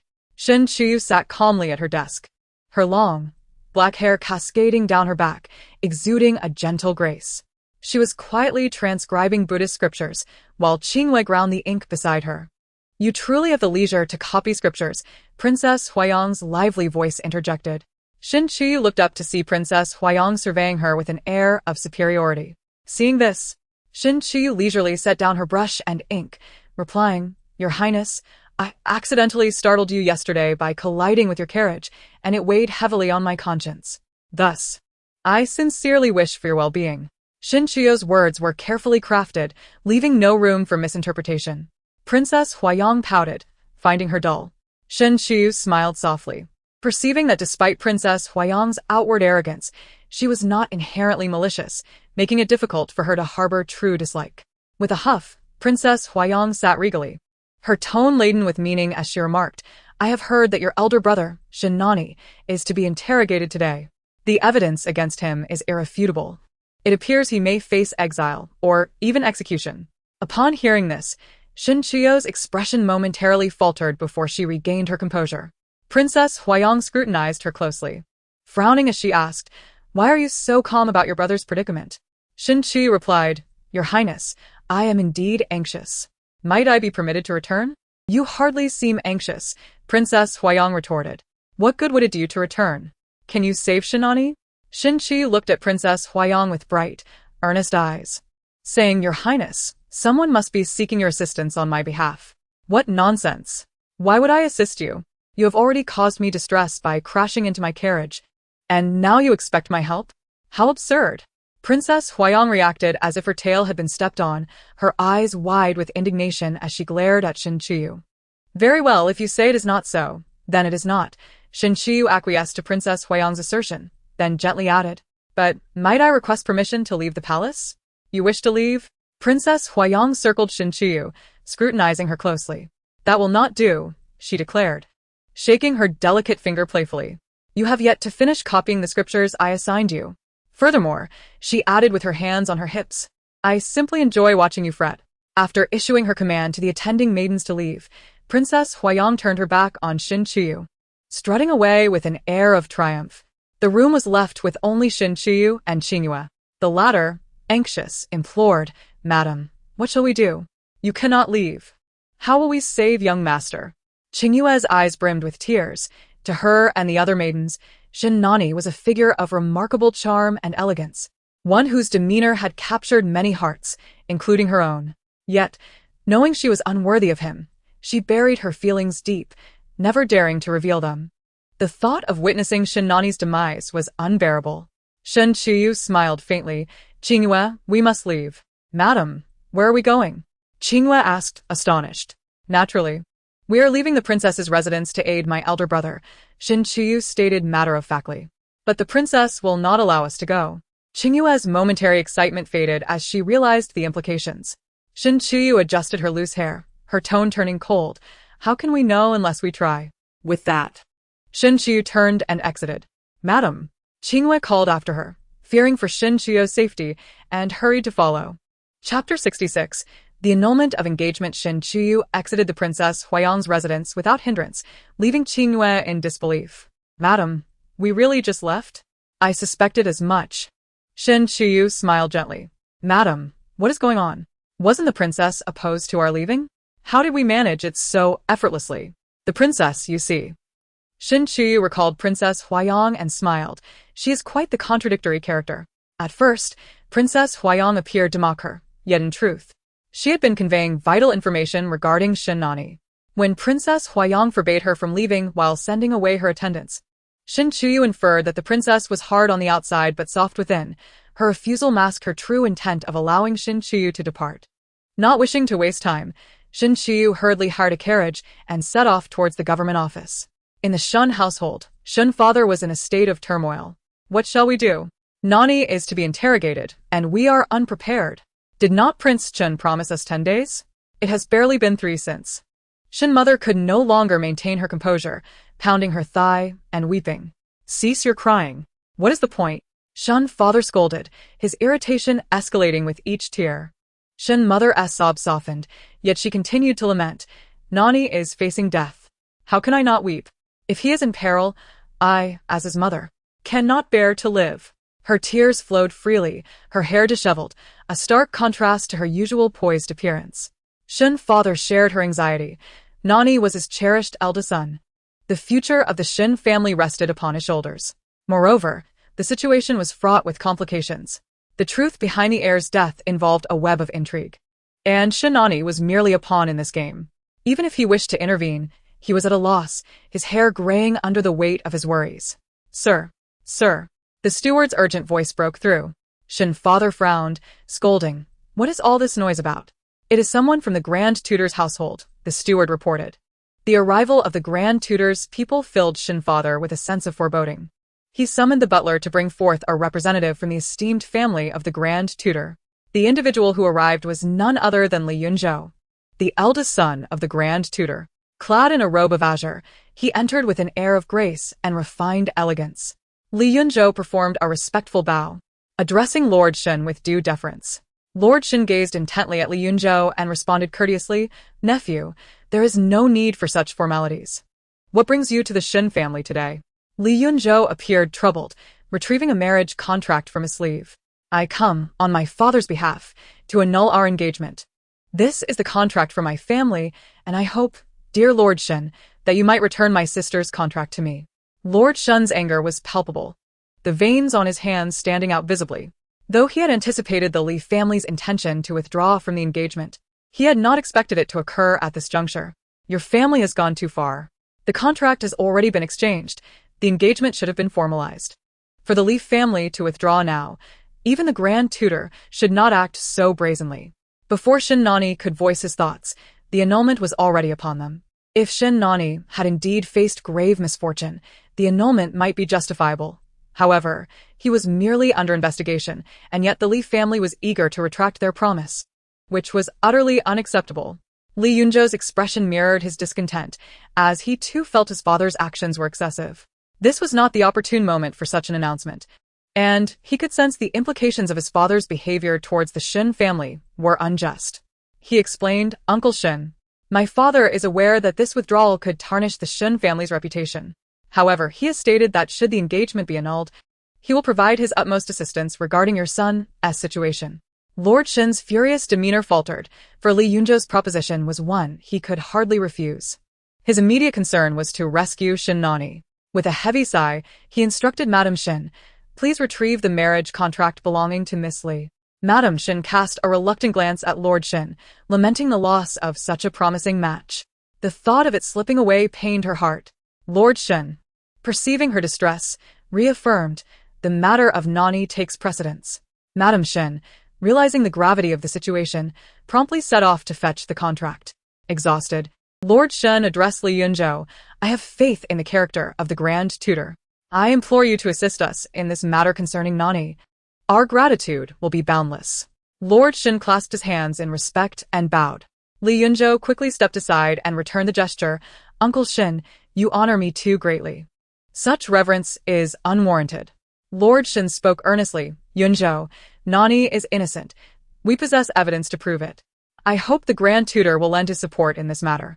Your kindness is noted, and I shall convey this to my father," Li Yunzhou assured, before taking his leave with the marriage contract in hand.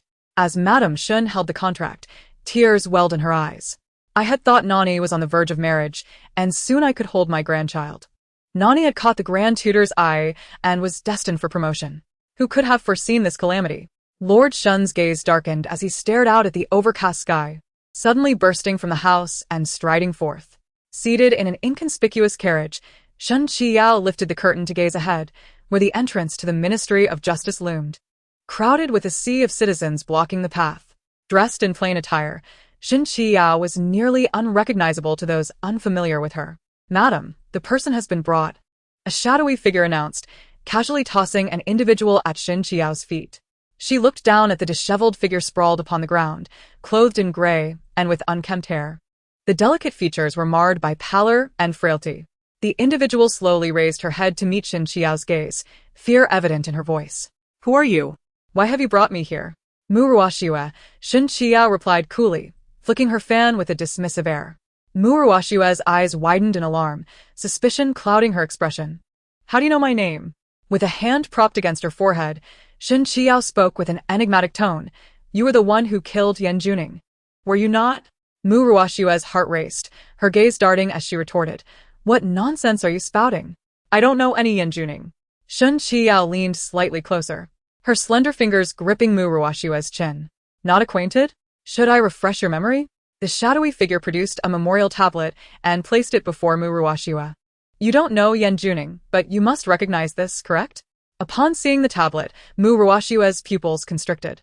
"How do you possess my sister's tablet?" "Not just your sister's. I also have the tablets of your parents," Shen Qiao remarked nonchalantly, casting a sidelong glance at her. "You!" Muruoxiue scrambled to her feet, her eyes brimming with fury as she lunged toward Shen Qiao. Before she could reach her, a force struck her legs, sending her crashing to the ground, her expression twisted with animosity towards Shen Qiao. Time was of the essence, and Shen Qiao had no time to engage in emotional appeals. She opted for a swift threat instead. "What do you intend to do?" Muruoxiue glared defiantly at Shen Qiao. "Quite simple. You conspired with others to murder Yan Juning. Yet you allowed Shen Nani to bear the blame. Naturally, I wish for you to confess." Shen Qiao's gaze bore into Muruoxiue, her tone grave and unwavering. "On what grounds do you assume I would confess to murdering Yan Juning?" Mention of Yan Juning ignited a fierce hatred in Muruoxiue's eyes. "By this." Shen Qiao tossed a tattered pouch before Muruoxiue. The moment Muruoxiue laid eyes on the pouch, her complexion turned ashen. "How do you have this pouch?" Her trembling hands clutched the pouch. Recognizing the familiar bamboo leaf pattern, a cold sweat broke out on her forehead. Shen Qiao scrutinized Muruoxiue from her elevated position. "I won't waste time on trivialities. This is your brother's pouch, the only bloodline of the Mu family. Do you truly wish to witness his demise? What do you plan to do?" Don't harm my brother. Mu Ruoshua's eyes blazed with anger. Do you see the Jingzhao Yin in the distance? Shin Qiao paid no heed to Mu Ruoshua's wrath, pointing towards the Jingzhao Yin's office. Soon, you will be taken there to publicly confess to the murder of Yan Juning. If you comply with my wishes, your brother and your beloved shall be spared. Furthermore, I will take your parents' tablets to Lingzhao Temple for the monks to offer prayers. Should you refuse, both your brother and your lover will meet their end. A murderous intent flickered in Shin Qiao's gaze. Consider your options carefully. Mu Ruoshua's face drained of color as she braced herself against the ground, trembling uncontrollably, clutching her clothing tightly to her chest. Please, don't kill my brother, Mu Ruoshua pleaded. Shaking her head, desperate to reach out for Shin Qiao's shoes, but recoiling instinctively at the coldness in Shin Qiao's eyes. I will do whatever you ask. As long as you spare my brother, Mu Ruoshua promised in a frantic tone. Shin Qiu gazed at her with a measured tone. Do not play tricks. Do not harbor the hope that someone will come to your rescue. Had it not been for the Shadow's intervention, you would have long since been silenced. Do you think you would have the audacity to bargain here? If you heed my counsel, I may yet assist you in evading disaster. I am fully aware that this turmoil ultimately stems from Yan Juning's misdeeds, and you are merely seeking vengeance for your family. Furthermore, Shin Nani's involvement is not directly your doing, it is merely an indirect consequence of your actions. I am not devoid of compassion. Should you comply with my instructions, I will graciously grant you a chance at life. However, should you dare to contrive any deceit, I can easily bring your life to an end. Shin Qiu's earnest tone left no doubt that she was not jesting. Mu Ruoshua, feeling a tumult of panic, urgently inquired, Is it true that you can provide me a chance at life if I follow your commands? She was acutely aware of her lowly status in the capital, where the powerful could extinguish her life with ease. Even the faintest glimmer of hope was worth seizing. Shin Qiu nodded, I speak with sincerity. Once the task is complete, I will ensure your departure.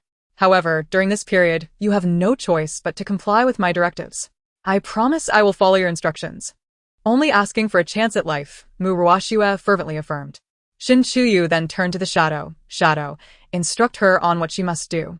After relaying her instructions, Shin Qiu turned her back and entered the carriage. In the Ministry of Justice, the minister sat at the head of the table, with the Crown Prince on the left and Shin's father on the right.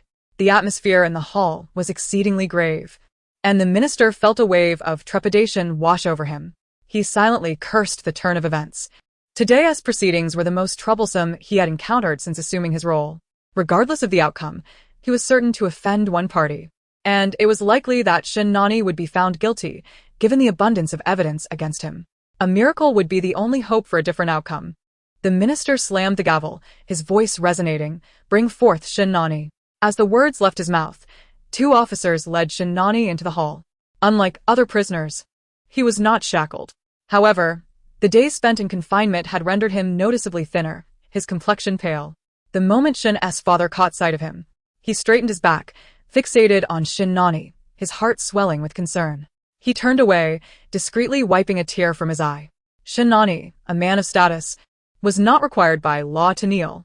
He stood tall, performing a courteous bow. Who stands before us? The minister inquired sternly. Shin Nani replied with a gentle demeanor. Unfazed by his recent imprisonment, I am Shin Nani. Do you confess to the murder of my grandson? The minister pressed. Shin Nani maintained his calm expression. Yet his eyes were resolute. My lord, I did not murder your grandson. Humph, utter nonsense. If you did not kill my grandson, then how did he meet his end? Was it by the hand of a ghost? Before the minister could respond, the crown prince interjected with scorn. Shin Nani replied softly, Perhaps that is indeed the case. Such absurdity. A scholar should not speak of the supernatural. Are you suggesting that Juning was slain by a ghost? How laughable. The crown prince's gaze bore into Shin Nani, his tone dripping with derision. At that moment, a spectator in the crowd remarked, You might not believe it, but the crown prince's residence was rumored to be haunted not long ago. My mother-in-law's cousin's second uncle's son, who delivered vegetables to the crown prince's estate, told me so. The crown prince even sought out a Taoist priest to exorcise the spirits. After a brief reprieve, the hauntings resumed. I suspect that the crown prince's grandson was indeed claimed by a vengeful spirit. What do you mean by a vengeful spirit? Another inquired. Do you know the family of the grand historian, the Mu family? They were said to have perished at the hands of bandits. I tell you, The Grand Historian's family was not killed by bandits. They were slain by the grandson. The grandson sullied the purity of the Mu family's young lady and brought ruin upon them all. With such deep-seated resentment, could it not be that a vengeful spirit is at work? I heard that the grandson died on the very day of the Mu family's mourning. Upon hearing this, others in the crowd shuddered, the coincidence too uncanny to ignore. They found it hard to believe that Yan Juning had not been claimed by a vengeful spirit, leading them to conclude that he must have faced retribution for his wicked deeds. The crown prince listened intently to these discussions, his expression darkening. The minister, noticing the shift in mood, rapped the gavel once more. Silence. His authoritative voice quelled the murmurs, though the glances cast towards the crown prince bore a newfound scrutiny. Clearing his throat, the minister continued with gravity, Shinani, there is ample evidence against you. Do not divert the discussion. Witnesses have attested to seeing you enter Yan Juning's chamber, and you are the only one present when he was found dead shortly after your departure. How do you explain this? Shen Nani smiled indifferently, my lord. While it is true I visited Yan Juning, I did not take his life. How can one ascertain that no one else entered after my departure? Furthermore, to assume I would be so foolish as to murder him in such an obvious manner is quite juvenile. Such claims are insufficient to exonerate you. However, the jade pendant found in Yan Juning's possession raises further questions. What is your explanation for this? At this statement, a flicker of surprise crossed Shen Nani's serene countenance before he regained his composure.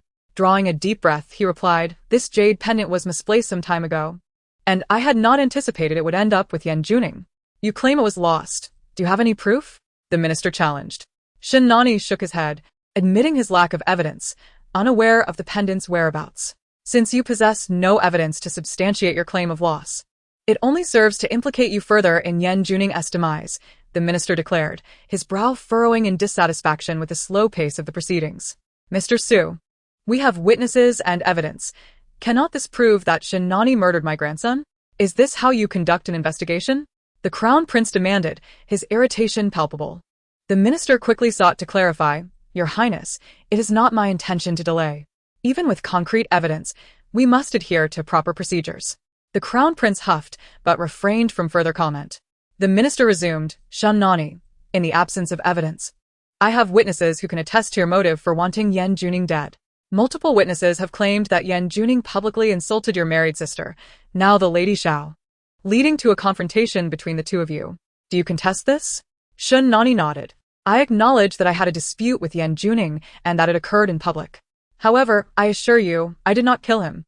If I had intended to do so, I would have chosen a more discreet method, one that would leave no trace. It would be foolish to act so blatantly, knowing that everyone witnessed my visit to Yan Juning. If I were so reckless, would the Shin family have invested so much in my upbringing?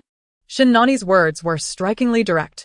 Listening to Shin Nani's words, the Minister of Justice found them reasonable. However, with both eyewitness and material evidence presented, there was no alternative proof to vindicate Shin Nani.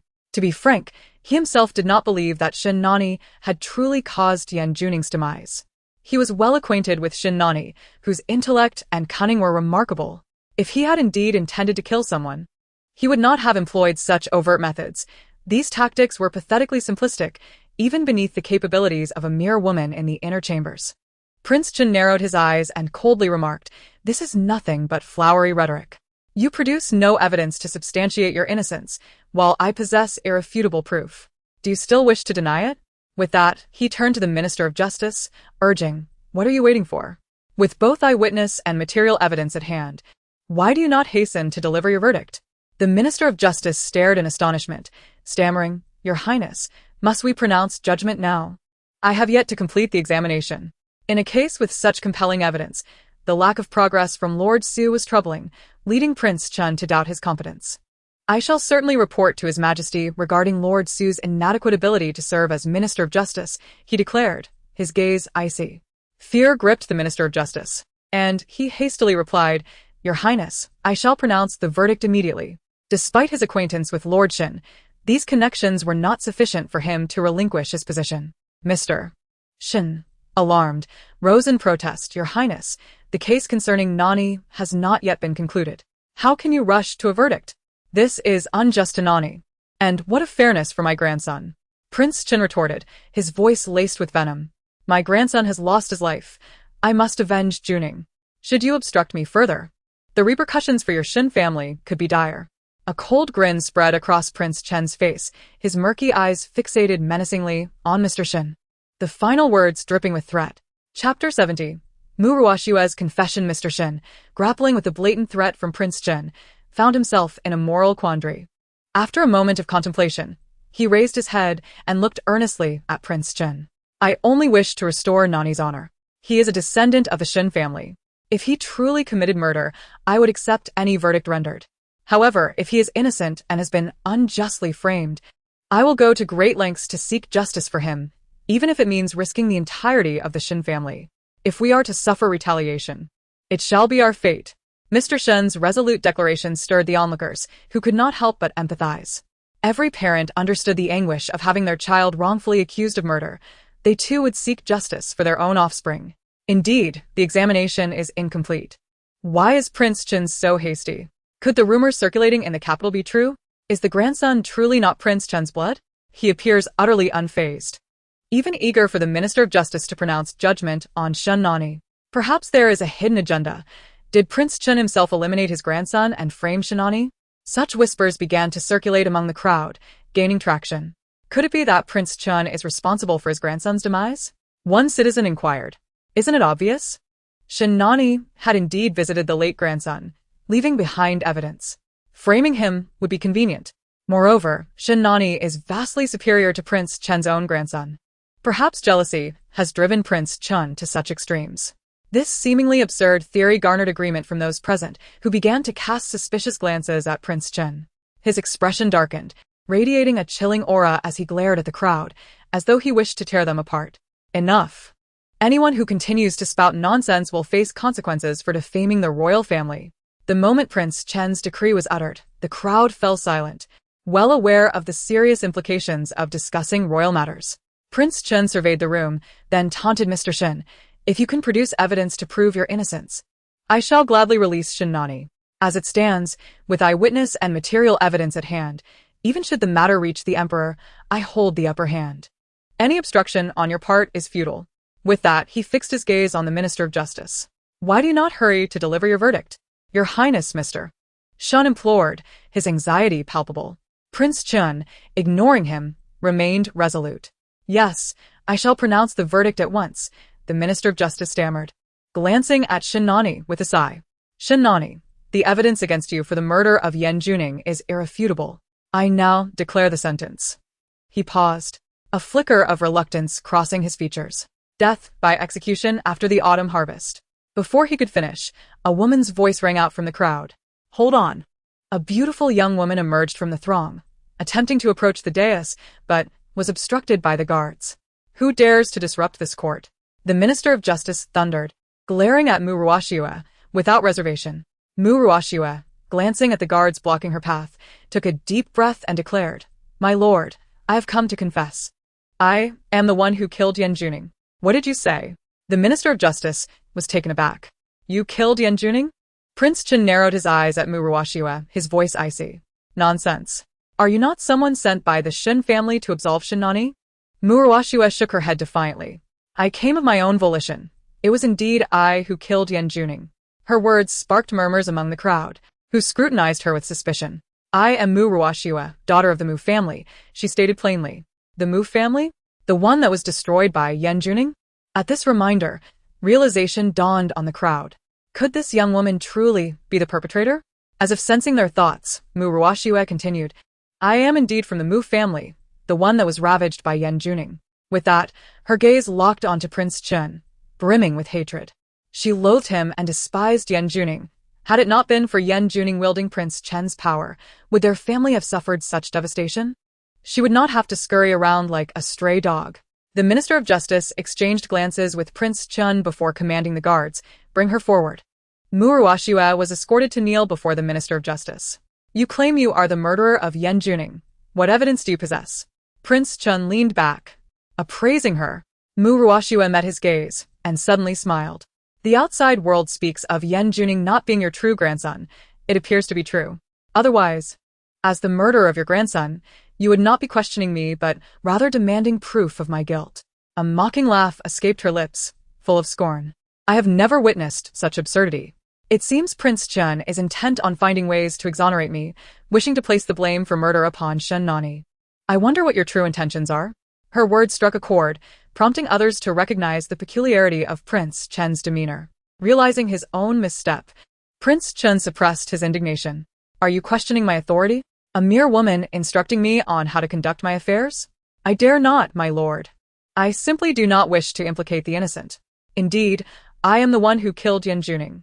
Mu Ruoxue maintained her posture, unwavering in the center of the hall, and continued before anyone could interject. You inquired about my evidence, did you not? I shall tell you. Your grandson, Yan Juning, choked to death on a pastry. Chapter 71. The body is stolen, choked to death. Upon hearing these words, the crowd found it utterly inconceivable that the prince's grandson had met his demise by choking. Such a death was undeniably humiliating. Preposterous. You speak utter nonsense. The Prince of Chun pointed an accusatory finger at Mu Ruoxue, his eyes seething with venomous intent. How can my grandson possibly die in such a manner? It's laughable. I suspect you are merely a pawn of the Shin family, sent to absolve Shin Nani of his crimes. Mu Ruoxue, observing the prince's furious countenance, responded with a mocking smile. Your Highness, your unwavering certainty that I am here to exonerate Shin Nani is quite amusing. My sister and I bear a striking resemblance, and he personally orchestrated her demise. Upon seeing me, he must have thought he saw a ghost, and in his terror, he suffered an asthma attack, ultimately choking to death on a pastry. If you wish to ascertain whether your grandson truly died from choking, it would be simple enough to summon a coroner to examine the body. Her nonchalant remarks only served to infuriate the prince further. My grandson's status is esteemed. How could anyone dare to conduct a post-mortem without my consent? Do you presume my residence is a mere playground? The prince, unable to contain his rage, pointed vehemently at Mu Ruoxue. Witnessing this, Shun's father spoke firmly. Your Highness, if what Mu Ruoxue claims is true, and the young master indeed choked to death, then for the sake of avenging him, we must uncover the truth for his spirit. This matter does not warrant your input. Now that evidence has surfaced, do you believe you can simply find a scapegoat to vindicate Shin Nani? Dream on. The prince scoffed derisively at Shin's father. Hearing this, the usually composed Shin's father felt his hands tremble with fury. He fixed his gaze upon the prince, enunciating each word with grave seriousness. Your Highness, the murderer stands before us, yet you persist in linking this to Shin Nani. What is your true intent? If this continues, I would rather perish on the steps of the Golden Throne than fail to seek justice for my son. With a sliver of hope igniting within him, Shin's father could not allow this opportunity to slip away. He stared intently at the prince. The Minister of Justice, observing the shift in dynamics, seized the moment to interject. Your Highness, since Mu Ruoxue has asserted that the young master choked to death, why not allow a coroner to examine the remains? If it is indeed proven that Mu Ruoxue caused the young master's death, then the true culprit must face the consequences of their actions. The minister's support placed the prince in a precarious position, caught between a rock and a hard place. Scanning the room, the prince's expression darkened. If he continued to obstruct, he risked arousing the emperor's suspicion. With this in mind, he opened his eyes, a veneer of calmness settling over him. I shall consent to your request. However, should it be revealed that you conspired to absolve Shin Nani of his crimes, do not blame me for my subsequent actions. The prince cast a cold, threatening glance around the room. Yet Shin's father paid no heed to the prince's threats, knowing that Shin Nani's salvation was within reach. Thank you, Your Highness, for granting Nani this opportunity. The prince ignored Shin's father and dispatched someone to retrieve Yan Juning's remains. All present awaited anxiously. Shin's father frequently glanced towards the door, betraying his unease. After a quarter of an hour, a commotion arose outside. The individuals the prince had sent to retrieve the young master's body rushed in, panic evident in their demeanor. Your Highness, I was dispatched to collect the young master's remains, but what? Before the prince could speak, Shin's father pressed urgently for answers. The guard continued, on our way, we encountered a group clad in black who seized the young master's body. What did you say? The prince was taken aback. Upon hearing this, Shin's father felt his strength drain away. This was the only means to aid Shin Nani. He looked at the astonished prince, convinced that this was an act orchestrated by him. In truth, Shin's father was mistaken.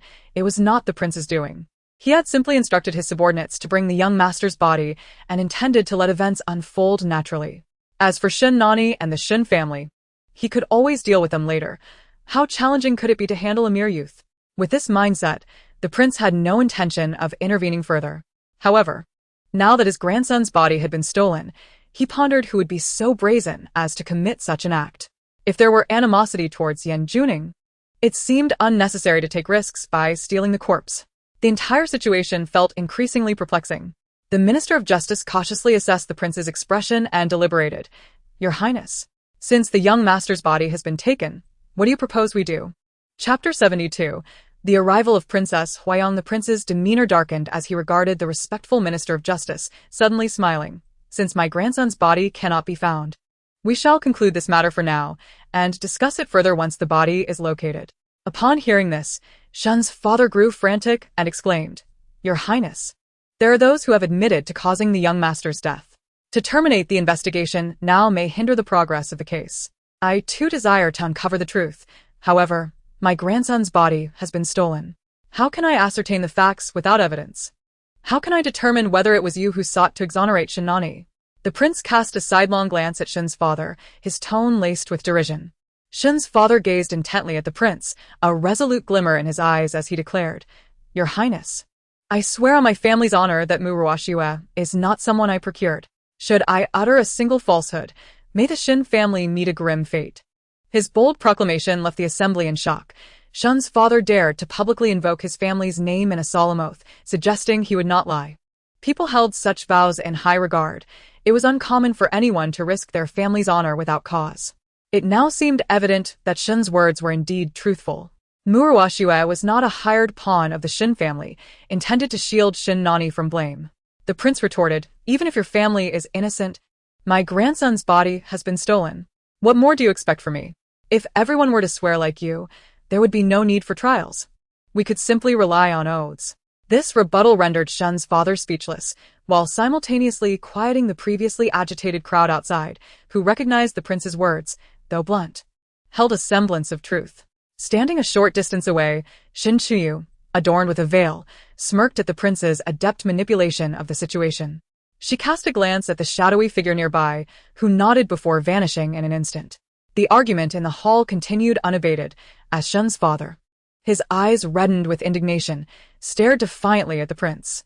He sensed that allowing the prince to depart would jeopardize Shin Nani's safety and perhaps lead to an irreversible association with guilt.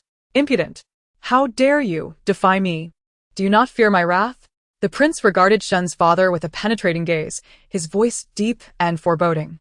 Shun's father swallowed hard, suppressing his trepidation, and spoke, Your Highness, even if you... Before he could finish, a commotion erupted outside the hall.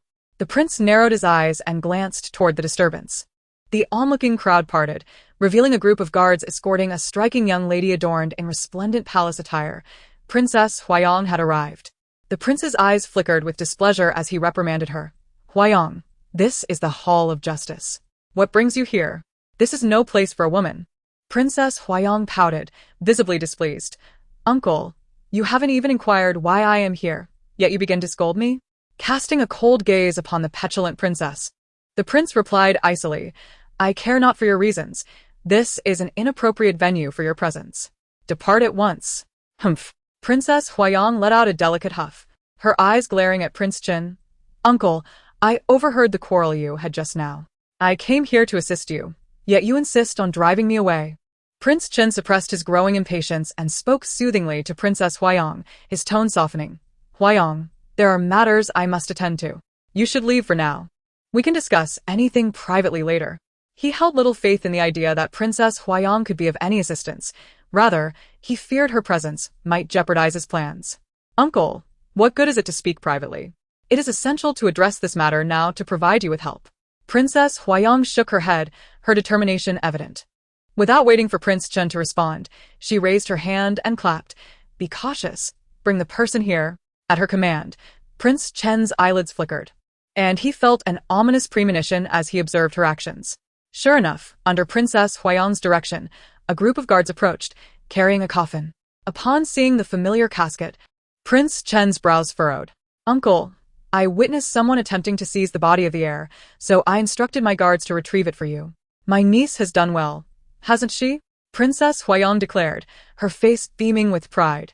Prince Chen's anger flared, his forehead throbbing with veins. Yet Princess Huayang seemed oblivious as she continued. Uncle, I heard you say the case could not proceed due to the absence of the body. Now that my niece has brought it back, we can naturally reopen the investigation and help find the murderer. With an expression that demanded praise, Princess Huayang looked expectantly at Prince Chen. He tightly pressed his lips together, his breath quickening. Indeed, this is splendid news. The heir's body has been found, and we can continue the investigation. Thank you, Princess, Mr. Shen exclaimed, tears of gratitude welling in his eyes as he bowed deeply to Princess Huayang. She waved her hand dismissively. Do not flatter yourself. I am not doing this for you, but for my uncle, in hopes of finding the murderer swiftly. Princess Huayang scrutinized Prince Chen, observing his lack of enthusiasm. Uncle, why do you appear so displeased? I have retrieved the heir's body for you. Why do you seem so troubled? With a forced smile that betrayed his irritation, Prince Chen gritted his teeth. Happy. Of course I am happy. I simply did not react in time. That is good to hear, otherwise, I would think I had erred and upset my uncle, Princess Huayang replied, patting her chest with relief. How could that be? You have done remarkably well, Prince Chen managed through clenched teeth.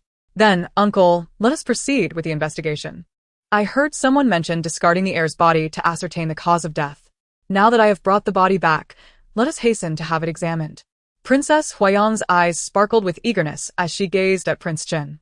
Faced with her imploring gaze, Prince Chen forced a smile. Huayang, I will handle this. You may leave now that you have delivered Jun Ning's body. This is not a place for you. Uncle, I have helped you retrieve the body. Whether by merit or effort, you cannot simply dismiss me. It almost seems as though you have something to hide from me. Princess Huayang pouted, her expression one of displeasure. With her words hanging in the air, Prince Chen found himself at a loss and could only manage a strained smile. There is nothing you cannot know. It is merely a matter too gruesome for you, and I fear it may frighten you. Princess Huayang pouted, displeased. Uncle, you underestimate me. I have seen far worse and would not be easily frightened. With that, she boldly seated herself beside Prince Chen, her demeanor suggesting she was intent on witnessing the unfolding drama. This display left Prince Chen little choice but to acquiesce, as further evasion would only exacerbate the situation. At that moment, the Minister of Justice interjected. Your Highness, shall we call for the coroner? Prince Chen, no longer inclined to be difficult, replied calmly. Bring him forth. Moments later, the coroner from the Ministry of Justice stepped forward. The minister asked cautiously, Your Highness, may we proceed with the autopsy? He dared not take liberties. Should Prince Chen change his mind, he would bear the consequences, for the prince was not unfamiliar with backtracking on decisions.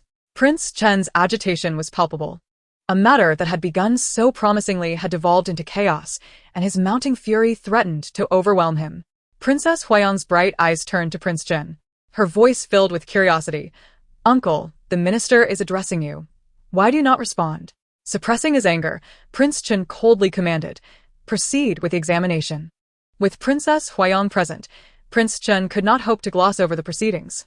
While she herself was not fearsome, it was the forces behind her that instilled trepidation. With the prince's directive, the Minister of Justice finally felt at liberty to proceed. The coroner began the examination before the gathered crowd.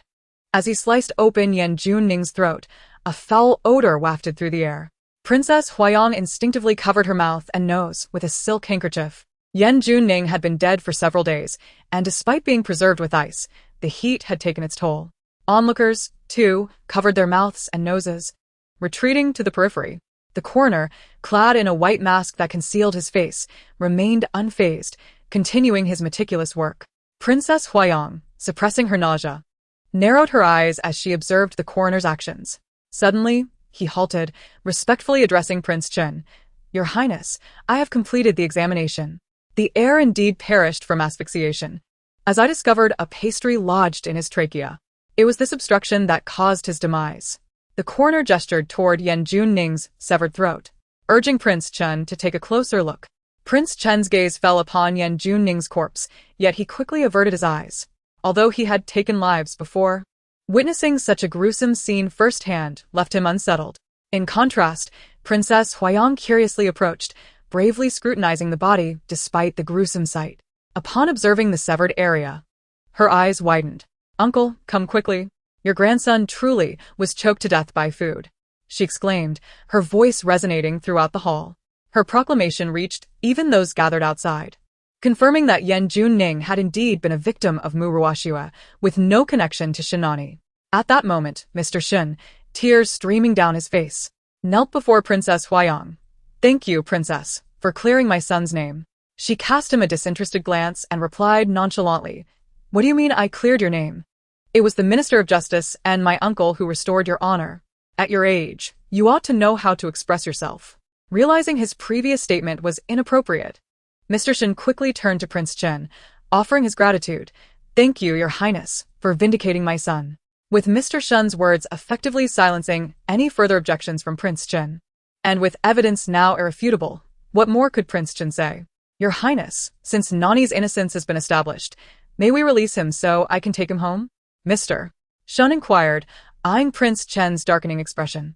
With a scoff, Prince Chen replied sarcastically, "What? Am I the one preventing you?" Upon hearing these words, Father Shin was instantly filled with joy. He excitedly expressed his gratitude to the prince and hurried to Shin Nani, reaching out to gently caress his face. After several attempts, he ultimately withdrew his hand, blinking away tears from his reddened eyes, his voice trembling as he said, "Nani, let us return home." "Father, let's go home," Shin Nani echoed, his gaze reflecting deep emotion as he observed the white hairs at his father's temples, a pang of discomfort stirring within him. The ensuing matters would involve the interrogation of Muruwashua, a matter beyond their purview. Together, Father Shin and Shin Nani slowly exited the main hall, the slanting rays of the sun casting a warm, golden hue around them, creating a scene of familial warmth. Shin Xinyu, witnessing their departure, could not help but smile genuinely. As Shin Nani's gaze met hers, they exchanged a silent nod of understanding. At that moment, Princess Huayang approached Shin Chiyu's carriage, her anger flaring upon seeing her. "Shin Chiyu, this was intentional, wasn't it?" Shin Chiyu feigned confusion, replying, "What do you mean, Your Highness?" Chapter 74. The cunning Shin Chiyu Princess Huayang glared at Shin Chiyu. "You deliberately allowed me to discover Yan Juning's corpse, didn't you?" Shin Chiyu smiled. "Your Highness, you are overthinking this. If I possessed such abilities, I would have rescued my brother long ago and would not need to be here, anxiously attending to this case." Despite Shin Chiyu's words, Princess Huayang remained unconvinced, scrutinizing her suspiciously. Shin Chiyu maintained a calm demeanor, allowing the princess to inspect her. After a lengthy observation, Princess Huayang found nothing amiss, but continued to question Shin Chiyu. "What a coincidence it is that just as I left the mansion, Yan Juning's coffin appeared before me. Your Highness, I am powerless and have no means to bring such a large coffin before you. If I had such power, I would have resolved the nuisance that is Sangming long ago, rather than endure this vexation," Shin Chiyu replied, her gaze steady upon Princess Huayang. After a brief pause, she continued, "Moreover, perhaps someone harbors a grudge against the crown prince and, wishing to spare him from wrongful blame, kindly returned the heir's body, knowing your compassionate nature, and placed it before you." Princess Huayang found some merit in Shin Chiyu's reasoning. If Shin Chiyu truly had such abilities, why would she appear so meek? Having considered this, Princess Huayang regarded Shin Chiyu with a haughty demeanor, snorting, "I knew you were useless. Otherwise, how could you not even contend with that village girl? In light of your ineptitude, I shall grant you a favor. Should you encounter anything beyond your capability, feel free to seek my assistance." With a dismissive glance, Princess Huayang spoke condescendingly, though Shin Chiyu could discern the princess's awkward attempt to express her willingness to help without revealing her true intentions. Shin Chiyu's smile grew more sincere as she said, "I am grateful for your kindness, Your Highness. However, it would be wise for you to return and cleanse yourself. Having come into contact with the corpse, it may bring you misfortune." Upon hearing this, Princess Huayang suddenly recalled something.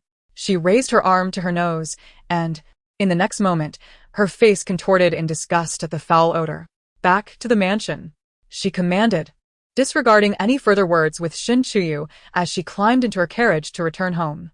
After the carriage had traveled a distance, Princess Huayang's expression shifted unpredictably as she recalled something. She abruptly opened the carriage and glanced back. The spot where Shin Chiyu had stood was now devoid of her presence. Princess Huayang's cheeks flushed with anger as she muttered, "Damn it, that cunning woman Shin Chiyu has played me for a fool." She had intended to confront Shin Chiyu for defying her orders by leaving the princess's residence, only to be outmaneuvered and forget her original purpose. How deceitful. She gritted her teeth in frustration. Meanwhile, Shen Chuyu, who had been on Princess Huayang's mind, had returned to the Xiao residence. The moment Xiao Jing saw her, he was astonished. How have you returned? Is it not permissible for me to return? Shen Chuyu paused, gazing at Xiao Jing.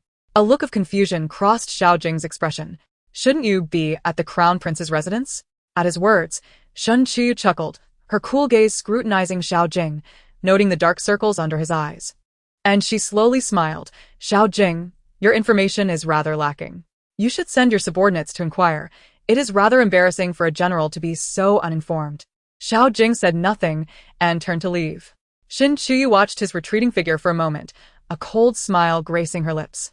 Upon returning to her quarters, she instructed Granny Zheng to pack their belongings. Madam, what is the purpose of packing these items? Granny Zheng inquired. Shen Chuyu skimmed the tea for impurities, took a delicate sip, and replied nonchalantly, we shall reside at the estate for a few days. Please inform the madam that I am unwell and wish to recuperate there. Chapter 75. Xiao Jing faints. Madam, is something amiss? Granny Zheng's heart brimmed with concern at Shen Chuyu's words. With the eldest young master just rescued, they could not withstand any further turmoil. Shen Chuyu gently shook her head. Nothing has occurred, Granny. There is no need for concern. Please proceed to inform the madam. Granny Zheng did not press further and turned to go to Madame Zhao's quarters.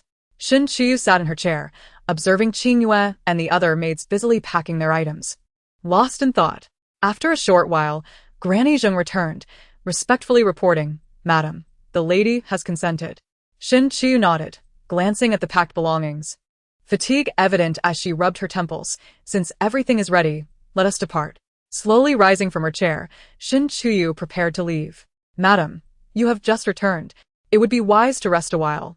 Let us depart tomorrow, Granny Zheng advised, noting the fatigue in Shen Chuyu's eyes. Shen Chuyu brushed a loose strand of hair behind her ear, directing the servants to carry the items.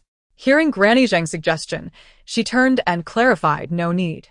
We shall leave now. Granny Zheng, sensing Shen Chuyu's urgency, began to feel anxious as well. Could it be that the crown prince sought to harm her young mistress? Or perhaps the princess of Pingyang intended to orchestrate something sinister? The thought of so many harboring ill intentions toward her young mistress filled Granny Zheng with dread.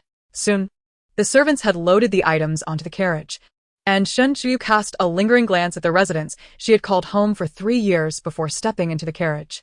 Not long after Shen Chuyu's departure, Xiao Jing burst through the door, kicking it open. Observing the empty room, he frowned and demanded, where is everyone? His soldiers exchanged glances, each lowering their heads in silence. General, just a moment ago, the young mistress was here, one of them stammered. I am not asking about just a moment ago. I am inquiring about Shen Chuyu's current whereabouts. Xiao Jing's expression turned fierce, his usually indifferent eyes resembling a chilling blade. The soldier, frightened pale, hastily apologized. Forgive me, General. It is my subordinate's negligence. Xiao Jing cast a cold glare at him, choosing not to say more. Summon the steward, Shomo instructed. Without hesitation, he hurriedly sought out the steward, who, being pulled along by the collar, was nearly at his wit's end due to his advanced age. By the time he reached Xiao Jing, he was on the verge of fainting. Just as the steward was preparing to catch his breath, Xiao Jing's icy voice pierced through the air, startling him. Where has the young mistress gone? The steward swallowed hard, striving to maintain his composure as he replied, reporting to the general, the young mistress has gone to the estate. Upon hearing this, Xiao Jing clenched his fists, an aura of chill emanating from him as he gritted his teeth. How splendid. Shen Chuyu, do you think you can escape all of this by going to the estate? Dream on. Steward, you are to bring the young mistress back immediately. Xiao Jing's gaze fell upon the cowering steward beside him, issuing the command.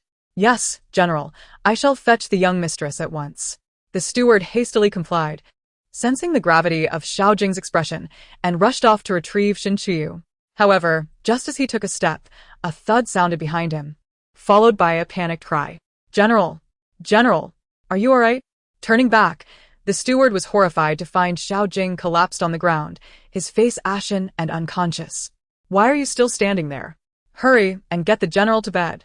Once Xiao Jing was laid upon the bed, the steward called for a physician. After arranging everything, his legs felt weak with anxiety, his mind racing with the hope that Xiao Jing would be fine. If anything were to happen to him, the steward would bear the brunt of the consequences. Should we inform Lady Sang? Suddenly, someone posed this question. The steward shot an irritated glare at the individual. Are you out of your mind? Who doesn't know that the general dotes on Lady Sang above all? Given that she is carrying a child, do you wish for her to face any misfortune? If the general were to punish her, could you withstand the repercussions?